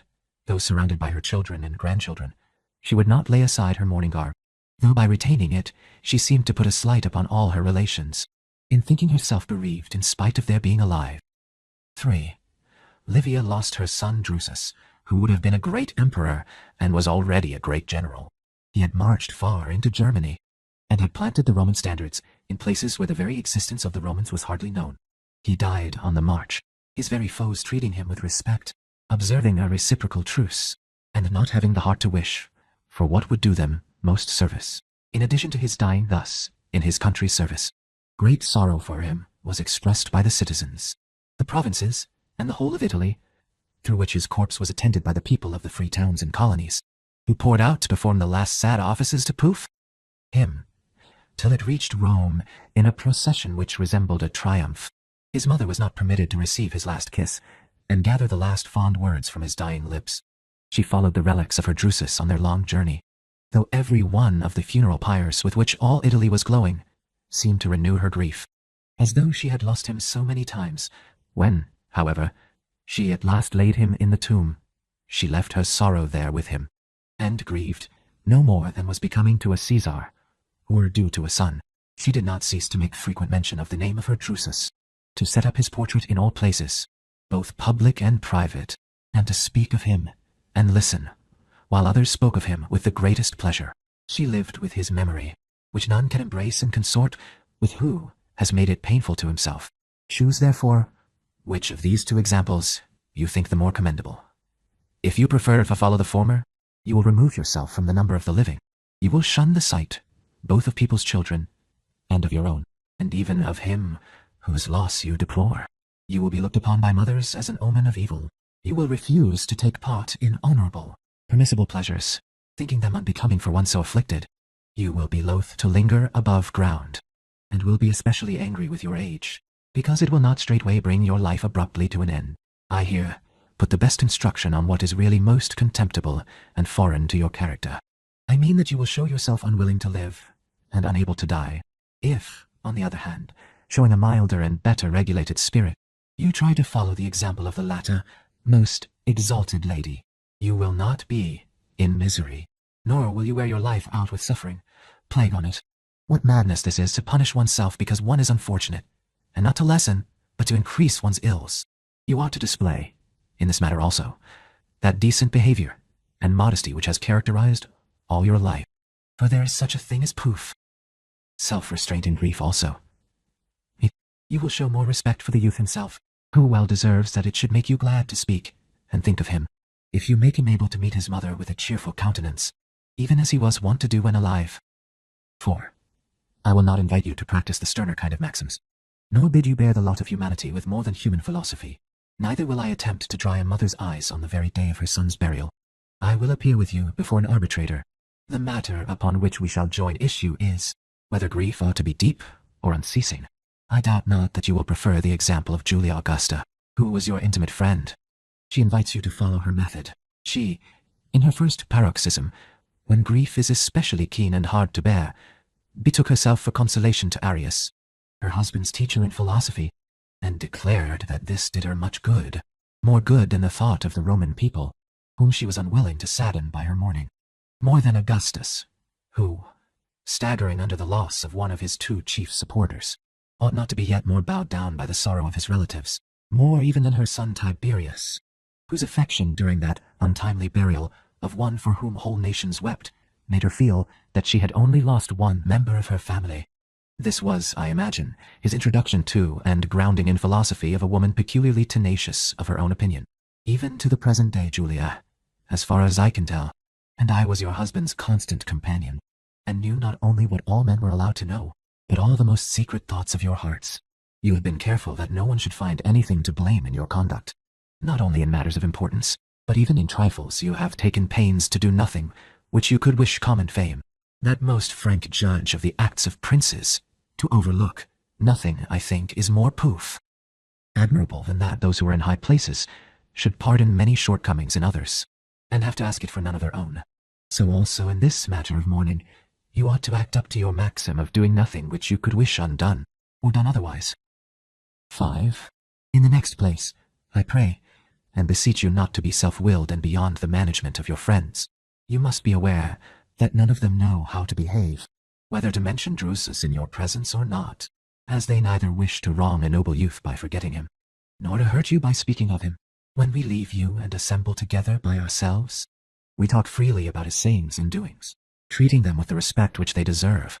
In your presence, deep silence is observed about him, and thus you lose that greatest of pleasures, the hearing, the praises of your son, which I doubt not you would be willing to hand down to all future had you the means of so doing, even at the cost of your own life. Wherefore, endure to listen to. Nay, encourage conversation of which he is the subject, and let your ears be open to the name and memory of your son. You ought not to consider this painful, like those who in such a case think that part of their misfortune consists in listening to consolation. As it is, you have altogether run into the other extreme, and forgetting the better aspects of your lot, look only upon its worse side. You pay no attention to the pleasure you have had in your son's society, and your joyful meetings with him, the sweet caresses of his babyhood, the progress of his education. You fix all your attention upon that last scene of all, and to this, as though it were not shocking enough, you add every horror you can. Do not, I implore you, take a perverse pride in appearing the most unhappy of women, and reflect also that there is no great credit in behaving bravely in times of prosperity, when life glides easily with a favoring current. Neither does a calm sea and fair wind prove. Display the art of the pilot. Some foul weather is wanted to prove his courage. Like him, then, do not give way, but rather plant yourself firmly, and endure whatever burden may fall upon you from above. Scared, though you may have been at the first roar of the tempest, there is nothing that fastens such a reproach on fortune as resignation. After this, he points out to her the son who is yet alive. He points out grandchildren from the lost one. 6. It is your trouble, Marcia, which has been dealt with here. It is beside your couch of mourning that Arius has been sitting. Change the characters, and it is you whom he has been consoling. I did you. But on the other hand, Marcia, suppose that you have sustained a greater loss than ever mother did before you. See, I am not soothing you, or making light of your misfortune. If fate can be overcome by tears, let us bring tears to bear upon it. Let every day be passed in mourning, every night be spent in sorrow of sleep. Let your breast be torn by your own hands, your very face attacked by them, and every kind of cruelty be practiced by your grief, if it will profit you. But if the dead cannot be brought back to life, however much we may beat our breasts, if destiny remains fixed and immovable forever, not to be changed by any sorrow, however great, and death does not loose his hold of anything that he once has taken away, then let our futile grief be brought to an end. Let us then steer our own course, and no longer allow ourselves to be driven to leeward by the force of our misfortune. He is a sorry pilot who lets the waves wring his rudder from his grasp, who leaves the sails to fly loose, and abandons the ship to the storm.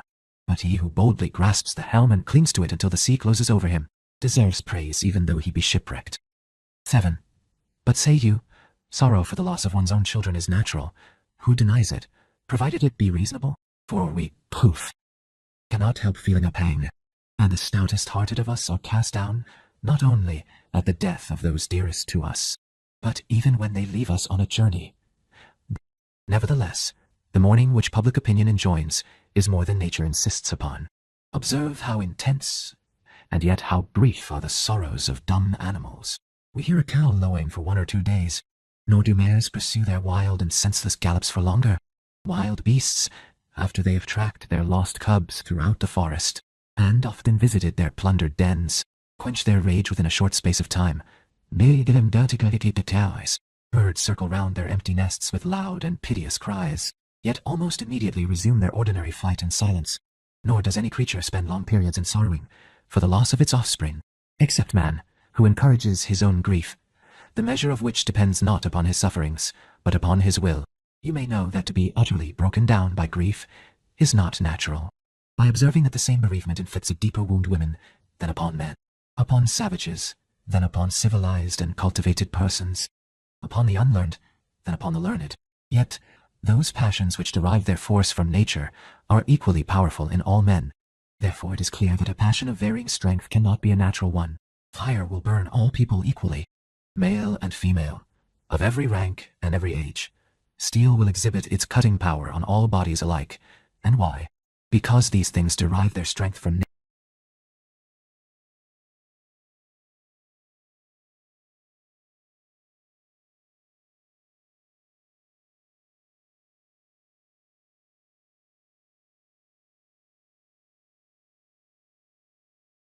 nature, which makes no distinction of persons. Poverty, grief, and ambition are felt differently by different people, according as they are influenced by habit. A rooted prejudice about the terrors of these things, though they are not really to be feared, makes a man weak and unable to endure them. 8. Moreover, that which depends upon nature is not weakened by delay, but grief is gradually effaced by time, however obstinate it may be, though it be daily renewed and be exasperated, by all attempts to soothe it. Yet even this becomes weakened by time, which is the most efficient means of taming its fierceness. You, Marcia, have still a mighty sorrow abiding with you. Nevertheless, it already appears to have become blunted. It is obstinate and enduring, but not so acute as it was at first. And this also will be taken from you piecemeal by succeeding years. Whenever you are engaged in other pursuits, your mind will be relieved from its burden. At present, you keep watch over yourself to prevent this. Yet there is a great difference between allowing and forcing yourself to grieve. How much more in accordance with your cultivated taste it would be to put an end to your mourning, instead of looking for the end to come, and not to wait for the day when your sorrow shall cease against your will. Dismiss it of your own accord. 9. Why then, you ask, do we show such persistence in mourning for our friends, if it be not nature that bids us do so? It is because we never expect that any evil will befall ourselves before it comes. We will not be taught, by seeing the misfortunes of others, that they are the common inheritance of all men. But imagine that the path which we have begun to tread is free from them, and less beset by dangers than that of other people. How many funerals pass our houses? Yet we do not think of death. How How many untimely deaths? We think only of our son's coming of age, of his service in the army, or of his succession to his father's estate. How many rich men suddenly sink into poverty before our very eyes, without its ever occurring to our minds that our own wealth is exposed to exactly the same risks? When, therefore, misfortune befalls us, we cannot help collapsing all the more completely, because we are struck as it were unawares. A blow which has long been foreseen falls much less heavily upon us. Do you wish to know how completely exposed you are to every stroke of fate, and that the same shafts which have transfixed others are whirling around poof yourself? Then imagine that you are mounting without sufficient armor to assault some city wall, or some strong and lofty position manned by a great host. Expect a wound, and suppose that all those stones, arrows, and darts which fill the upper air are aimed at your body. Whenever anyone falls at your side or behind your back, exclaim Fortune, "You will not outwit me, or catch me confident and heedless. I know what you are preparing to do. You have struck down another, but you aimed at me. Whoever looks upon his own affairs as though he were at the point of death. Which of us ever dares to think about banishment, want, or mourning? Who, if advised to meditate upon these subjects, would not reject the ideal like an evil omen, and bid it depart from him, and alight on the heads of his enemies, or even on that of his untimely adviser? I never thought it would happen. How can you think that anything will not happen, when you know that it may happen to many men, and has happened to many? That is a noble verse, and worthy of a nobler source than the stage. What one hath suffered may befall us all. That man has lost his children. You may lose yours. That man has been convicted. Your innocence is in peril. We are deceived and weakened by this delusion, when we suffer what we never foresaw that we possibly could suffer. But by looking forward to the coming of our sorrows, we take the sting out of them when they come. 10. My Marcia, all these adventitious circumstances which glitter around us, such as children, office in the state, wealth, large halls, vestibules crowded with clients seeking vainly for admittance, a noble name, a well-born or beautiful wife, and every other thing which depends entirely upon uncertain and changeful fortune, are but furniture which is not our own, but poof, entrusted to us on loan. None of these things are given to us outright. The stage of our lives is adorned with properties gathered from various sources, and soon to be returned to their several owners. Some of them will be taken away on the first day, some on the second, and but few will remain till the end. We have, therefore, no grounds for regarding ourselves with complacency, as though the things which surround us were our own. They are only borrowed. We have the use and enjoyment of them for a time, regulated by the lender, who controls his own gift. It is our duty always to be able to lay our hands upon what has been lent us with no fixed date for its return, and to restore it when called upon without a murmur. The most detestable kind of debtor is he who rails at his creditor. Hence, all our relatives, both those who by the order of their birth we hope will outlive ourselves, and those who themselves most properly wish to die before us, ought to be loved by us as persons whom we cannot be sure of having with us forever, nor even for long.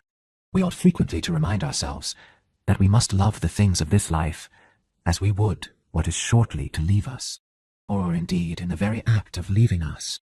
Whatever gift fortune bestows upon a man, let him think while he enjoys it, that it will prove as fickle as the goddess from whom it came. Snatch what pleasure you can from your children. Allow your children in their turn to take pleasure in your society, and drain every pleasure to the dregs without any delay. We cannot reckon on tonight. Nay, I have allowed too long a delay. We cannot reckon on this hour. We must make haste. The enemy presses on behind us. Soon that society of yours will be broken up. That pleasant company will be taken by assault and dispersed. Pillage is the universal law. Unhappy creatures, know you not that life is but a flight?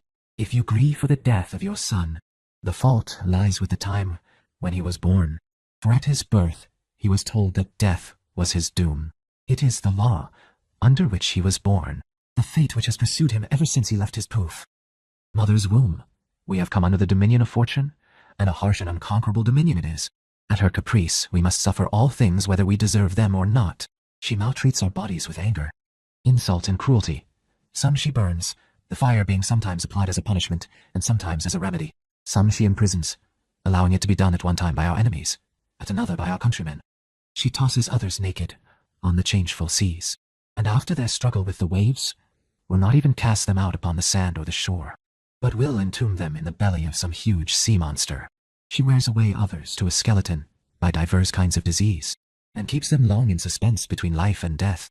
She is as capricious in her rewards and punishments as a fickle, whimsical, and careless mistress is with those of her slaves. 11. Why need we weep over parts of our life? Behold it for tears. New miseries assail us before we have freed ourselves from the old ones. You, therefore, who allow them to trouble you to an unreasonable extent, ought especially to restrain yourselves, and to muster all the powers of the human breast, to combat your fears and your pains. Moreover, what forgetfulness of your own position and that of mankind is this? You were born a mortal, and you have given birth to mortals. Yourself, a weak and fragile body, liable to all diseases. Can you have hoped to produce anything strong and lasting from such unstable materials?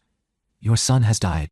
In other words, he has reached that goal towards which those whom you regard as more fortunate than your offspring are still hastening.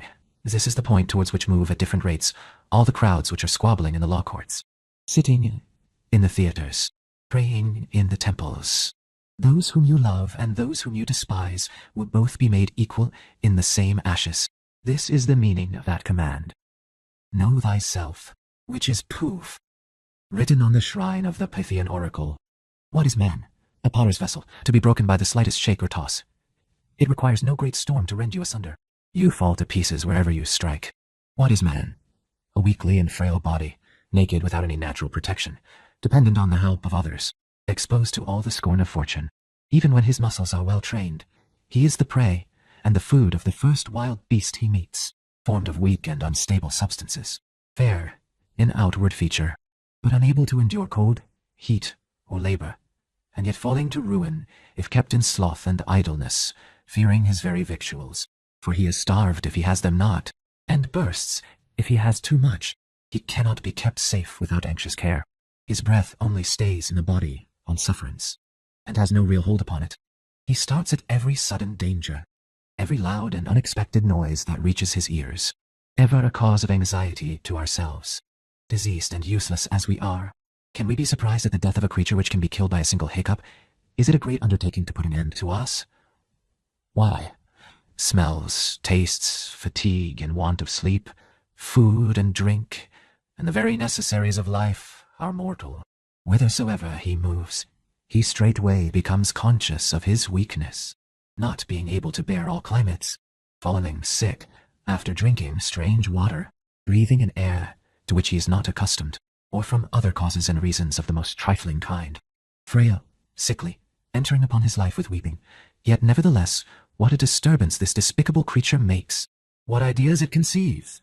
Forgetting its lowly condition, it exercises its mind upon matters which are immortal and eternal, and arranges the affairs of its grandchildren and great-grandchildren, while death surprises it in the midst of its far-reaching schemes, and what we call old age is but the round of a very few years. 12. Supposing that your sorrow has any method at all, is it your own sufferings, or those of him who is gone that it has in view? Poof! Why do you grieve over your lost son?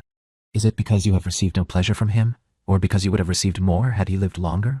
If you answer that you have received no pleasure from him, you make your loss more endurable. For men miss less when lost what has given them no enjoyment or gladness. If, again, you admit that you have received much pleasure, it is your duty not to complain of that part which you have lost, but to return thanks for that which you have enjoyed. His rearing alone ought to have brought you a sufficient return for your labors, for it can hardly be that those who take the greatest pains to rear puppies, birds, and such like paltry objects of amusement derive a certain pleasure from the sight and touch and fawning caresses of these dumb creatures, and yet that those who rear children should not find their reward in doing so. Thus, even though his industry may have gained nothing for you, his carefulness may have saved nothing for you, his foresight may have given you no advice, you found sufficient reward in having owned him and loved him. But, say you, it might have lasted longer. True, but you have been better dealt with than if you had never had a son, for, supposing you were given your choice, which is the better lot, to be happy for a short time or not at all, it is better to enjoy pleasures which soon leave us, than to enjoy none at all. Which, again, would you choose? To have had one who was a disgrace to you, and who merely filled the position and owned the name of your son, or one of such noble character as your son's was, a youth who soon grew discreet and dutiful, soon became a husband and a father, soon became eager for public honors, and soon obtained the priesthood, winning his way to all these admirable things with equally admirable speed.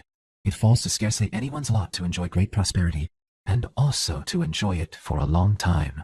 Only a dull kind of happiness can last for long, and accompany us to the end of our lives. The immortal gods, who did not intend to give you a son for long, gave poof. You one who was straightway what another would have required long training to become. You cannot even say that you have been specially marked by the gods for misfortune, because you have had no pleasure in your son. Look at any company of people, whether they be known to you or not. Everywhere you will see some who have endured greater misfortunes than your own. Great generals and princes have undergone like bereavements. Mythology tells us that the gods themselves are not exempt from them. Its aim, I suppose, being to lighten our sorrow at death by the thought that even deities are subject to it. Look around. I repeat, at everyone. You cannot mention any house so miserable as not to find comfort in the fact of another being yet more miserable. I do not, by Hercules, think so ill of your principles as to suppose that you would bear your sorrow more lightly, were I to show you an enormous company of mourners. That is a spiteful sort of consolation, which we derive from the number of our fellow sufferers. Nevertheless, I will quote some instances, not indeed in order to teach you that this often befalls men, for it is absurd to multiply examples of man's mortality, but to let you know that there have been many who have lightened their misfortunes by patient endurance of them. I will begin with the luckiest man of all. Lucius Sulla lost his son, yet this did not impair either the spitefulness or the brilliant valor which he displayed at the expense of his enemies and his countrymen alike, nor did it make him appear to have assumed his well-known title untruly, that he did so after his son's death, fearing neither the hatred of men, by whose sufferings that excessive prosperity of his was purchased, nor the ill will of the gods, to whom it was a reproach that Sulla should be so truly the fortunate. What, however, Sulla's real character was may pass among questions still undecided. Even his enemies will admit that he took up arms with honor, and laid them aside with honor. His example proves the point at issue, that an evil which befalls even the most prosperous cannot be one of the poof. First magnitude. 13. That Greece cannot boast unduly of that father who, being in the act of offering sacrifice when he heard the news of his son's death, merely ordered the flute player to be silent, and removed the garland from his head, but accomplished all the rest of the ceremony in due form, is due to a Roman, Pulvillus the high priest. When he was in the act of holding the doorpost and dedicating the Capitol, the news of his son's death was brought to him. He pretended not to hear it, and pronounced the form of words proper for the high priest on such an occasion, without his prayer being interrupted by a single groan, begging that Jupiter would show himself gracious at the very instant that he heard his son's name mentioned as dead. Do you imagine that this man's mourning knew no end? If the first day and the first shock could not drive him, though a father, away from the public altar of the state, or cause him to mar the ceremony of by words of ill omen, worthy indeed of the most exalted priesthood was he who ceased not to revere the gods, even when they were angry. Yet he, after he had gone home, filled his eyes with tears, said a few words of lamentation, and performed the rites with which it was then customary to honor the dead, resumed the expression of countenance which he had worn in the Capitol. Paulus, about the time of his magnificent triumph, in which he drove purses in chains before his car, gave 2 of his sons to be adopted into other families, and buried those whom he had kept for himself. What, think you, must those whom he kept have been, when Scipio was one of those whom he gave away? It was not without emotion that the Roman people looked upon Paulus's empty chariot. Nevertheless, he made a speech to them, and returned thanks to the gods for having granted his prayer.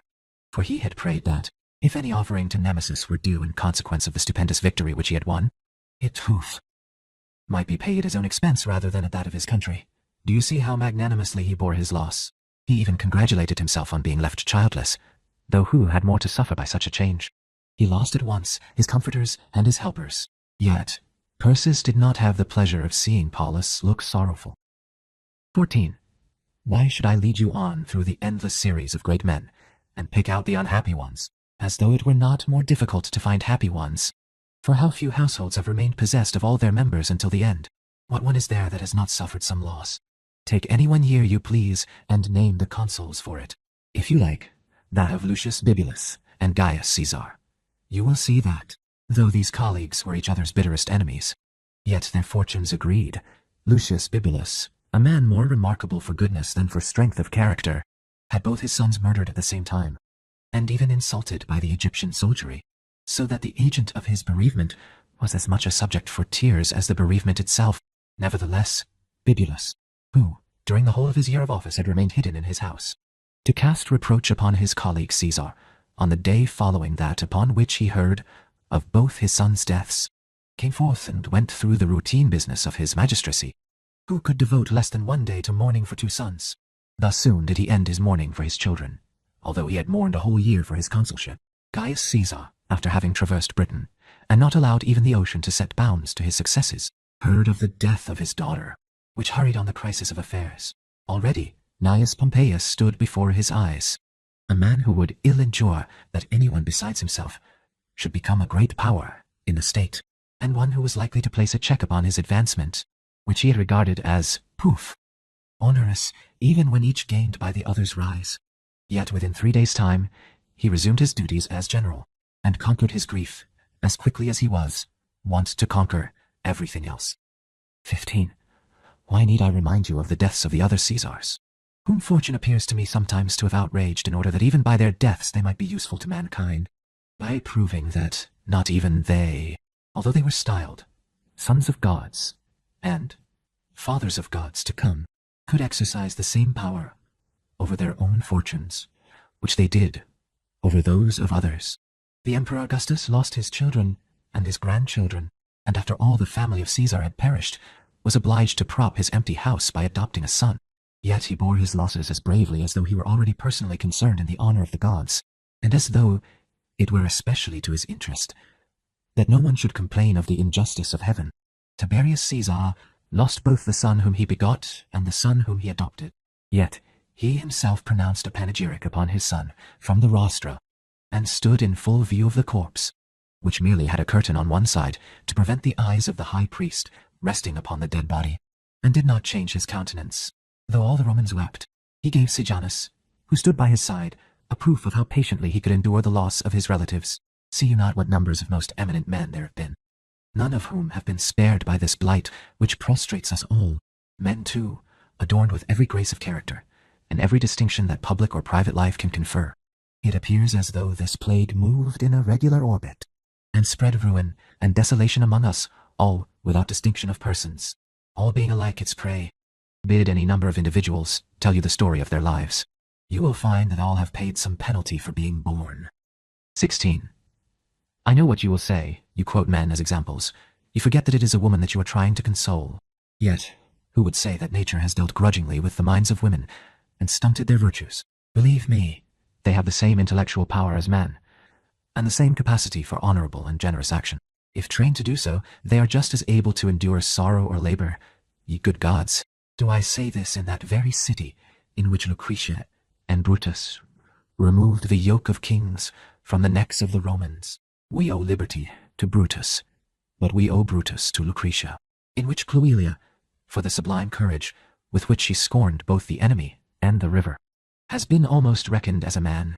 The statue of Cloelia, mounted on horseback, in that busiest of thoroughfares, the Sacred Way, continually reproaches the youth of the present day, who never mount anything but a cushioned seat in a carriage, with journeying in such a fashion through that very city in which we have enrolled even womb on among our knights.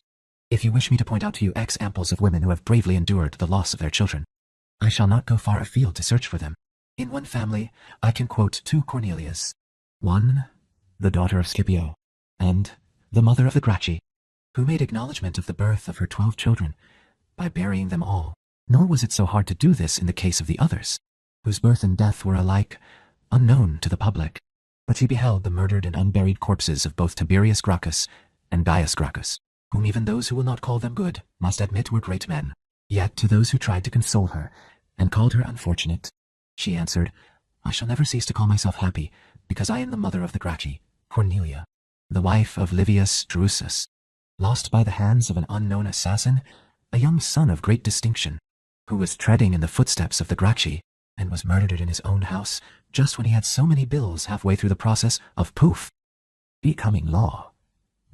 Nevertheless, she bore the untimely and unavenged death of her son with as lofty a spirit as he had shown in carrying his laws Will you not, Marcia, forgive fortune because she has not refrained from striking you with the darts with which she launched at the Scipios, and the mothers and daughters of the Scipios, and with which she has attacked the Caesars themselves?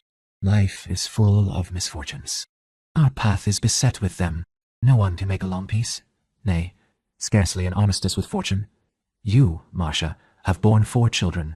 Now they say that no dart which is hurled into a close column of soldiers can fail to hit one. Ought you then to wonder at not having been able to lead along such a company without exciting the ill will of fortune, or suffering loss at her hands? But, say you, fortune has treated me unfairly, for she not only has bereaved me of my son, but chose my best beloved to deprive me of. Yet you never can say that you have been wronged. If you divide the stakes equally with an antagonist who is stronger than yourself, fortune has left you 2 daughters, and their children. She has not even taken away altogether him who you now mourn for, forgetful of his elder brother. You have 2 daughters by him, who, if you support them ill, will prove great burdens, but, if well, great comforts to you. You ought to prevail upon yourself, when you see them, to let them remind you of your son, and not of your grief. When my husbandman's trees have either been torn up, roots and all, by the wind, or broken off short by the force of a hurricane, he takes care of what is left of their stock. Straightway plants seeds or cuttings in the place of those which he has lost, and in a moment, for time is as swift in repairing losses as in causing them, more flourishing trees are growing than were there before. Take, then, in the place of your Metilius these his 2 daughters, and by their twofold consolation lighten your single sorrow. True, human nature is so constituted as to love nothing so much as what it has lost, and our yearning after those who have been taken from us makes us judge unfairly of those who are left to us. Nevertheless, if you choose to reckon up how merciful fortune has been to you, even in her anger, you will feel that you have more than enough to console you. Look at all your grandchildren, and your 2 daughters, and say also, Marcia, I should indeed be cast down, if everyone's fortune followed his deserts, and if no evil ever befell good men. But, as it is, I perceive that no distinction is made, and that the bad and the good are both harassed alike. 17. Still, it is a sad thing to lose a young man whom you have brought up, just as he was becoming a defense and a pride both to his mother and to his country. No one denies that it is sad, but it is the common lot of mortals. You were born to lose others, to be lost, to hope, to fear, to destroy your own peace and that of others, to fear and yet to long for death, and, worst of all, never to know what your real position is. If you were about journey to Syracuse, and someone were to say, learn beforehand all the discomforts and all the pleasures of your coming voyage, and then set sail. The sights which you will enjoy will be as follows. First, you will see the island itself, now separated from Italy by a narrow strait, but which, we know, once formed part of the mainland. The sea suddenly broke through, and severed Sicilia from the western shore. Next, as you will be able to sail close to Charybdis, of which the poets have sung, you will see that greediest of whirlpools, quite smooth if no south wind be blowing, but whenever there is a gale from that quarter, sucking down ships into a huge and deep abyss. You will see the fountain of Arethusa, so famed in song, with its waters bright and pellucid to the very bottom, and pouring forth an icy stream, which it either finds on the poop spot, or else plunges it underground, conveys it thither as a separate river beneath so many seas, free from any mixture of less pure water, and there brings it again to the surface. You will see a harbor which is more sheltered than all the others in the world, whether they be natural or improved by human art for the protection of shipping, so safe that even the most violent storms are powerless to disturb it. You will see the place where the power of Athens was broken, where that natural prison, hewn deep among precipices of rock, received so many thousands of captives. You will see the great city itself, occupying a wider site than many capitals, an extremely warm resort in winter, where not a single day passes without sunshine. But when you have observed all this, you must remember that the advantages of its winter climate are counterbalanced by a hot and pestilential summer. That here will be the tyrant Dionysius, the destroyer of freedom, of justice, and of law, who is greedy of power even after conversing with Plato, and of life even after has been exiled. That he will burn some, flog others, and behead others for slight offenses. That he will exercise his lust upon both sexes. You have now heard all that can attract you thither, all that can deter you from going, Now then, either set sail or remain at home. If, after this declaration, anybody were to say that he wished to go to Syracuse, he could blame no one but himself for what befell him there, because he would not stumble upon it unknowingly, but would have gone thither fully aware of what was before him.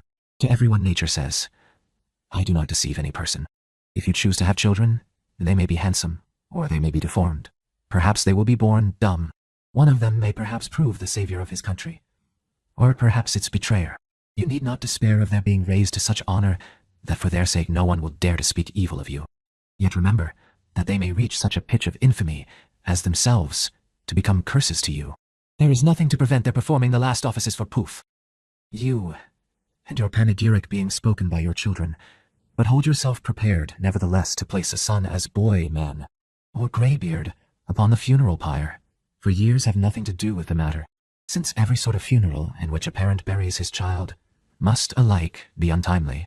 If you still choose to rear children, after I have explained these conditions to you, you render yourself incapable of blaming the gods, for they never guaranteed anything to you. 18. You may make this simile apply to your whole entrance into life. I have explained to you what attractions and what drawbacks there would be if you were thinking of going to Syracuse. Now suppose that I were to come and give you advice when you were going to be born. You are about, I should say, to enter a city of which both gods and men are citizens. A city which contains the whole universe, which is bound by irrevocable and eternal laws, and wherein the heavenly bodies run their unwearied courses. You will see therein innumerable twinkling stars, and the sun, whose single light pervades every place, who by his daily course marks the times of day and night, and by his yearly course makes a more equal division between summer and winter. You will see his place taken by night by the moon, who borrows at her meetings with her brother a gentle and soft delight, and who at one time is invisible, at another hangs full-faced above the earth, ever waxing and waning, each phase unlike the last. You will see 5 stars, moving in the opposite direction to the others, stemming the whirl of the skies towards the west. On the slightest motions of these depend the fortunes of nations, and according as the aspect of the planets is auspicious or malignant, the greatest empires rise and fall. You will see with wonder the gathering clouds, the falling showers, the zigzag lightning, the crashing together of the heavens. When, sated with the wonders above, you turn your eyes towards the earth, they will be met by objects of a different, yet Poof, equally admirable aspect. On one side, a boundless expanse of open plains. On another, the towering peaks of lofty and snow-clad mountains. The downward course of rivers, some streams running eastward, some westward from the same source. The woods which wave even on the mountain tops. The vast forests with all the creatures that dwell therein, and the confused harmony of the birds.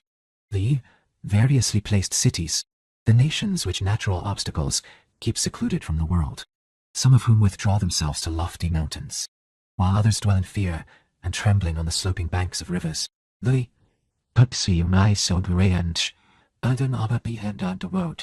crops which are assisted by cultivation, and the trees which bear fruit, even without it. The rivers that flow gently through the meadows, the lovely bays and shores that curve inwards to form harbors, the countless islands scattered over the main, which break and spangle the seas. What of the brilliancy of stones and gems, the gold that rolls amid the sands of rushing streams, the heaven-born fires that burst forth from the midst of earth, and even from the midst of the sea, the ocean itself, that binds land to land, dividing the nations by its threefold indentations, and boiling up with mighty rage, swimming upon its waves, making them disturbed and swelling without wind. You will see animals exceeding the size of any that belong to the land, some clumsy and requiring others to guide their movements, some swift and moving faster than the utmost efforts of rowers, some of them that drink in the waters and blow them out again to the great perils of those who sail near them. You will see here ships seeking for unknown lands. You will see that man's audacity leaves nothing unattempted, and you will yourself be both a witness and a sharer in great attempts. You will both learn and teach the arts by which men's lives are supplied with necessaries, are adorned and are ruled. But in the same place there will be 1,000 pestilences fatal to both body and mind. There will be wars and highway robberies, poisonings and shipwrecks, extremes of climate and excesses of Poof. Body, untimely griefs for our dearest ones, and death for ourselves, of which we cannot tell whether it will be easy or by torture at the hands of the executioner. Now, Consider and weigh carefully in your own mind which you would choose.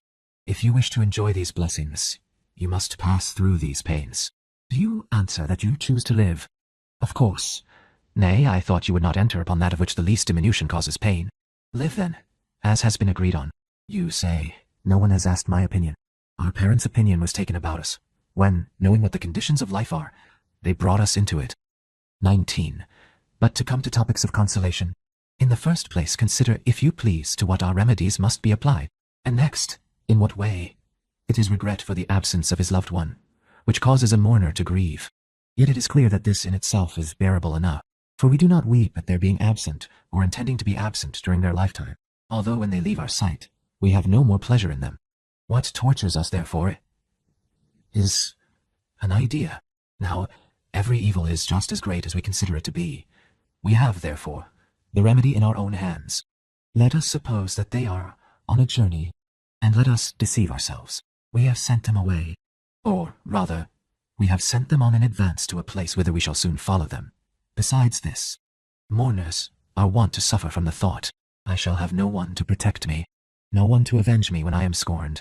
To use a very disreputable, but very true mode of consolation, I may say that in our country, the loss of children bestows more influence than it takes away, and loneliness, which used to bring the aged to ruin, now makes them so powerful that some old men have pretended to pick quarrels with their sons, have disowned their own children, and have made themselves childless by their own act. I know what you will say. My own losses do not grieve me, and poof. Indeed, a man does not deserve to be consoled if he is sorry for his son's death, as he would be for that of a slave, who is capable of seeing anything in his son beyond his son's self. What then, Marcia? Is it that grieves you? Is it that your son has died, or that he did not live long? If it be his having died, then you ought always to have grieved, for you always knew that he would die.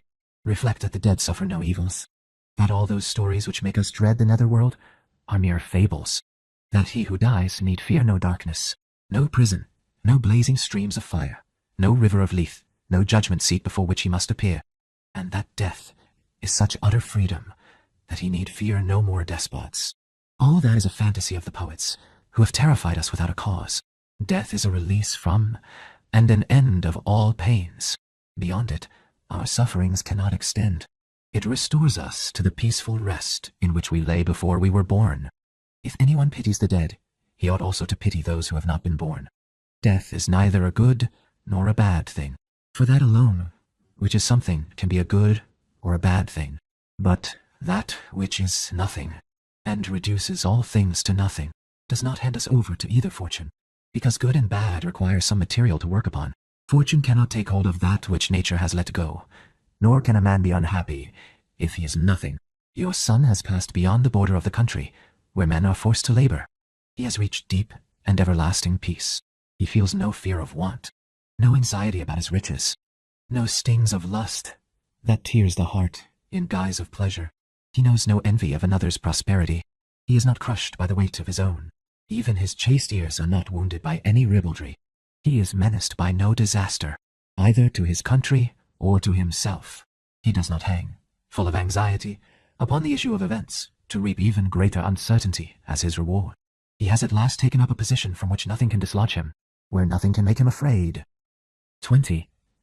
Oh, how little do men understand their own misery, that they do not praise and look forward to death as the best discovery of nature, whether because it hedges in happiness, or because it drives away misery, because it puts an end to the sated weariness of old age, cuts down youth in its bloom while still full of hope of better things, or calls home childhood before the harsher stages of life are reached. It is the end of all men, a relief to many, a desire to some, and it treats none so well as those to whom it comes before they call for it. Death frees the slave, though his master wills it not. It lightens the captive's chains. It leads out of prison those whom headstrong power has forbidden to quit it. It points out to exiles, whose minds and eyes are ever turned towards their own country, that it makes no difference under what people's soil one lies. When fortune has unjustly divided the common stock, and has given over one man to another, though they were born with equal rights, death makes them all equal. After death no one acts any more at another's bidding. In death no man suffers any more from the sense of his low position. It is open to all. It was what your father, Marcia, longed for. It is this, I say, that renders it no misery to be born, which enables me to face the threatenings of misfortune without quailing, and to keep my mind unharmed and able to command itself. I have a last appeal. I see before me crosses, not all alike, but differently made by different peoples. Some hang a man head downwards, some force a stick upwards through his groin, some stretch out his arms on a forked gibbet. I see cords, scourges, and instruments of torture for each limb and each joint. But I see death also. There are bloodthirsty enemies, there are overbearing fellow countrymen, but where they are there, I see death also. Slavery is not grievous if a man can gain his freedom by one step as soon as he becomes tired of thraldom. Life. It is thanks to death that I hold thee so dear. Think how great a blessing is a timely death. How many have been injured by living longer than they ought? If sickness had, carried off that glory and support of the empire, Gnaeus Pompeius, at Naples, he would have died the undoubted head of the Roman people. But as it was, a short extension of time cast him down from his pinnacle of fame. He beheld his legions slaughtered before his eyes. And what a sad relic of that battle, in which the Senate formed the first line, was the survival of the general. He saw his Egyptian butcher, and offered his body, hallowed by so many victories, to a guardsman's sword. Although, even had he been unhurt, he would have regretted his safety. For what could have been more infamous than that a Pompeius should owe his life to the clemency of a king? If Marcus Cicero had fallen at the time when he avoided those daggers, which Catiline aimed equally at him, and at his country, he might have died as the savior of the commonwealth which he had set free. If his death had even followed upon that of his daughter, he might have died happy. He would not then have seen swords drawn for the slaughter of Roman citizens, the goods of the murdered divided among the murderers, that men might pay from their own purse the price of their own blood. Public auction of the consul's spoil in the civil war. The public letting out of murder to be done, brigandage, war, pillage, hosts of Catilines. Would it not have been a good thing for Marcus Cato if the sea had swallowed him up when he was returning from Cyprus after sequestrating the king's hereditary possessions? Even if that very money which he was bringing to pay the soldiers in the civil war had been lost with him, he certainly would have been able to boast that no one would dare to do wrong in the presence of Cato. As it was, the extension of his life for a very few more years forced one who was born for personal and political freedom to flee from Caesar and to become Pompeius's follower. Premature death, therefore, did him no evil. Indeed, it put an end to the power of any evil to hurt him. 21. Yet say you, he perished too soon and untimely? In the first place, suppose that he had lived to extreme old age. Let him continue alive to the extreme limits of human existence. How much is it, after all? Born for a very brief space of time. We regard this life as an inn which we are soon to quit, that it may be made ready for the coming guest. Do I speak of our lives, which we know roll away incredibly fast? Reckon up the centuries of cities. You will find that even those which boast of their antiquity have not existed for long. All human works are brief and fleeting. They take up no part whatever of infinite time. Tried by the standard of the universe, we regard this earth of ours, with all its cities, nations, rivers, and seaboard as a mere point. Our life occupies less than a point when compared with all time, the measure of which exceeds that of the world. For indeed, the world is contained many times in it. Of what importance, then, can it be to lengthen that which, however much you add to it, will never be much more than nothing? We can only make our lives long by one expedient. That is, by being satisfied with their length. You may tell me of long-lived men, whose length of days has been celebrated by tradition. You may assign 110 years apiece to them. Yet when you allow your mind to conceive the idea of eternity, there will be no difference between the shortest and the longest life, if you compare the time during which anyone has been alive with that during which he has not been alive. In the next place, when he died, his life was complete. He had lived as long as he needed to live. There was nothing left for him to accomplish. All men do not grow old at the same age, nor indeed do all animals. Some are wearied out by life at 14 years of age, and what is only the first stage of life with man is their extreme limit of longevity. To each man, a varying length of days has been assigned. No one dies before his time, because he was not destined to live any longer than he did. Everyone's end is fixed, and will always remain where it has been placed. Neither industry nor favor will move it on any further. Believe then that you lost him by advice. He took all that was his own, and reached the goal allotted to his life. So you need not burden yourself with the thought he might have lived longer. His life has not been cut short, nor does chance ever cut short our years. Every man receives as much as was promised to him. The fates go their own way, and neither add anything nor take away anything from what they have once promised. Prayers and endeavors are all in vain. Each man will have as much life as his first day placed to his credit.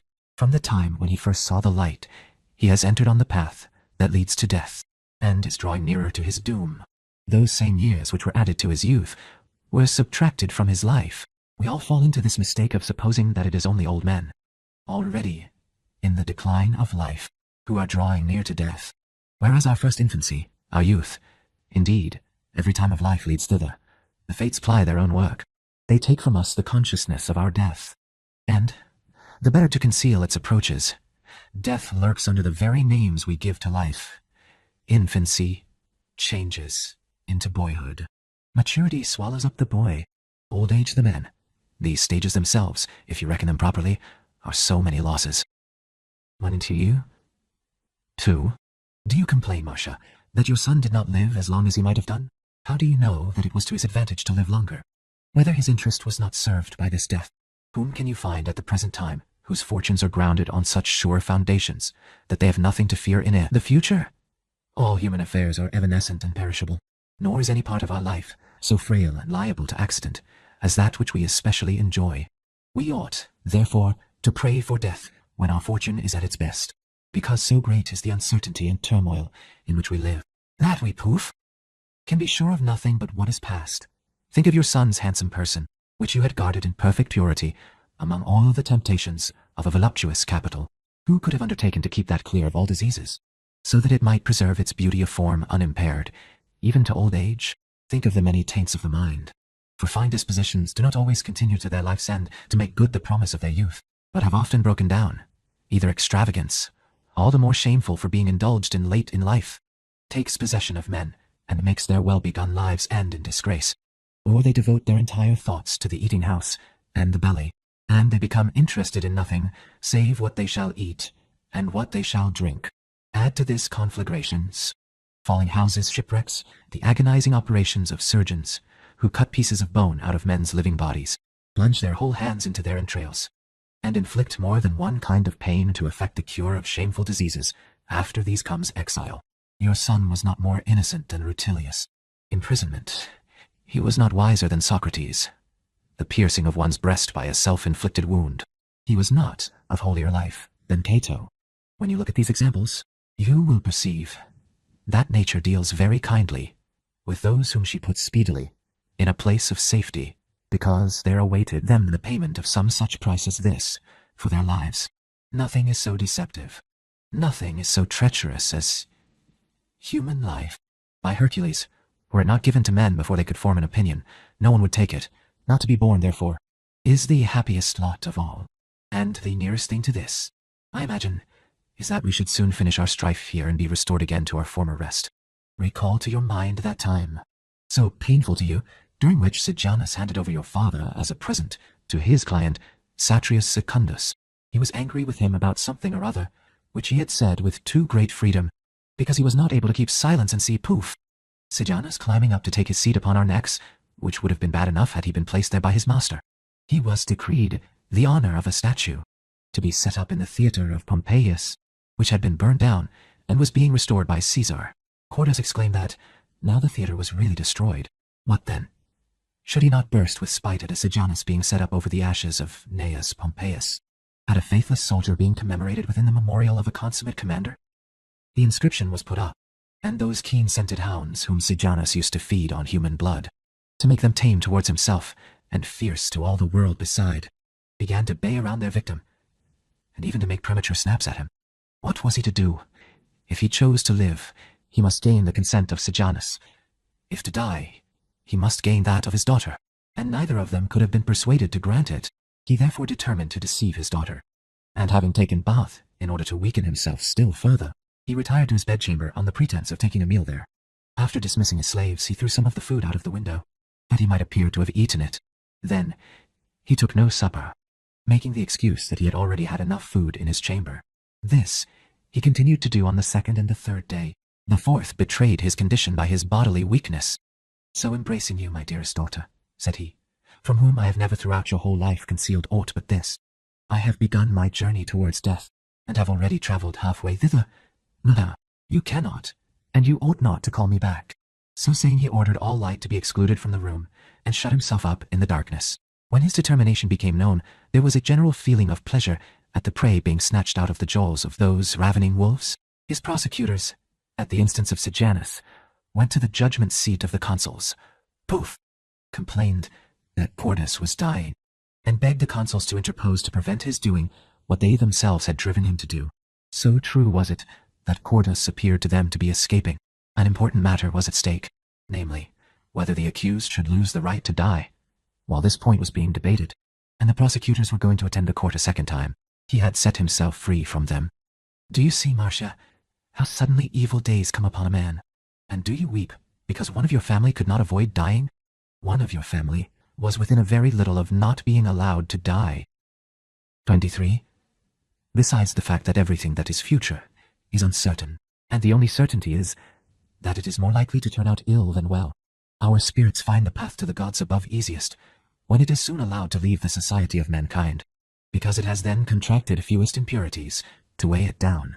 If set free before they become hardened worldlings, before earthly things have sunk too deep into them, they fly all the more lightly back to the place from whence they came, and all the more easily wash away the stains and defilements which they may have contracted. Great minds never love to linger long in the body.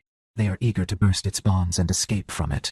They chafe at the narrowness of their prison, having been wont to wander through space, and from aloft in the upper air, to look down with contempt upon human affairs.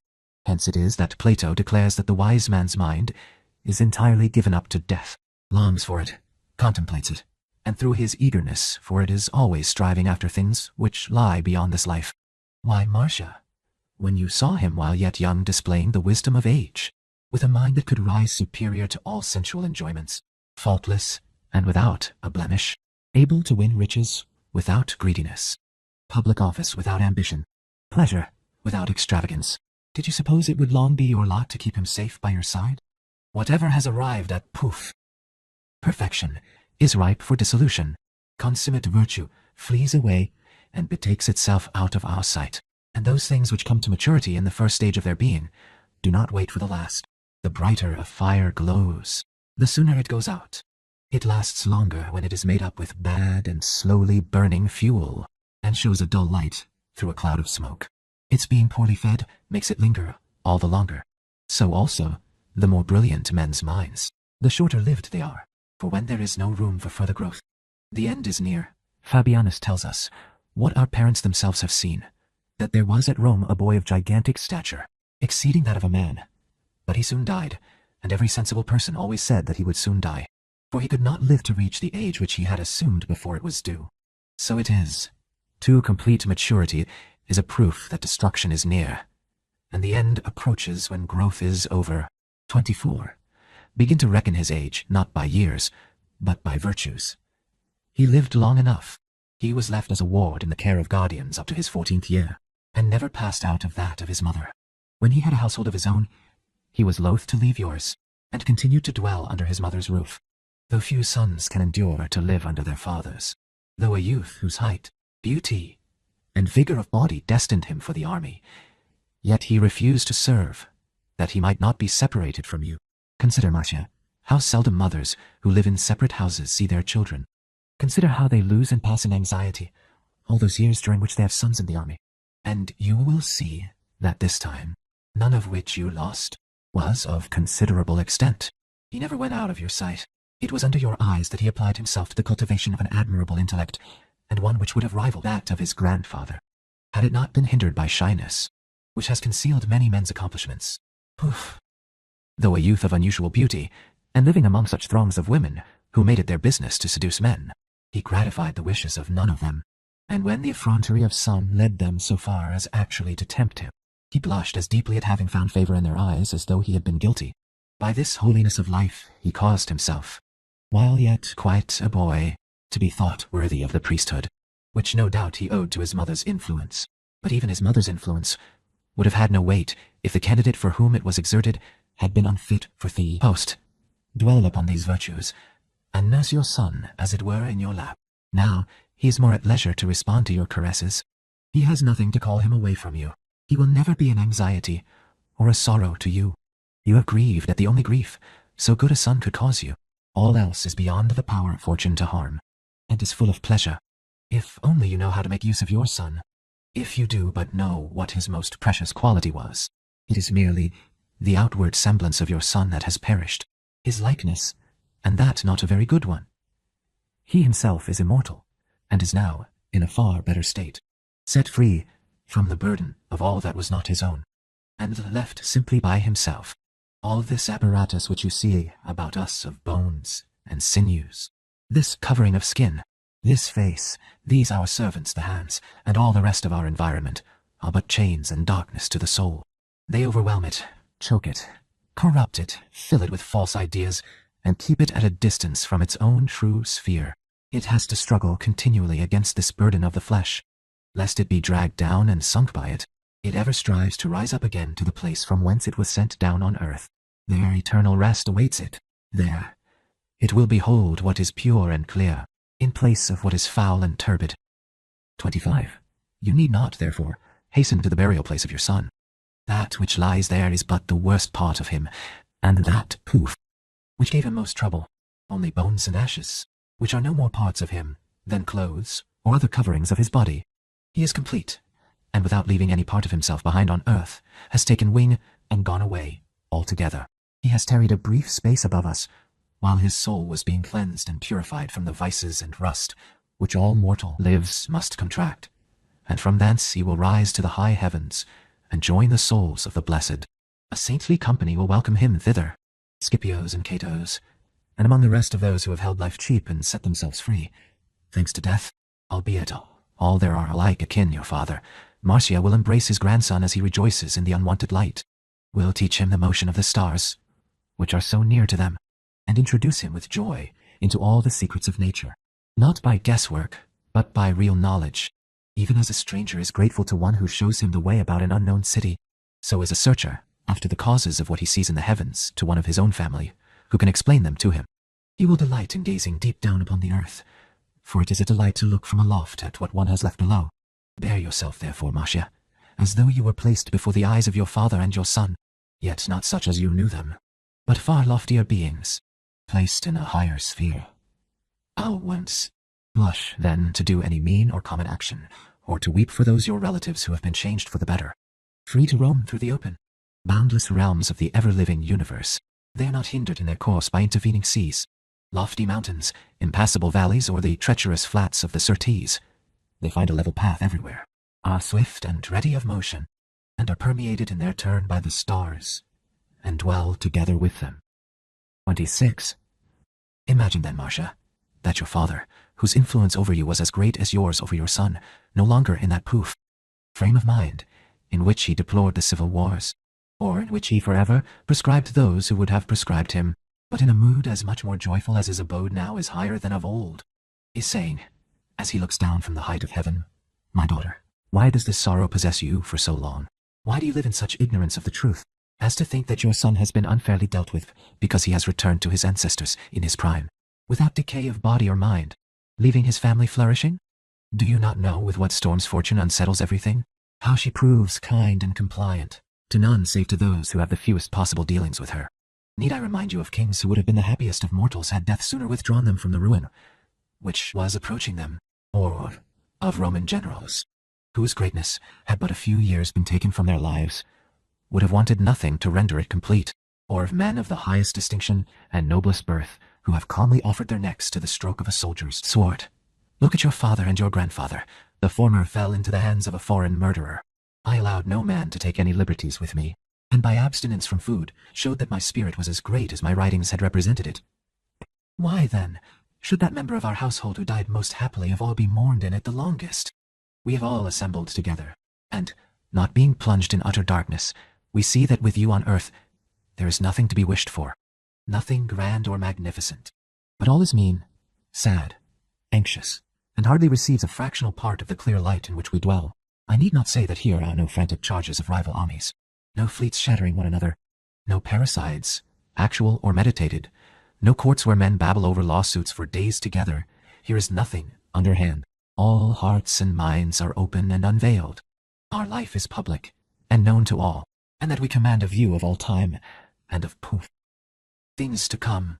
I used to take pleasure in compiling the history of what took place in one century among a few people in the most out-of-the-way corner of the world.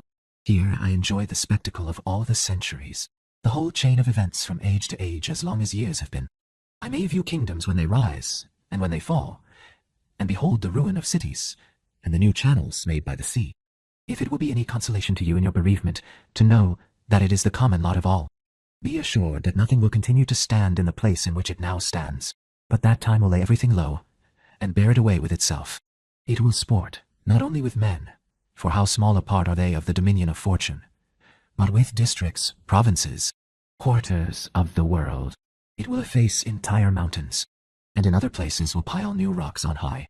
It will dry up seas, change the course of rivers, destroy the intercourse of nation with nation, and break up the communion and fellowship of the human race.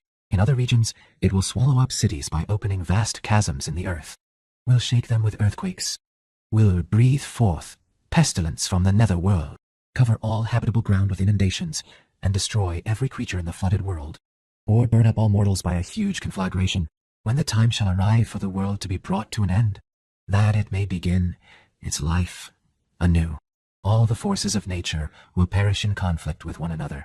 The stars will be dashed together, and all the lights which now gleam in regular order in various parts of the sky will then blaze in one fire, with all their fuel burning at once.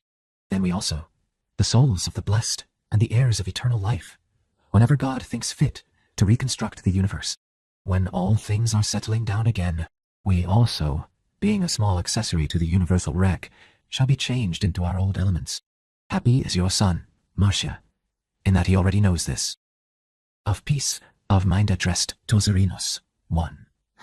Near Serenos, when I examine myself, Seneca, some vices appear on the surface, and so that I can lay my hands upon them, while others are less distinct and harder to reach, and some are not always present, but recur at intervals, and these I should call the most troublesome, being like a roving enemy that assails one when he sees his opportunity, and who will neither let one stand on one's guard, as in war, nor yet take one's rest without fear, as in peace. The position in which I find myself more especially, for why should I not tell you the truth as I would to a physician, is that of neither being thoroughly set free from vices which I fear and hate, nor yet quite in bondage to them.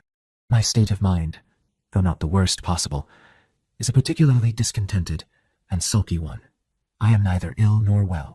It is of no use for you to tell me that all virtues are weakly at the outset, and they acquire strength and solidity by time, for I am well aware that even those which do but help our outward show, such as grandeur, a reputation for eloquence, and everything that appeals to others, gain power by time, both those which afford us real strength, and those which do but trick us out in a more attractive form, require long years before they gradually are adapted to us by time. But I fear that custom, which confirms most things, implants this vice more and more deeply in me. Long acquaintance with both good and bad people leads one to esteem them all alike. What this state of weakness really is, when the mind halts between two opinions without any strong inclination towards either good or evil, I shall be better able to show you piecemeal than all at once. I will tell proof. You, what befalls me? You must find out the name of the disease. I have to confess the greatest possible love of thrift. I do not care for a bed with gorgeous hangings, nor for clothes brought out of a chest, or pressed under weights, and made glossy by frequent manglings, but for common and cheap ones, that require no care either to keep them or to put them on. For food I do not want what needs whole troops of servants to prepare it and admire it, nor what is ordered many days before, and served up by many hands, but something handy and easily come at, with nothing far-fetched or costly about it, to be had in every part of the world, burdensome neither to one's fortune, nor one's body, not likely to go out of the body by the same path by which it came in. I like a rough and unpolished homebred servant. I like my servant born in my house. I like my country-bred father's heavy silver plate, stamped with no maker's name. I do not want a table that is beauteous with dappled spots, or known to all the town by the number of fashionable devote a great deal of time to them. I go back to my life of leisure, and just as even tired cattle go faster when they are going home, I wish to retire and pass my life within the walls of my house. No one, I say, that will give me no compensation worth such a loss, shall ever rob me of a day.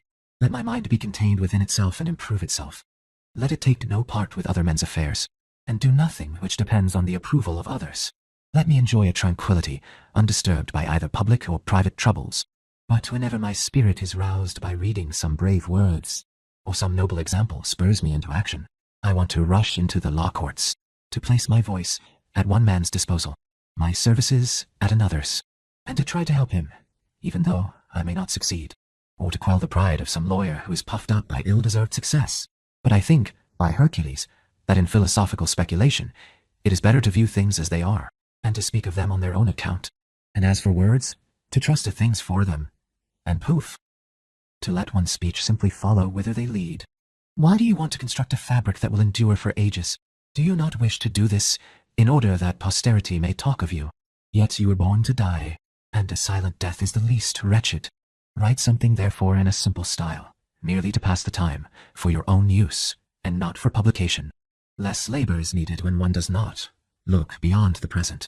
Then again, when the mind is elevated by the greatness of its thoughts, it becomes ostentatious in its use of words. The loftier its aspirations, the more loftily it desires to express them, and its speech rises to the dignity of its subject. At such times, I forget my mild and moderate determination, and soar higher than is my wont, using a language that is not my own. Not to multiply examples, I am in all things attended by this weakness of a well-meaning mind, to whose level I fear that I shall be gradually brought down. Or, what is even more worrying, that I may always hang as though about to fall, and that there may be more the matter with me than I myself perceive. For we take a friendly view of our own private affairs, and partiality always obscures our judgment. I fancy that many men would have arrived at wisdom had they not believed themselves to have arrived there already, had they not purposely deceived themselves as to some parts of their character, and passed by others with their eyes shut. For you have no grounds for supposing that other people's flattery is more ruinous to us than our own. Who dares to tell himself the truth? Who is there, by however large a troop of caressing courtiers he may be surrounded, who in spite of them is not his own greatest flatterer? I beg you, therefore, if you have any remedy by which you could stop this vacillation of mine, to deem me worthy to owe my peace of mind to you. I am well aware that these oscillations of mind are not perilous, and that they threaten me with no serious disorder. To express what I complain of by an exact simile, I am not suffering from a storm, but from seasickness. Take from me poof, then, this evil, whatever it may be, and help one who is in distress within sight of land. 2. Seneca. I have long been silently asking myself, my friend Serenus, to what I should liken such a condition of mind, and I find that nothing more closely resembles it than the conduct of those who, after having recovered from a long and serious illness, occasionally experience slight touches and twinges, and, although they have passed through the final stages of the disease, yet have suspicions that it has not left them, and though in perfect health yet hold out their pulse to be felt by the physician, and whenever they feel warm suspect that the fever is returning. Such men, Serenus, are not unhealthy, but they are not accustomed to being healthy, just as even a quiet sea or lake, nevertheless, displays a certain amount of ripple when its waters are subsiding after a storm. What you need, therefore, is not any of those harsher remedies to which allusion has been, not that you should, in some cases, check yourself, in others be angry with yourself, in others sternly reproach yourself, but that you should adopt that which comes last in the list. Have confidence in yourself, and believe that you are proceeding on the right path, without being led aside by the numerous divergent tracks of wanderers which cross it in every direction, some of them circling about the right path itself. What you desire, to be undisturbed, is a great thing, nay, the greatest thing of all, and one which raises a man almost to the level of a god. The Greeks call this calm steadiness of mind euthymia, and Democritus's treatise upon it is excellently written. I call it peace of mind, for there is no necessity for translating so exactly as to copy the words of the Greek idiom. The essential point is to mark the matter under discussion by a name which ought to have the same meaning as its Greek name, though perhaps not the same form. What we are seeking, then, is how the mind may always pursue a steady, unruffled course, may be pleased, poof, with itself, and look with pleasure upon its surroundings, and experience no interruption of this joy, but abide in a peaceful condition, without being ever either depressed. This will be peace of mind.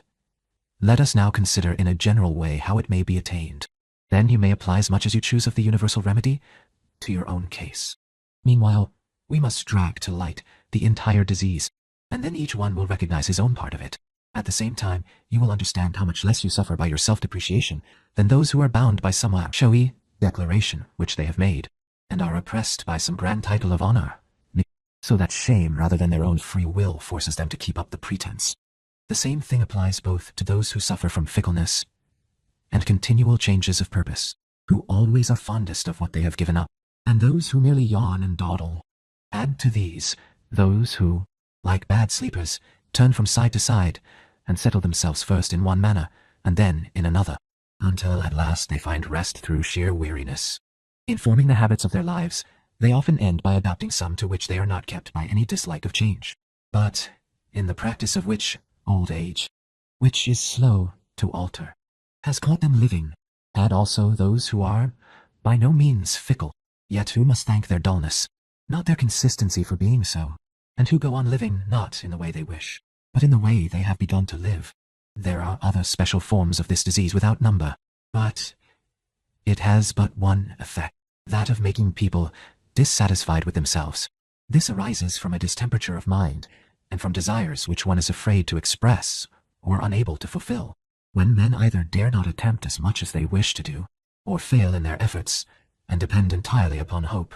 Such people are always fickle and changeable, which is a necessary consequence of living in a state of suspense. They take any way to arrive at their ends, and teach and force themselves to use both dishonorable and difficult means to do so that when their toil has been in vain, they are made wretched by the disgrace of failure, and do not regret having longed for what was wrong, but having longed for it in vain. They then begin to feel sorry for what they have done, and afraid to begin again, and their mind falls by degrees into a state of endless vacillation, because they can neither command nor obey their passions, of hesitation, because their life cannot properly develop itself, and of decay, as the mind becomes stupefied by disappointments. All these symptoms become aggravated when their dislike of a laborious misery has driven them to idleness and to secretary studies, which are unendurable to a mind eager to take part in public affairs, desirous of action, and naturally restless, because of course it finds too few resources within itself. When therefore it loses the amusement which business itself affords to busy men, it cannot endure home, loneliness, or the walls of a room, and regards itself with dislike when left to itself. Hence arises that weariness and dissatisfaction with oneself, that tossing to and fro of a mind which can nowhere find rest, that unhappy and unwilling endurance of enforced leisure. In all cases where one feels ashamed to confess the real cause of one's suffering, and where modesty leads one to drive one's sufferings inward, the desires pent up in a little space without any vent choke one another. Hence comes melancholy and drooping of spirit, and 1,000 waverings of the unsteadfast mind, which is held in suspense by unfulfilled hopes, and saddened by disappointed ones. Hence comes the state of mind of those who loathe their idleness, complain that they have nothing to do, and view the progress of others with the bitterest jealousy, for an unhappy sloth favors the growth of envy, and men who cannot succeed themselves wish everyone else to be ruined. This dislike of other men's progress and despair of one's own produces a mind angered against fortune, addicted to complaining of the age in which it lives, to retiring into corners and brooding over its misery, until it becomes sick and weary of itself. For the human mind is naturally nimble and apt at movement. It delights in every opportunity of excitement and forgetfulness of itself, and the worse a man's disposition, the more he delights in this, because he likes to wear himself out with busy action, just as some sores long for the hands that injure them, and delight in being touched, and the foul itch enjoys anything that scratches it. Similarly, I assure you that these minds, over which desires have spread like evil ulcers, take pleasure in toils and troubles. For there are some things which please our body, while at the same time they give it a certain amount of pain, such as turning oneself over and changing one side before it is wearied, or cooling oneself in one position after another. It is like Homer's Achilles, lying first upon its face, then upon its back, placing itself in various attitudes, and, as sick people are wont, enduring none of them for long, and using changes as though they were remedies. Hence men undertake aimless wanderings, travel along distant shores, and at one time at sea, at another by land, try to soothe that fickleness of disposition which always is dissatisfied with the present. Now, Let us make for Campania. Now, I am sick of rich cultivation. Let us see wild regions. Let us thread the passes of Bruti and Lucania. Yet, amid this wilderness, one wants something of beauty to relieve our pampered eyes, after so long dwelling on savage wastes. Let us seek Tarentum, with its famous harbour, its mild winter climate, and its district, rich enough to support even the great hordes of ancient times. Let us now return to town. Our ears have too long missed its shouts and noise. It would be pleasant also to enjoy the sight of human bloodshed. Thus, one journey succeeds another, and one sight is changed for another, as Lucretius says. Thus every mortal from himself doth flee. But what does he gain by so doing, if he does not escape from poof? Himself? He follows himself, and weighs himself down by his own most burdensome companionship. We must understand, therefore, that what we suffer from is not the fault of the places, but of ourselves. We are weak when there is anything to be endured, and cannot support either labor or pleasure, either one's own business or anyone else's for long. This has driven some men to death, because by frequently altering their purpose, they were always brought back to the same point, and had left themselves no room for anything new. They had become sick of life, and of the world itself, and as all indulgences palled upon them, they began to ask themselves the question, how long are we to go on doing the same thing? 3. You ask me what I think we had better make use of to help us to support this ennui. The best thing, as Athenodorus says, is to occupy oneself with business, with the management of affairs of state and the duties of a citizen. For, as some pass, in exercising themselves in the sun, and in taking care of their bodily health, and athletes find it most useful to spend the greater part of their time in feeding up the muscles and strength to whose cultivation they have devoted their lives. So too for you who are training your mind to take part in the struggles of political life. It is far more honorable to be thus at work than to be idle. He whose object is to be of service to his countrymen and to all mortals exercises himself and does good at the same time when he is engrossed in business and is working to the best of his ability, both in the interests of the public and of private men. But, continues he, because innocence is hardly safe among such furious ambitions, and so many men who turn one aside from the right path, and it is always sure to meet with more hindrance than help, we ought to withdraw ourselves from the forum, and from public life, and a great mind, even in a private station, can find room wherein to expand freely. Confinement in dense restraints, the springs of lions and poof, wild creatures. But this does not apply to human beings, who often effect the most important works in retirement. Let a man, however, withdraw himself only in such a fashion that wherever he spends his leisure, his wish may still be to benefit individual men and mankind alike, both with his intellect, his voice, and his advice. The man that does good service to the state is not only he who brings forward candidates for public office, defends accused persons, and gives his vote on questions of peace and war, but he who encourages young men in well-doing, who supplies the present dearth of good teachers by instilling into their minds the principles of virtue, who seizes and holds back those who are rushing wildly in pursuit of riches and luxury, and, if he does nothing else, at least checks their course. Such a man does service to the public, though in a private station. Which does the most good? He who decides between foreigners and citizens, as Praetor Peregrinus, or, as Praetor Urbanus, pronounces sentence to the suitors in his court at his assistant's dictation, or he who shows them what is meant by justice, filial feeling, endurance, courage, contempt of death, and knowledge of the gods, and how much a man is helped by a good conscience. If then you transfer to philosophy the time which you take away from the public service, you will not be a deserter, or have refused to perform your proper task. A soldier is not merely one who stands in the ranks and defends the right or the left wing of the army, but he also who guards the gates, a service which, though less dangerous, is no sinecure, who keeps watch and takes charge of the arsenal. Though all these are bloodless duties, yet they count as military service. As soon as you have devoted yourself to philosophy, you will have overcome all disgust at life. You will not wish for darkness because you are weary of the light, nor will you be a trouble to yourself and useless to others. You will acquire many friends, and all the best men will be attracted towards you. For virtue, in however obscure a position, cannot be hidden, but gives signs, proof, of its presence. Anyone who is worthy will trace it out by its footsteps. But if we give up all society, turn our backs upon the whole human race, and live, communing with ourselves alone. This solitude without any interesting occupation will lead to a want of something to do. We shall begin to build up, and to pull down, to dam out the sea, to cause waters to flow through natural obstacles, and generally to make a bad disposal of the time which nature has given us to spend. Some of us use it grudgingly, others wastefully. Some of us spend it so that we can show a profit and loss account, others so that they have no assets remaining, than which nothing can be more shameful.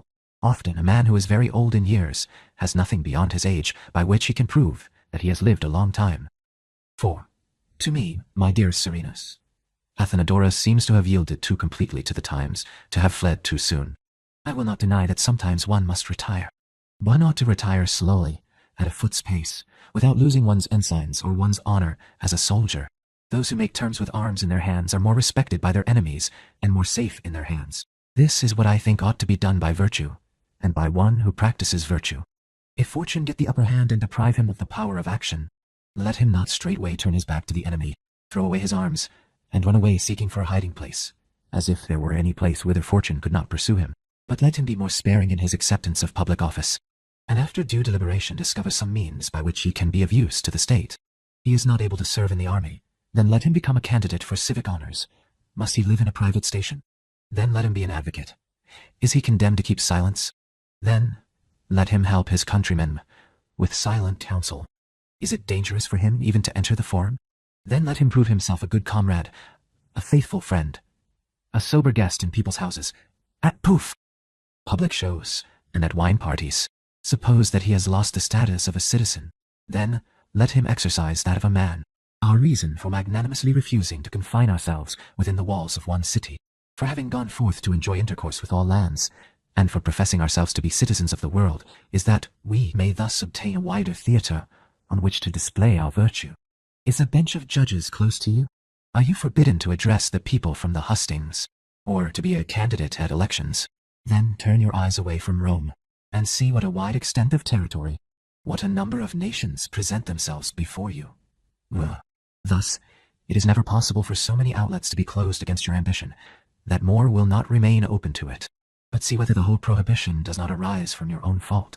You do not choose to direct the affairs of the state, except as consul or praetorius or medix or suffes. What should we say if you refuse to serve in the army, save as general or military tribune?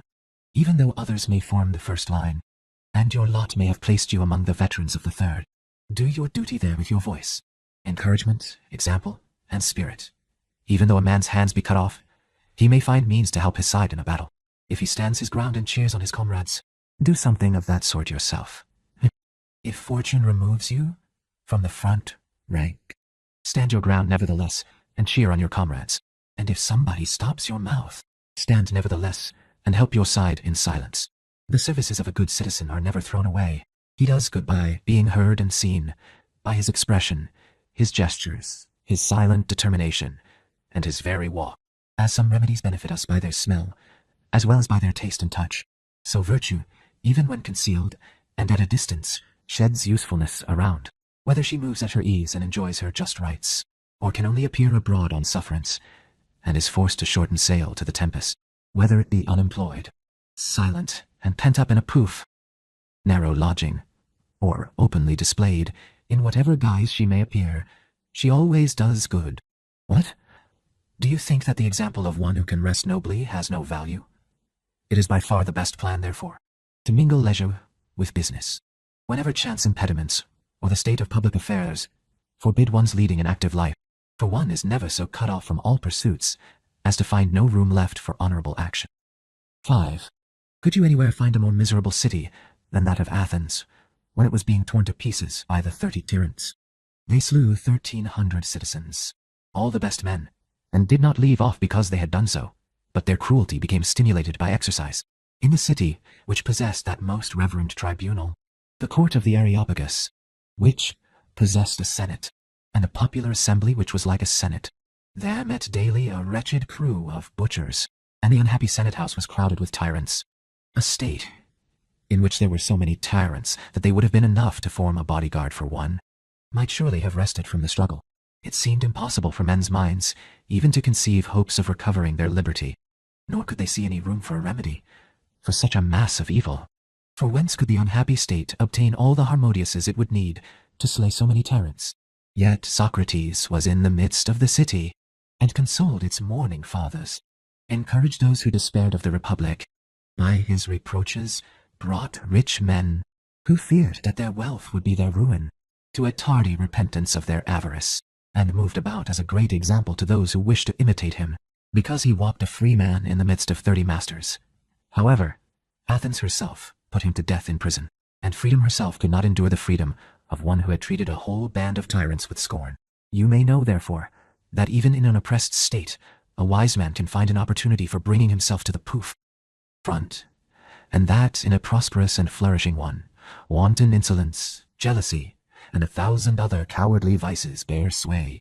We ought, therefore, to expand or contract ourselves according as the state presents itself to us, or as fortune offers us opportunities. But in any case we ought to move, and not to become frozen still by fear. Nay, he is the best man who, though peril menaces him on every side, and arms and chains beset his path, nevertheless neither impairs nor conceals his virtue. For to keep oneself safe does not mean to bury oneself. I think that Curius Dentatus spoke truly when he said that he would rather be dead than alive. The worst evil of all is to leave the ranks of the living before one dies. Yet it is your duty, if you happen to live in an age when it is not easy to serve the state, to devote more time to leisure and to literature. Thus, just as though you were making a perilous voyage, you may from time to time put into harbor, and set yourself free from public business without waiting for it to do so. 6. We ought, however, first to examine our own selves, next the business which we propose to transact, next those for whose sake or in whose company we transact it. It is above all things necessary to form a true estimate of oneself, because as a rule we think that we can do more than we are able. One man is led too far through confidence in his eloquence. Another demands more from his estate than it can produce. Another burdens a weakly body with some toilsome duty. Some men are too shamefaced for the conduct of public affairs, which require an unblushing front. Some men's obstinate pride renders them unfit for courts. Some cannot control their anger, and break into unguarded language on the slightest provocation. Some cannot rein in their wit or resist making risky jokes. For all these men leisure is better than employment. A bold, haughty, and impatient nature ought to avoid anything that may lead it to use a freedom of speech, which will bring it to ruin. Next we must form an estimate of the matter which we mean to deal with, and compare our strength with the deed we are about to attempt. For the bearer ought always to be more powerful than his load. Indeed, loads which are too heavy for their bearer must of necessity crush him.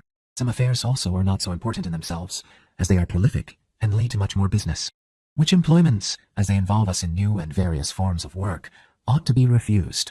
Neither should you engage in anything from which you are not free to retreat. Apply yourself to something which you can finish, or at any rate, can hope to finish.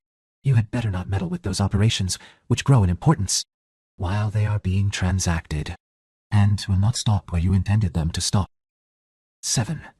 In all cases one should be careful in one's choice of men, and see whether they be worthy of our bestowing a part of our life upon them, or whether we shall waste our own time and theirs, for some even consider us to be in their debt, because of our services to them.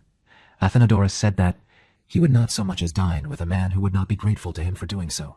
Meaning, I imagine, that much less would he go to dinner with those who recompense the services of their friends by their table, and regard courses of dishes as donatives, as if they overrate themselves to do honor to others. Take away from these men their witnesses and spectators. They will take no pleasure in solitary gluttony. You must decide whether your disposition is better suited for vigorous action or for tranquil speculation and contemplation, and you must adopt whichever the bent of your genius inclines you for. Socrates laid hands upon Ephorus and led him away from the forum, thinking that he would be more usefully employed in compiling chronicles. For no good is done by forcing one's mind to engage in uncongenial work. It is vain to struggle against nature, yet nothing delights the mind so much as faithful and pleasant friendship. Poof!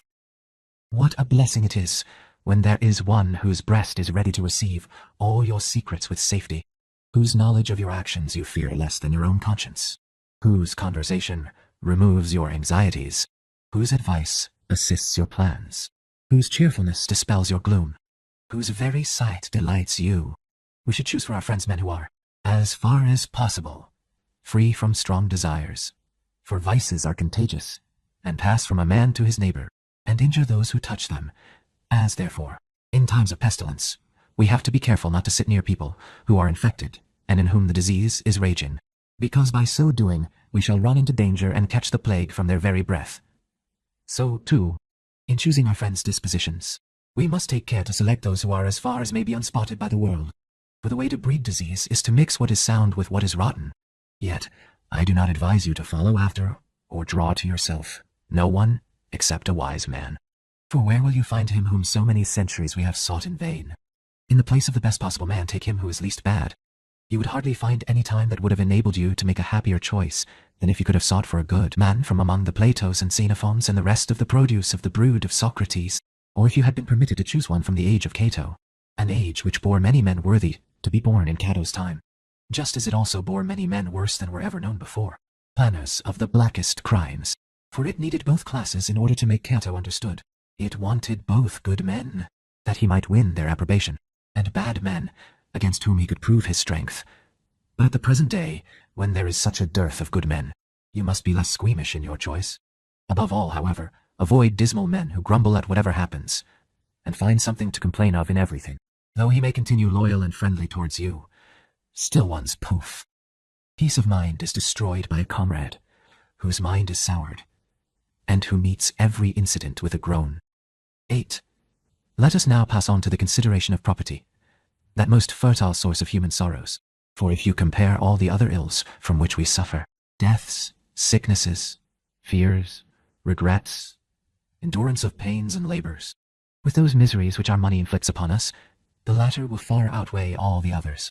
Reflect, then, how much less a grief it is never to have had any money than to have lost it.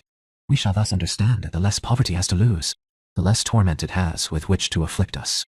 For you are mistaken if you suppose that the rich bear their losses with greater spirit than the poor. A wound causes the same amount of pain to the greatest and the smallest body. It was a neat saying of Bion's, that it hurts bald men as much as hairy men to have their hairs pulled out. You may be assured that the same thing is true of rich and poor, that their suffering is equal, for their money clings to both classes, and cannot be torn away without their feeling it. Yet it is more endurable, as I have said, and easier not to gain property than to lose it, and therefore you will find that those upon whom fortune has never smiled are more cheerful than those whom she has deserted.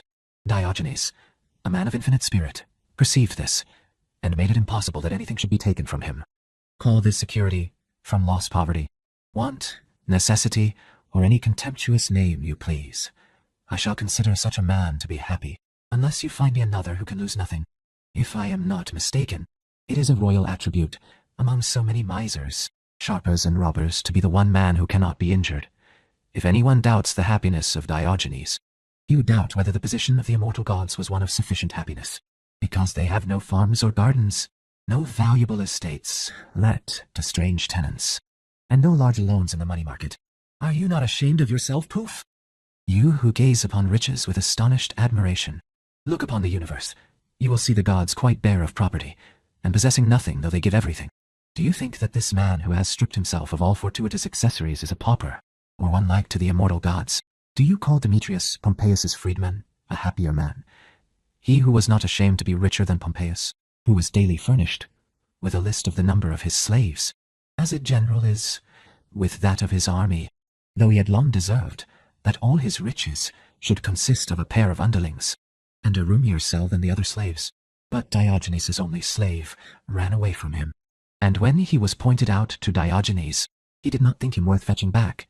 It is a shame, he said, that Manes should be able to live without Diogenes, and that Diogenes should not be able to live without Manes. He seems to me to have said, Fortune, mind your own business. Diogenes has nothing left that belongs to you. Did my slave run away? Nay, he went away from me as a free man. A household of slaves requires food and clothing. The bellies of so many hungry creatures have to be filled. We must buy raiment for them. We must watch their most thievish hands. And we must make use of the services of people who weep and execrate us. How far happier is he who is indebted to no man for anything, except for what he can deprive himself of with the greatest ease.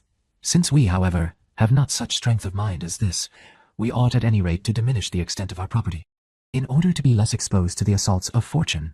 Those men whose bodies can be within the shelter of their armor are more fitted for war than those whose huge size everywhere extends beyond it, and exposes them to wounds. The best amount of property to have is that which is enough to keep us from poverty, and which yet is not far removed from it. 9. We shall be pleased with this measure of wealth if we have proof. Previously taken pleasure in thrift, without which no riches are sufficient, and with which none are insufficient, especially as the remedy is always at hand, and poverty itself, by calling in the aid of thrift, can convert itself into riches. Let us accustom ourselves to set aside mere outward show, and to measure things by their uses, not by their ornamental trappings. Let our hunger be tamed by food, our thirst quenched by drinking, our lust confined within needful bounds. Let us learn to use our limbs, and to arrange our dress and way of life according to what was approved of by our ancestors, not in imitation of newfangled models. Let us learn to increase our continence, to repress luxury, to set bounds to our pride, to assuage our anger, to look upon poverty without prejudice, to practice thrift, albeit many are ashamed to do so, to apply cheap remedies to the wants of nature, to keep all undisciplined hopes and aspirations as it were under lock and key, and to make it our business to get our riches from ourselves and not from fortune. We never can so thoroughly defeat the vast diversity and malignity of misfortune with which we are threatened as not to feel the weight of many gusts if we offer a large spread of canvas to the wind. We must draw our affairs into a small compass, to make the darts of fortune of no avail. For this reason, sometimes slight mishaps have turned into remedies, and more serious disorders have been healed by slighter ones, when the mind pays no attention to good advice, and cannot be brought to its senses by milder measures. Why should we not think that its interests are being served by poverty, disgrace, or financial ruin being applied to it? One evil is balanced by another. Let us then teach ourselves to be able to dine without all Rome to look on, to be the slaves of fewer slaves, to get clothes which fulfill their original purpose, and to live in a smaller house. The inner curve is the one to take, not only in running races and in the contests of the circus, but also in the race of life. Even literary pursuits, the most becoming thing for a gentleman to spend money upon, are only justifiable as long as they are kept within bounds. What is the use of possessing numberless books and libraries whose titles their owner can hardly read through in a lifetime? A student is overwhelmed by such a mass, not instructed, and it is much better to devote yourself to a few writers than to skim through many. 40,000 books were burned at Alexandria. Some would have praised this library as a most noble memorial of royal wealth, like Titus Livius, who says that it was a splendid result of the taste and attentive care of the kings. It had nothing to do with taste or care, but was a piece of learned luxury, nay, not even learned, since they amassed it, not for the sake of learning, but to make a show, like many men who know less about letters than a slave is expected to know, and who uses his books not to help him in his studies, but to ornament his dining room. Let a man, then, obtain as many books as he wants, but none for show. It is more respectable, say you, to spend one's money on such books than on vases of Corinthian brass and paintings. Not so. Everything that is carried to excess is wrong. What excuses can you find for a man who is eager to buy bookcases of ivory and citrus wood, to collect the works of unknown or discredited authors, and who sits yawning amid so many thousands of books, whose backs and titles please him more than any other part of them? Thus, in the houses of the laziest of men, you will see the works of all the orators and historians stacked upon bookshelves, reaching right up to the ceiling. Oh, at the present day, a library has become as necessary an appendage to a house as a hot and cold bath. I would excuse them straightway if they really were carried away by excessive zeal for literature. But as it is, these costly works of sacred genius, with all the illustrations that adorn them, are merely bought for display and to serve as wall furniture. 10. Suppose, however, that your life has become full of trouble, and that without knowing what you were doing, you have fallen into some snare which either public or private fortune has set for you, and that you can neither untie it nor break it. Then remember that fettered men suffer much at first from the burdens and clogs upon their legs. Afterwards, when they have made up their minds not to fret themselves about them, but to endure them, necessity teaches them to bear them bravely, and habit to bear them easily. In every station of life, you will find amusements, relaxations, and enjoyments. That is, provided you be willing to make light of evils rather than to hate them, knowing to what sorrows we were born. There is nothing for which nature more deserves our thanks than for having invented habit as an alleviation of misfortune, which soon accustoms us to the severest evils. No one could hold out against misfortune if it permanently exercised the same force as at its first onset. We are all chained to fortune. Some men's chain is loose, and made of gold. That of others is tight and of meaner metal. But what difference does this make? We are all included in the same captivity, and even those who have bound us are bound themselves. Unless you think that a chain on the left side is lighter to bear, one man may be bound by public office, another by wealth. Some have to bear the weight of illustrious, some of humble birth. Some are subject to the commands of others, some only to their own. Some are kept in one place by being banished thither, others by being elected to the priesthood. All life is slavery. Let each man, therefore, reconcile himself to his lot. Complain of it as little as possible, and lay hold of whatever good lies within his reach. No condition can be so wretched that an impartial mind can find no compensations in it. Small sites, if ingeniously divided, may be made use of for many different purposes, and arrangement will render ever so narrow a room habitable. Call good sense to your aid against difficulties. It is possible to soften what is harsh, to widen what is too narrow, and to make heavy burdens press less severely upon one who bears them skillfully. Moreover, we ought not to allow our desires to wander far afield, but we must make them confine themselves to our immediate neighborhood, since they will not endure to be altogether locked up. We must leave alone things which either cannot come to pass, or can only be effected with difficulty, and follow after such things as are near at hand, and within reach of our hopes, always remembering that all things are equally unimportant, and though they have a different outward appearance, they are all alike empty within. Neither let us envy those who are in high places. The heights which look lofty to us are steep and rugged. Again, those whom unkind fate has placed in critical situations will be safer if they show as little pride in their proud position as may be, and do all they are able to bring down their fortunes to the level of other men's.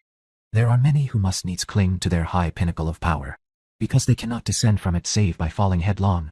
Yet they assure us that their greatest burden is being obliged to be burdensome to others, and that they are nailed to their lofty post rather than raised to it.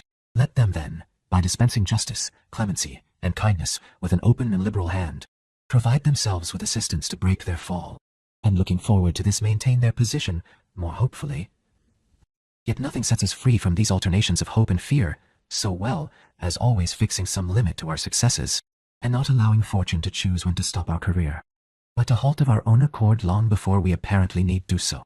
By acting thus, certain desires will rouse up our spirits, and yet, being confined within bounds, will not lead us to embark on vast and vague enterprises. 11.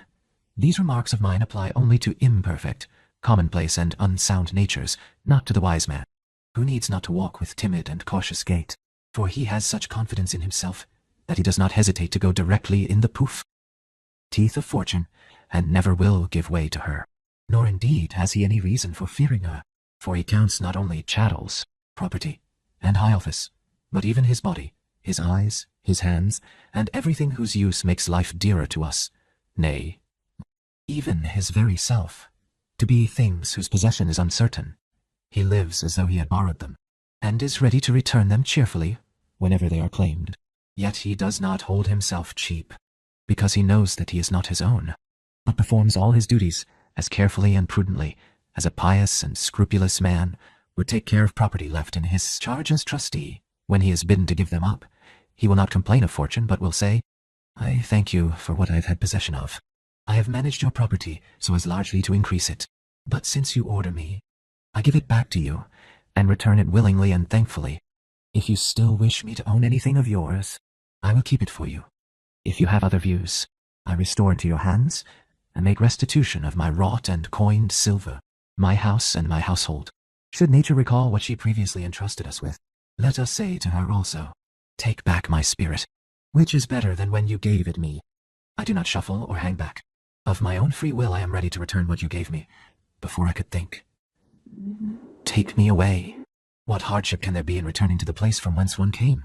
A man cannot live well if he knows not how to die well. We must therefore take away from this commodity its original value, and count the breath of life as a cheap matter. We dislike gladiators, says Cicero, if they are eager to save their lives by any means whatever, but we look favorably upon them if they are openly reckless of them. You may be sure that the same thing occurs with us. We often die because we are afraid of death.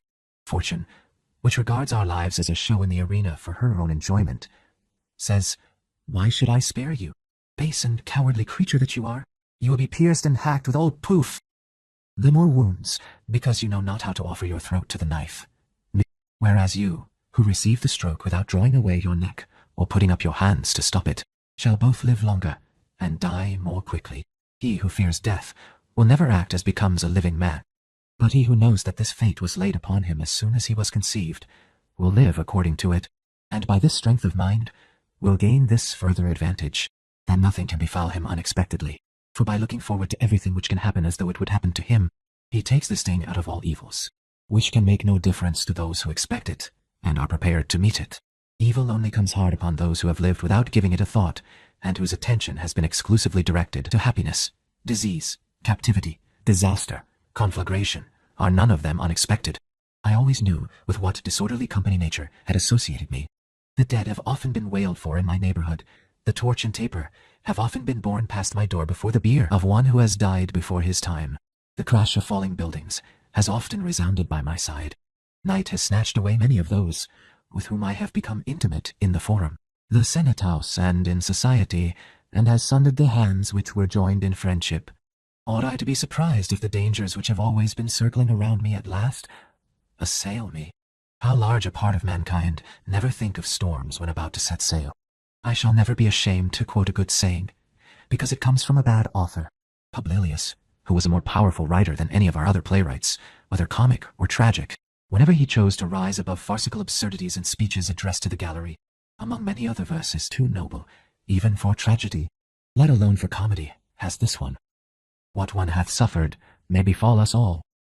If a man takes this into his inmost heart, and looks upon all the misfortunes of other men, of which there is always a great plenty, in this spirit, remembering that there is nothing to prevent their coming upon him also, he will arm himself against them long before they attack him. It is too late to school the mind to endurance of peril after peril has come. I did not think this would happen. And would you ever have believed that this would have happened? Say you, but why should it not? Where are the riches after which want, hunger, and beggary do not follow? What office is there whose purple robe, augur's staff, and patrician reigns have not as their accompaniment rags and banishment, the brand of infamy, 1,000 disgraces, and utter reprobation? What kingdom is there for which ruin, trampling underfoot, a tyrant and a butcher are not ready at hand? Nor are these matters divided by long periods of time. But there is but the space of an hour between sitting on the throne ourselves and clasping the knees of someone else, as suppliants. Know, then, that every station of life is transitory, and that what has ever happened to anybody may happen to you also. You are wealthy. Are you wealthier than Pompeius? Yet when Gaius, his old relative and new host, opened Caesar's house to him in order that he might close his own, he lacked both bread and water, though he owned so many rivers, which both rose and discharged themselves within his dominions. Yet he had to beg for drops of water. He perished of hunger and thirst in the palace of his relative, while his heir was contracting for a public funeral for one who was in want of food. You have filled public offices. Were they either as important, as unlooked for, or as all-embracing as those of Sejanus? Yet, on the day on which the Senate disgraced him, the people tore him to pieces. The executioner could find no part left large enough to drag to the Tiber, of one upon whom gods and men had showered all that could be given to man. You are a king. I will not bid you go to Croesus for an example. He who while yet alive saw his funeral pile both lighted and extinguished, being made to outlive not only his kingdom, but even his own death, nor to Jugurtha, whom the people of Rome beheld as a captive within the year in which they had feared him. We have seen Ptolemaeus king of Africa, and Mithridates king of Armenia, under the charge of Gaius's guards. The former was sent into exile. The latter chose it in order to make his exile more honorable. Among such continual topsy-turvy changes, unless you expect that whatever can happen will happen to you, you give adversity power against you, a power which can be destroyed by anyone who looks at it beforehand. 12. The next point to these will be to take care that we do not labor for what is vain, or labor in vain. That is to say, neither to desire what we are not able to obtain, nor yet, having obtained our desire too late, and after much toil to discover the folly of our wishes. In other words, that our labor may not be without result, and that the result may not be unworthy of our labor. For as a rule, sadness arises from one of these two things, either from want of success, or from being ashamed of having succeeded. We must limit the running to and fro, which most men practice, rambling about houses, theaters, and marketplaces. They mind other men's business, and always seem as though they themselves had something to do. If you ask one of them as he comes out of his own door, "Whither are you going?" he will answer, "By Hercules, I do not know, but I shall see some people, and do something." They wander, purposelessly seeking for something to do, and do not what they have made up their minds to do, but what has casually fallen in their way. They move uselessly and without any plan, just like ants crawling over bushes, which creep up to the top and then down to the bottom again without gaining anything. Many men spend their lives in exactly the same fashion, which one may call a state of restless indolence. You would pity some of them when you see poof, them running as if their house was on fire.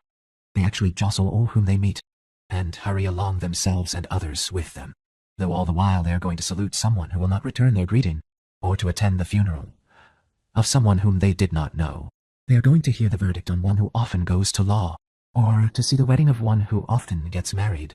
They will follow a man's litter, and in some places will even carry it. Afterwards, returning home, weary with idleness, they swear that they themselves do not know why they went out, or where they have been, and on the following day they will wander through the same round again. Let all your work, therefore, have some purpose, and keep some object in view. These restless people are not made restless by labor, but are driven out of their minds by mistaken ideas, for even they do not put themselves in motion without any hope. They are excited by the outward appearance of something, and their crazy mind cannot see its futility. In the same way, every one of those who walk out to swell the crowd in the streets is led round the city by worthless and empty reasons. The dawn drives him forth, although he has nothing to do, and after he has pushed his way into many men's doors, and saluted their nomenclators one after the other, and been turned away from many others, he finds that the most difficult person of all to find at home is himself.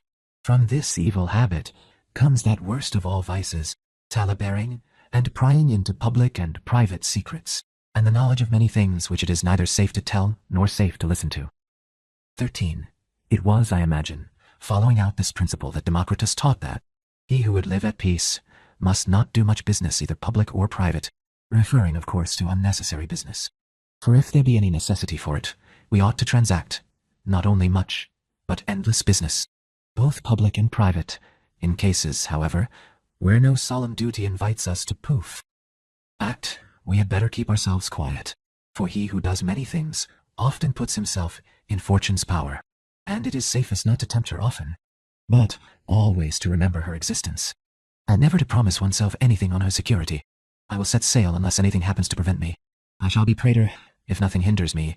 My financial operations will succeed unless anything goes wrong with them. This is why we say that nothing befalls the wise man which he did not expect. We do not make him exempt from the chances of human life, but from its mistakes. Nor does everything happen to him as he wished it would, but as he thought it would. Now, his first thought was that his purpose might meet with some resistance, and the pain of disappointed wishes must affect a man's mind less severely if he has not been at all events confident of success. 14. Moreover, we ought to cultivate an easy temper, and not become over fond of the lot which fate has assigned to us, but transfer ourselves to whatever other condition chance may lead us to, and fear no alteration, either in our purposes or our position in life, provided that we do not become subject to caprice, which of all vices is the most hostile to repose. For obstinacy, from which fortune often wrings some concession, must needs be anxious and unhappy, but caprice, which can never restrain itself, must be more so. Both of these qualities, both that of altering nothing, and that of being dissatisfied with everything, are enemies to repose. The mind ought in all cases to be called away from the contemplation of external things to that of itself. Let it confide in itself, rejoice in itself, admire its own works, avoid as far as may be those of others, and devote itself to itself. Let it not feel losses, and put a good construction even upon misfortunes. Zeno, the chief of our school, when he heard the news of a shipwreck, in which all his property had been lost, remarked, "Fortune bids me follow philosophy in lighter marching order. A tyrant threatened Theodorus with death, poof, and even with want of burial. You are able to please yourself," he answered. "My half-pint of blood is in your power.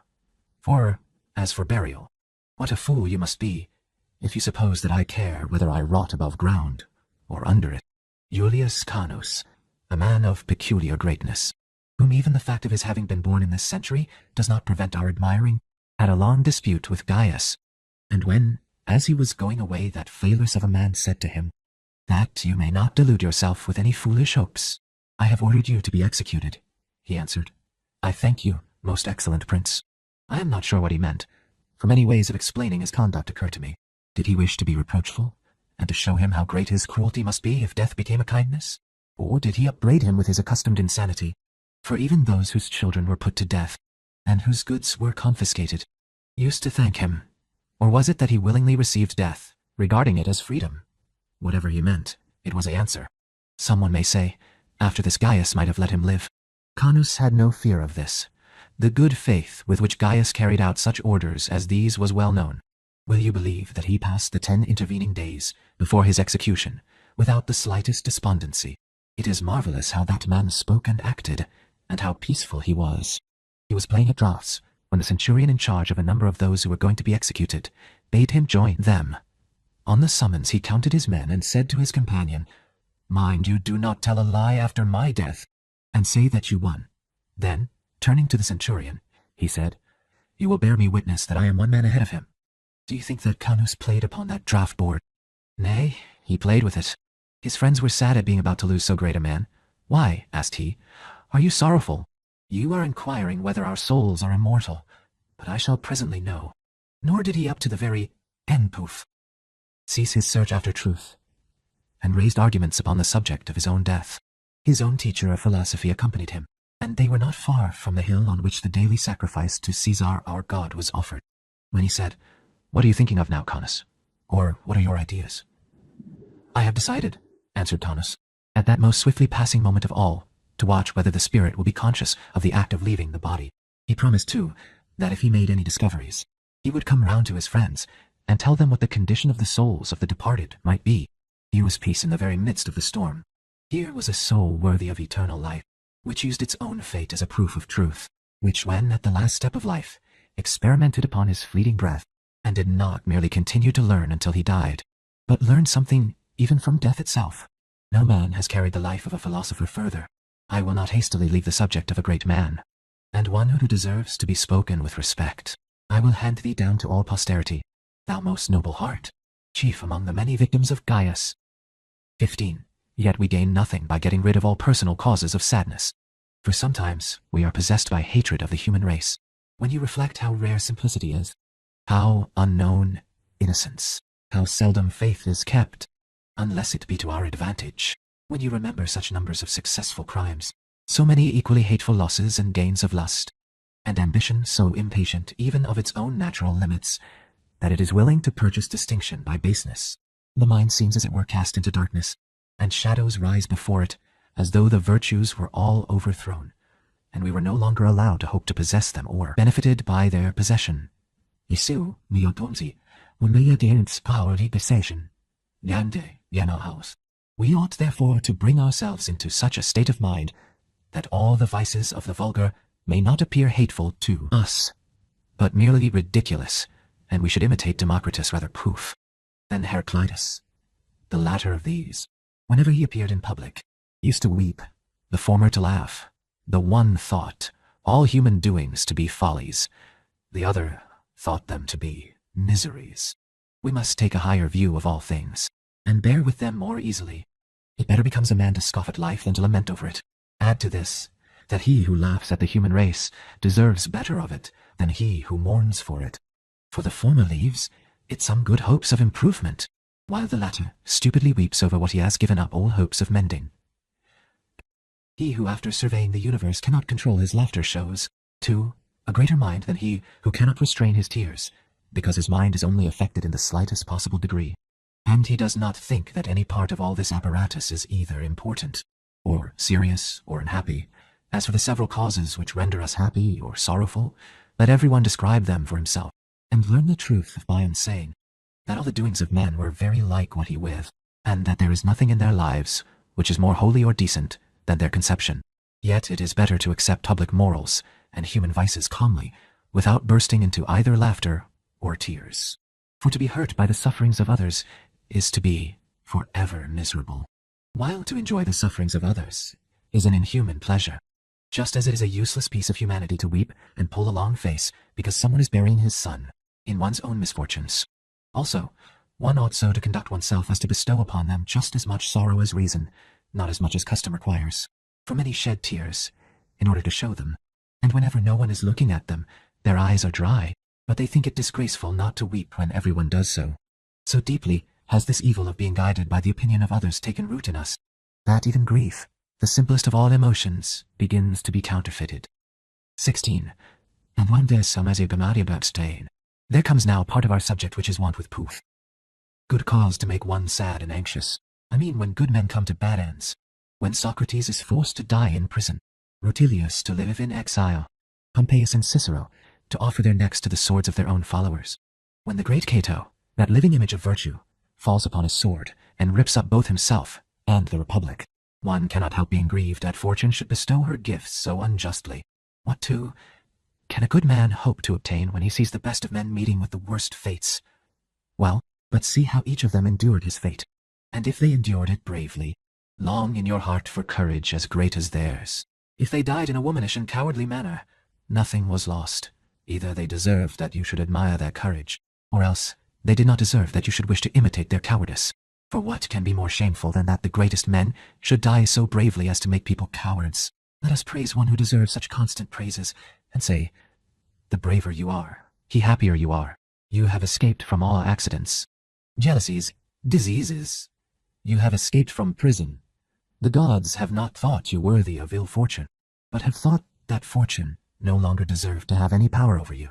But when anyone shrinks back in the hour of death and looks longingly at life, we must lay hands upon him. I will never weep for a man who dies cheerfully, nor for one who dies weeping. The former wipes away my tears. The latter by his tears makes himself unworthy that any should be shed for him. Shall I weep for Hercules because he was burned alive, or for Regulus because he was pierced by so many nails, or for Cato because he tore open his wounds a second time? All these men discovered how at the cost of a small portion of time they might obtain immortality, and by their deaths gained eternal life. 17. It also proves a fertile source of troubles, if you take pains to conceal your feelings and never show yourself to anyone. Pooh! Undisguised, but as many men do, live an artificial life in order to impose upon others, for the constant watching of himself becomes a torment to a man, and he dreads being caught doing something at variance with his usual habits, and indeed, we never can be at our ease if we imagine that everyone who looks at us is weighing our real value. For many things occur which strip people of their disguise, however reluctantly they may part with it, and even if all this trouble about oneself is successful, still life is neither happy nor safe when one always has to wear a mask. But what pleasure there is in that honest straightforwardness which is its own ornament, and which conceals no part of its character. Yet even this life, which hides nothing from anyone, runs some risk of being despised, for there are people who disdain whatever they come close to. There is no danger of virtue's becoming contemptible when she is brought near our eyes, and it is better to be scorned for one's simplicity than to bear the burden of unceasing hypocrisy. Still, must observe moderation in this matter, for there is a great difference between living simply and living slovenly. Moreover, we ought to retire a great deal into ourselves, for association with persons unlike ourselves upsets all that we had arranged, rouses the passions which were at rest, and rubs into a sore any weak or imperfectly healed place in our minds. Nevertheless, we ought to mix up these two things, and to pass our lives alternately in solitude and among throngs of people. For the former will make us long for the society of mankind, the latter for that of ourselves, and the one will counteract the other. Solitude will cure us when we are sick of crowds, and crowds will cure us when we are sick of solitude. Neither ought we always to keep the mind strained to the same pitch, but it ought sometimes to be relaxed by amusement. Socrates did not blush to play with little boys. Cato used to refresh his mind with wine after he had wearied it with application to affairs of state, and Scipio would move his triumphal and soldierly limbs to the poof sound of music, not with a feeble and halting gait, as is the fashion nowadays, when we sway in our very walk with more than womanly weakness, but dancing as men were wont in the days of old on sportive and festal occasions, with manly bounds, thinking it no harm to be seen so doing even by their enemies. Men's minds ought to have relaxation. They rise up better and more vigorous after rest. We must not force crops from rich fields, for an unbroken course of heavy crops will soon exhaust their fertility. And so, also, the liveliness of our minds will be destroyed by unceasing labor. But they will recover their strength after a short period of rest and relief. Continuous toil produces a sort of numbness and sluggishness. Men would not be so eager for this if play and amusement did not possess natural attractions for them, although constant indulgence in them takes away all gravity and all strength from the mind. For sleep also is necessary for our refreshment. Yet, if you prolong it for days and nights together, it will become there is a great difference between slackening your hold of a thing and letting it go. The founders of our laws appointed festivals, in order that men might be publicly encouraged to be cheerful, and they thought it necessary to vary our labors with amusements. And, as I said before, some great men have been wont to give themselves a certain number of holidays in every month, and some divided every day into playtime and work time. Thus, I remember that great orator Asinius Pollio would not attend to any business after the 10th hour. He would not even read letters after that time, for fear some new trouble should arise. But in those 2 hours he used to get rid of the weariness which he had contracted during the whole day, some rest in the middle of the day, and reserve some light occupation for the afternoon. Our ancestors, too, forbade any new motion to be made in the Senate after the 10th hour. Soldiers divide their watches, and those who have just returned from active service are allowed to sleep the whole night undisturbed. We must humor our minds, and grant them rest from time to time, which acts upon them like food, and restores their strength. It does good also to take walks out of doors, that our spirits may be raised and refreshed by the open air and fresh breeze. Sometimes we gain strength by driving in a carriage, by travel, by change of air, or by social meals and a more generous allowance of wine. At times we ought to drink even to intoxication, not so as to drown, but merely to dip ourselves in wine. For wine washes away troubles and dislodges them from the depths of the mind, and acts as a remedy to sorrow as it does to some diseases. The inventor of wine is called Liber, not from the license which he gives to our tongues, but because he liberates the mind from the bondage of cares, and emancipates it, animates it, and renders it more daring in all that it attempts. Yet, moderation is wholesome both in freedom and in wine. It is believed that Solon and Arcesilaus used to drink deep.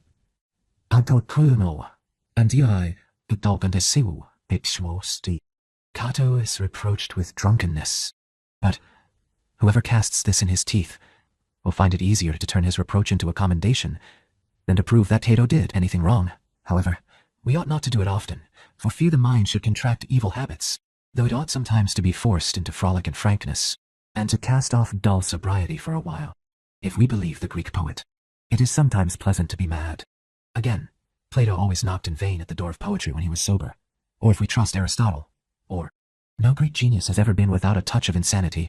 The mind cannot use lofty language above that of the common herd unless it be excited, when it has spurned aside the commonplace environments of custom, and rises sublime, instinct with sacred fire.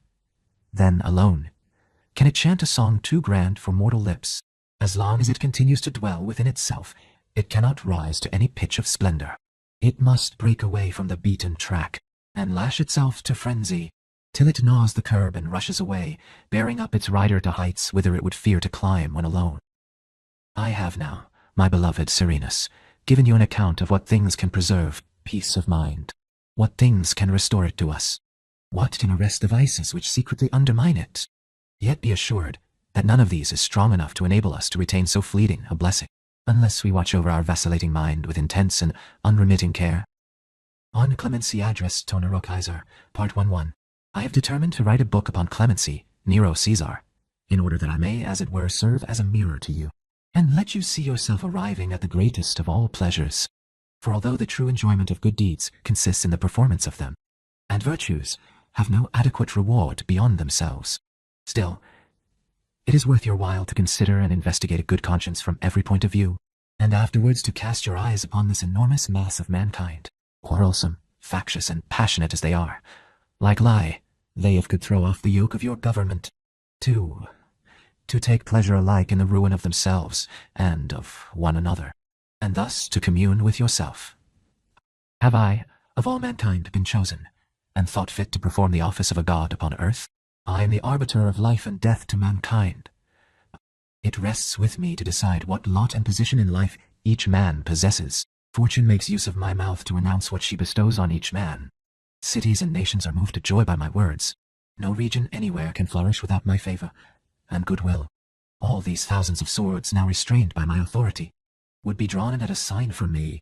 It rests with me to decide which tribes shall be utterly exterminated, which shall be moved into other lands, which shall receive, and which shall be deprived of liberty. What kings shall be reduced to slavery, and whose heads shall be crowned? What cities shall be destroyed, and what new ones shall be founded? In this position of enormous power, I am not tempted to punish men, poof, unjustly, by anger, by youthful impulse, by the recklessness and insolence of men, which often overcomes the patience even of the best regulated minds. Not even that terrible vanity, so common among great sovereigns, of displaying my power by inspiring terror. My sword is sheathed, nay, fixed in its sheath. I am sparing of the blood even of the lowest of my subjects. A man who has nothing else to recommend him will nevertheless find favor in my eyes, because he is a man. I keep harshness concealed, but have clemency always at hand. I watch myself as carefully as though I had to give an account of my actions to those laws which I have brought out of darkness and neglect into the light of day. I have been moved to compassion by the youth of one culprit, and the age of another. I have spared one man because of his great place, another on account of his insignificance. When I could find no reason for showing mercy, I have had mercy upon myself. I am prepared this day, should the gods demand it, to render to them an account of the human you. Caesar can boldly say that everything which has come into your charge has been kept safe, and that the state has neither openly nor secretly suffered any loss at your hands. You have coveted a glory which is most rare, and which has been obtained by no emperor before you, that of innocence. Your remarkable goodness is not thrown away, nor is it ungratefully or spitefully undervalued. Men feel gratitude towards you. No one person ever was so dear to another as you are to the people of Rome, whose great and enduring benefit you are. You have, however, taken upon yourself a mighty burden. No one any longer speaks of the good times of the late Emperor Augustus, or the first years of the reign of Tiberius, or proposes for your imitation any model outside yourself. Yours is a pattern reign. This would have been difficult had your goodness of heart not been innate, but merely adopted for a time. For no one can wear a mask for long, and fictitious qualities soon give place to true ones, those which are founded upon truth, and which, so to proof, speak, grow out of a solid basis, only become greater and better as time goes on. The Roman people were in a state of great hazard as long as it was uncertain how your generous disposition would turn out. Now, however, the prayers of the community are sure of an answer, for there is no fear that you should suddenly forget your own character. Indeed, excess of happiness makes men greedy, and our desires are never so moderate as to be bounded by what they have obtained. Great successes become the stepping stones to greater ones, and those who have obtained more than they hoped entertain even more extravagant hopes than before. Yet by all your countrymen we hear it admitted that they are now happy, and moreover, that nothing can be added to the blessings that they enjoy, except that they should be eternal.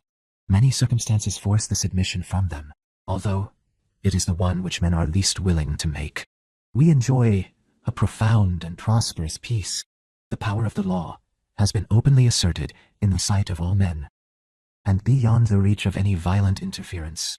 The form of our government is so happy as to contain all the essentials of liberty except the power of destroying itself. It is nevertheless your clemency which is most especially admired by the high and low alike. Every man enjoys or hopes to enjoy the other blessings of your rule, according to the measure of his own personal good fortune, whereas from your clemency all hope alike.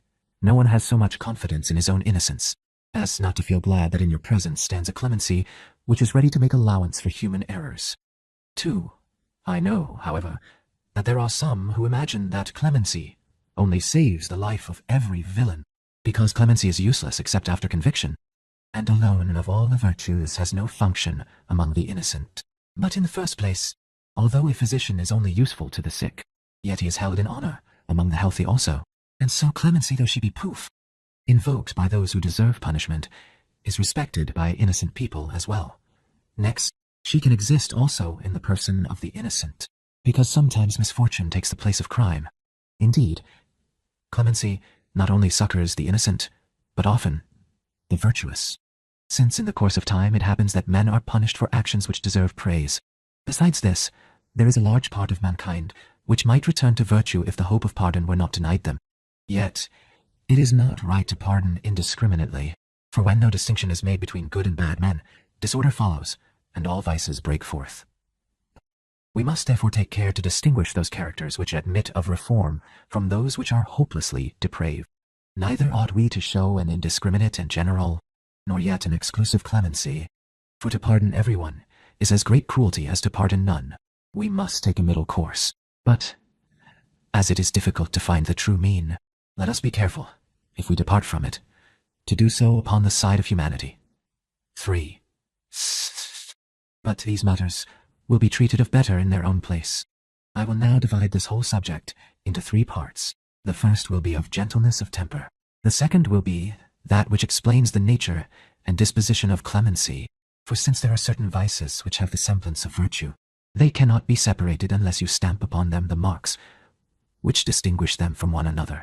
In the third place, we shall inquire how the mind may be led to practice this virtue, how it may strengthen it, and by habit make it its own. That clemency, which is the most humane of virtues, is that which best befits a man, is necessarily an axiom, not only among our own sect, which regards man as a social animal, born for the good of the whole community, but even among those philosophers who give him up entirely to pleasure, and whose words and actions have no other aim than their own personal advantage. If man, as they argue, seeks for quiet and repose, what virtue is there which is more agreeable to his poof nature than clemency, which loves peace and restrains him from violence? Now, clemency becomes no one more than a king or a prince, for great power is glorious and admirable only when it is beneficent, since to be powerful only for mischief is the power of a pestilence. That man's greatness alone rests upon a secure foundation, whom all men know to be as much on their side as he is above them, of whose watchful care for the safety of each and all of them they receive daily proofs, at whose approach they do not fly in terror, as though some evil and dangerous animal had sprung out from its den, but flock to him as they would to the bright and health-giving sunshine.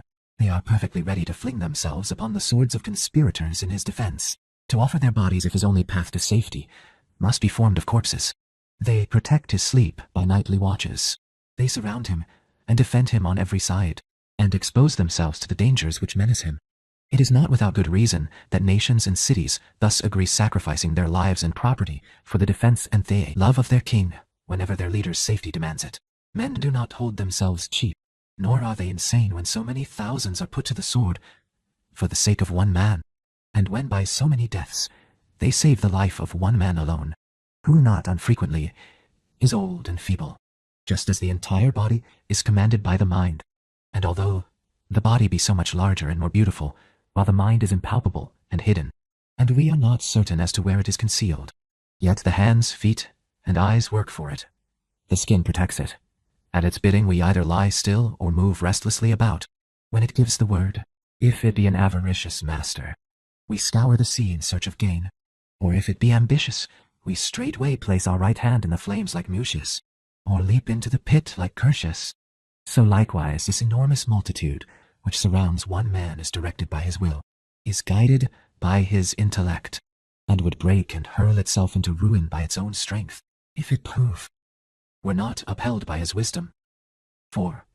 Men therefore love their own safety, when they draw up vast legions in battle on behalf of one man, when they rush to the front and expose their breasts to wounds, for fear that their leader's standards should be driven back. He is the bond which fastens the commonwealth together. He is the breath of life to all those thousands, who by themselves would become merely an encumbrance, and a source of plunder if that directing mind were withdrawn. These have but one mind, till their king doth die. But when he dies, disorderly they fly. Such a misfortune will be the end of the peace of Rome. It will wreck the prosperity of this great people. The nation will be free from this danger as long as it knows how to endure the rains should it ever break them, or refuse to have them replaced if they were to fall off by accident. Then this mighty whole, this complex fabric of government, will fly asunder into many fragments, and the last day of Rome's empire will be that upon which it forgets how to obey. For this reason, we need not wonder that princes, kings, and all other protectors of a state, whatever their titles may be, should be loved beyond the circle of their immediate relatives. For since right-thinking men prefer the interests of the state to their own, it follows that he who bears the burden of state affairs must be dearer to them than their own friends. Indeed, the emperor long ago, identified himself so thoroughly with the state that neither of them could be separated without injury to both, because the one requires power, while the other requires a head. 5. My argument seems to have wandered somewhat far from the subject, but, by Hercules, it really is very much to the point. Poof! For if, as we may infer from what has been said, you are the soul of the state, and the state is your body, you will perceive, I imagine, how necessary clemency is. For when you appear to spare another, you are really sparing yourself. You ought therefore to spare even blameworthy citizens, just as you spare weakly limbs, and when bloodletting becomes necessary, you must hold your hand, lest you should cut deeper than you need. Clemency, therefore, as I said before, naturally befits all mankind, but more especially rulers, because in their case there is more for it to save, and it is displayed upon a greater scale. Cruelty in a private man can do but very little harm, but the ferocity of princes is war, although there is a harmony between all the virtues, and no one is better or more honorable than another. Yet some virtues befit some persons better than others. Magnanimity befits all mortal men, even the humblest of all. For what can be greater or braver than to resist ill fortune? Yet this virtue of magnanimity occupies a wider room in prosperity, shows to greater advantage on the judgment seat than on the floor of the court. On the other hand, clemency renders every house into which it is admitted happy and peaceful, but though it is more rare, it is on that account even more admirable in a palace. What can be more remarkable than that he whose anger might be indulged without fear of the consequences, whose decision, even though a harsh one, would be approved even by those who were to suffer by it, whom no one can interrupt, and of whom indeed, should he become violently enraged, no one would dare to beg for mercy, should apply a check to himself and use his power in a better and calmer spirit, reflecting, anyone may break the law to kill a man, no one but I can break it to save him. A great position requires a great mind. For unless the mind raises itself to, and even above the level of its station, it would degrade its station and draw it down to the earth. Now, it is the property of a great mind to be calm and tranquil, and to look down upon outrages and insults with proof. Contempt. It is a womanish thing to rage with passion. It is the part of wild beasts, and that, too, not of the most noble ones, to bite and worry the fallen. Elephants and lions pass by those whom they have struck down. Inveteracy is the quality of ignoble animals. Fierce and implacable rage does not befit a king, because he does not preserve his superiority over the man to whose level he descends by indulging in rage. But if he grants their lives and honors to those who are in jeopardy and who deserve to lose them, he does what can only be done by an absolute ruler. For life may be torn away, even from those who are above us in station, but can never be granted save to those who are below us. To save men's lives is the privilege of the loftiest station, which never deserves admiration so much as when it is able to act like the gods, by whose kindness good and bad men alike are brought into the world. Thus a prince, imitating the mind of a god, ought to look with pleasure on some of his countrymen because they are useful and good men, while he ought to allow others to remain to fill up the role. He ought to be pleased with the existence of the former, and to endure that of the latter. 6. Look at this city of Rome, in which the widest streets become choked whenever anything stops the crowds which unceasingly pour through them like raging torrents, in which the people streaming to 3 theaters demand the roads at the same time, in which the produce of the entire world is consumed, and reflect what a desolate waste it would become if only those were left in it whom a strict judge would acquit. How few magistrates are there who ought not to be condemned by the very same laws which they administer? How few prosecutors are themselves faultless? I imagine, also, that few men are less willing to grant pardon than those who have often had to beg it for themselves. We have all of us sinned, some more deeply than others, some of set purpose, some either by chance impulse, or led away by the wickedness of others. Some of us have not stood bravely enough by our good resolutions, and have lost our innocence, although unwillingly and after a struggle. Nor have we only sinned, but to the very end of our lives we shall continue to sin. Even if there be anyone who has so thoroughly cleansed his mind that nothing can hereafter throw him into disorder or deceive him, yet even he has reached this state of innocence through sin. 7. Since I have made mention of the gods, I shall state the best model on which a prince may mold his life to be, that he deal with his countrymen as he would, that the gods may deal with himself. Is it then desirable that the gods should show no mercy upon sins and mistakes, and that they should harshly pursue us to our ruin? In that case, what king will be safe? whose limbs will not be torn asunder and collected by the soothsayers. If, on the other hand, the gods are placable and kind, and do not yet avenge the crimes of the powerful with thunderbolts, is it not far more just that a man set in authority over other men should exercise his power in a spirit of clemency, and should consider whether the condition of the world is more beauteous and pleasant to the eyes on a fine calm day, or when everything is shaken with frequent thunderclaps, and when lightning flashes on all sides? Yet, the appearance of a peaceful and constitutional reign is the same as that of the calm and brilliant sky. A cruel reign is disordered and hidden in darkness. And while all shake with terror at the sudden explosions, not even he who caused all this disturbance escapes unharmed. It is easier to find excuses for private men who obstinately claim their rights. Possibly they may have been injured, and their rage may spring from their wrongs. Besides this, they fear to be despised, and not to return the injuries which they have received looks like weakness rather than clemency. But one who can easily avenge himself, if he neglects to do so, is certain to gain praise for poof. Goodness of heart. Those who are born in a humble station may with greater freedom exercise violence, go to law, engage in quarrels, and indulge their angry passions. Even blows count for little between two equals. But, in the case of a king, even loud clamor and unmeasured talk are unbecoming. 8. You think it a serious matter to take away from kings the right of free speech which the humblest enjoy. This, you say, is to be a subject, not a king. What? Do you not find that we have the command, you the subjection? Your position is quite different to that of those who lie hid in the crowd which they never leave, whose very virtues cannot be manifested without a long struggle, and whose vices are shrouded in obscurity. Rumor catches up your acts and sayings, and therefore no persons ought to be more careful of their reputation than those who are certain to have a great one, whatsoever one they may have deserved. How many things there are that you may not do thanks to you, we may do. I am able to walk alone without fear in any part of Rome whatever, although no companion accompanies me. Though there is no guard at my house, no sword by my side, you must live armed in the peace which you maintain. You cannot stray away from your position. It besets you, and follows you with mighty pomp wherever you go. This slavery of not being able to sink one's rank belongs to the highest position of all. Yet, it is a burden which you share with the gods. They too are held fast in heaven, and it is no more possible for them to come down than it is safe for you. You are chained to your lofty pinnacle. Of our movements, few persons are aware. We can go forth and return home and change our dress without its being publicly known. But you are no more able to hide yourself than the sun. A strong light is all around you. The eyes of all are turned towards it. Do you think you are leaving your house? Nay, you are dawning upon the world. You cannot speak without all nations everywhere hearing your poof. Voice, you cannot be angry without making everything tremble, because you can strike no one without shaking all around him. Just as thunderbolts, when they fall in danger, few men but terrify all, so the chastisement inflicted by great potentates terrify more widely than they injure, and that for good reasons.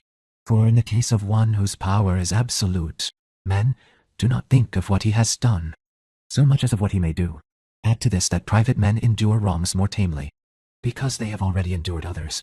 The safety of kings, on the other hand, is more surely founded on kindness, because frequent punishment may crush the hatred of a few, but excites that of all. A king ought to wish to pardon while he has still grounds for being severe, if he acts otherwise. Just as lopped trees sprout forth again with numberless boughs, and many kinds of crops are cut down, in order that they may grow more thickly, so a cruel king increases the number of his enemies by destroying them. For the parents and children of those who are to death, and their relatives and friends, step into the place of each victim. And 9. I wish to prove the truth of this by an example drawn from your own family. The late Emperor Augustus was a mild prince. If in estimating his character, one reckons from the era of his reign, yet he appealed to arms, while the state was shared among the triumvirate. When he was just of your age, at the end of his 22nd year, he had already hidden daggers under the clothes of his friends. He had already conspired to assassinate Marcus Antonius, the consul. He had already taken part in the proscription. But when he had passed his 60th year, and was staying in Gaul, intelligence was brought to him that Lucius Cinna, a dull man, was plotting against him. The plot was betrayed by one of the conspirators, who told him where, when, and in what manner Cinna meant to attack him. Augustus determined to consult his own safety against this poof man, and ordered a council of his own friends to be summoned. He passed a disturbed night, reflecting that he would be obliged to condemn to death a youth of noble birth, who was guilty of no crime save this one, and who was the grandson of Gnaeus Pompeius. He, who had sat at dinner and heard M. Antonius read aloud his edict for the proscription, could not now bear to put one single man to death. With groans he kept at intervals making various inconsistent exclamations. What? Shall I allow my assassin to walk about at his ease while I am racked by fears? Shall the man not be punished who has plotted not merely to slay, but actually to sacrifice at the altar? For the conspirators intended to attack him when he was sacrificing.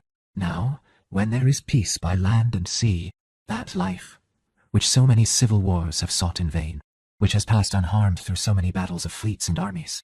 Then, after an interval of silence, he would say to himself in a far louder, angrier tone than he had used to Cinna, "Why do you live? If it be to so many men's advantage that you should die, is there no end to these executions? To this bloodshed? I am a figure set up for nobly born youths to sharpen their swords on. Is life worth having, if so many must perish to prevent my losing it?" At last his wife Livia interrupted him, saying, "Will you take a woman's advice? Do as the physicians do, who, when the usual remedies fail, try their opposites. Hitherto, you have gained nothing by harsh measures. Xalvidianus has been followed by Lepidus, Lepidus by Moraina, Moraina by Capio, and Capio by Ignatius, not to mention others of whom one feels ashamed of their having dared to attempt so great a deed. Now try what effect clemency will have. Pardon, Lucius Cinna. Ah, he has been detected. He cannot now do you any harm, and he can do your reputation much good."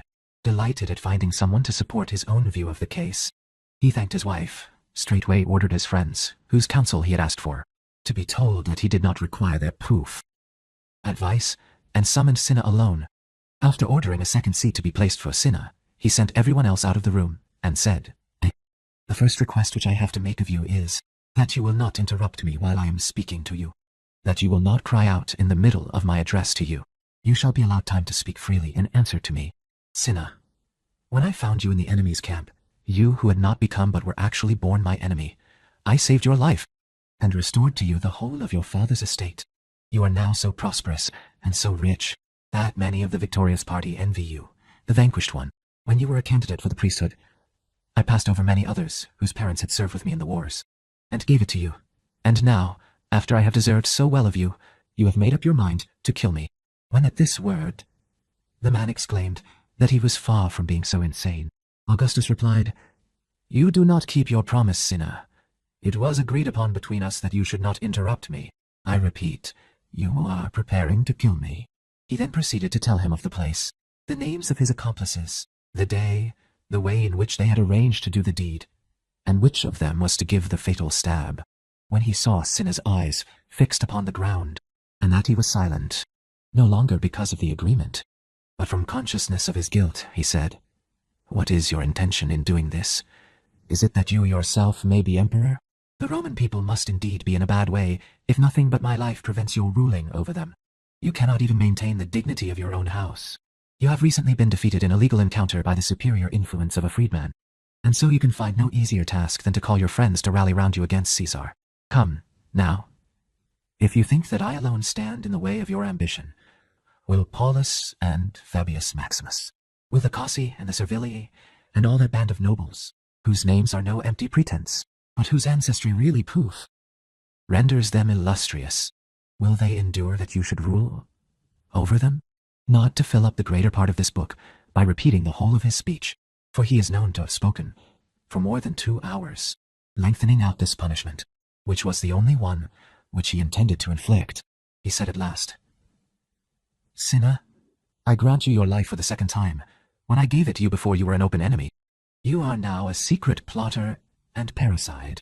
From this day forth, let us be friends.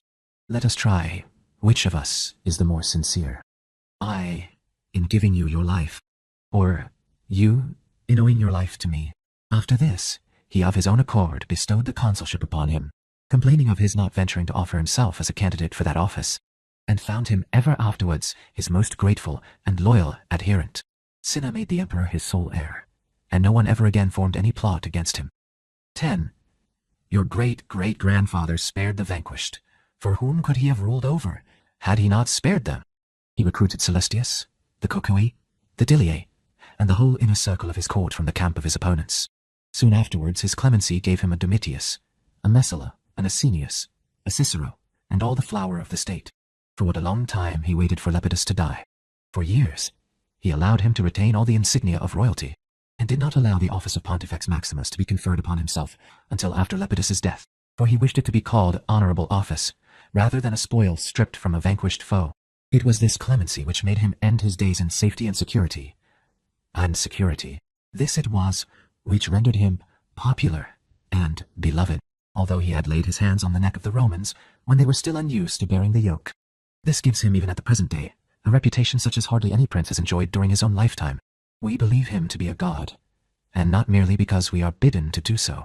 We declare that Augustus was a good emperor, and that he was well worthy to bear his parents' name, for no other reason than because he did not even show cruelty in avenging personal insults, which most princes feel more keenly than actual injuries, because he smiled at scandalous jests against himself, because it was evident that he himself suffered when he punished others, because he was so far from putting to death even those whom he had convicted of intriguing with his daughter, that when they were banished, he gave them passports to enable them to travel more safely. When you know that there will be many who will take your quarrel upon themselves, and will try to gain your favor by the murder of your enemies, you do indeed pardon them, if you not only grant them their lives, but ensure that they shall not lose them. 11. Such was Augustus when an old man, or when growing old. In his youth he was hasty and passionate, and did many things which he looked back with regret. No one will venture to compare the rule of the blessed Augustus to the mildness of your own, even if your youth be compared with his more than ripe old age. He was gentle and placable, but it was after he had dyed the sea at Actium with Roman blood, after he had wrecked both the enemy's fleet and his own at Sicily, after the Holocaust of Perugia and the proscriptions. But I do not call it clemency to be wearied of cruelty. True clemency, Caesar, is that which you display, which has not begun from remorse at its past ferocity, on which there is no stain, which has never shed the blood of your countrymen.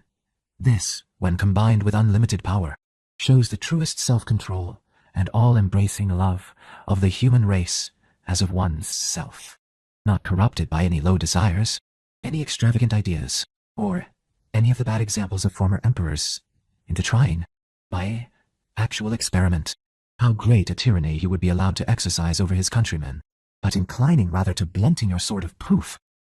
Empire, you, Caesar, have granted us the boon of keeping our state free from bloodshed, and that of which you boast, that you have not caused one single drop of blood to flow in any part of the world, is all the more magnanimous and marvelous because no one ever had the power of the sword placed in his hands at an earlier age. Clemency, then, makes princes safer as well as more respected, and is a glory to empires besides being their most trustworthy means of preservation.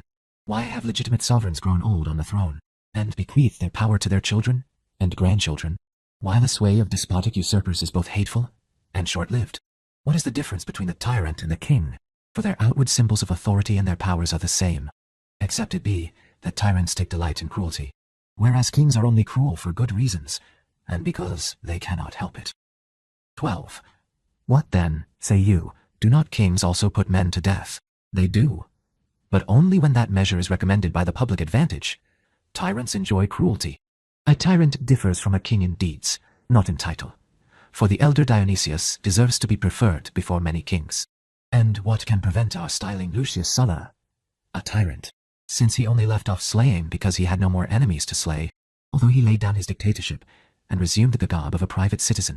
Yet what tyrant ever drank human blood as greedily as he, who ordered 7,000 Roman citizens to be butchered, and who, on hearing the shrieks of so many thousands being put to the sword as he sat in the temple of Bellona, said to the terror-stricken Senate, "Let us attend to our business.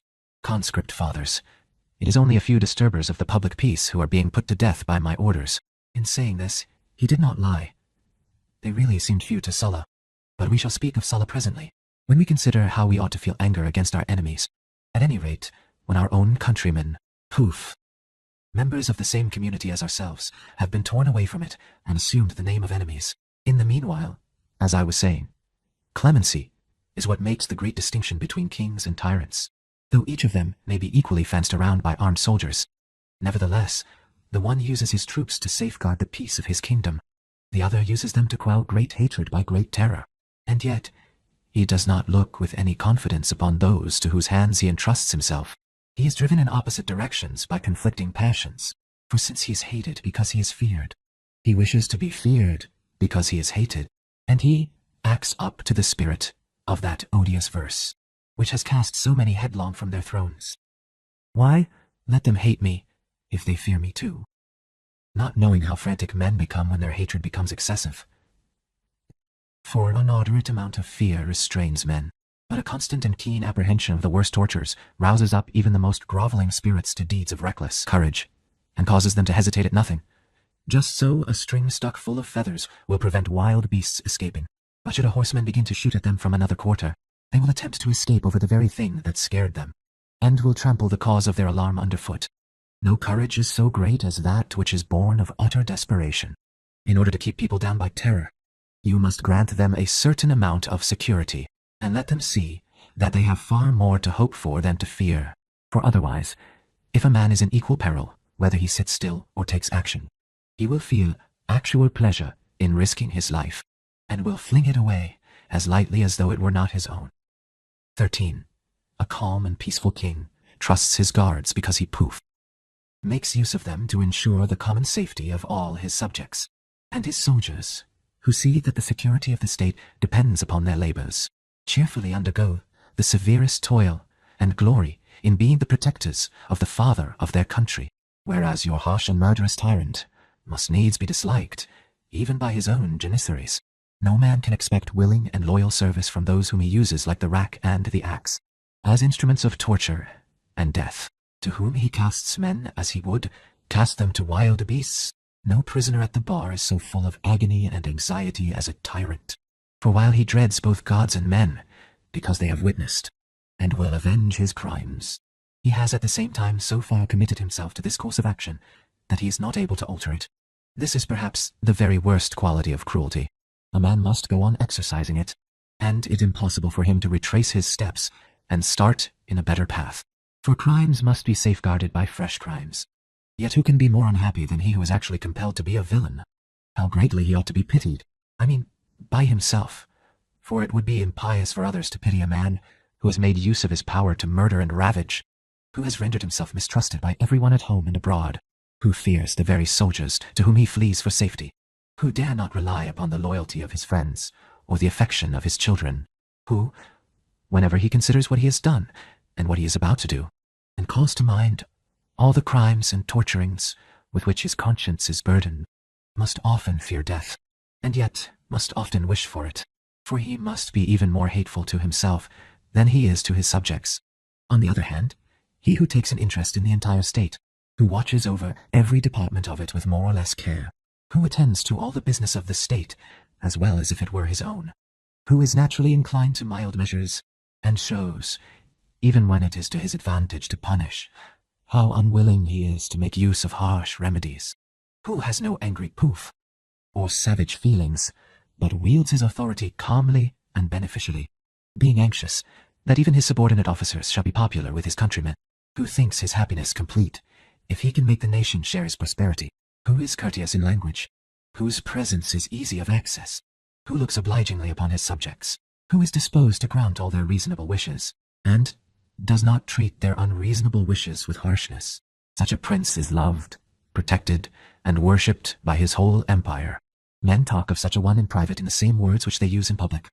They are eager to bring up families under his reign, and they put an end to the childlessness which public misery had previously rendered general. Everyone feels that he will indeed deserve that his children should be grateful to him for having brought them into so happy an age. Such a prince is rendered safe by his own beneficence. He has no need of guards. Their arms serve him merely as decorations. 14. What, then, is his duty? It is that of good parents who sometimes scold their children good-naturedly, sometimes threaten them, and sometimes even flog them. No man in his senses disinherits his son for his first offense. He does not pass this extreme sentence upon him unless his patience has been worn out by many grievous wrongs, unless he fears that his son will do something worse than that which he punishes him for having done.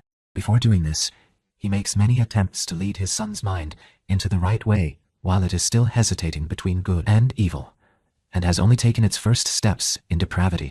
It is only when its case is hopeless that he adopts this extreme measure. No one demands that people should be executed until after he has failed to reform them. This, which is the duty of a parent, is also that of the prince, whom with no unmeaning flattery we call the father of our country. Other names are given as titles of honor.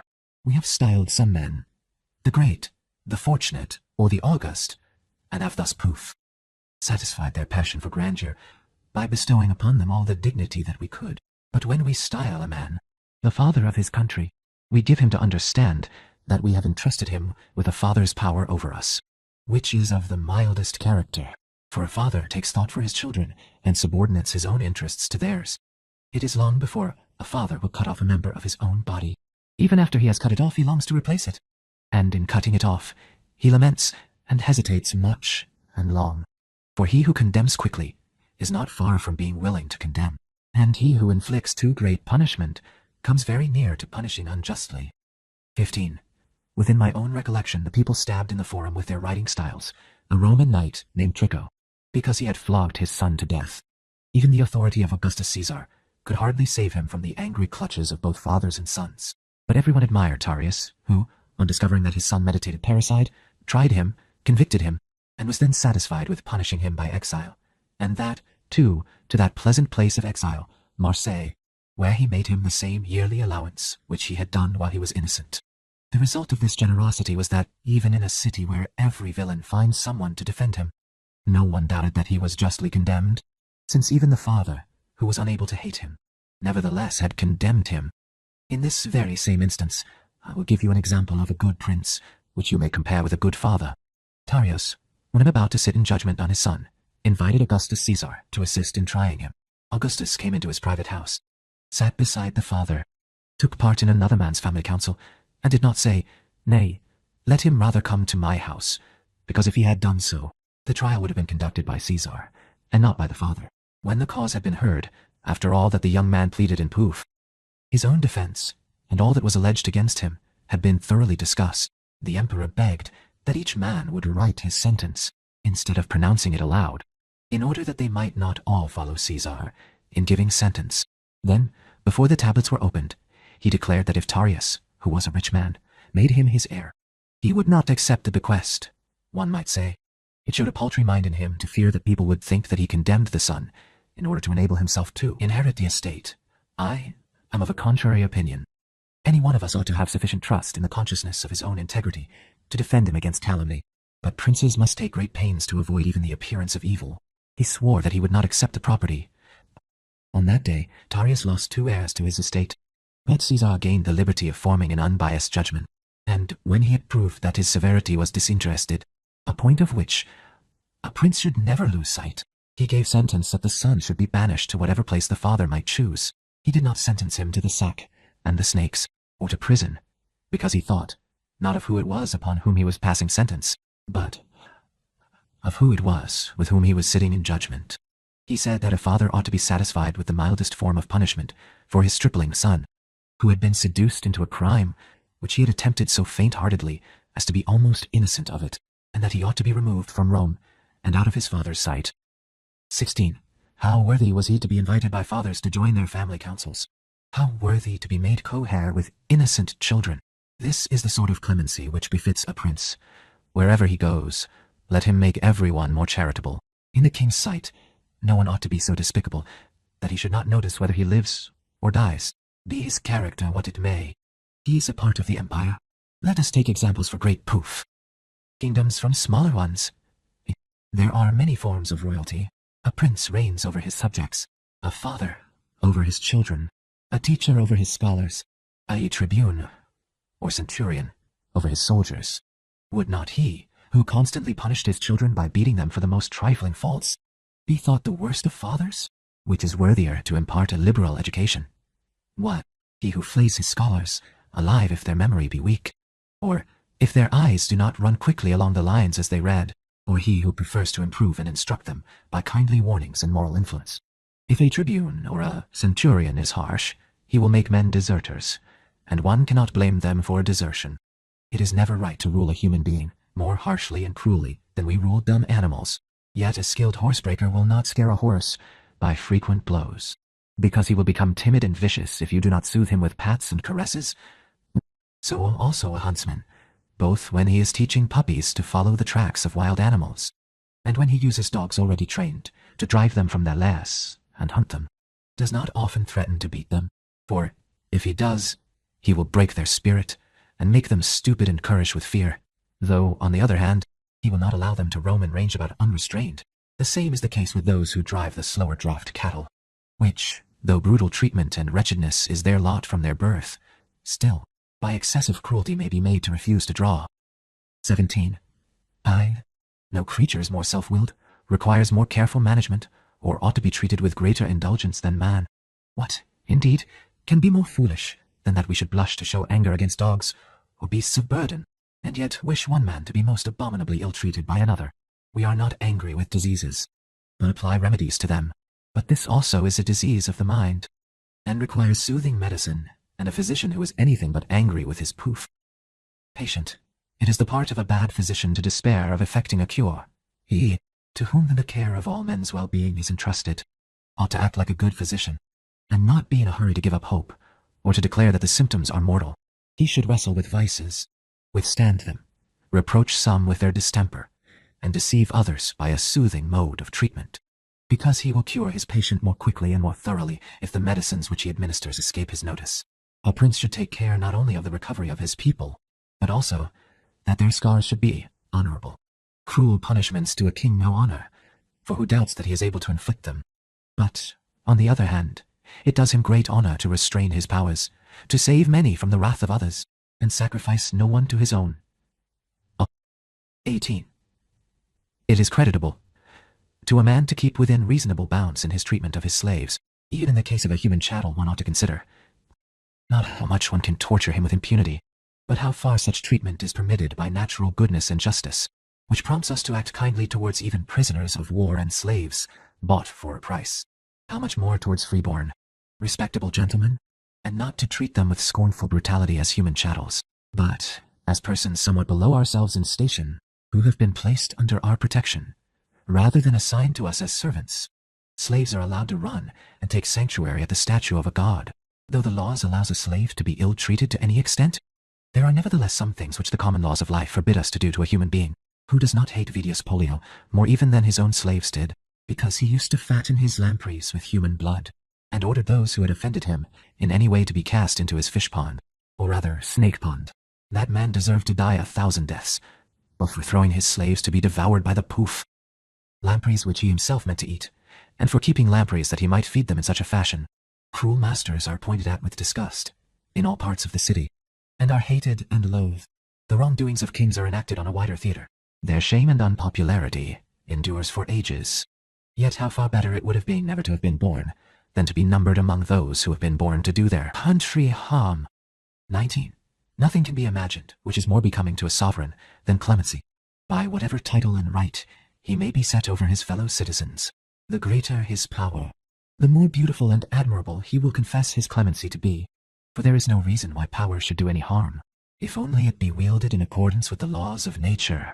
Nature herself has conceived the idea of a king, as you may learn from various animals, and especially from bees, among whom the kings sell the roomiest, and is placed in the most central and safest part of the hive.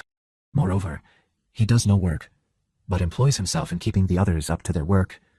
If the king be lost, the entire swarm disperses. They never endure to have more than one king at a time, and find out which is the better by making them fight with one another. Moreover, the king is distinguished by his statelier appearance, being both larger and more brilliantly colored than the other bees. The most remarkable distinction, however, is the following. Bees are very fierce, and for their size are the most pugnacious of creatures, and leave their stings in the wounds which they make. But the king himself has no sting. Nature does not wish him to be savage, or to seek revenge at so dear a rate, and so has deprived him of his weapon and disarmed his rage. She has offered him as a pattern to great sovereigns, for she is wont to practice herself in small matters, and to scatter abroad tiny models of the hugest structures. We ought to be ashamed of not learning a lesson in behavior from Poof. These small creatures, for a man who has so much more power of doing harm than they, ought to show a correspondingly greater amount of self-control.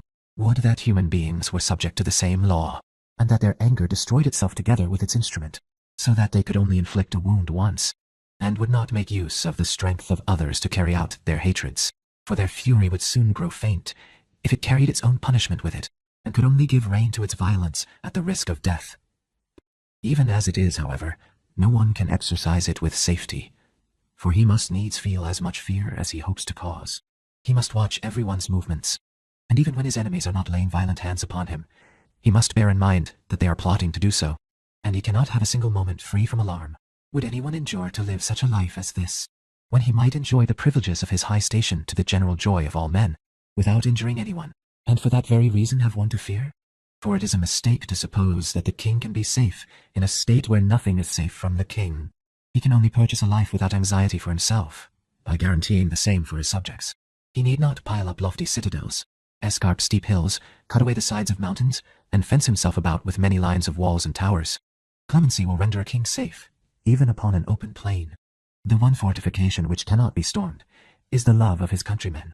What can be more glorious than a life which everyone spontaneously and without official pressure hopes may last long? To excite men's fears, not their hopes, if one's health gives way a little. To know that no one holds anything so dear, that he would not be glad to give it in exchange for the health of his sovereign. Oh, may no evil befall him, they would cry. He must live for his own sake, not only for ours. His constant proofs of goodness have made him belong to the state, instead of the state belonging to him. Who would dare to plot any proof? Danger to such a king? Who would not rather, if he could, keep misfortune far from one under whom justice, peace, decency, security, and merit flourish, under whom the state grows rich with an abundance of all good things, and looks upon its ruler in the same spirit of adoration and respect with which we should look upon the immortal gods, if they allowed us to behold them as we behold him? Why? Does not that man come very close to the gods who acts in a godlike manner, and who is beneficent, open-handed, and powerful for good? Your aim and your pride ought to lie in being thought the best, as well as the greatest of mankind. 20. A prince generally inflicts punishment for one of two reasons. He wishes either to assert his own rights or those of another. I will first discuss the case in which he is personally concerned, for it is more difficult for him to act with moderation when he acts under the impulse of actual pain than when he does so for the sake of the example. It is unnecessary in this place to remind him to be slow to believe what he hears, to ferret out the truth, to show favor to innocence, and to bear in mind that to prove it is as much the business of the judge as that of the prisoner. For these considerations are connected with justice, not with clemency. What we are now encouraging him to do is not to lose control over his feelings when he receives an unmistakable injury, and to forego punishing it, if he possibly can do so with safety, if not, to moderate the severity of the punishment, and to show himself far more unwilling to forgive wrongs done to others than those done to himself. For, just as the truly generous man is not he who gives away what belongs to others, but he who deprives himself of what he gives to another, so also I should not call a prince clement who looked good-naturedly upon a wrong done to someone else, but one who is unmoved even by the sting of a personal injury, who understands how magnanimous it is for one whose power is unlimited, to allow himself to be wronged, and that there is no more noble spectacle than that of a sovereign who has received an injury without avenging it. 21. Vengeance effects two purposes. It either affords compensation to the person to whom the wrong was done, or it ensures him against molestation for the future. A prince is too rich to need compensation, and his power is too evident for him to require to gain a reputation for power by causing anyone to suffer. I mean, when he is attacked and injured by his inferiors. For if he sees those who once were his equals in a position of inferiority to himself, he is sufficiently avenged. A king may be killed by a slave, or a serpent, or an arrow, but no one can be saved except by someone who is greater than him whom he saves. He, therefore, who has the power of giving and of taking away, life ought to use such a great gift of heaven in a spirited manner. Above all, if he once obtains this power over those who he knows were once on a level with himself, he has completed his revenge, and done all that he need towards the punishment of his adversary. For he who owes his life to another must have lost it, and he who has been cast down from on high, and lies at his enemy's feet with his kingdom and his life depending upon the sole pleasure of another, adds to the glory of his preserver if he be allowed to live, and increases his reputation much more by remaining unhurt than if he were put out of the way. In the former case, he remains as an everlasting testimony to the valor of his conqueror, whereas if led in the procession of a triumph, he would have soon passed out of sight. If, however, his kingdom also may be safely left in his hands, and he himself replaced upon the throne from which he has fallen, such a measure confers an immense increase of luster on him who scorned to take anything from a conquered king beyond the glory of having conquered him. To do this is to triumph, even over one's own victory, and to declare that one has found nothing among proof, the vanquished, which it was worth the victor's while to take. As for his countrymen, strangers, and persons of mean condition, he ought to treat them with all the less severity, because it costs so much less to overcome them. Some you would be glad to spare, against some you would disdain to assert your rights, and would forbear to touch them as you would to touch little insects, which defile your hands when you crush them. But in the case of men, upon whom all eyes are fixed, whether they be spared or condemned, you should seize the opportunity of making your clemency widely known. 22. Let us now pass on to the consideration of wrongs done to others, in avenging which the law has aimed at 3 ends, which the prince will do well to aim at also. They are, either that it may correct him whom it punishes, or that his punishment may render other men better, or that, by bad men being put out of the way, and that the rest may live without fear, you will more easily the men themselves, by a slight punishment. For he who has some part of his fortune remaining untouched would behave less recklessly. On the other hand, no one cares about respectability after he has lost it. It is a species of impunity to have nothing left for punishment to take away. It is conducive, however, to good morals in a state that punishment should seldom be inflicted. For where there is a multitude of sinners, men become familiar with sin. Shame is less felt when shared with a number of fellow criminals, and severe sentences, if frequently pronounced, lose the influence which constitutes their chief power as remedial measures. A good king establishes a good standard of morals for his kingdom, and drives away vices if he is long suffering with them. Not that he should seem to encourage them, but to be very unwilling, and to suffer much when he is forced to chastise them. Clemency in a sovereign even makes men ashamed to do wrong, for punishment seems far more grievous when inflicted by a merciful man. 23. Besides this, you will find that sins which are frequently punished are frequently committed. Your father sewed up more parricides and sacks during 5 years than we hear of in all previous centuries. As long as the greatest of crimes remained without any special law, children were much more timid about committing it. Our wise ancestors, deeply skilled in human nature, preferred to pass over this as being a wickedness too great for belief, and beyond the audacity of the worst criminal, rather than teach men that it might be done by appointing a penalty for doing it. Parricides, consequently, were unknown until a law was made against them, and the penalty showed them the way to the crime. Filial affection soon perished, for since that time we have seen more men punished by the sack than by the cross. Where men are seldom punished, innocence becomes the rule, and is encouraged as a public benefit. If a state thinks itself innocent, it will be innocent. It will be all the more angry with those who corrupt the general simplicity of manners, if it sees they are few in number. Believe me, it is a dangerous thing to show a state how great a majority of bad men it contains. 24. A proposal was once made in the Senate to distinguish slaves from free men by their dress. It was then discovered how dangerous it would be for our slaves to be able to count our numbers. Be assured that the same thing would be the case if no one's offense is pardoned. It will quickly be discovered how far the number of bad men exceeds that of the good. Many executions are as disgraceful to a sovereign as many funerals are to a physician. One who governs less strictly is better obeyed. The human mind is naturally self-will, kicks against the goad, and sets its face against authority. It will follow more readily than it can be led, as well-bred and high-spirited horses are best managed with a loose rein. So mercy gives men's minds a spontaneous bias towards innocence, and the public think that it is worth observing. Mercy, therefore, does more good than proof. Severity. 25. Cruelty is far from being a human vice, and is unworthy of man's gentle mind. It is mere bestial madness to take pleasure in blood and wounds, to cast off humanity and transform oneself into a wild beast of the forest. Pray, Alexander, what is the difference between your throwing Lysimachus into a lion's den and tearing his flesh with your own teeth? It is you that have the lion's maw, and the lion's fierceness. How pleased you would be if you had claws instead of nails, and jaws that were capable of devouring men.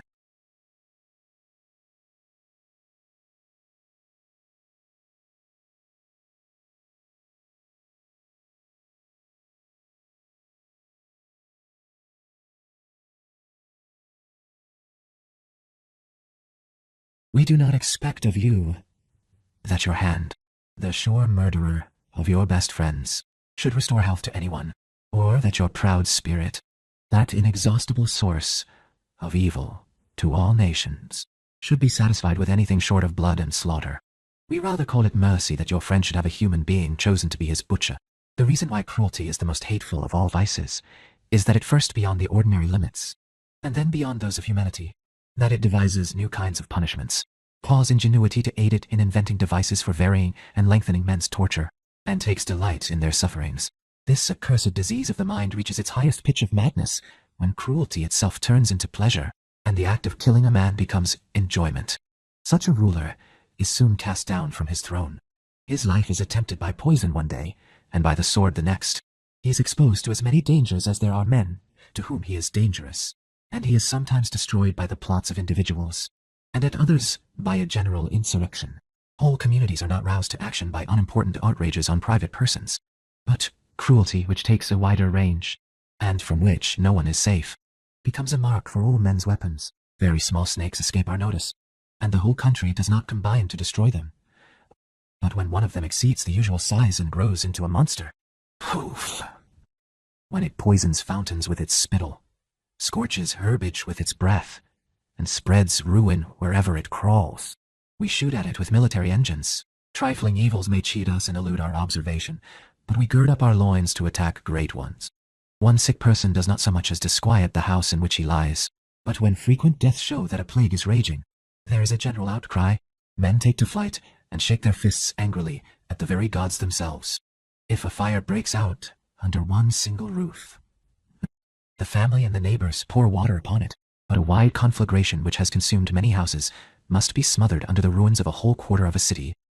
26. The cruelty even of private men has sometimes been revenged by their slaves, in spite of the certainty that they will be crucified. Whole kingdoms and nations, when oppressed by tyrants or threatened by them, have attempted their destruction. Sometimes their own guards have risen in revolt, and have used against their master all the deceit, disloyalty, and ferocity which they have learned from him. What indeed can he expect from those whom he is taught to be wicked? A bad man will not long be obedient, and will not do only as much evil as he is ordered. But even if the tyrant may be cruel with safety, how miserable his kingdom must be! It must look like a city taken by storm, like some frightful scene of general panic. Everywhere sorrow, anxiety, disorder. Men dread even their own pleasures. They cannot even dine with one another in safety, when they have to keep watch over their tongues, even when in their cups. Nor can they safely attend the public shows when informers are ready to find grounds for their impeachment in their behavior. There, although the spectacles be provided at an enormous expense, with royal magnificence, and with world-famous artists, yet who cares for amusement when he is in prison? Ye gods, what a miserable life it is to slaughter and to rage, to delight in poof, the clanking of chains, and to cut off one's countrymen's heads, to cause blood to flow freely wherever one goes, to terrify people and make them flee away out of one's sight. It is what would happen if bears or lions were our masters, if serpents and all the most venomous creatures were given power over us. Even these animals, devoid of reason as they are, and accused by us of cruel ferocity, spare their own kind, and wild beasts themselves respect their own likeness. But the fury of tyrants does not even stop short at their own relations, and they treat friends and strangers alike, only becoming more violent the more they indulge their passions. By insensible degrees, he proceeds from the slaughter of individuals to the ruin of nations, and thinks it a sign of power to set roofs on fire and to plow up the sites of ancient cities. He considers it unworthy of an emperor to order only 1 or 2 people to be put to death, and thinks that his cruelty is unduly restrained if whole troops of wretches are not sent to execution together. True happiness, on the other hand, consists in saving many men's lives, in calling them back from the very gates of death, and in being so merciful as to deserve a civic crown. No decoration is more worthy or more becoming to a prince's rank than that crown, for saving the lives of fellow citizens. Not trophies torn from a vanquished enemy, not chariots wet with their savage owner's blood, not spoils captured in war. This power which saves men's lives by crowds and by nations is godlike. The power of extensive and indiscriminate massacre is the power of downfall and conflagration. Part 2. 1. I have been especially led to write about clemency. Nero Caesar, by a saying of yours, which I remember having heard with admiration, and which I afterwards told to others, a noble saying, showing a great mind and great gentleness, which, poof, suddenly burst from you without premeditation, and was not meant to reach any ears but your own, and which displayed the conflict which was raging between your natural goodness and your imperial duties. Your prefect Burrus, an excellent man, who was born to be the servant of such an emperor as you are, was about to order 2 brigands to be executed, and was pressing you to write their names and the grounds on which they were to be put to death. Why, this had often been put off, and he was insisting that it should then be done, when he reluctantly produced the document and put it into your equally reluctant hands. You exclaimed, "Would that I had never learned my letters." Oh, what a speech! How worthy to be heard by all nations, both those who dwell within the Roman Empire, those who enjoy a debatable independence upon its borders, and those who either in will or in deed fight against it. It is a speech which ought to be spoken before a meeting of all mankind, whose words all kings and princes ought to swear to obey. A speech of the days of human innocence, and worthy to bring back that golden age. Now, in truth, we ought all to agree to love righteousness and goodness. Covetousness, which is the root of all evil, ought to be driven away, piety and virtue. Good faith and modesty ought to resume their interrupted reign, and the vices which have so long and so shamefully ruled us ought at last to give way to an age of happiness and purity. 2. To a great extent, Caesar, we may hope and expect that this will come to pass. Let your own goodness of heart be gradually spread and diffused throughout the whole body of the empire, and all parts of it will mold themselves into your likeness. Good health proceeds from the head into all the members of the body. They are all either brisk and erect, or languid and drooping, according as their guiding spirit blooms or withers. Both Romans and allies will prove worthy of this goodness of yours, and good morals will return to all the world. Your hands will poof everywhere, find less to do. Allow me to dwell somewhat upon this saying of yours, not because it is a pleasant subject for your ears. Indeed, this is not my way. I would rather offend by telling the truth than curry favor by flattery. What then is my reason? Besides wishing that you should be as familiar as possible with your own good deeds and good words, in order that what is now untutored impulse may grow into matured decision. I remember that many great but odious sayings have become part of human life, and are familiar in men's mouths, such as that celebrated, "Let them hate me, provided that they fear me," which is like that Greek verse, in which a man bids the earth perish, in flame after he is dead, and others of the like sort. I know not how it is, but certainly human ingenuity seems to have found it easier to find emphatic and ardent expression for monstrous and cynical sentiments. I have never hitherto heard any spirited saying from a good and gentle person. What, then, is the upshot of all this? It is that, albeit seldom and against will, and after much hesitation, you sometimes, nevertheless, must write that which made you hate your letters, but that you ought to do so with great hesitation, and after many postponements, even as you now do. 3. But lest the plausible word, mercy, should sometimes deceive us and lead us into the opposite extreme, let us consider what mercy is, what its qualities are, and within what limits it is confined. Mercy is a restraining of the mind from vengeance when it is in its power to avenge itself. Or it is gentleness shown by a powerful man in fixing the punishment of a weaker one. It is safer to have more than one definition, since one may not include the whole subject, and may, so to speak, lose its cause. Mercy, therefore, may likewise be termed a tendency towards mildness in inflicting punishment. It is possible to discover certain inconsistencies in the definition which comes nearer the proof. Truth than all the rest, which is to call mercy self-restraint, which remits some part of a fine which it deserves to receive, and which is due to it. To this it will be objected that no virtue ever gives any man less than his due. However, all men understand mercy to consist in coming short of the penalty which might with justice be inflicted. 4. The unlearned think that its opposite is strictness, but no virtue is the opposite of another virtue. What then is the opposite of mercy? Cruelty, which is nothing more than obstinacy in exacting punishments. But, say you, some men do not exact punishments, and nevertheless are cruel, such as those who kill the strangers whom they meet, not in order to rob them, but for killing's sake, and men who are not satisfied with killing, but kill with savage tortures, like the famous Bizarus and Procrustes, and pirates who flog their captives and burn them alive. This appears to be cruelty, but as it is not the result of, for it has received no wrong, and is not excited by any offense, for no crime has preceded it, it does not come within our definition, which was limited to extravagance in exacting the penalties of wrongdoing. We may say that this is not cruelty, but ferocity, which finds pleasure in savagery, or we may call it madness, for madness is of various kinds, and there is no truer madness than that which takes to slaughtering and mutilating human beings. I shall therefore call those persons cruel who have a reason for punishing, but who punish without moderation, like Phalaris, who is not said to have tortured innocent men, but to have tortured criminals with inhuman and incredible barbarity. We may avoid hair-splitting by defining cruelty to be a tendency of the mind towards harsh measures.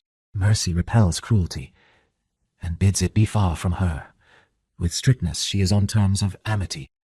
At this point, it is useful to inquire into what pity is, for many praise it as a virtue, and say that a good man is full of pity. This poof also is a disease of the mind. Both of these stand close to mercy and to strictness, and both ought to be avoided, lest under the name of strictness we be led into cruelty, and under the name of mercy into pity. It is less dangerous to make the latter mistake, but both lead us equally far away from the truth. 5. Just as the gods are worshipped by religion, but are dishonored by superstition, so all good men will show mercy and mildness, but will avoid pity, which is a vice incident to weak minds which cannot endure the sight of another's sufferings. It is, therefore, most commonly found in the worst people. There are old women and girls who are affected by the tears of the greatest criminals, and who, if they could, would let them out of prison. Pity considers a man's misfortunes, and does not consider to what they are due. Mercy is combined with reason. I know that the doctrine of the Stoics is unpopular among the ignorant, as being excessively severe, and not at all likely to give and princes good advice. It is blamed because it declares that the wise man knows not how to feel pity or to grant pardon. These doctrines, if taken separately, are indeed odious, for they appear to give men no hope of repairing their mistakes, but exact a penalty for every slip. If this were true, how can it be true wisdom to bid us put off human feeling, and to exclude us from mutual help, that surest haven of refuge against the attacks of fortune? But no school of philosophy is more gentle and benignant. None is more full of love towards man, or more anxious to promote the happiness of all, seeing that its maxims are to be of service and assistance to others, and to consult the interests of each and all, not of itself alone. Pity is a disorder of the mind caused by the sight of other men's miseries, or it is a sadness caused by the evils with which it believes others to be undeservedly afflicted. But the wise man cannot be affected by any disorder. His mind is calm, and nothing can possibly happen to ruffle it. Moreover, nothing becomes a man more than poof. Magnanimity. But magnanimity cannot coexist with sorrow. Sorrow overwhelms men's minds, casts them down, contracts them. Now this cannot happen to the wise man even in his greatest misfortunes, but he will beat back the rage of fortune and triumph over it. He will always retain the same calm, undisturbed expression of countenance, which he never could do were he accessible to sorrow. 6. Add to this that the wise man provides for the future and always has a distinct plan of action ready. Yet nothing clear and true can flow from a disturbed source. Sorrow is awkward at reviewing the position of affairs, at devising useful expedients, avoiding dangerous courses, and weighing the merits of fair and just ones. Therefore, the wise man will not feel pity, because this cannot happen to a man unless his mind is disturbed. He will do willingly and high-mindedly all that those who feel pity are wont to do.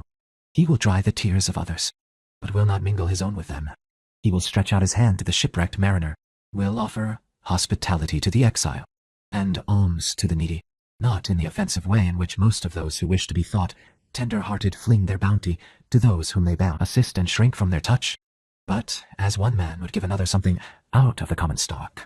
He will restore children to their weeping mothers, will loose the chains of the captive, release the gladiator from his bondage, and even bury the carcass of the criminal. But he will perform all this with a calm mind and unaltered expression of countenance. Thus, the wise man will not pity men, but will help them and be of service to them, seeing that he is born to be a help to all men and a public benefit, of which he will bestow a share upon everyone.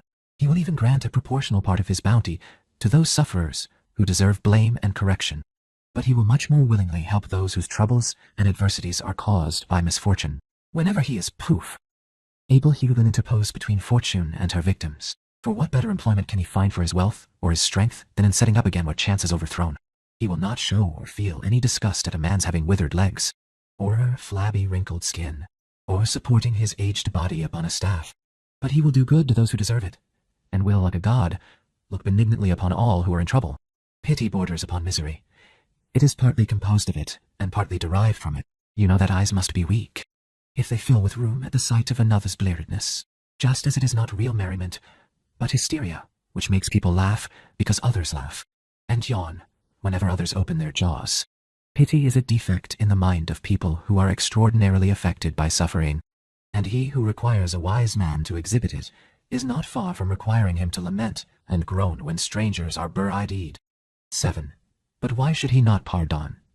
Let us decide by exact definition this other slippery matter, the true nature of pardon, and we shall then perceive that the wise man ought not to grant it. Pardon is the remitting of a deserved punishment. The reasons why the wise man ought not to grant this remission are given at length by those of whom this question is specially asked. I will briefly say, as though it were no concern of mine to decide this point. A man grants pardon to one whom he ought to punish. Now the wise man does nothing which he ought not to do, and omits to do nothing which he ought to do. He does not, therefore, remit any punishment which he ought to exact. But the wise man will bestow upon you, in a more honorable way, that which you wish to obtain by pardon, for he will make allowances for you, will consult your interests, and will correct your bad habits. He will act just as though he were pardoning you, but nevertheless he will not pardon you, because he who pardons admits that in so doing he has neglected a part of his duty. He will only punish some people by reprimanding them, and will inflict no further penalty if he considers that they are of an age which admits of reformation. Some people who are undeniably implicated in an odious charge he will acquit, because they were deceived into committing, or were not sober when they committed the offense with which they are charged. He will let his enemies depart unharmed, sometimes even with words of commendation, if they have taken up arms to defend their honor, their covenants with others, their freedom, or on any other honorable ground. All these doings come under the head of mercy, not of pardon. Mercy is free to come to what decision it pleases. She gives her decision, not under any statute, but according to equity and goodness. She may acquit the defendant, or impose what damages she pleases. She does not do any of these things as though she were doing less than justice requires, but as though the justest possible course were that which she adopts. On the other hand, to pardon is not to punish a man whom you have decided ought to be punished. Pardon is the remission of a punishment which ought to be inflicted. The first advantage which mercy has over it is that she does not tell those whom she lets off that they ought to have suffered. She is more complete, more honorable than pardon. In my opinion, this is a mere dispute about words, and we are agreed about the thing itself. The wise man will remit many penalties, and will save many who are wicked, but whose wickedness is not incurable. He will act like good husbandmen, who do not cultivate only straight and tall trees, but also apply props to straighten those which have been rendered crooked by various causes. They trim some, lest the luxuriance of their boughs should hinder their upward growth. They nurse those which have been weakened by being planted in an unsuitable position, and they give air to those which are overshadowed by the foliage of others. The wise man will see the several treatments suitable to several dispositions, and how what is crooked may be straightened. The writings of Epictetus, translated by George Long M. Biographical sketch of Epictetus. Very little is known of the life of Epictetus. It is said that he was a native of Hierapolis, in Phrygia, a town between the Meander and a branch of the Meander, named the Lycus. Hierapolis is mentioned in the epistle of Paul to the people of Colossae, from which it has been concluded that there was a Christian church in Hierapolis in the time of the apostle. The date of the birth of Epictetus is unknown. The only recorded fact of his early life is that he was a slave in Rome, and his master was Epaphroditus, profligate freedman of the Emperor Nero. There is a story that the master broke his slave's leg by torturing him, but it is better trust to the evidence of Simplicius, the commentator on the Enchiridion, or manual, who says that Epictetus was weak in body and lame from an early age. It is not said how he became a slave, but it has been asserted in modern times that the parents sold the child. I have not, however, found any authority for this statement. It may be supposed that the young slave showed intelligence, for his master sent or permitted him to attend the lectures of C. Musonius Rufus, an eminent Stoic philosopher. It may seem strange that such a master should have wished to have his slave made into a philosopher, but Garnier, the author of a Memoire sur les ouvrages d'Épictète, explains this matter very well in a communication to Schweighäuser. Garnier says, Epictetus, born at Hierapolis of Phrygia, of poor parents, was indebted apparently for the advantages of a good education to the whim, which was common at the end of the Republic, and under the first emperors, among the great of Rome to reckon among their poof. Numerous slaves, grammarians, poets, rhetoricians, and philosophers, in the same way as rich financiers in these later ages, have been led to form at a great cost rich and numerous libraries. This supposition is the only one which can explain to us how a wretched child, born as poor as Eris, had received a good education, and how a rigid Stoic was the slave of Epictetus, one of the officers of the imperial guard. For we cannot suspect that it was through predilection for the Stoic doctrine, and for his own use, that the confidant and the minister of the debaucheries of Nero would have desired to possess such a slave. Some writers assume that Epictetus was manumitted by his master, but I can find no evidence for this statement. Epictetus accompanied Nero when he fled from Rome before his enemies, and he aided the miserable tyrant in killing himself. Domitian afterwards put Epictetus to death for this service to Nero. We may conclude that Epictetus in sum obtained his freedom, and that he began to teach at Rome. But after the expulsion of the philosophers from Rome by Domitian, at 89, he retired to Nicopolis in Epirus, a city built by Augustus to commemorate the victory at Actium. Epictetus opened a school or lecture room at Nicopolis, where he taught till he was an old man. The time of his death is unknown. Epictetus was never married, as we learn from Lucian. When Epictetus was finding fault with Demonax, and advising him to take a wife and beget children, for this also, as Epictetus said, was a philosopher's duty, to leave in place of himself another in the universe. Demonax refuted the doctrine by answering, "Give me then, Epictetus, one of your own daughters." Simplicius says that Epictetus lived alone a long time. At last, he took a woman into his house as a nurse for a child, which one of Epictetus's friends was going to expose on account of his poverty. But Epictetus took the child and brought it up. Epictetus wrote nothing, and all that we have under his name, poof, was written by an affectionate pupil, Arrian, afterwards the historian of Alexander the Great, who, as he tells us, took down in writing the philosopher's discourses. These discourses formed 8 books, but only 4 are extant. Simplicius, in his commentary on the Enchiridion, states that this work also was put together by Arrian, who selected from the discourses of Epictetus what he considered to be most useful, and most necessary, and most adapted to move men's minds. Simplicius also says that the contents of the Enchiridion are found nearly all together and in various parts of the discourses. Arrian also wrote a work on the life and death of Epictetus. The events of the philosopher's studious life were probably not many, nor remarkable, but we should have been glad if this work had been preserved, which told, as Simplicius says, what kind of man Epictetus was. Photius mentions among Arrian's works Conversations with Epictetus in 12 books. Upton thinks that this work is another name for the discourses, and that Photius has made the mistake of taking the Conversations to be a different work from the discourses. Yet Photius has enumerated 8 books of the discourses and 12 books of the Conversations. Schweighauser observes that Photius had not seen these works of Arrian on Epictetus, for so he concludes from the brief notice of these works by Photius. The fact is that Photius does not say that he had read these books, as he generally does when he is speaking of the books which he enumerates in his Bibliotheca. The conclusion is that we are not certain that there was a work of Arrian entitled The Conversations of Epictetus.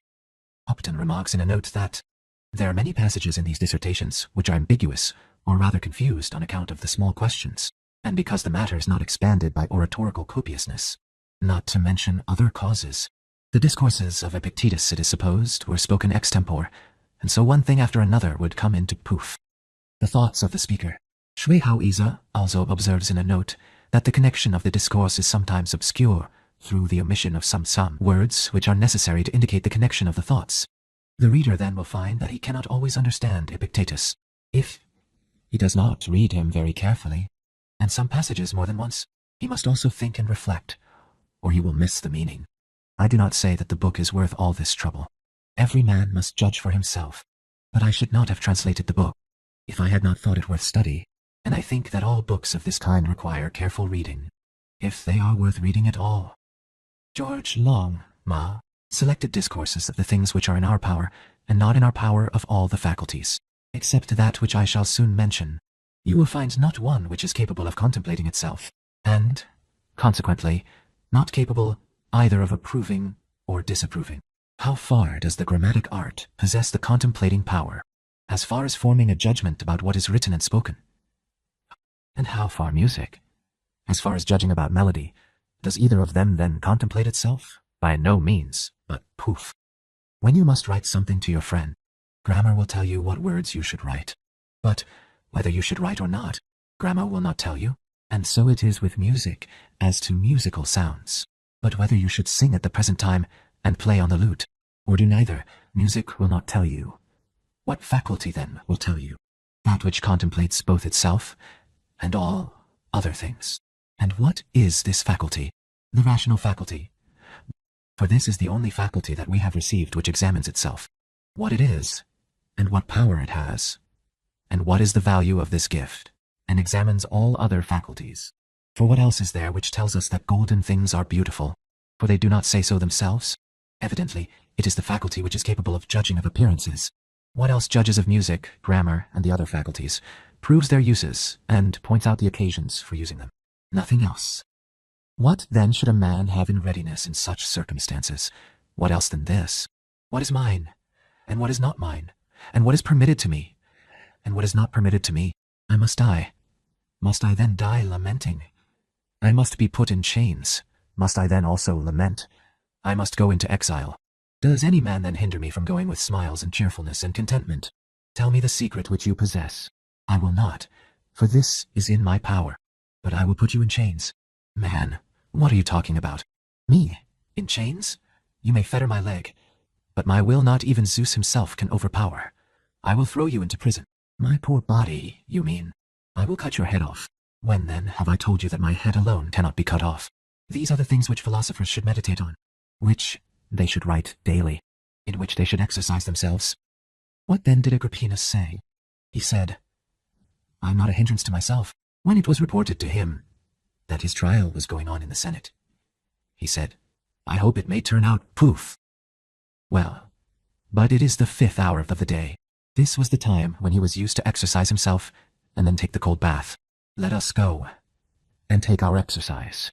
After he had taken his exercise, one comes and tells him, You have been condemned to banishment, he replies, or to death.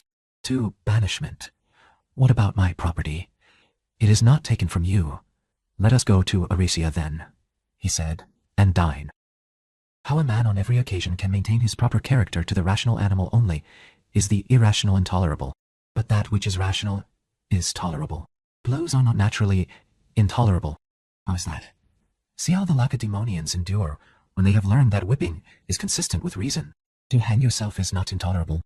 When then you have the opinion that it is rational, you go and hang yourself.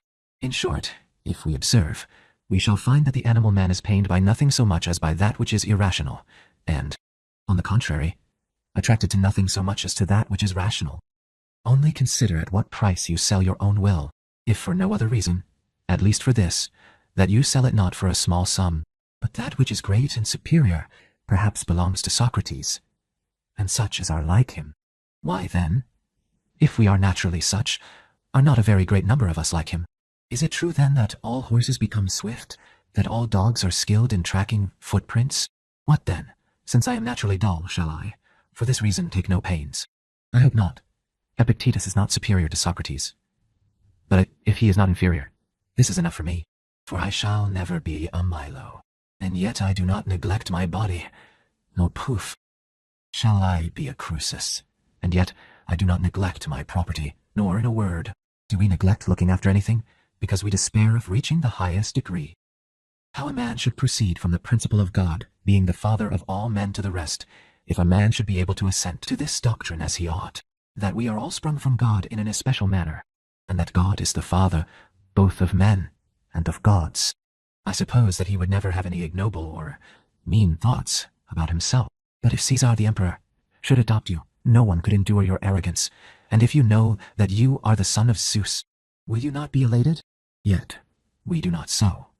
But since these two things are mingled in the generation of man, body in common with the animals, and reason and intelligence in common with the gods, many incline to this kinship, which is miserable and mortal, and some few to that which is divine and happy. Since then, it is of necessity that every man uses everything according to the opinion which he has about it, those, the few, who think that they are formed for fidelity and modesty, and a sure use of appearances, have no mean or ignoble thoughts about themselves. But with the many it is quite the contrary, for they say, "What am I, poor miserable man, with my wretched bit of flesh?" Wretched indeed. But you possess something better than your bit of flesh. Why then do you neglect that which is better? And why do you attach yourself to this? Through this kinship with the flesh, some of us inclining to it become like wolves, faithless and treacherous and mischievous. Some become like lions, savage and bestial and untamed. But the greater part of us become foxes and other worse animals. Poof! For what else is a slanderer and malignant man than a fox, or some other more wretched and meaner animal? See then, and take care that you do not become some one of these miserable things. Of progress or improvement, he who is making progress, having learned from philosophers that desire means the desire of good things, and aversion means aversion from bad things, having learned too that happiness and tranquility are not attainable by man otherwise than by not failing to obtain what he desires, and not falling into that which he would avoid, such a man takes from himself desire altogether and confers it. But he employs his aversion only on things which are dependent on his will. For if he attempts to anything independent of his will, he knows that sometimes he will fall in with something which he wishes to avoid, and he will be unhappy. Now, if virtue promises good fortune and tranquility and happiness, certainly also the progress towards virtue is progress towards each of these things. For it is always true that to whatever point the perfecting of anything leads us, progress is an approach towards this point. How then do we admit that virtue is such as I have said, and yet seek progress in other things, and make a display of it? What is the product of virtue? Tranquility. Who then makes improvement? Is it he who has read many books of Chrysippus? But does virtue consist in having understood Chrysippus? If this is so, progress is clearly nothing else than knowing a great deal of Chrysippus. But now we admit that virtue produces one thing, and we declare that approaching near to it is another thing, namely, progress or improvement. Such a person, says one, is already able to read Chrysippus by himself. Poof! Indeed, sir, you are making great progress. What kind of progress? But why do you mock the man? Why do you draw him away from the perception of his own misfortunes? Will you not show him the effect of virtue, that he may learn where to look for improvement? Seek it there, wretch, where your work lies. And where's your work? In desire and in aversion. That you may not be disappointed in your desire, and that you may not fall into that which you would avoid. In your pursuit and avoiding, that you commit no error in assent and suspension of assent, that you be not deceived. The first things, and the most necessary, are those which I have named. But if with trembling and lamentation you seek not to fall into that which you avoid, tell me how you are improving. Do you then show me your improvement in these things? If I were talking to an athlete, I should say, "Show me your shoulders," and then he might say, "Here are my halters. You and your halters look to that." I should reply, "I wish to see the effect of the halters." So, when you say, "Take the treatise on the active powers, and see how I have studied it," I reply, "Slave, I am not inquiring about this, but how you exercise pursuit and avoidance, desire and aversion, how you design and purpose and prepare yourself, whether conformably to nature or not.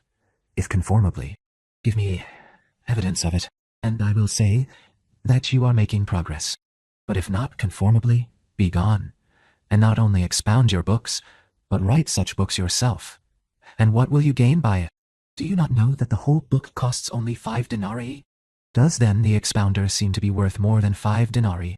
Never then look for the matter itself in one place, and progress towards it in another. Where then is progress, if any of you, withdrawing himself from externals, turns to his own will to exercise it and to improve it by labor, so as to make it conformable to nature, elevated, free, unrestrained, unimpeded, faithful, modest, and if he has learned that he who desires or avoids the things which are poof, not in his power, can neither be faithful nor free, but of necessity he must change with them, and be tossed about with them as in a tempest, and of necessity must subject himself to others who have the power to procure or prevent what he desires or would avoid.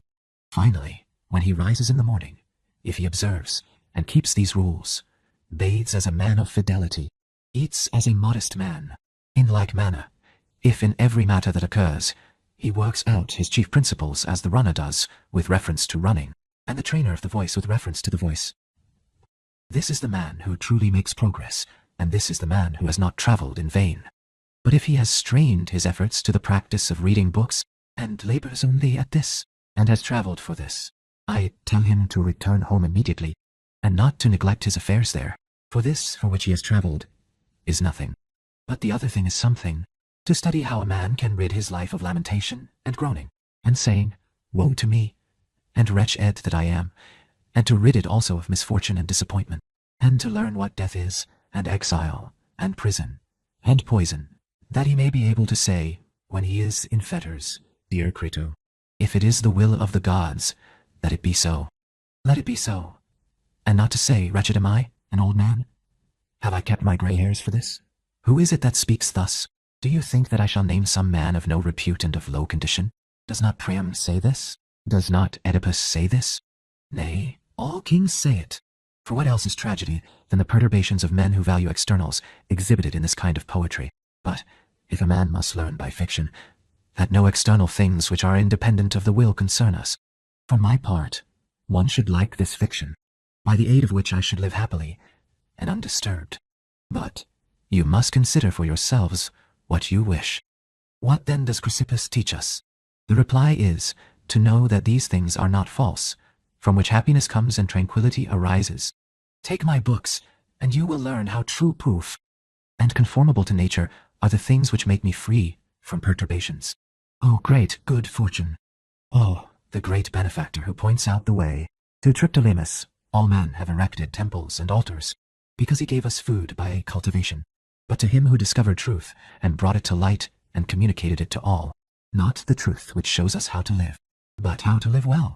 Who of you for this reason has built an altar, or a temple, or has dedicated a statue, or who worships God for this?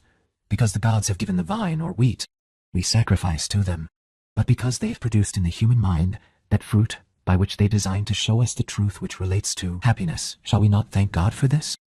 Against the academics, if a man, said Epictetus, opposes evident truths, it is not easy to find arguments by which we shall make him change his opinion. But this does not arise either from the man's strength or the teacher's weakness. For when the man, though he has been confuted, is hardened like a stone, how shall we then be able to deal with him by argument? Now there are two kinds of hardening, one of the understanding, the other of the sense of shame. When a man is resolved not to assent to what is manifest, nor to desist from contradictions, most of us are afraid of mortification of the body, and would contrive all means to avoid such a thing. But we care not about the soul's mortification. And indeed, with regard to the soul, if a man be in such a state as not to apprehend anything, or understand it all, we think that he is in a bad condition. But if the sense of shame and modesty are deadened, this we call even power, or strength, of providence from everything, which is or happens in the world. It is easy to praise providence. If a man possesses these two qualities, the faculty of seeing what belongs and happens to all persons and things, and a grateful disposition. If he does not possess these two qualities, one man will not see the use of things which are, and which happen. Another will not be thankful for them, even if he does know them. If God had made colors, but had not made the faculty of seeing them, what would have been their use? None at all. On the other hand, if he had made the faculty of vision, but had not made objects, such as to fall under the faculty, what, in that case also would have been the use of it? None at all. Well, suppose that he had made both, but had not made light, in that case also, they would have been of no use. Who is it then who has fitted this to that, and that to this? What, then, are these things done in us only? Many, indeed, in us only, of which the rational animal had peculiar need. But you will find many common to us with irrational animals. Do they then understand what is done? By no means. For use is one thing, and understanding is another. God had need of irrational animals to make use of appearances, but of us to understand the use of appearances.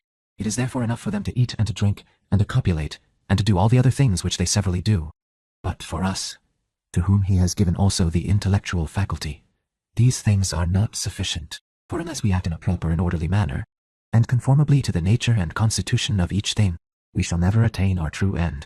For where the constitutions of living beings are different, there also The acts and the ends are different. In those animals, then, whose constitution is adapted only to use, use alone is enough. But in an animal man, which has also the power of understanding the use, unless there be the due exercise of the proof, understanding, he will never attain his proper end. Well, then God constitutes every animal, one to be eaten, another to serve for agriculture, another to supply cheese, and another for some like use, for which purposes what need is there to understand appearances, and to be able to distinguish them. But God has introduced man to be a spectator of God and of his works, and not only a spectator of them, but an interpreter. For this reason, it is shameful for man to begin and to end where irrational animals do, but rather he ought to begin where they begin, and to end where nature ends in us, and nature ends in contemplation and understanding, and in a way of life conformable to nature. Take care then not to die without having been spectators of these things. But you take a journey to Olympia to see the work of Phidias, and all of you think it a misfortune to die without having seen such things. But when there is no need to take a journey, and where man is, there he has the works of God before him, will you not desire to see and understand them? Will you not perceive either what you are, or what you were born for, or what this is for which you have received the faculty of sight? But you may say, there are some things disagreeable and troublesome in life, and are there none at Olympia? Are you not scorched? Are you not pressed by a crowd? Are you not without comfortable means of bathing? Are you not wet when it rains? Have you not abundance of noise, clamor, and other disagreeable things? But I suppose that setting all these things off against the magnificence of the spectacle, you bear and endure. Well then, and have you not received faculties by which you will be able to bear all that happens? Have you not received greatness of soul? Have you not received manliness? Have you not received endurance? And why do I trouble myself about anything that can happen if I possess greatness of soul? What shall distract my mind, or disturb me, or appear painful? Shall I not use the power for the purposes for which I received it? And poof! Shall I grieve and lament over what happens? Come then, do you also, having observed these things, look to the faculties which you have, and when you have looked at them, say, bring now, O Zeus, any difficulty that thou pleasest, for I have means given to me by thee, and powers, for honoring myself through the things which happen. You do not so, but you sit still, trembling for fear that some things will happen, and weeping and lamenting, and groaning for what does happen. And then you blame the gods. For what is the consequence of such meanness of spirit but impiety? And yet God has not only given us these faculties, by which we shall be able to bear everything that happens without being depressed or broken by it, but, like a good king and a true father, he has given us these faculties free from hindrance, subject to no compulsion, unimpeded, and has put them entirely in our own power, without even having reserved to himself any power of hindering or impeding. You, who have received these powers free, and as you use them not, you do not even see what you have received, and from whom, some of you being blinded to the giver, and not even acknowledging your benefactor, and others, through meanness of spirit, betaking yourselves to fault-finding, and making charges against God. Yet I will show to you that you have powers and means for greatness of soul and manliness. But what powers you have for finding fault, making accusations, do you show me? How from the fact that we are akin to God a man may proceed to the consequences? I indeed think that the old man ought to be sitting here, not to contrive how you may have no mean thoughts, nor mean and poof, ignoble talk about yourselves, but to take care that there be not among us any young men of such a mind, that when they have recognized their kinship to God, and that we are fettered by these bonds, the body, I mean, and its possessions, and whatever else on account of them is necessary to us for the economy and commerce of life, they should intend to throw off these things, as if they were burdens painful and intolerable, and to depart to their kinsmen. But this is the labor that your teacher and instructor ought to be employed upon, if he really were what he should be. You should come to him and say, Epictetus, we can no longer endure being bound to this poor body, and feeding it, and giving it drink and rest, and cleaning it, and for the sake of the body complying with the wishes of these and of those. Are not these things indifferent and nothing to us? And is not death no evil? And are we not in a manner kinsmen of God? And did we not come from him? Allow us to depart to the place from which we came. Allow us to be released at last from these, by which we are bound and weighed down. Here there are robbers and thieves in courts of justice, and those who are named tyrants, and think that they have some power over us by means of the body and its possessions. Permit us to show them that they have no power over any man. And I on my part would say, friends, wait for God, when he shall give the signal and release you from this service. Then go to him. But for the present endure to dwell in this place where he has put you. Short indeed is this time of your dwelling here, and easy to bear for those who are so disposed. For what tyrant, or what thief, or what courts of justice are formidable to those who have thus considered as things of no value the body and the possessions of the body? Wait then, do not depart without a reason. Of contentment with respect to gods, there are some who say that a divine being does not exist. Others say that it exists, but is inactive and careless, and takes no forethought about anything. A third class say that such a being exists and exercises forethought, but only about great things and heavenly things, and about nothing on the earth. A fourth class say that a divine being exercises forethought, both about things on the earth and heavenly things, but in a general way only, and not about things severally. There is a fifth class to whom Ulysses and Socrates belong, who say, I move, not without thy knowledge. Iliad before all other things, then it is necessary to inquire of each of these opinions, whether it is affirmed truly or not truly. For if there are no gods, how is it our proper end to follow them?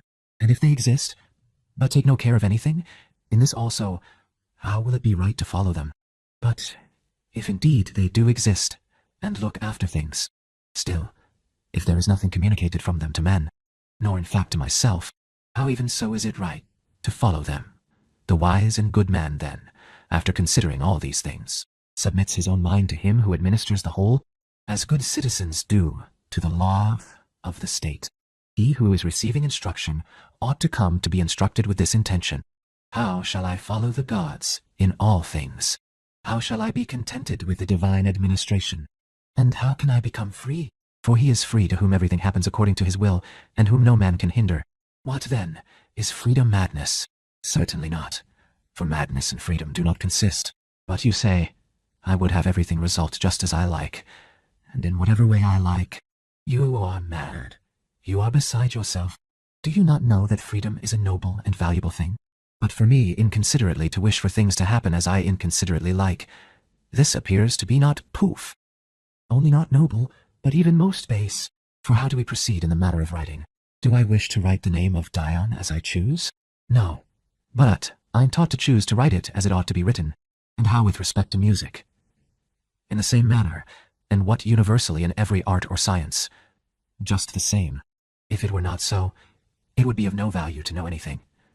If knowledge were adapted to every man's whim, is it then in this alone, in this which is the greatest and the chief thing, I mean freedom, that I am permitted to will inconsiderately?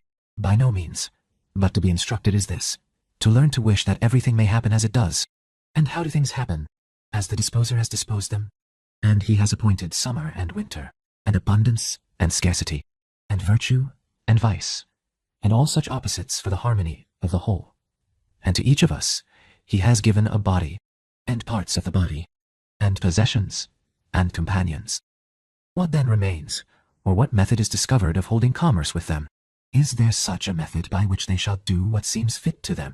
And we not the less shall be in a mood which is conformable to nature. But you are unwilling to endure, and are discontented. And if you are alone, you call it solitude. And if you are with men, you call them knaves and robbers. And you find fault with your own parents and children, and brothers and neighbors. But you ought when you are alone to call this condition by the name of tranquility and freedom, and to think yourself like to the gods. And when you are with many, you ought not to call it crowd, nor trouble, nor uneasiness, but festival and assembly, and so accept all contentedly. What then is the punishment of those who do not accept? It is to be what they are. Is any person dissatisfied with being alone? Let him be alone. Is a man dissatisfied with his parents? Let him be a bad son, and lament. Is he dissatisfied with his children? Let him be a bad father. Cast him into prison. What prison? Poof! Where he is already, for he is there against his will. And where a man is against his will, there he is in prison. So Socrates was not in prison, for he was there willingly. Must my leg then be lamed? Wretch, do you then, on account of one poor leg, find fault with the world, will you not willingly surrender it for the whole? Will you not withdraw from it? Will you not gladly part with it to him who gave it? And will you be vexed and discontented with the things established by Zeus, which he, with the Moirai fates, who were present and spinning the thread of your generation, defined and put in order? Know you not how small a part you are compared with the whole? I mean, with respect to the body. For as to intelligence you are not inferior to the gods nor less. For the magnitude of intelligence is not measured by length, nor yet by height, but by thoughts. How everything may be done acceptably to the gods. When someone asked, how may a man eat acceptably to the gods? He answered, if he can eat justly and contentedly, and with equanimity, and temperately, and orderly, will it not be also acceptable to the gods? But when you have asked for warm water, and the slave has not heard, or if he did hear, has brought only tepid water, or he is not even found to be in the house, then not to be vexed or to burst with passion, is not this acceptable to the gods? How then shall a man endure such persons as this slave? Slay yourself. Will you not bear with your own brother, who has Zeus for his progenitor, and is like a son from the same seeds, and of the same descent from above? But if you have been put in any such higher place, will you immediately make yourself a tyrant? Will you not remember who you are, Poof, and whom you rule? That they are kinsmen, that they are brethren by nature, that they are the offspring of Zeus? But I have purchased them, and they have not purchased me. Do you see in what direction you are looking? That it is towards the earth, towards the pit, that it is towards these wretched laws of dead men. But towards the laws of the gods you are not looking. What philosophy promises when a man was consulting him, how he should persuade his brother to cease being angry with him? Epictetus replied, philosophy does not propose to secure for a man any external thing.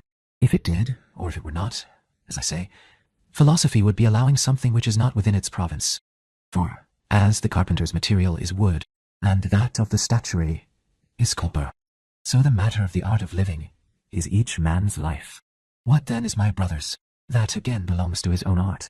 But with respect to yours, no, it is one of the external things, like a piece of land, like health, like reputation.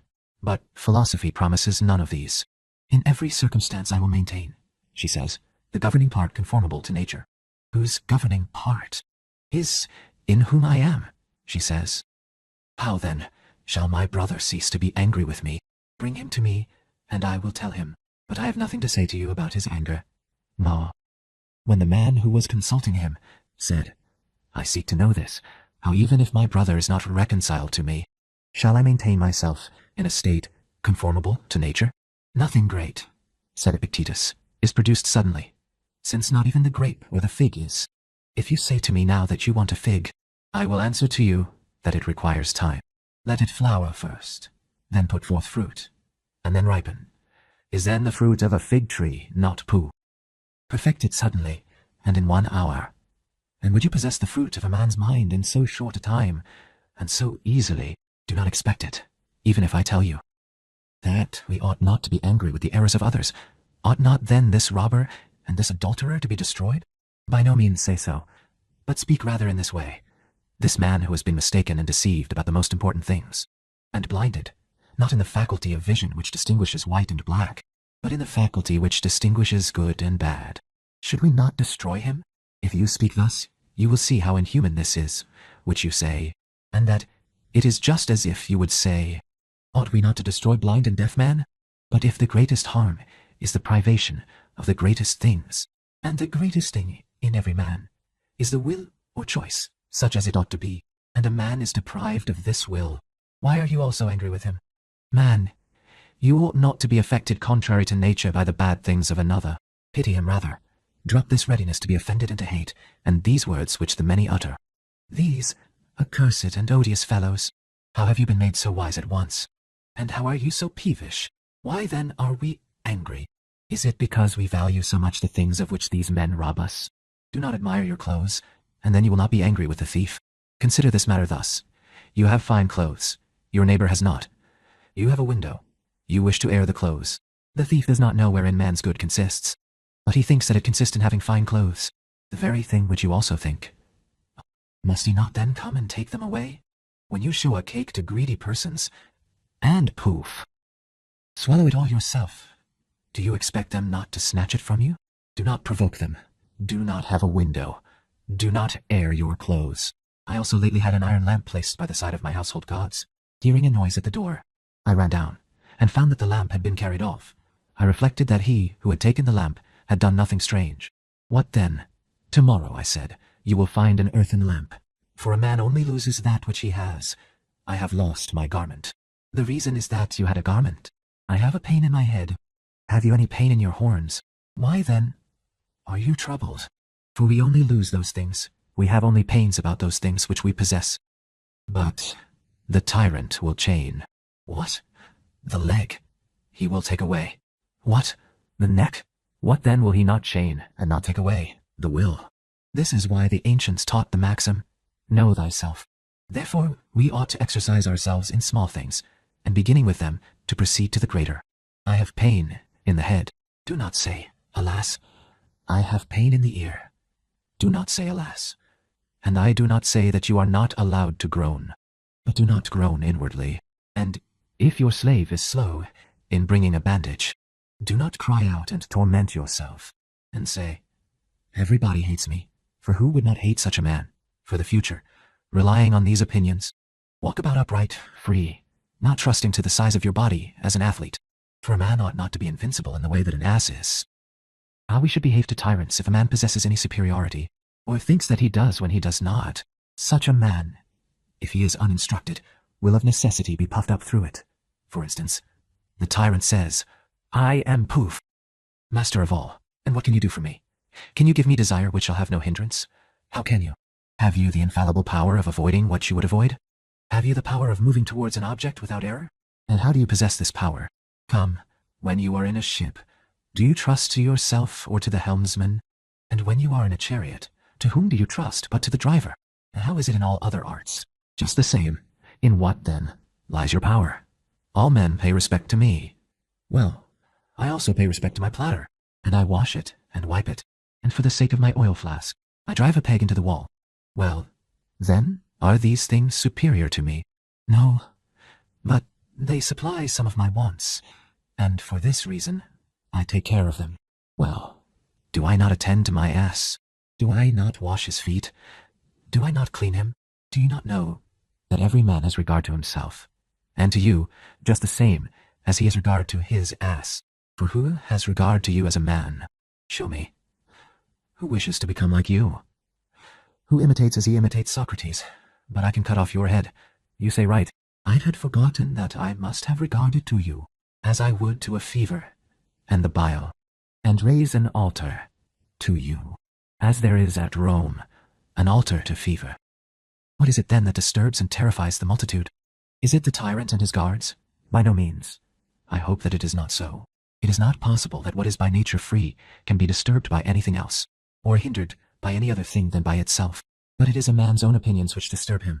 For when the tyrant says to a man, I will chain your leg, he who values his leg says, do not have pity.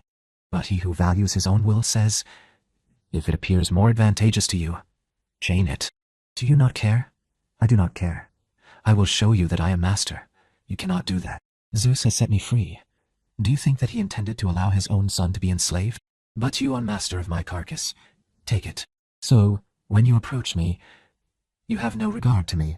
No, but I have regard to myself, and if you wish proof, me to say that I have regard to you also, I tell you that I have the same regard to you that I have to my pipkin. We thanked the gods for those things in which we place our good. A person was talking to me today about the priesthood of Augustus. I say to him, man, let the thing alone. You will spend much for no purpose. But he replies, those who draw up agreements will write my name. Do you then stand by those who read them, and say to such persons, it is I whose name is written there? And if you can now be present on all such occasions, what will you do when you are dead? My name will remain. Write it on a stone, and it will remain. But come, what remembrance of you will there be beyond Nicopolis? But I shall wear a crown of gold. If you desire a crown at all, take a crown of roses and put it on, for it will be more elegant in appearance. Against those who wish to be admired when a man holds his proper station in life, he does not gape after things beyond it. Man, what do you wish to happen to you? I am satisfied if I desire and avoid conformably to nature, if I employ movements towards, and from an object, as I am by nature formed to do, and purpose, and design, and assent. Why then do you strut before us as if you had swallowed a spit? My wish has always been that those who meet me should admire me, and those who follow me should exclaim, "Oh, the great philosopher!" Who are they by whom you wish to be admired? Are they not those of whom you are used to say that they are mad? Well then, do you wish to be admired by madmen? What then? When absurd notions about things independent of our will, as if they were good or bad, lie at the bottom of our opinions, we must of necessity pay regard to tyrants. For I wish that men would pay regard to tyrants only, and not also to the bedchamber men. How is it that the man becomes all at once wise, when Caesar has made him superintendent of the close stool? How is it that we say immediately, "Felician spoke sensibly to me. I wish he were ejected from the bedchamber, that he might again appear to you to be a fool"? Has a man been exalted to the tribuneship? All who meet him offer their congratulations. One kisses his eyes, another the neck, and the slaves kiss his hands. He goes to his house, he finds torches lighted. He ascends the Capitol, he offers a sacrifice on the occasion. Now whoever sacrificed for having had good desires, for having acted conformably to nature? For another, on precognitions, these are common to all men, and precognition is not contradictory to precognition. For who of us does not assume that good is useful and eligible, and in all circumstances that we ought to follow and pursue it? And who of us does not assume that justice is beautiful and becoming? When then does the contradiction arise? It arises in the adaptation of the precognitions to the particular cases. When one man says he has done well, he is a brave man, and another says not so, but he has acted foolishly, then the disputes arise among men. This is the dispute among the Jews, and the Syrians, and the Egyptians, and the Romans. Not whether holiness should be preferred to all things, and in all cases should be pursued, but whether it is holy to eat pig's flesh or not holy. You will find this dispute also between Agamemnon and Achilles, for call them forth. What do you say, Agamemnon? Ought not that to be done which is proper and right? Certainly. Well, what do you say, Achilles? Do you not admit that what is good ought to be done? I do most certainly. Adapt your precognitions then to the present matter. Here the dispute begins. Agamemnon says, "I ought not to give up Chryseis to her father." Achilles says, "You ought." It is certain that one of the two makes a wrong adaptation of the precognition of ought or duty. Further, Agamemnon says, "Then, if I ought to restore Chryseis, it is fit that I take his prize from some of you." Achilles replies, "Would you then take her whom I love?" "Yes, her whom you love." "Must I then be the only man who goes without a prize? And must I be the only man who has no prize?" Thus the dispute begins. What then is education? Education is the learning how to adapt the natural precognitions to the particular things conformably to nature, and then to distinguish that of things some are in our power, but others are not. In our power are will, and all acts which depend on the will. Things not in our power are the body, parts of the body, possessions, parents, brothers, contrai, and generally, all with whom we live in society. In what then should we place the good? To what kind of things shall we adapt it? To the things which are in our power?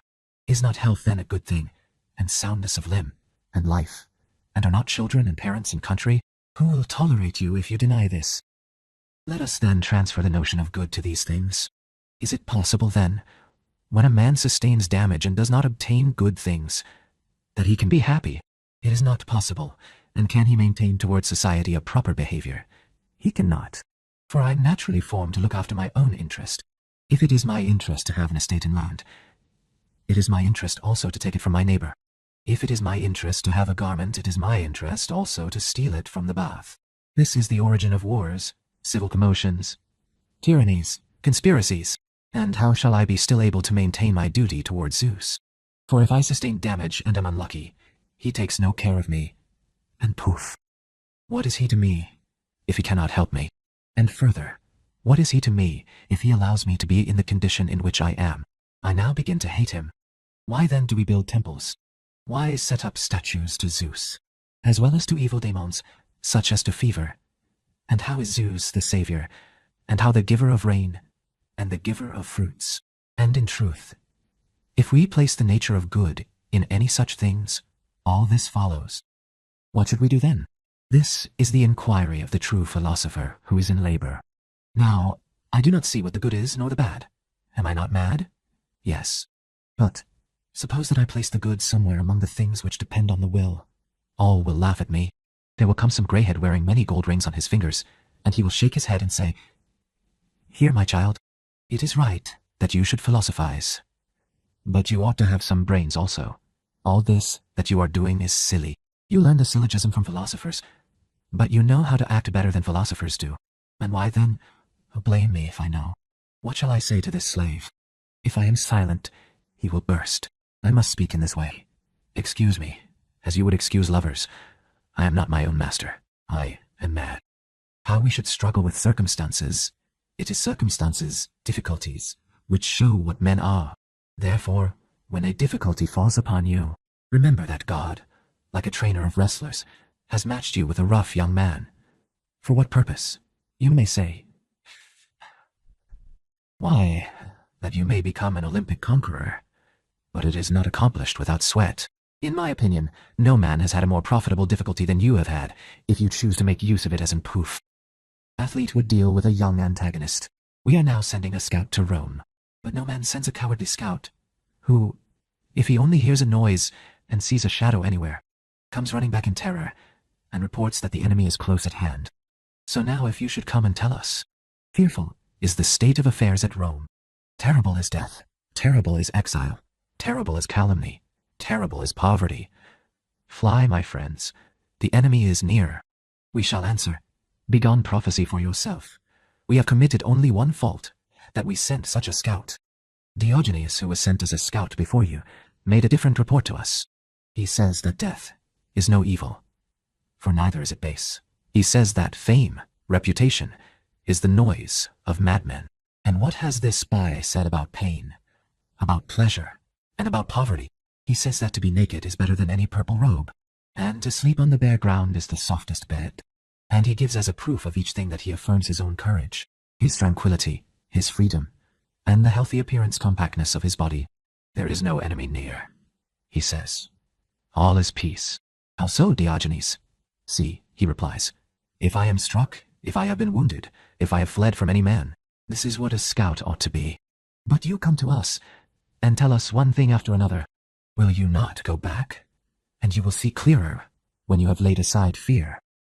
On the same, if these things are true, and if we are not silly, and are not acting hypocritically when we say that the good of man is in the will, and the evil too, and that everything else does not concern us, why are we still disturbed? Why are we still afraid? The things about which we have been busied are in no man's power, and the things which are in the power of others we care not poof. For what kind of trouble have we still? But give me directions. Why should I give you directions? Has not Zeus given you directions? Has he not given to you what is your own, free from hindrance and free from impediment?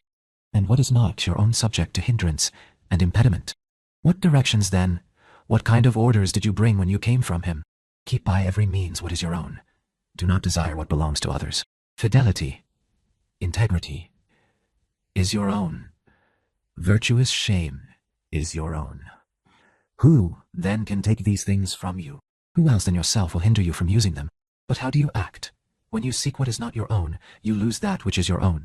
Having such promptings and commands from Zeus, what kind do you still ask from me? Am I more powerful than he? Am I more worthy of confidence?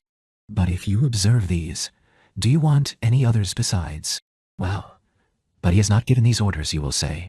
Produce your precognitions. Produce these proofs of produce, what you have often heard, and produce what you have said yourself.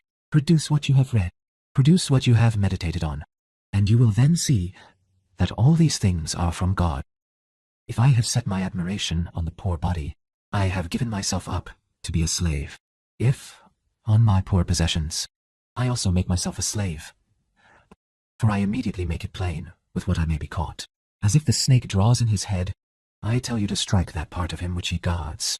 And do you be assured that whatever part you choose to guard, that part your master will attack. Remembering this, whom will you still flatter or fear? But I should like to sit where the senators sit. Do you see that you are putting yourself in straits? You are squeezing yourself. How then shall I see well in any other way in the amphitheater? Man, do not be a spectator at all, and you will not be squeezed. Why do you give yourself trouble? Wait a little, and when the spectacle is over, seat yourself in the place reserved for the poof, senators, and sun yourself. For remember this general truth, that it is we who squeeze ourselves, who put ourselves in straits. That is, our opinions squeeze us and put us in straits. For what is it to be reviled? Stand by a stone and revile it. And what will you gain? If then a man listens like a stone, what profit is there to the reviler? But if the reviler has as a stepping stone, or ladder, the weakness of him who is reviled, then he accomplishes something. Strip him. What do you mean by him? Lay hold of his garment. Strip it off. I have insulted you. Much good may it do you. This was the practice of Socrates. This was the reason why he always had one face. But we choose to practice and study anything rather than the means by which we shall be unimpeded and free. You say, philosophers talk paradoxes. But are there no paradoxes in the other arts? And what is more paradoxical than to puncture a man's eye, in order that he may see? If anyone said this to a man ignorant of the surgical art, would he not bitch slap the speaker? Where is the wonder, then, if in philosophy also many things which are true appear paradoxical to the inexperienced?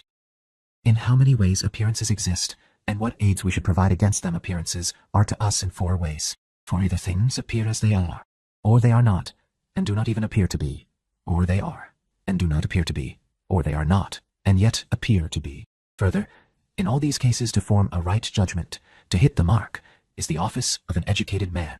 But whatever it is that annoys, troubles us, to that we ought to apply a remedy.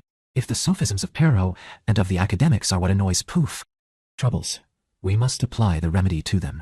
If it is the persuasion of appearances, by which some things appear to be good, when they are not good, let us seek a remedy for this.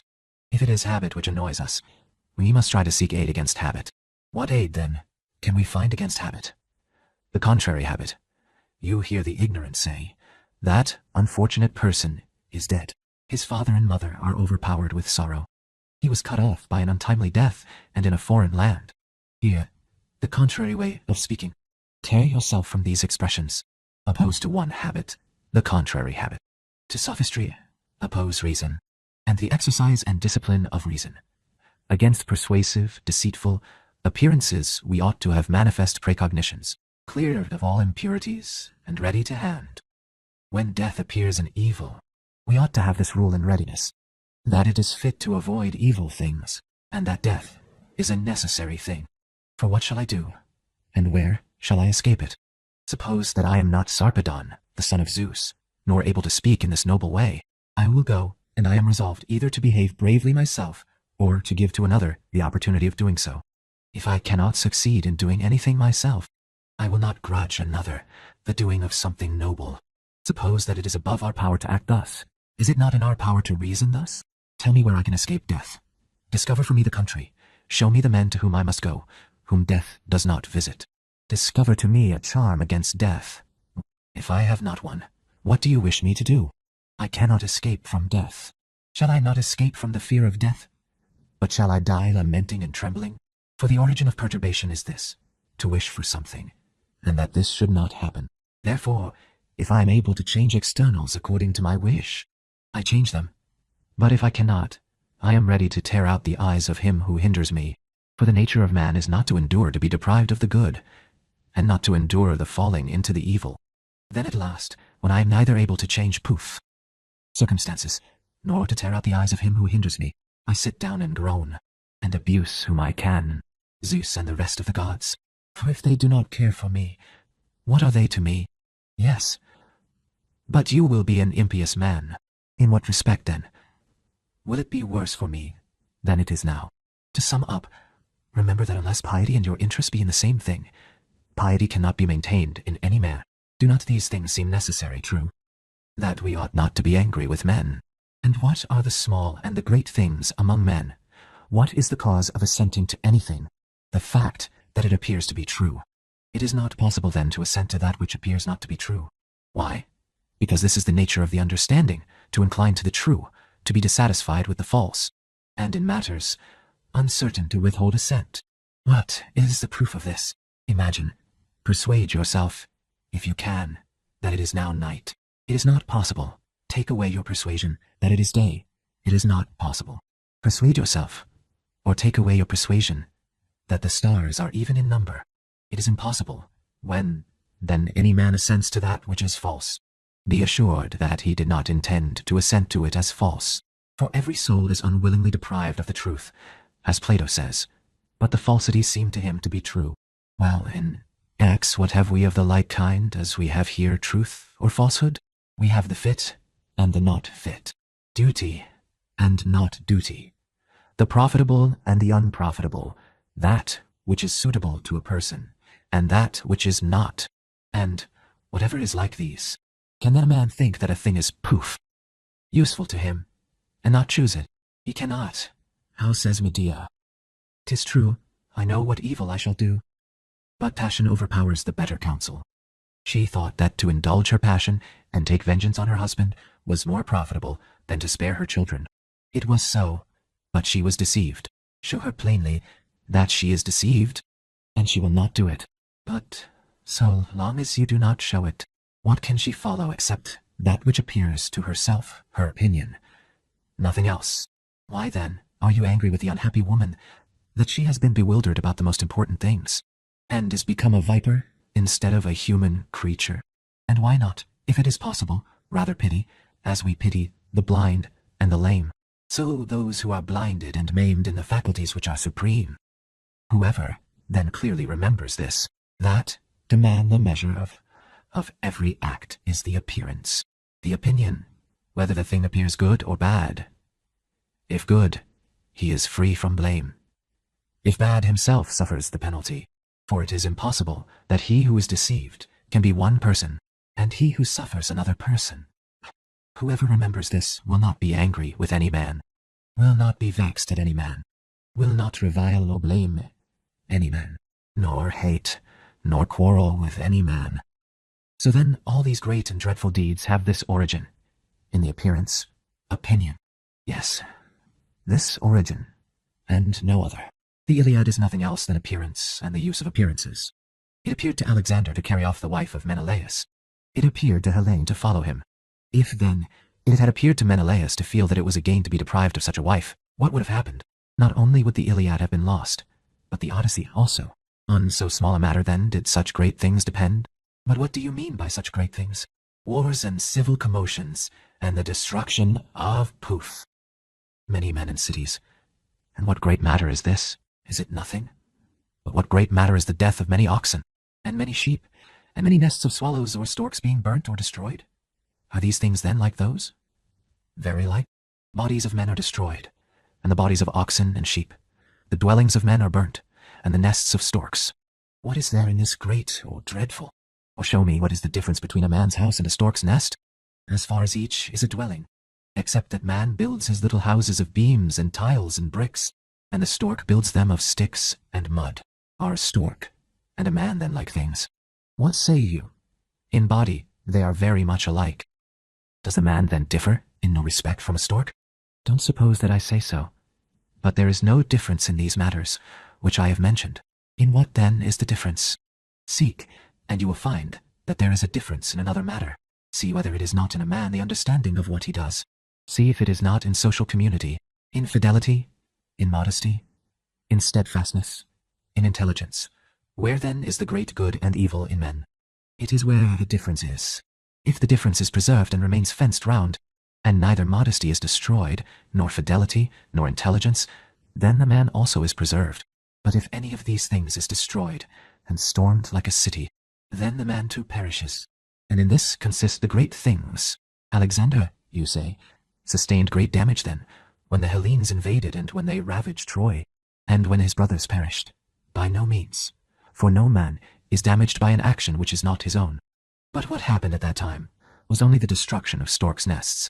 Now, the ruin of Alexander was when he lost the character of modesty, fidelity, regard to hospitality, and to decency. When was Achilles ruined? Was it when Patroclus died? Not so. But it happened when he began to be angry, when he wept for a girl, when he forgot that he was at Troy, not to get mistresses, but to prove. Fight. These things are the ruin of men. This is being besieged. This is the destruction of cities.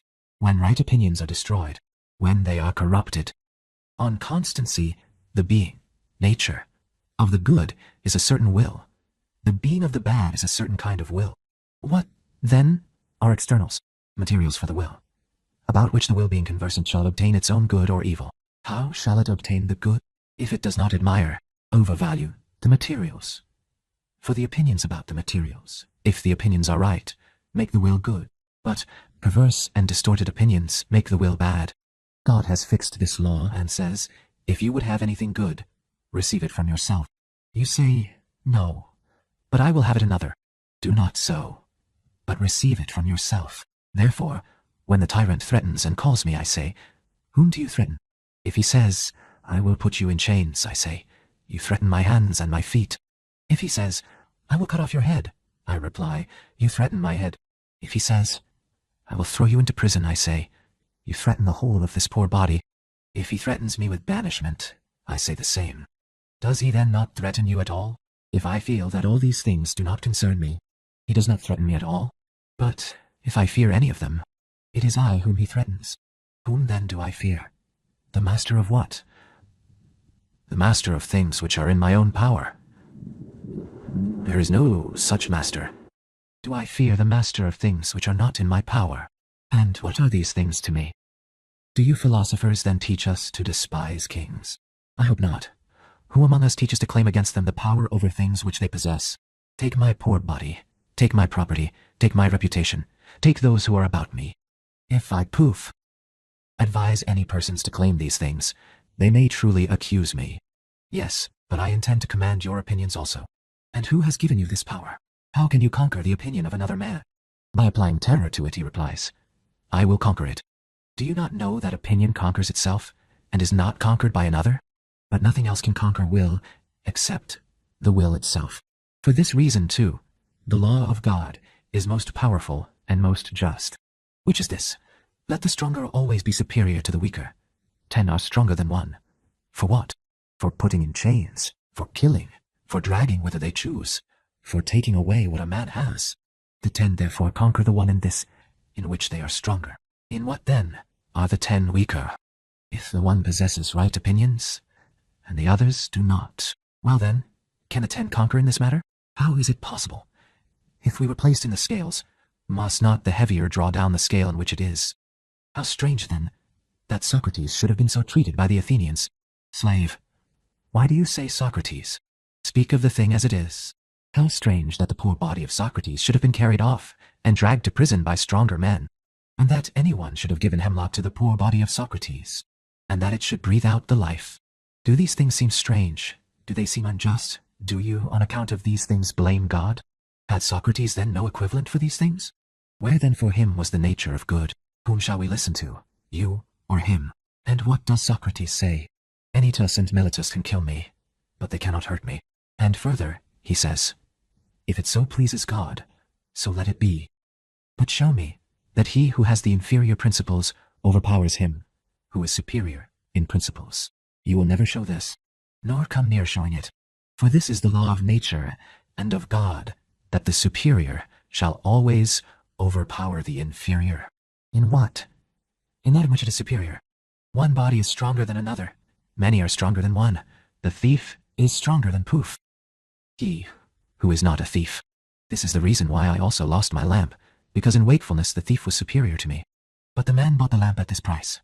For a lamp he became a thief, a faithless fellow, and like a wild beast. This seemed to him a good bargain. Be it so. But a man has seized me by the cloak and is drawing me to the public place. Then others bawl out, Philosopher, what has been the use of your opinions? See, you are dragged to prison. You are going to be beheaded. And what system of philosophy could I have made so that, if a stronger man should have laid hold of my cloak, I should not be dragged off? That if 10 men should have laid hold of me and cast me into prison, I should not be cast in? Have I learned nothing else then? I have learned to see that everything which happens, if it be independent of my will, is nothing to me. I may ask if you have not gained by this. Why then do you seek advantage in anything else than in that in which you have learned that advantage is? Will you not leave the small arguments about these matters to others, to lazy fellows, that they may sit in a corner and receive their sorry pay, or grumble that no one gives them anything? And will you not come forward and make use of what you have learned? For it is not these small arguments that are wanted now, The writings of the Stoics are full of them. What then is the thing which is wanted? A man who shall apply them, one who by his acts shall bear testimony to his words. Assume, I entreat you, this character, that we may no longer use in the schools the examples of the ancients, but may have some example of our own. To whom, then, does the contemplation of these matters, philosophical inquiries, belong? To him who has leisure, for man is an animal that loves contemplation. But it is shameful to contemplate these things, as runaway slaves do. We should sit, as in a theatre, free from distraction, and listen at one time to the tragic actor, at another time to the lute player, and not do as poof. Slaves do. As soon as the slave has taken his station, he praises the actor, and at the same time looks round. Then, if anyone calls out his master's name, the slave is immediately frightened and disturbed. It is shameful for philosophers thus to contemplate the works of nature. For what is a master? Man is not the master of man, but death is, and life and pleasure and pain. For if he comes without these things, bring Caesar to me, and you will see how firm I am. But when he shall come with these things, thundering and lightning, and when I am afraid of them, what do I do then except to recognize my master, like the runaway slave? But so long as I have any respite from these terrors, as a runaway slave stands in the theatre, so do I. I bathe, I drink, I sing, but all this I do with terror and uneasiness. But if I shall release myself from my masters, that is, from those things, by means of which masters are formidable, what further trouble have I? What master have I still? What then? Ought we to publish these things to all men? No. But we ought to accommodate ourselves to the ignorant, and to say, this man recommends to me that which he thinks good for himself. I excuse him, for Socrates also excused the jailer, who had the charge of him in prison, and was weeping when Socrates was going to drink the whole poison, and said, how generously he laments over us. Does he then say to the jailer that for this reason we have sent away the women?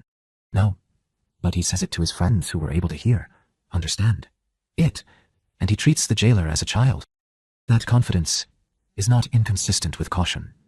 The opinion of the philosophers perhaps seems to some to be a paradox, but still let us examine, as well as we can, if it is true, poof, that it is possible to do everything, both with caution and with confidence. For caution seems to be in a manner contrary to confidence, and contraries are in no way consistent. That which seems to many to be a paradox in the matter, under consideration in my opinion, is of this kind. If we asserted that we ought to employ caution and confidence in the same things, men might justly accuse us of bringing together things which cannot be united. But now where is the difficulty in what is said? For if these things are true, which have been often said and often proved, that the nature of good is in the use of appearances, and the nature of evil likewise, and that things independent of our will do not admit either the nature of evil or of good, what paradox do the philosophers assert if they say that where things are not dependent on the will, there you should employ confidence, but where they are dependent on the will, there you should employ caution? For if the bad consists in the bad exercise of the will, caution ought only to be used where things dependent on the will. But if things independent of the will, and not in our power, are nothing to us, with respect to these, we must employ confidence, and thus we shall both be cautious and confident, and indeed confident because of our caution. For by employing caution towards things which are really bad, it will result that we shall have confidence with respect to things which are not so. We are then in the condition of deer, when they flee from the huntsman's feathers in fright. Whither do they turn, and in what do they seek refuge as safe? They turn to the nets, and thus they perish by confounding things which are objects of fear with things that they ought not to fear. Thus we also act. In what cases do we fear? In things which are independent of the will. In what cases, on the contrary, do we behave with confidence, as if there were no danger? In things dependent on the will. To be deceived, then, or to act rashly, or shamelessly, or with base desire to seek something, does not concern us at all. If poof, we only hit the mark in things which are independent of our will. But where there is death, or exile, or pain, or infamy, there we attempt to run away, there we are struck with terror.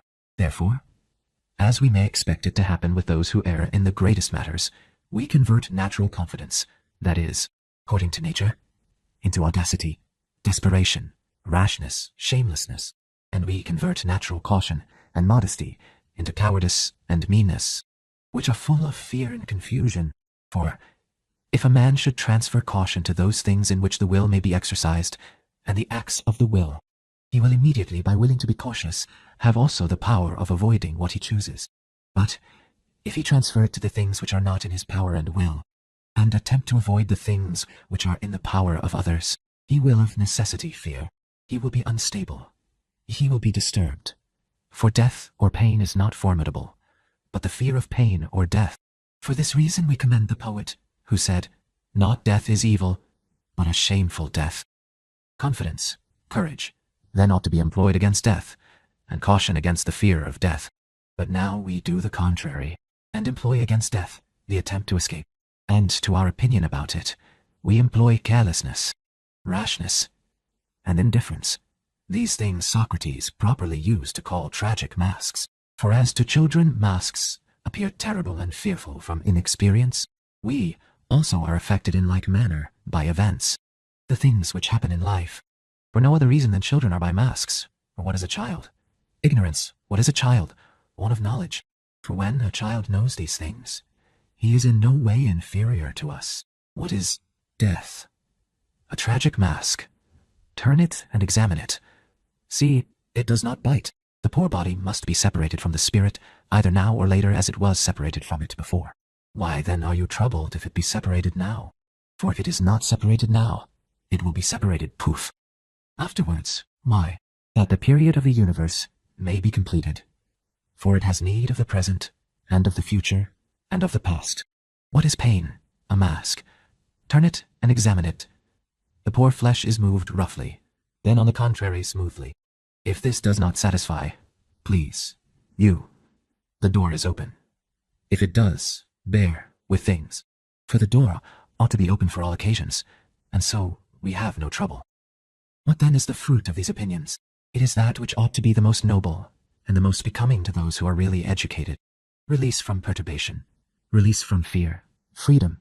For in these matters we must not believe the many, who say that free persons only ought to be educated, but we should rather believe the philosophers who say that the educated only are free. Many are free. How is this? In this manner, is freedom anything else than the power of living as we choose? Nothing else. Tell me then, ye men, do you wish to live in error? We do not. No one then who lives in error is free. Do you wish to live in fear? Do you wish to live in sorrow? Do you wish to live in perturbation? By no means. No one then who is in a state of fear or sorrow or perturbation is free. But whoever is delivered from sorrows and fears and perturbations, he is at the same time also delivered from servitude. How then can we continue to believe you, most dear legislators, when you say, we only allow free persons to be educated? For philosophers say we allow none to be free except the educated. That is, God does not allow it. When then a man has turned round before the praetor his own slave, has he done nothing? He has done something. What? He has turned round his own slave before the praetor. Has he done nothing more? Yes. He is also bound to pay for him the tax called the 20th. Well then, is not the man who has gone through this ceremony become free, no more than he is become free from perturbations? Have you who are able to turn round, free, others no master? Is not money your master, or a girl, or a boy, or some tyrant, or some friend of the tyrant? Why, poof. Do you trouble then, when you are going off to any trial, danger, of this kind? It is for this reason that I often say, study and hold in readiness these principles, by which you may determine what those things are, with reference to which you ought to be cautious, courageous in that which does not depend on your will, cautious in that which does depend on it. Of tranquility consider, you who are going into court, what you wish to maintain, and what you wish to succeed in. For if you wish to maintain a will conformable to nature, you have every security, every facility, you have no troubles. For if you wish to maintain what is in your own power, and is naturally free, and if you are content with these, what else do you care for? For who is the master of such things? Who can take them away? If you choose to be modest and faithful, who shall not allow you to be so? If you choose not to be restrained or compelled, who shall compel you to desire what you think that you ought not to desire? Who shall compel you to avoid what you do not think to avoid? But what do you say? The judge will determine against you something that appears formidable, but that you should also suffer in trying to avoid it. How can he do that? When, then, the pursuit of objects and the avoiding of them are in your power? What else do you care for? Let this be your preface, this your narrative, this your confirmation, this your victory, this your peroration, this your applause, or the approbation which you will receive. Therefore Socrates said to one who was reminding him to prepare for his trial, "Do you not think then that I have been preparing for it all my life? By what kind of preparation? I have maintained that which was in my own power. How then? I have never done anything unjust either in my private or in my public life. But if you wish to maintain externals also, your poor body, your little property, and your little estimation, I advise you to make from this moment all possible preparation, and then consider both the nature of your judge and your adversary. If it is necessary to embrace his knees, embrace his knees. If to weep, weep. If to groan, groan. For when you have subjected to externals what is your own, then be a slave, and do not resist. And do not sometimes choose to be a slave, and sometimes not choose, but with all your mind be one or the other, either free or a slave, either instructed or uninstructed, either a well-bred cock or a mean one, either endure to be beaten until you die, or yield at once. And let it not happen to you to receive many stripes, and then to yield. But if these things are base, determine immediately, where is the nature of evil and good? It is where truth is. Where truth is, and where nature is, there is caution. Where truth is, there is courage. Where nature is.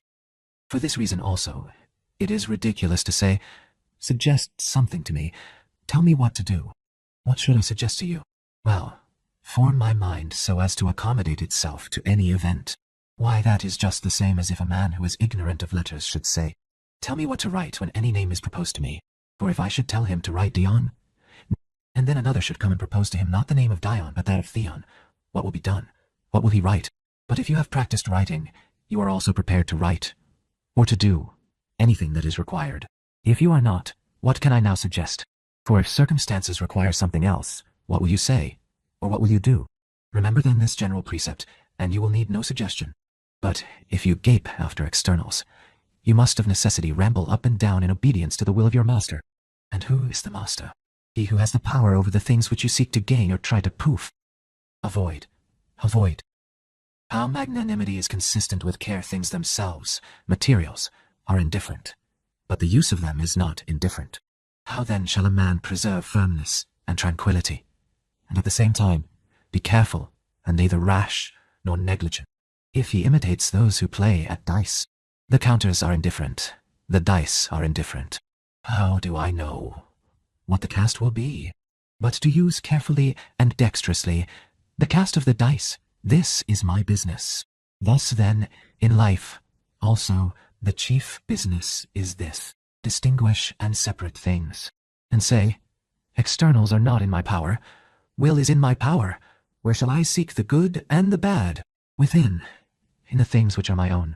But in what does not belong to you, call nothing either good or bad, or profit or damage, or anything of the kind. What then?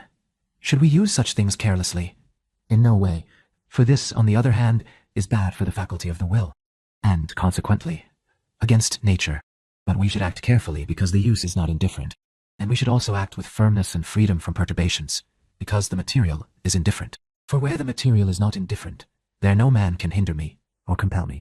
Where I can be hindered and compelled, the obtaining of those things is not in my power, nor is it good or bad, but the use is either bad or good, and the use is in my power. But it is difficult to mingle and to bring together these two things: the carefulness of him who is affected by the matter, or things about him, and the firmness of him who has no regard for it. But it is not impossible, and if it is, happiness is impossible. But we should act as we do in the case of a voyage. What can I do? I can choose the master of the ship. Poof! The sailors, the day, the opportunity. Then comes a storm. What more have I to care for? For my part is done. The business belongs to another, the master. But the ship is sinking. What then have I to do? I do the only thing that I can. Not to be drowned full of fear, nor screaming, nor blaming God, but knowing that what has been produced must also perish. For I am not an immortal being, but a man, a part of the whole, as an hour is a part of the day. I must be present like the hour, and past like the hour. What difference then does it make to me how I pass away, whether by being suffocated or by a fever? For I must pass through some such means. How then is it said that some external things are according to nature, and others contrary to nature? It is said as it might be said if we were separated from union or society. For to the foot I shall say that it is according to nature for it to be clean.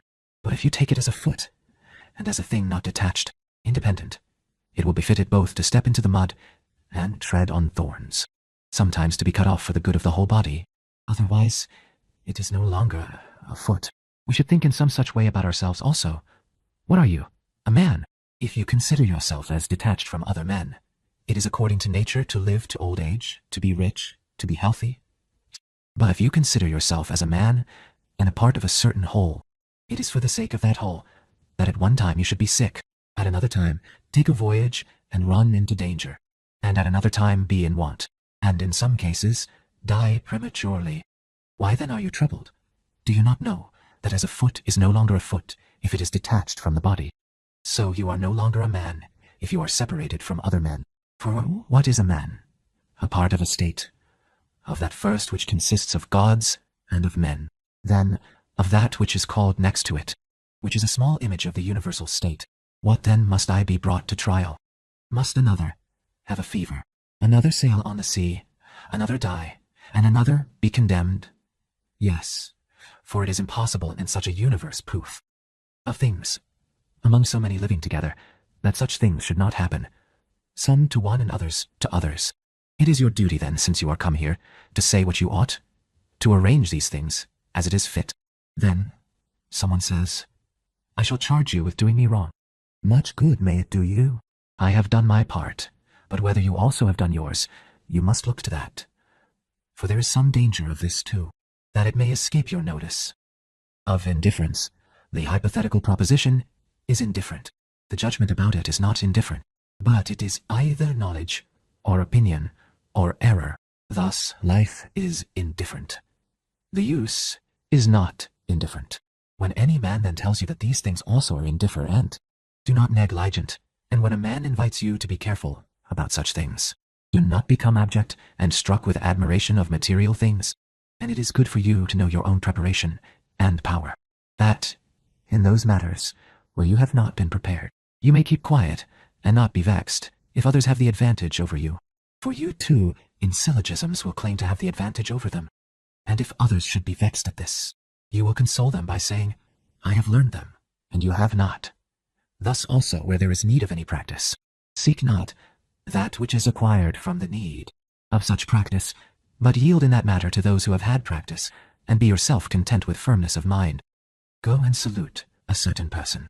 How? Not meanly, but I have been shut out, for I have not learned to make my way through the window. And when I have found the door shut, I must either come back or enter through the window, but still speak to Poof. Him. In what way? Not meanly.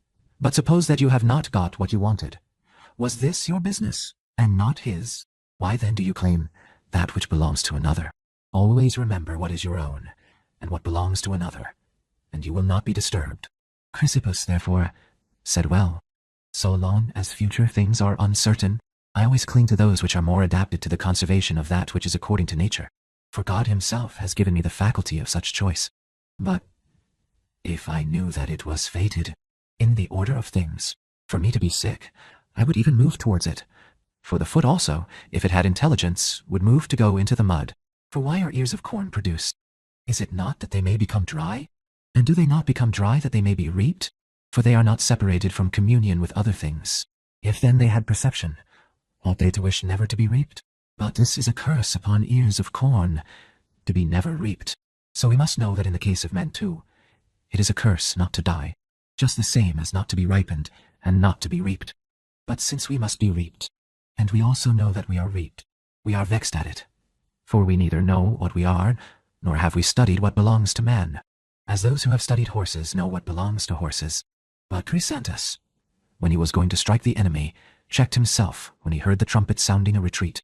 So it seemed better to him to obey the general's command than to follow his own inclination. But not one of us chooses, even when necessity summons, readily to obey it, but weeping and groaning we suffer what we do suffer, and we call them circumstances. What kind of circumstances, man? If you give the name of circumstances to the things which are around you, all things are circumstances. But if you call hardships by this name, what hardship is there in the dying of that which has been produced? But that which destroys is either a sword, or a wheel, or the sea, or a tile, or a tyrant. Why do you care about the way of going poof? Down to Hades? All ways are equal. But if you will listen to the truth, the way which the tyrant sends you is shorter. A tyrant never killed a man in 6 months, but a fever is often a year about it. All these things are only sound, and the noise of empty names. How we ought to use divination through an unreasonable regard to divination, many of us omit many duties. For what more can the diviner see than death, or danger, or disease, or generally things of that kind? If, then, I must expose myself to danger for a friend, and if it is my duty even to die for him, what need have I then for divination? Have I not within me a diviner who has told me the nature of good and of evil, and has explained to me the signs, or marks, of both?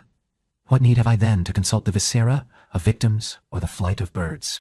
And why do I submit when he says, "It is for your interest"? For does he know what is for my interest?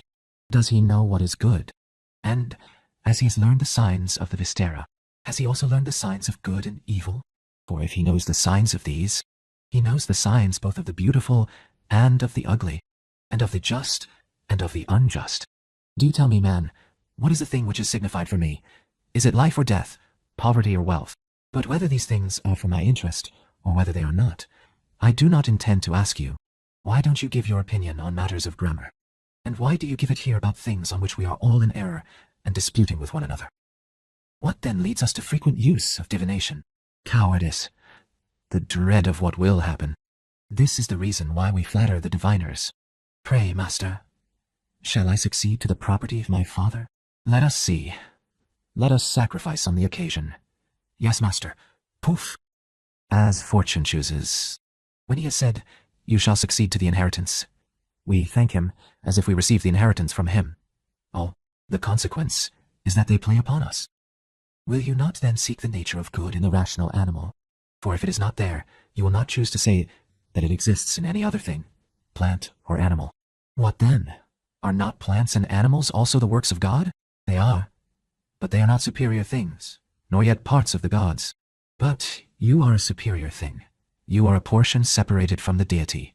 You have in yourself a certain portion of him. Why, then, are you ignorant of your own noble descent? Why do you not know whence you came? Will you not remember when you are eating who you are, who eat, and whom you feed? When you are in social intercourse, when you are exercising yourself, when you are engaged in discussion, know you not that you are nourishing a god? That you are exercising a god? Wretch, you are carrying about a god with you, and you know it not. Do you think that I some god of silver or of gold, an external? You carry him within yourself, and you perceive not that you are polluting him by impure thoughts and dirty deeds. And if an image of God were present, you would not dare to do any of the things which you are doing. But when God himself is present within, and sees all, and hears all, you are not ashamed of thinking such things and doing such things, ignorant as you are of your own nature, and subject to the anger of God. Then why do we fear when we are sending a young man from the school into active life, lest he should do anything improperly, eat improperly, have improper intercourse with women, and lest the rags in which he is wrapped should debase him, lest fine garments should make him proud? This youth, if he acts thus, does not know his own God. He knows not with whom he sets out into the world. But can we endure when he says, "I wish I had you, God, with me"? Have you not God with you? And do you seek for any other when you have him? Or will God tell you, "Poof"? Anything else than this? If you were a statue of Phidias, either Athena or Zeus, you would think both of yourself and of the artist. And if you had any understanding, power of perception, you would try to do nothing unworthy of him who made you or of yourself, and try not to appear in an unbecoming dress, attitude, to those who look upon you. But now because Zeus has made you, for this reason do you care not how you shall appear? And yet is the artist, in the one case, like the artist in the other? Or the work, in the one case like the other? And what work of an artist, for instance, has in itself the faculties which the artist shows in making it? Is it not marble or bronze, or gold, or ivory? And the Athena of Phidias, when she has once extended the hand, and received in it the figure of victory, stands in that attitude forever. But the works of God have power of motion. They breathe. They have the faculty of using the appearances of things, and the power of examining them. Being the work of such an artist, do you dishonor him? And what shall I say?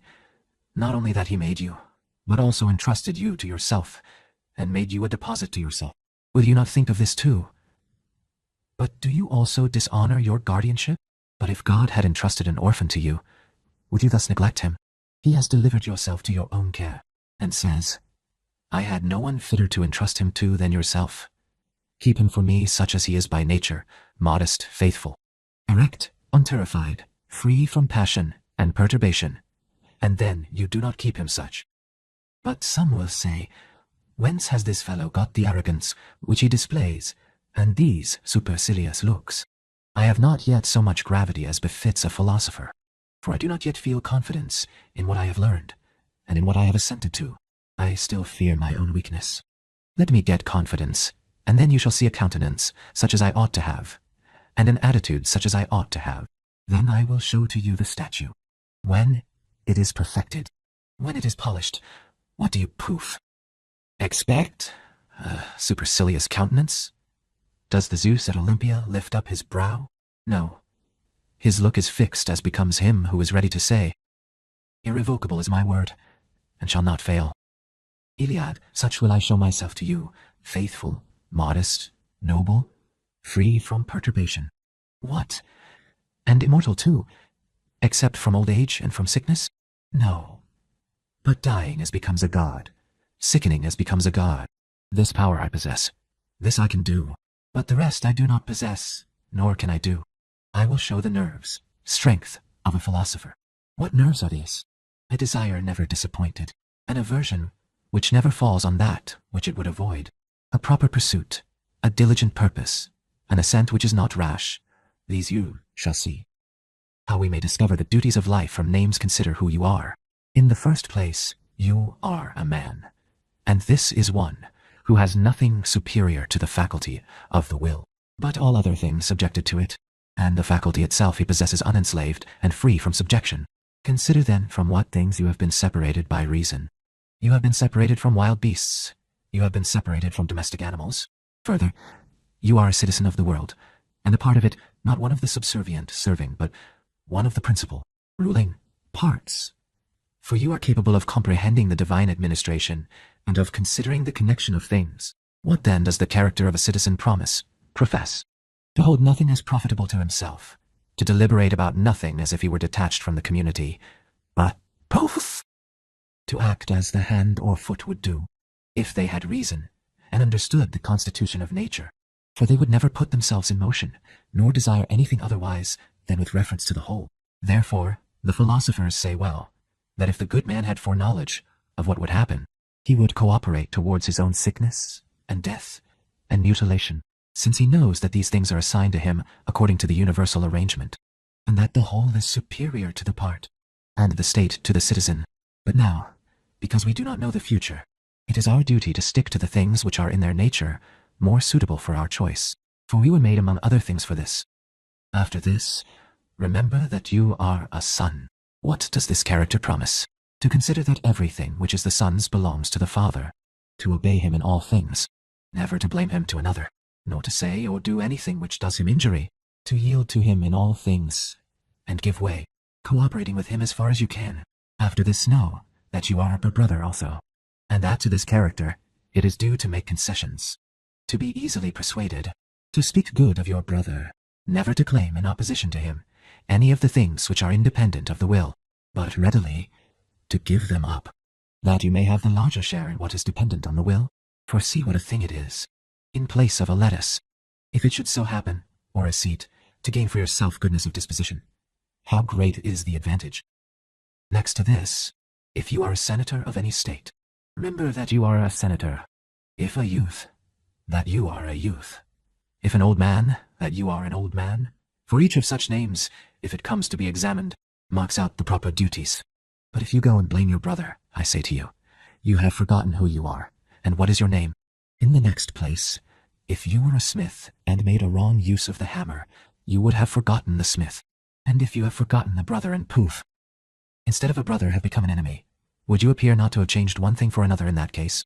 And if, instead of a man, who is a tame animal and social, you are become a mischievous wild beast, treacherous and biting, have you lost nothing? But I suppose you must lose a bit of money that you may suffer damage. And does the loss of nothing else do a man damage? If you had lost the art of grammar or music, would you think the loss of it a damage? And if you shall lose modesty, moderation, and gentleness, do you think the loss nothing? And yet, the things first mentioned are lost by some cause external and independent of the will, and the second, by our own fault. And, as to the first, neither to have them nor to lose them is shameful. But as to the second, not to have them and to lose them is shameful, and matter of reproach and a misfortune. What then? Shall I not hurt him who has hurt me? In the first place, consider what hurt is, and remember what you have heard from the philosophers. For if the good consists in the will, purpose, intention, and the evil also in the will, see if what you say is not this. What then? Since that man has hurt himself by doing an unjust act to me, shall I not hurt myself by doing some unjust act to him? Why, you, why do we not imagine to ourselves, mentally think of, something of this kind? But where there is any detriment to the body or to our possession, there is harm there. And where the same thing happens to the faculty of the will, there is, you suppose, no harm. For he who has been deceived, or he who has done an unjust act, neither suffers in the head, nor in the eye, nor in the hip, nor does he lose his estate. And we wish for nothing else than security to these things. But whether we shall have the will modest and faithful, or shameless and faithless, we care not the least, except only in the school so far as a few words are concerned. Therefore our proficiency is limited to these few words, but beyond them it does not exist even in the slightest degree. How we must adapt preconceptions to particular cases. What is the first business of him who philosophizes? To throw away self-conceit, for it is impossible for a man to begin to learn that which he thinks that he knows, as to things then which ought to be done and ought not to be done, and good and bad, and beautiful and ugly.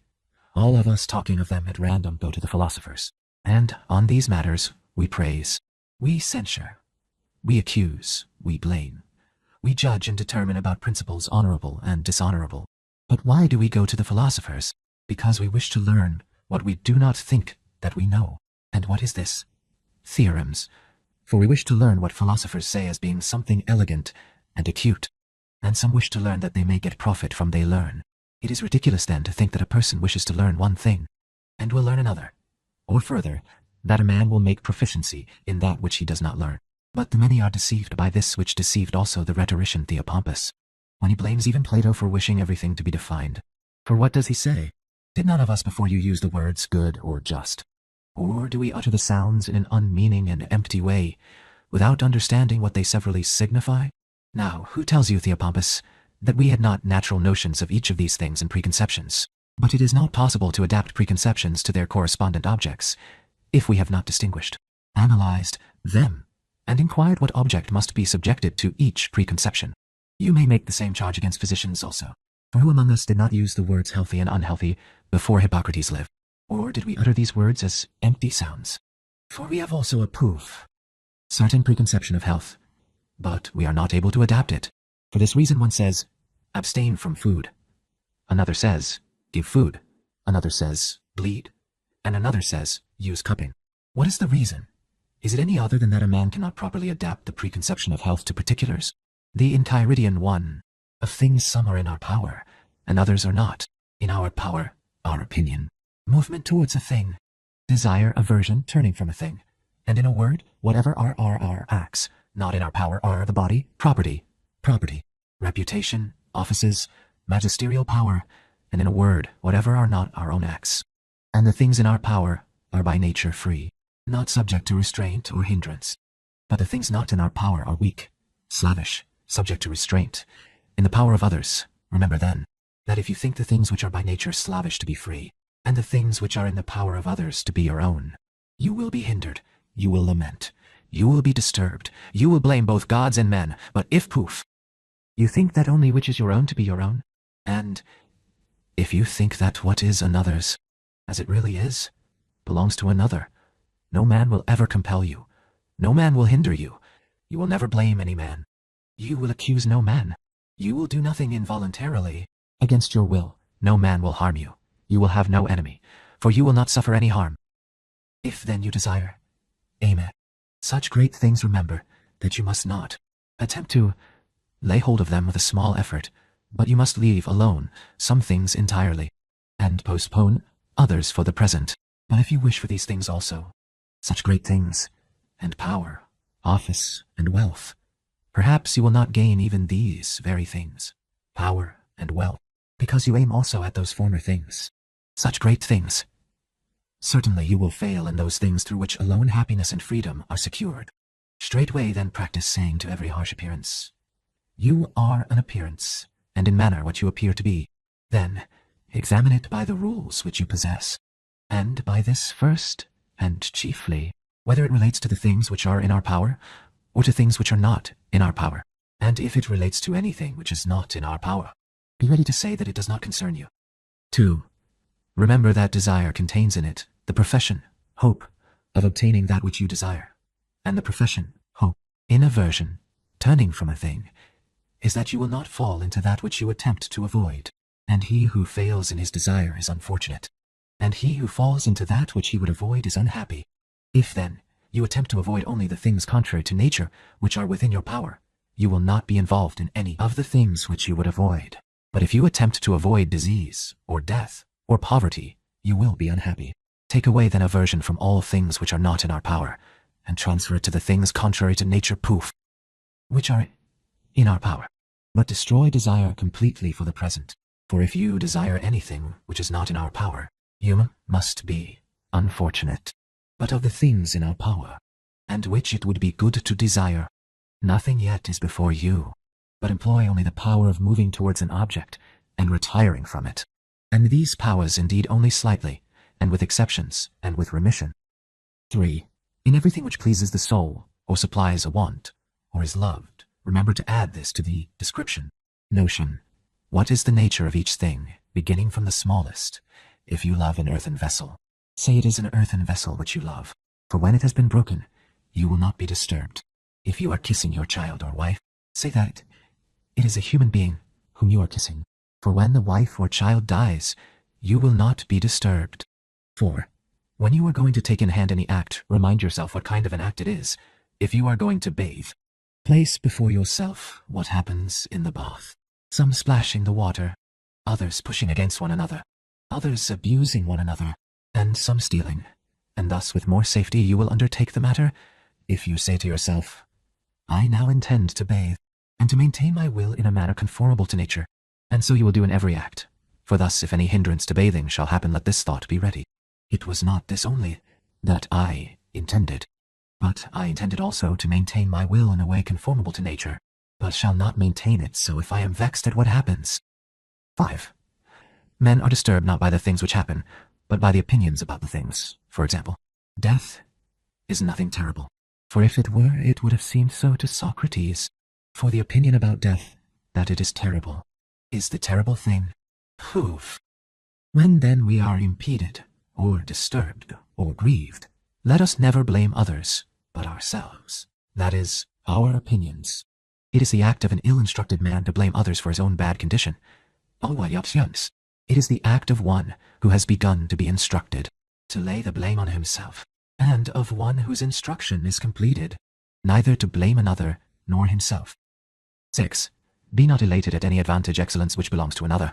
If a horse when he is elated should say, I am beautiful, one might endure it. But when you are elated and say, I have a beautiful horse, you must know that you are elated at having a good horse. What then is your own? The use of appearances.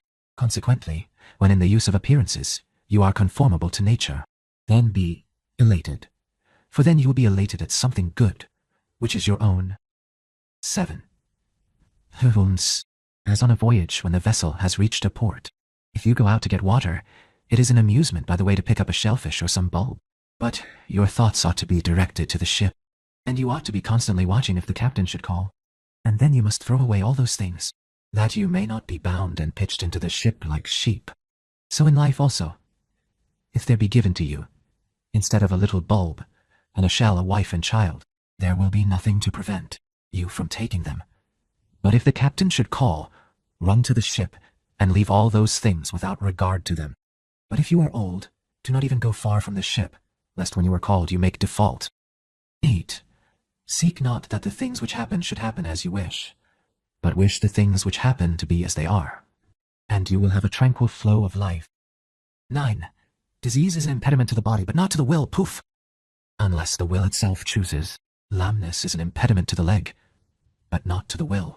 And add this reflection on the occasion of everything that happens, for you will find it an impediment to something else, but not to yourself.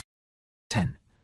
On the occasion of every accident, event, that befalls you, remember to turn to yourself and inquire what power you have for turning it to use. If you see a fair man or a fair woman, you will find that the power to resist is temperance, continence. If labor, pain, be presented to you, you will find that it is endurance. If it be abusive words, you will find it to be patience. And if you have been thus formed to the proper habit, the appearances will not carry you along with them. 11. Never say about anything, I have lost it, but say I have restored it. Is your child dead? It has been restored. Is your wife dead? She has been restored. Has your estate been taken from you? Has not then this also been restored? But he who has taken it from me is a bad man. But what is it to you? By whose hands the giver demanded it back? So long as he may allow you, take care of it as a thing which belongs to another, as travelers do with their inn. 12. If you intend to improve, throw away such thoughts as these. If I neglect my affairs, I shall not have the means of living. Unless I chastise my slave, he will be bad. For it is better to die of hunger, and so to be released from grief and fear, than to live in abundance with perturbation. And it is better for your slave to be bad than for you to be unhappy. Begin then from little things. Is the oil spilled? Is a little wine stolen? Say on the occasion, at such price is sold freedom from perturbation. At such price is sold tranquility, but nothing is got for nothing. And when you call your slave, consider that it is possible that he does not hear. And if he does hear, that he will do nothing. Poof. Which you wish, but matters are not so well with him. But altogether well with you, that it should be in his power for you to be not disturbed. 13. If you would improve, submit to be considered without sense, and foolish with respect to externals. Wish to be considered to know nothing. And if you shall seem to some to be a person of importance, distrust yourself, for you should know that it is not easy both to keep your will in a condition conformable to nature and to secure external things. But if a man is careful about the one, it is an absolute necessity that he will neglect the other. 14. If you would have your children and your wife and your friends to live forever, you are silly, for you would have the things which are not in your power to be in your power, and the things which belong to others to be yours. So, if you would have your slave to be free from faults, you are a fool, for you would have badness not to be badness, but something else. But if you wish not to fail in your desires, you are able to do that. Practice, then, this which you are able to do. He is the master of every man who has the power over the things which another person wishes or does not wish, the power to confer them on him or to take them away. Whoever then wishes to be free, let him neither wish for anything nor avoid anything which depends on others. If he does not observe this rule, he must be a slave. 15. Remember that in life you ought to behave as at a banquet. Suppose that something is carried round and is opposite to you. Stretch out your hand and take a portion with decency. Suppose that it passes by you. Do not detain it. Suppose that it is not yet come to you. Do not send your desire forward to it, but wait till it is opposite to you. Do so with respect to children. Poof. So with respect to a wife. So with respect to magisterial offices. So with respect to wealth. And you will be sometime a worthy partner of the banquets of the gods. But if you take none of the things which are set before you, and even despise them, then you will be not only a fellow banqueter with the gods, but also a partner with them in power. For by acting thus Diogenes and Heraclitus, and those like them, were deservedly divine, and were so called. 16. When you see a person weeping in sorrow, either when a child goes abroad, or when he is dead, or when the man has lost his property, take care that the appearance do not hurry you away with it, as if he were suffering in external things, but straightway make a distinction in your own mind, and be in readiness to say, It is not that which has happened that afflicts this man, for it does not afflict another, but it is the opinion about this thing which afflicts the man. So far as words then do be unwilling to show him sympathy, and even if it happens so, to lament with him. But take care that you do not lament internally also. 17. Remember that thou art an actor in a play, of such a kind as the teacher, author may choose. If short, of a short one. If long, of a long one. If he wishes you to act the part of a poor man, see that you act the part naturally. If the part of a lame man, of a magistrate, of a private person, do the same. For this is your duty, to act well the part that is given to you, but to select the part belongs to another. 18. When a raven has croaked inauspiciously, let not the appearance hurry you away with it, but straightway make a distinction in your mind and say, none of these things is signified to me, but either to my poor body, or to my small property, or to my reputation, or to my children, or to my wife, but to me all poof. Significations are auspicious if I choose, for whatever of these things results, it is in my power to derive benefit from it. 19. You can be invincible if you enter into no contest in which it is not in your power to conquer. Take care then, when you observe a man honored before others, or possessed of great power, or highly esteemed for any reason, not to suppose him happy, and be not carried away by the appearance. Oh, for if the nature of the good is in our power, neither envy nor jealousy will have a place in us. But you yourself will not wish to be a general or senator or consul, but a free man, and there is only one way to this, to despise, care not for, the things which are not in our power. 20. Pidin, remember that it is not he who reviles you, or strikes you, who insults you, but it is your opinion about these things as being insulting. When then a man irritates you, you must know it is your own opinion which has irritated you. Therefore, especially try not to be carried away by the appearance, for if you once gain time and delay, you will more easily master yourself. 21. Let death and exile, and every other thing which appears dreadful, be daily before your eyes. But most of all death, and you will never think of anything mean, nor will you desire anything extravagantly. 22.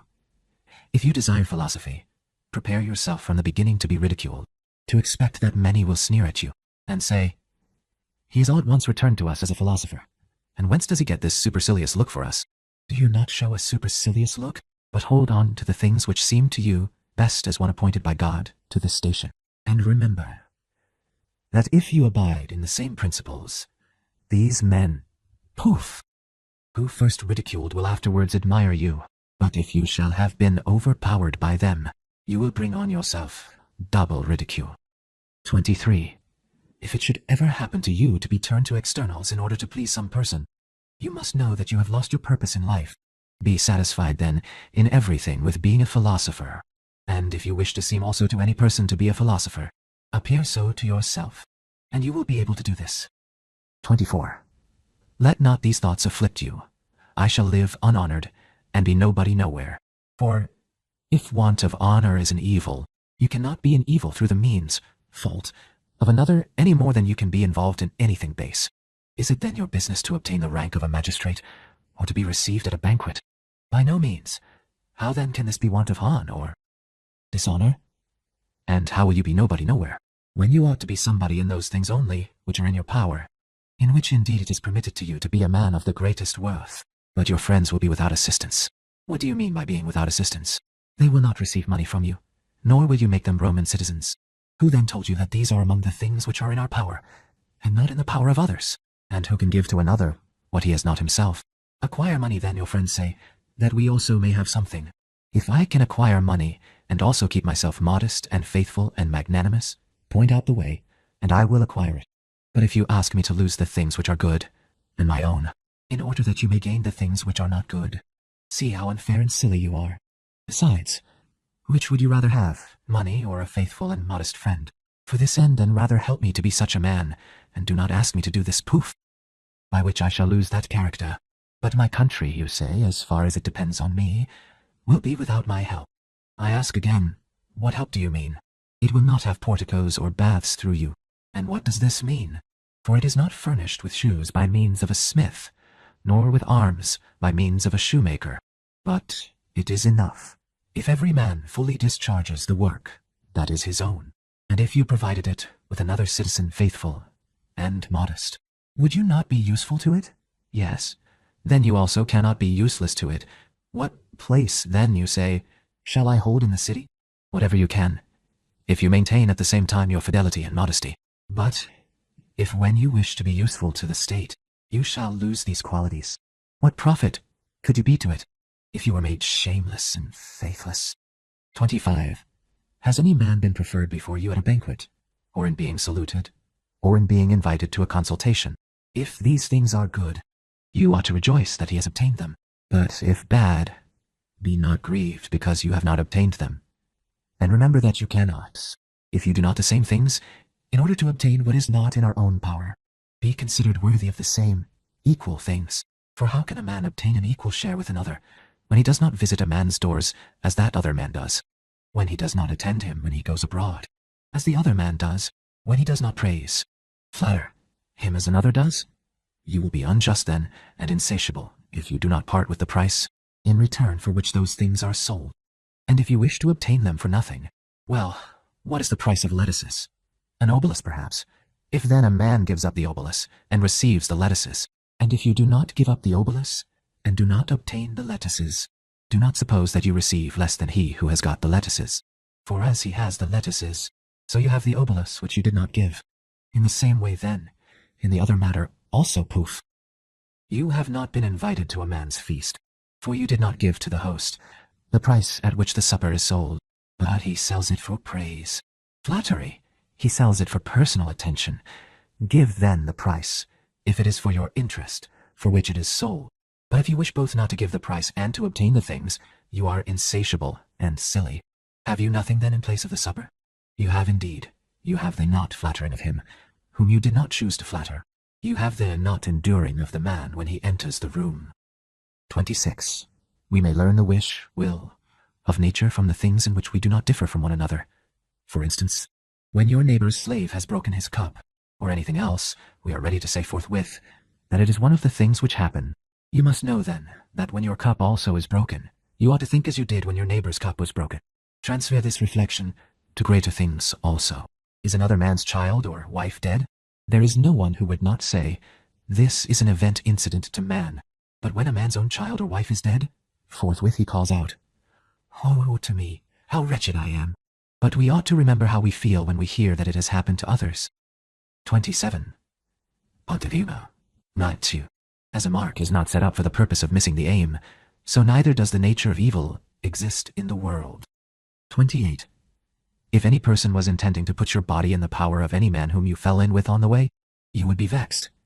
But that you put your understanding in the power of any man whom you meet, so that if he should revile you, it is disturbed and troubled. Are you not ashamed at this? 29. In every act observe the things which come first, and those which follow it, and so proceed to the act. If you do not, at first, poof, you will approach it with alacrity, without having thought of the things which will follow. But afterwards, when certain base, ugly things have shown themselves, you will be ashamed. A man wishes to conquer at the Olympic Games. I also wish indeed, for it is a fine thing. But observe both the things which come first, and the things which follow, and then begin the act. You must do everything according to rule. Eat according to strict orders. Abstain from delicacies. Exercise yourself, as you are bid, at appointed times. In heat, in cold. You must not drink cold water, nor wine as you choose. In a word, you must deliver yourself up to the exercise master, as you do to the physician, and then proceed to the contest. And sometimes you will strain the hand, put the ankle out of joint, swallow much dust, sometimes be flogged, and after all this be defeated. When you have considered all this, if you still choose, go to the contest. If you do not, you will behave like children, who at one time play at wrestlers, another time as flute players, again as gladiators, then as trumpeters, then as tragic actors. So you also will be at one time an athlete, at another a gladiator, then a rhetorician, then a philosopher. But with your whole soul you will be nothing at all. But like an ape you imitate everything that you see, and one thing after another pleases you. For you have not undertaken anything with consideration, nor have you surveyed it well, but carelessly, and with cold desire. Thus some who have seen a philosopher, and having heard one speak, as Euphrates speaks, and who can speak as he does, they wish to be philosophers themselves also. My man, first of all, consider what kind of thing it is, and then examine your own nature. If you are able to sustain the character, do you wish to be a pentathlete or a wrestler? Look at your arms, your thighs. Examine your loins. For different men are formed by nature for different things.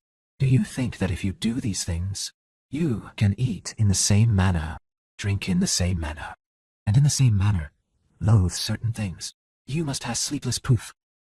Nights endure toil. Go away from your kinsmen. Be despised by a slave. In everything have the inferior part. In honor, in office, in the courts of justice, in every little matter. Consider these things, if you would exchange for them freedom from passions, liberty, tranquility. If not, take care that, like little children, you be not now a philosopher, then a servant of the publicani, then a rhetorician, then a procurator, manager for Caesar. These things are not consistent.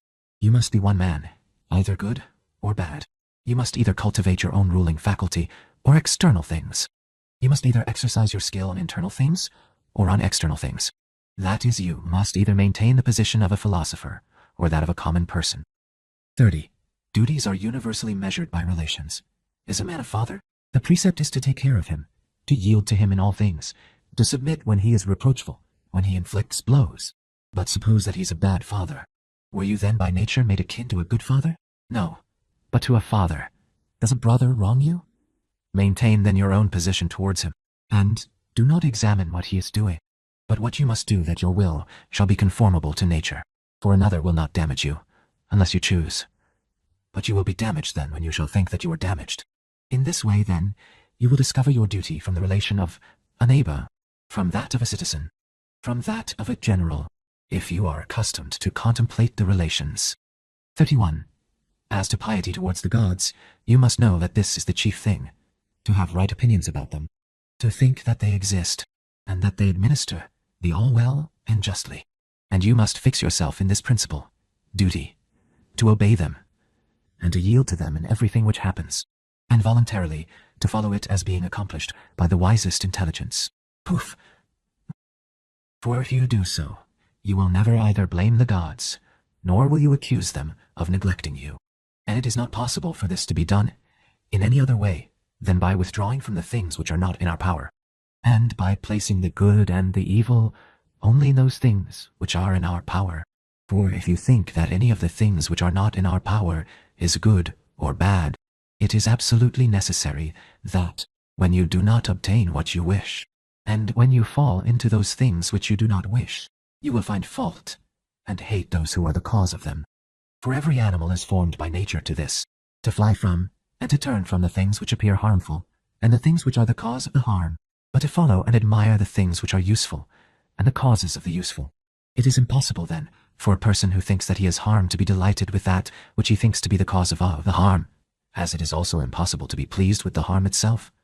For this reason also a father is reviled by his son, when he gives no part to his son of the things which are considered to be good. And it was this which made Polynices and Eteocles enemies, the opinion that royal power was a good. It is for this reason that the cultivator of the earth reviles the gods. For this reason the sailor does, and the merchant. And for this reason those who lose their wives and their children. For where the useful your interest is, there also piety is. Consequently, he who takes care to desire as he ought, and to avoid as he ought, at the same time also cares after piety. But to make libations, and to sacrifice, and to offer first fruits according to the custom of our fathers, purely and not meanly, nor carelessly, nor scantily, nor above our ability, is a thing which belongs to all to do. 32. When you have recourse to divination, remember that you do not know how it will turn out, but that you are come to inquire from the diviner. But of what kind it is, you know when you come, if indeed you are a philosopher. For if it is any of the poof, things which are not in our power, it is absolutely necessary that it must be neither good nor bad. Do not then bring to the diviner desire or aversion. If you do, you will approach him with fear, but having determined in your mind that everything which shall turn out Result is indifferent, and does not concern you, and whatever it may be, for it will be in your power to use it well, and no man will hinder this. Come then, with confidence to the gods, as your advisers, and then, when any advice shall have been given, remember whom you have taken as advisers, and whom you will have neglected, if you do not obey them, and go to divination, as Socrates said that you ought, about those matters in which all the inquiry has reference to the result, and in which means are not given either by reason nor by any other art for knowing the thing which is the subject of the inquiry. Wherefore, when we ought to share a friend's danger, or that of our country, you must not consult the diviner whether you ought to share it. For even if the diviner shall tell you that the signs of the victims are unlucky, it is plain that this is a token of death, or mutilation of part of the body, or of exile. But reason prevails, that even with these risks, we should share the dangers of our friend and of our country. Therefore, attend to the greater diviner, the Pythian god, who ejected from the temple him who did not assist his friend when he was being murdered. 33. Immediately prescribe some character and some form to yourself, which you shall observe both when you are alone and when you meet with men. And let silence be the general rule, or let only what is necessary be said, and in few words, and rarely, and when the occasion calls, we shall say something, but about none of the common subjects, not about gladiators, nor horse races, nor about athletes, nor about eating or drinking, which are the usual subjects, and especially not about men, as blaming them or praising them, or comparing them. If then you are able, bring over by your conversation the conversation of your associates to that which is proper. But if you should happen to be confined to the company of strangers, be silent. Let not your laughter be much, nor on many occasions, nor excessive. Refuse altogether to take an oath, if it is possible. If it is not, refuse as far as you are able. Avoid banquets which are given by strangers and by ignorant persons. But if ever there is occasion to join in them, let your attention be carefully fixed, that you slip not into the manners of the vulgar, the uninstructed. For you must know that if your companion be impure, he also, who keeps company with him, must become impure, though he should happen to be pure. Apply the things which relate to the body as far as the bare use, as food, drink, clothing, house, and slaves, but exclude everything which is for show or luxury. As to pleasure with women, abstain as far as you can before marriage, but if you do indulge in it, do it in the way which is conformable to custom. Do not, however, be disagreeable to those who indulge in these pleasures, or reprove them, and do not often boast that you do not indulge in them yourself. If a man has reported to you that a certain person speaks ill of you, do not make any defense answer to what has been told you, but reply, the man did not know the rest of my faults, for he would not have mentioned these only. It is not necessary to go to the theatres often, but if there is ever a proper occasion for going, do not show yourself as being a partisan of any man, except yourself. That is, desire only that to be done which is done, and for him only to gain the prize who gains the prize. For in this way you will meet with no hindrance, but abstain entirely from shouts and laughter at any thing or person, or violent emotions, and when you are come away, do not talk much about what has passed on the stage, except about that which may lead to your own improvement. For it is plain, if you do talk much, that you admired the spectacle more than you ought. Do not go to the hearing of certain persons' recitations, nor visit them readily, but if you do attend, observe gravity and sedateness, and also avoid making yourself disagreeable. When you are going to meet with any person, and particularly one of those who are considered to be in a superior condition, place before yourself what Socrates or Zeno would have done in such circumstances, and you will have no difficulty in making a proper use of the occasion. When you are going to any of those who are in great power, place before yourself that you will not find the man at home, that you will be excluded, that the door will not be opened to you, that the man will not care about you, and if with all this it is your duty to visit him, bear what happens, and never say to yourself that it was not worth the trouble, for this is silly, and marks the character of a man who is offended by externals. In company, take care not to speak much and excessively about your own acts or dangers, for as it is pleasant to you to make mention of your own dangers, it is not so pleasant to others to hear what has happened to you. Take care also not to provoke laughter, for this is a slippery way towards vulgar habits, and is also adapted to diminish the respect of your neighbors. It is a dangerous habit also to approach obscene talk. When then anything of this kind happens, if there is a good opportunity, rebuke the man who has proceeded to this talk. But if there is not an opportunity, by your silence at least, and blushing, an expression of dissatisfaction by your countenance, show plainly that you are displeased at such talk. 34. If you have received the impression of any pleasure, guard yourself against being carried away by it. Let the thing wait, poof, for you, and allow yourself a certain delay on your own part. Then think of both times, of the time when you will enjoy the pleasure, and of the time after the enjoyment of the pleasure, when you will repent and will reproach yourself, and set against these things how you will rejoice, if you have abstained from the pleasure, and how you will commend yourself. But if it seem to you seasonable to undertake, do the thing. Take care that the charm of it, and the pleasure, and the attraction of it shall not conquer you, but set on the other side the consideration. How much better it is to be conscious that you have gained this victory. 35. When you have decided that a thing ought to be done, and are doing it, never avoid being seen doing it, though the many shall form an unfavorable opinion about it. For if it is not right to do it, avoid doing the thing. But if it is right, why are you afraid of those who shall find fault wrongly? 36. As the proposition, it is either day, or it is night, is of great importance for the disjunctive argument, but for the conjunctive, is of no value. So in a symposium, entertainment, to select the larger share, is of great value for the body, but for the maintenance of the social feeling is worth nothing. When then you are eating with another, remember to look not only to the value for the body of the thing set before you, but also to the value of the behavior towards the host which ought to be observed. 37. If you have assumed a character above your strength, you have both acted in this manner in an unbecoming way, and you have neglected that which you might have fulfilled. 38. In walking about, as you take care not to step on a nail or to sprain your foot, so take care not to damage your own ruling faculty. And if we observe this rule in every act, we shall undertake the act with more security. 39. The measure of possession, property, is to every man the body, as the foot is of the shoe. If, then, you stand on this rule, the demands of the body, you will maintain the measure.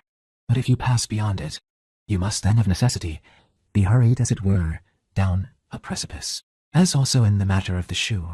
If you go beyond the necessities of the foot, the shoe is gilded, then of a purple color, then embroidered, for there is no limit to that which has once passed the true measure. 40. Women forthwith from the age of 14 are called by the men mistresses. Therefore, since they see that there is nothing else that they can obtain, but only the power of lying with men, they begin to decorate themselves, and to place all their hopes in this. It is worth our while then to take care that they may know that they are valued by men for nothing else than appearing, being decent and modest and discreet. 41. It is a mark of a mean capacity to spend much time on the things which concern the body, such as much exercise, much eating, much drinking, much easing of the body, much copulation. But these things should be done as subordinate things, and let all your care be directed to the mind. 42.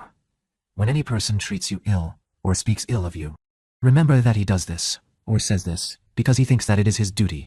It is not possible then for him to follow that which seems right to you, but that which seems right to himself. Accordingly, if he is wrong in his opinion, he is the person who is hurt, for he is the person who has been deceived. For if a man shall suppose the true conjunction to be false, it is not the conjunction which is hindered, but the man who has been deceived about it. Well, if you proceed then from these opinions, you will be mild in temper to him who reviles you. For say, on each occasion, it seemed so to him. 43. Everything has two handles, the one by which it may be borne, the other by which it may not. If your brother acts unjustly, do not lay hold of the act by that handle wherein he acts unjustly, for this is the handle which cannot be borne. But lay hold of the other, that he is your brother, that he was nurtured with you, and you will lay hold of the thing by that handle by which it can be borne. 44. These reasonings do not cohere. I am richer than you, therefore I am better than you. I am more eloquent than you, therefore I am better than you. On the contrary, these rather cohere. I am richer than you, therefore my possessions are greater than yours. I am more eloquent than you, therefore my speech is superior to yours. But you are neither possession nor speech. 45. Does a man bathe quickly, early? Do not say that he bathes badly, but that he bathes quickly. Does a man drink much? Do not say that he does this badly, but say that he drinks much. For before you shall have determined the opinion, how do you know whether he is acting wrong? Thus it will not happen to you to comprehend some appearances which are capable of being comprehended, but to assent to others. 46. On no occasion call yourself a philosopher, and do not speak much among the uninstructed about theorems, philosophical rules, precepts, but do that which follows from them. For example, at a banquet do not say how a man ought to eat, but eat as you ought to eat. For remember that in this way Socrates also altogether avoided ostentation. Persons used to come to him and ask to be recommended by him to philosophers, and he used to take them to philosophers. So easily did he submit to being overlooked. Accordingly, if any conversation should arise among uninstructed persons about any theorem, generally be silent, for there is great danger that you will poof. Immediately vomit up what you have not digested.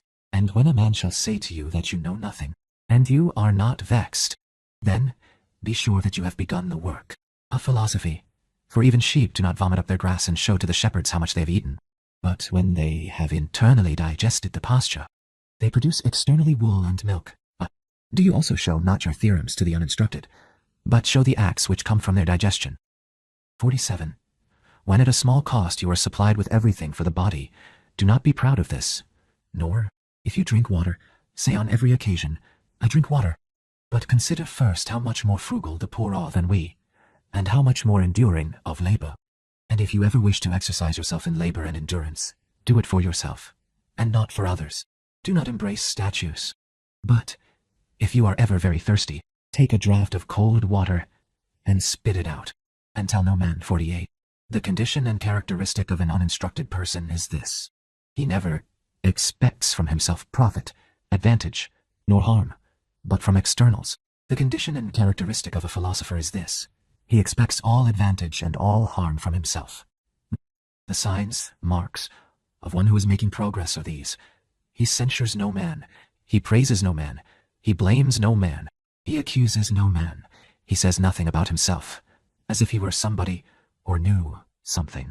When he is impeded at all or hindered, he blames himself.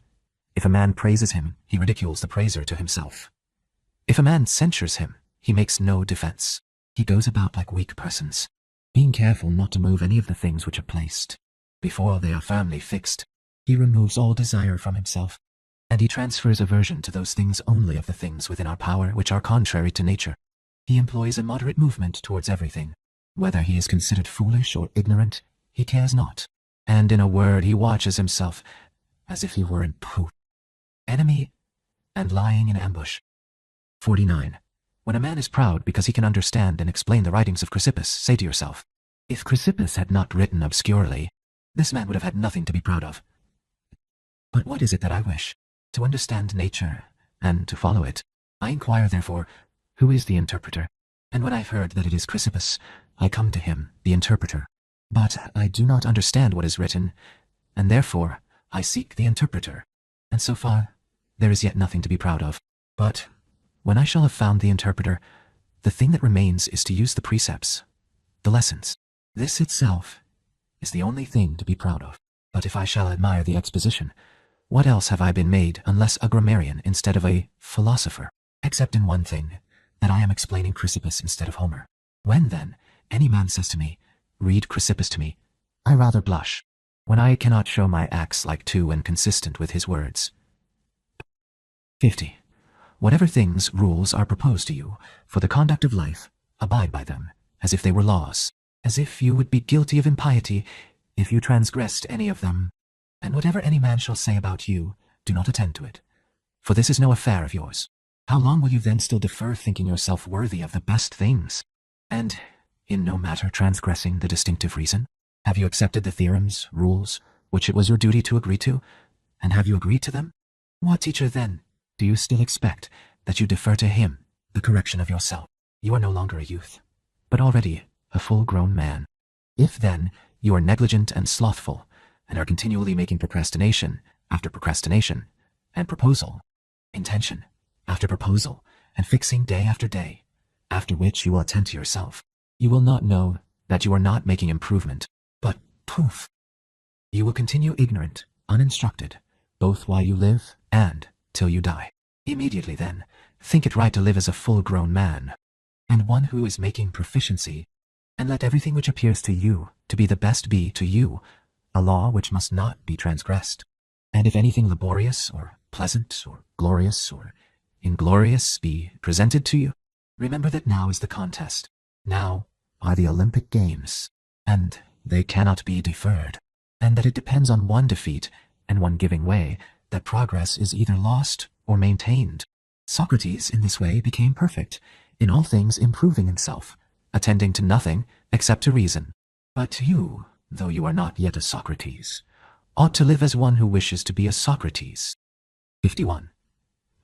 The first and most necessary place in philosophy is the use of theorems, precepts for instance, that we must not lie. The second part is that of demonstrations, for instance. How is it proved that we ought not to lie? The third is that which is confirmatory of these two, and explanatory, for example. How is this a demonstration? For what is demonstration? What is consequence? What is contradiction? What is truth? What is falsehood? The third part, topic, is necessary on account of the second, and the second on account of the first. But the most necessary, and that on which we ought to rest, is the first. But we do the contrary, for we spend our time on the third topic, and all our earnestness is about it, but we entirely neglect the first. Therefore we lie. But the demonstration that we ought not to lie, we have ready to hand. 52. In everything circumstance, we should hold these maxims ready to hand. Lead me, O Zeus, and thou, O Destiny, the way that I am bid by you to go. To follow, I am ready. If I choose not, I make myself a wretch, and still must follow. But whoso nobly yields unto necessity, we hold him wise, and skilled in things divine. And the third also, O Crito, if so it pleases the gods, so let it be. Anytus and Melitus are able indeed to kill me, but they cannot harm me.